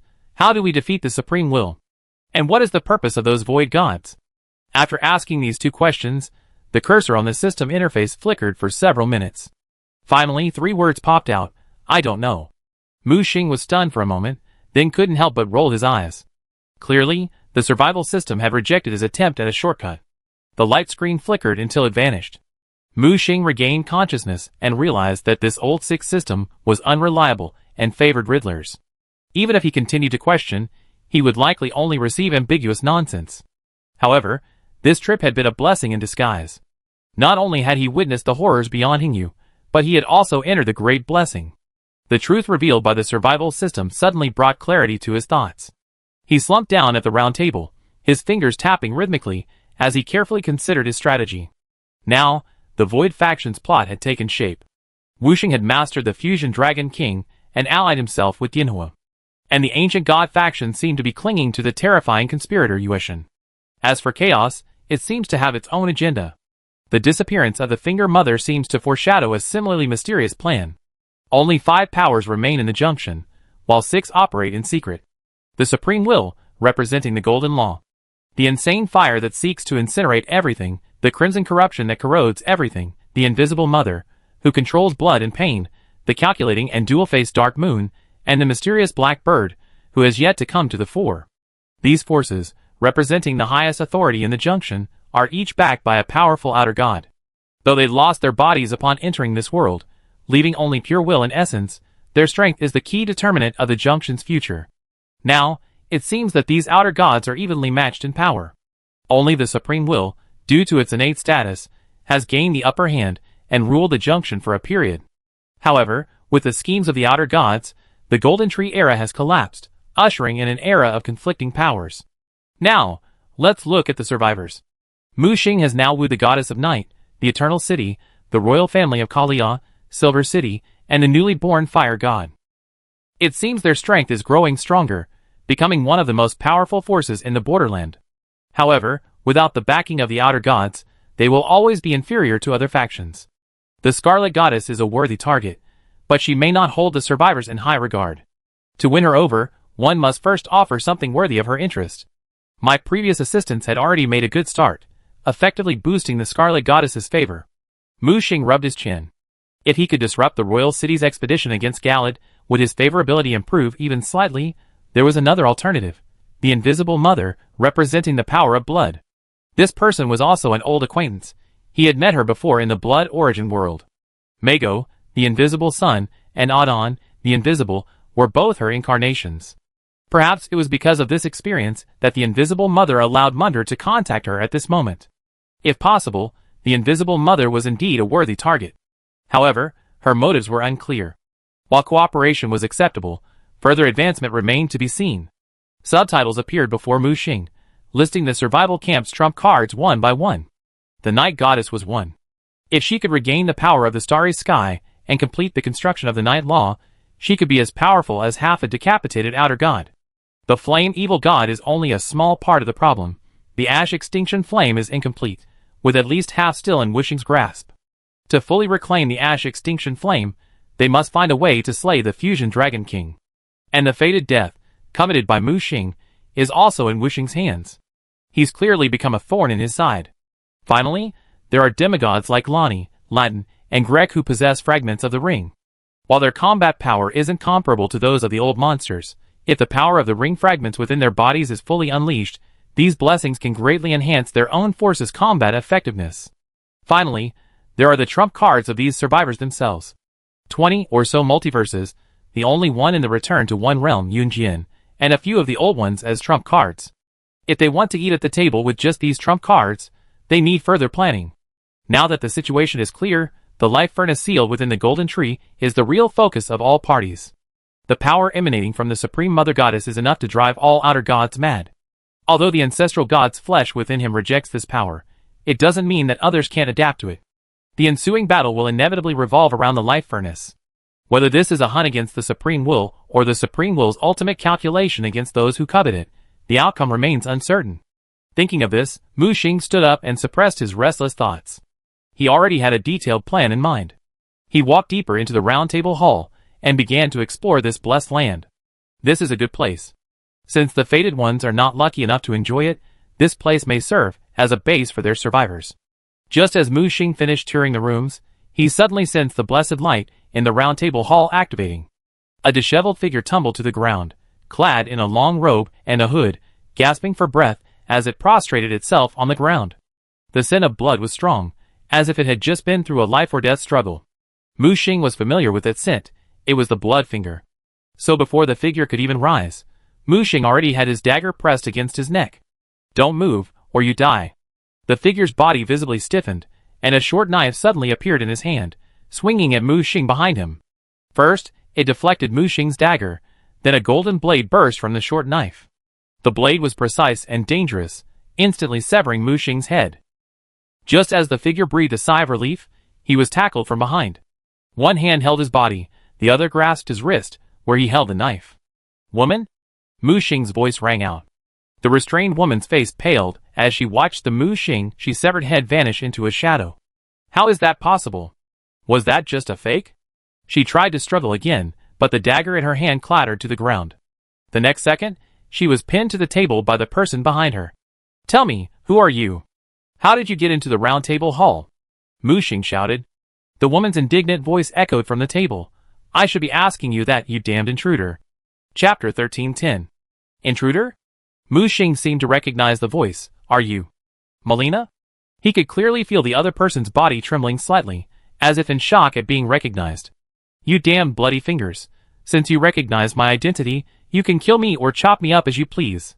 Mu Xing quickly retracted his force, only to discover it was the game's poster girl, Melina, known to players as the anti-ring girl. He coughed. Don't worry, I mean no harm. I let you go, but please don't get excited. With that, he gently released Melina's grip. The next second, the fallen dagger was once again in Melina's hand, thrusting at Mu Xing at a tricky angle. This time, Mu Xing extended two fingers and easily grasped the dagger. A flicker of surprise was evident on the other person's face beneath his hood. He tried to draw his sword, but couldn't move Mu Xing's fingers even a little. I wonder if there's some misunderstanding between us. A golden blessing shone from Mu Xing's fingertips. The other party retracted his strength and suddenly looked up. Are you the fated one? Can we talk now? Mu Xing released her grip on the short sword and sat down in a nearby chair. How is this possible? Without my guidance, how could the fated one enter the great blessing on their own? She lifted her hood, revealing a cold, expressionless face. Her left eye was tightly closed, a tattoo of a three-toed bird's claw etched above it. The surprise lasted only a moment before fading from her calm face. Indeed, it was an accident that led me to this unfamiliar dimension. Mu Xing decided to lie. The other party clearly didn't believe Mu Xing's story, and looked at him warily. How do you know my name? Mu Xing pointed at himself. As a noble, knowing the princess's identity shouldn't be a big deal, right? Hearing this, Melina was even more shocked. You? Okay, introduce yourself. You can call me Andre, or Blood Moon. Andre is my name in this world, and Blood Moon is my name outside, Mu Xing confessed. Melina frowned. Are you an outsider? A survivor? Or a member of the Void Alliance? Oh! It seems you know quite a bit, even the factions we belong to. Mu Xing pointed at himself. I'm a survivor, currently affiliated with Stonewell. Are you Greg's mysterious aide? Melina seemed to recall something. Without waiting for Mu Xing to ask, she continued, I saw you in Stoneville, standing behind Greg in a robe. You actually been to Stoneville? This time it was Mu Xing's turn to be surprised. After all, he had scanned everyone in Stoneville and memorized their appearance. But he still hadn't spotted Melina, hiding in the city. Clearly, she possessed some special concealment method. Melina's face was furious. It's because of you outsiders that everything has changed. The borderland has become completely unfamiliar to me. My pursuit, my mission, have become blurred now. She slumped in her chair, a look of forlornness on her face. Mu Xing sized up Melina, the most important character in the game, to the protagonist. Because the game's protagonist lacks a finger priestess to guide them, she becomes the player's finger priestess, transforming rune power for them and guiding them to the great blessing. Her true identity is the Princess of Rodel, Marika's youngest daughter. She has spent her life pursuing her own destiny. Do you want to burn the tree? Mu Xing's voice suddenly rang out. Melina looked up abruptly, bewildered. What did you say? Did you want to burn the tree? A wisp of ash-extinguishing fire appeared in Mu Xing's hand. Melina was stunned. How is that possible? Ash-extinguishing fire? So, you were the one who caused the tremor in the snowy mountain 3 days ago? Wait, 3 days? Mu Xing grabbed her shoulders. Seeing a hint of pain on Melina's face, Mu Xing quickly released her shoulder. A trace of anger crossed her face. It's you, the outsiders, who are responsible. For the past 3 days, the borderland has been plunged into chaos. Avalanches, natural disasters, plagues, and more deadborns have appeared. Various dangerous monsters have descended upon the borderland, including falling star beasts that have destroyed city walls and bloody fingers that are hunting down the finger priestess. My path to the royal city is completely blocked. So you're the one who did it all. After saying this, she flew into a rage and swung her hand at Mu Xing. Mu Xing grabbed her wrist and said, Don't worry, lady. Can you get me out? As a trade, I promise to get you to the royal city someday. Are you serious? Of course, I swear on the golden blessing. Melina thought for a moment. No, the ash-extinguishing fire on the snow mountain is extinguished. There's no point in me going to the royal city now. She looked up and pointed at Mu Xing. Let me tell you, I want you to accompany me to burn the tree. I can be your finger priestess and help you transform the power of the runes. I can also grant you free access to the great blessing and help you become the king of Eldon. Me? Burn the tree? Become a king? Mu Xing pointed at herself. Aren't you a fader? Melina asked. Mu Xing then remembered that he was still a fader. After all, he had been wearing Andre's skin until now. Deal. Mu Xing shook her hand. Without waiting for Melina to speak, Mu Xing urged, Melina, get me out now. He hadn't expected that 3 days had passed since his trip to the Void. Who knew what had happened at the border during those 3 days? Naturally, he was filled with worry. Soon, in the Ningtham wilderness, Mu Xing and Melina appeared simultaneously at a small campsite. The campsite had been damaged, with debris scattered across the ground. Melina patiently began packing up her camp, gathering up the debris. As soon as Mu Xing returned to the border, he sensed a shift in the aura of the entire area. The power of the golden law was fading. Looking up, he saw that the enormous golden tree was no longer the only one. In the distance, a large red tree rose simultaneously. It was the scarlet corrupted tree. Though not as tall as the golden tree, it shattered its uniqueness. The two powerful auras clashed, neither yielding. The golden tree grew increasingly weaker, its golden light no longer able to illuminate the entire border. In the direction of the volcano residence and the emerging blood dynasty, a mist rose, blocking the golden tree's light. At the same time, Mu Xing sensed that the border's repression of outsiders like them was growing stronger. This repression even affected the native creatures. He attempted to teleport, but found that the space had become as sticky as glue, reducing his teleportation range to less than 10 meters. This distance was even slower than running. Flight was also restricted. The clash between the golden tree and the crimson tree of corruption made the sky dangerous and chaotic. Ground travel seemed the only option, and the Earth's gravity had increased tenfold. For ordinary people, this was a disaster. At this moment, Melina suddenly blew her whistle, and a long-horned spirit horse, ignoring the tenfold gravity, galloped towards them from afar. Chapter 1311. The spirit horse is a miraculous life form, seemingly unconstrained by any terrain, a born free spirit. Even in the current borderland, this spirit horse can tread as if it were flat ground, even faster. Mu Xing then realized that with a changing environment, life at the borderland has also received a tremendous boost, adapting to the increasingly harsh conditions. Melina was extremely uncomfortable being held by Mu Xing, and the two of them rode the same spirit horse. She twisted her body awkwardly, but Mu Xing scolded her, "Just ride, don't move." "Do you blame me? Who allowed you to ride a horse with me? I never let another man touch me in my entire life." A hint of displeasure crossed Melina's face. Mu Xing's face was expressionless. "I can't eat you. Besides, don't worry, I'm not interested in you. Our relationship is purely a partnership." "You?" Melina was about to explode with anger. "How dare you look down on me?" "I dare not. I just don't want to cause trouble, and your whole family is trouble." Slurp. Just then, the spirit horse neighed and suddenly stopped. "What's wrong?" Melina looked ahead, puzzled. "There's a big battle ahead." Mu Xing pulled on the reins. He could already see the situation ahead. Millions of Deathborn were densely packed, like a tidal wave of zombies from Resident Evil. They were charging fearlessly against a group of noble knights. Yes, noble knights, the Valkyrie Marinia's troops. They seemed to have retreated from Galad, but somehow, they encountered such a large group of Deathborn. Mu Xing had never seen such a large number of Deathborn.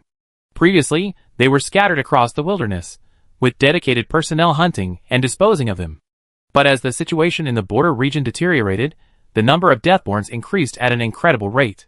Now, millions of Deathborns have gathered in this wilderness, frantically besieging the less than 100 Xuanfu Knights. Though these Xuanfu Knights are individually formidable, they are helpless against the sheer number of Deathborns. They are currently defending a small hill, their defenses breached several times and recaptured at great cost. Mu Xing noticed that the Xuanfu Knights seemed to be guarding something, and the Deathborns were clearly targeting that object as well. The fearless Deathborns launched a relentless attack, and sooner or later, they would completely engulf the cavalry. Mu Xing lightly kicked his horse's belly and charged directly toward the battlefield. Melina hadn't expected Mu Xing to be so reckless as to lead her directly into the battlefield. "Hey, are you crazy?" Mu Xing said. "I'm trying to save someone, hold on tight." Mu Xing pulled Melina behind him and rode off on his horse. The Azure Moonlight Greatsword materialized in his hand, and with a slash of sword energy, the Deadborn fell in droves like wheat. These Deadborn are really tough. The weakest ones must be apostles, right? Mu Xing discovered a terrifying truth. The life level at the border was evolving at a terrifying rate. Even these undead Deadborn were rapidly evolving. But for Mu Xing right now, these Deadborn weren't a problem. "That woman's Dark Moon Greatsword?" Melina suddenly spoke. "It's just a part of the Dark Moon Greatsword.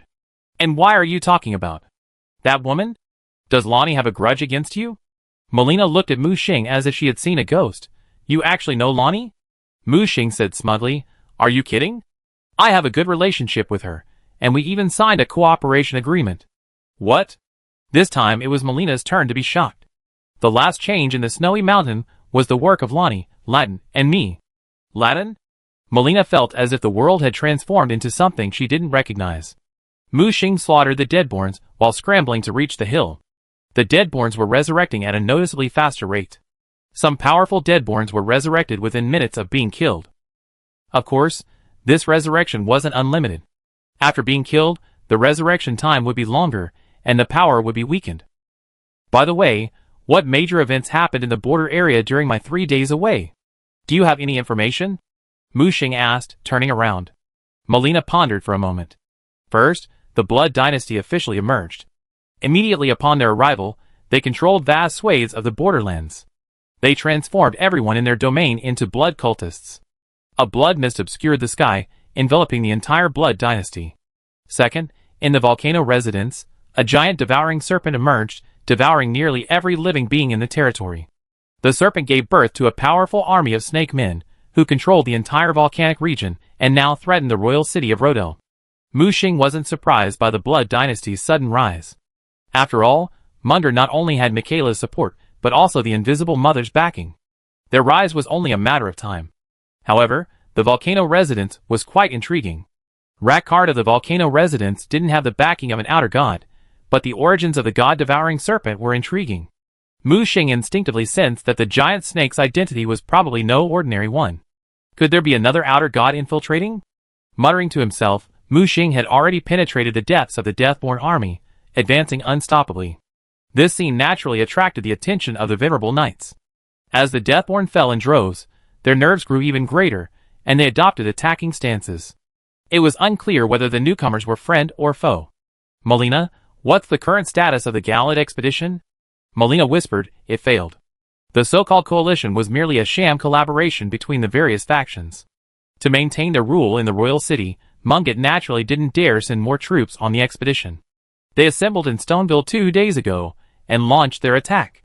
But they were defeated in just 1 day. After all, this haphazard army wasn't aiming for victory from the start. Melina pinched her chin. Perhaps they were trying to appease the supreme will. Yeah, that's probably it. Mu Xing was curious. No, where did you get all this information? Melina gleamed with a hint of pride. Of course, I have my channels. The wandering merchants in the wilderness are all my friends. I see. Mu Xing nodded, drew his sword, and galloped through the Deathborn army. After rushing up the hillside, he suddenly turned, raising the moonlight greatsword high in his hand, and a bright moon rose into the sky. A massive, bright moon descended from the sky, slamming fiercely into the ground. Boom! Instantly, all the Deadborn were vaporized by the moonlight, leaving only a handful of the millions alive. So strong. Melina's eyes widened. She had assumed Mu Xing was just a skilled fated one, but she hadn't expected him to instantly kill 1,000,000 Deadborn with a single blow. One strike, and they were all gone. So why did you charge all that way? Mu Xing said matter-of-factly, you understand ritual? It's how I show my sincerity in saving lives. With that, he grabbed the reins and leaped from his horse, carrying Melina. He dusted himself off and took 2 steps to the group of Xuanfu knights, whose faces were filled with wariness and fear. Chapter 1312. Everyone, long time no see. Mu Xing wore a harmless expression, a smile on his face as he gazed upon the blood-stained, noble knights before him. The once invincible knights, who roamed the borderlands now lay as helpless as defeated dogs. Even so, they held their spears tightly, their eyes fixed on Mu Xing with determination. If this man committed any wrongdoing, they would charge without hesitation. Mu Xing's gaze passed over their obstructing figures, and caught sight of the coffin atop the mountain. The coffin was ornate, engraved with a golden tree. Blood-like veins extended from its interior, and scarlet flowers of corruption blossomed on the lid. The soldiers carrying the coffin were stained with the scarlet corruption, parts of their bodies severely mutated, yet their gazes remained resolute. His gaze pierced through the coffin, catching sight of the Valkyrie lying quietly within. That's right, the Valkyrie Marnia lay in the coffin before them. What on earth happened? Mu Xing's voice seemed to possess some special power, compelling these noble knights to answer his question involuntarily. The Scarlet Goddess left the general's body, but she also took her soul with her. We endured countless hardships to escape from Galad, and now we only wish for the general's glorious return home. Mu Xing stepped forward, appearing in front of the coffin with Melina. Melina covered her mouth, staring in disbelief as the coffin slowly opened before her, revealing a familiar face. Marnia. Her voice trembled, and hot tears fell from her eyes. At this moment, someone recognized Melina. It's Her Highness Melina. At that moment, all the noble knights knelt on one knee, as if they had found their backbone. Melina crouched before the coffin, grief welling up in her heart. Sister. Mu Xing stopped her outstretched right hand. Don't touch her. As soon as he finished speaking, scarlet flowers of corruption began to bloom on Marinia's body. Mu Xing stared at the corpse, seemingly dead, yet still retaining a considerable amount of life. No, she's not dead yet. Mu Xing closed his eyes slightly, then suddenly opened them. He saw a faint trace of the soul still connecting to the body. Following the trace into the distance, he found the direction of Stonewell. Mu Xing pointed with his right hand, and a beam of light pierced Marinia's body, causing the entire coffin to tremble violently. "What did you do to Her Highness the Valkyrie?" The Knight Commander, severely corroded by the crimson corruption, shouted at him. He could vaguely make out his features. It was Marinia's most loyal knight, Finley. Mu Xing glared at him coldly. "If you don't want her to die, follow me." Finley paused, his body trembling slightly. "You're saying Her Highness the Valkyrie isn't dead?" Mu Xing said, "This is Ninkyumu. The golden tree's homing mechanism has failed. Her soul can't return, but it hasn't completely departed. We must first find her soul, before we can possibly resurrect her." The other noble knights were filled with excitement upon hearing this. Although the man before them had been their enemy not long ago, now that he appeared here with Her Highness Melina, he surely wasn't here to humiliate a corpse. Finley knelt on one knee. "Please save Her Highness the Valkyrie. We're willing to pay any price." Mu Xing pointed at Finley. "You follow me. The others go back. We meet in Stoneville." These noble knights hesitated for a moment before making their decision. In life, they were Marinia's people, and in death, Marinia's ghosts. Even if it meant death, they were willing to do anything to save the Valkyrie from a glimmer of hope. Soon, a simple carriage, carrying the coffin, Mu Xing, and the others, pursued the soul's trail, heading toward Stoneville. The number of dead born along the way had increased significantly. No wonder Melina wanted Mu Xing to take her to the royal city, as the journey was treacherous and impossible for ordinary people to travel that far.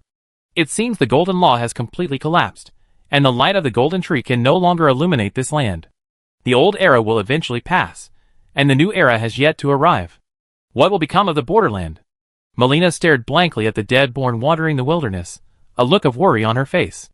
Behind them, a team of noble knights followed closely, dispatching any undead who dared to approach. Suddenly, the ground shook in front of them, and a terrifying monster emerged from the ground. It resembled a mutated antlion, its body covered in hard black meteorite. As it ran, gravity ripples rippled, causing the surrounding mountains and earth to shake. "Oh no! It's the falling star beast!" Finley exclaimed. He drew his spear. "You go ahead, I stop it." But before he could finish his words, Mu Xing had already rushed out, an ancient symbol appearing on his palm. Suppress!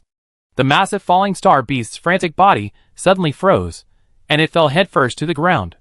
The massive jaws pierced the earth, and inertia plowed a long furrow. Finally, it slowly came to a stop in front of Mu Xing, like a small hill. Melina, standing beside him, looked at Mu Xing with curiosity. "This is a falling star beast. How did you subdue it?" "Just a wave of your hand." Mu Xing wouldn't tell her that this was his aunt's old seal.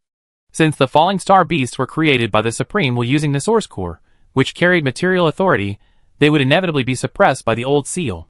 Before, he hadn't dared to use this method against the dark outcast, Esti, for fear of being discovered by the Supreme Will.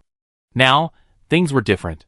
With the chaos in the heavens, and the Supreme Will's vision obscured, he could act with more impunity. Mu Xing placed a hand on the falling star beast's head and read its memories.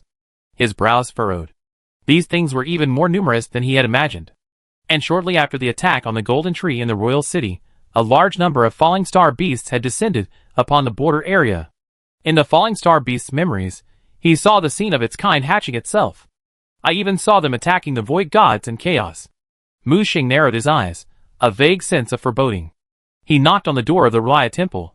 "Auntie, is there a possibility that the Supreme Will might not necessarily descend through the Golden Tree, but rather utilize these fallen star beasts?" Soon, Auntie's voice rang from within. "Is it safe outside?" "It's safe." I returned to the border. It was then that the shadow of a green-haired little girl appeared before Mu Xing. "By the way, how did you end up in the void?" She placed her hands on her hips, staring intently at Mu Xing. "It was just an accident. The explosion threw me directly into the void. If it weren't for the system's help, I might not have been able to return." He then gave a brief account of his experience in the void. The aunt frowned. "I sensed something was amiss immediately. My instinct told me not to reveal a single glimmer of my presence. It seems my decision was the right one." Mu Xing couldn't help but ask, "Are you worried about attracting an attack from the followers of the old gods?" The aunt shook her head. "They're just a few paramecium-like followers of the old gods. The real threat lies in those terrifying old gods lurking in the void, coveting you."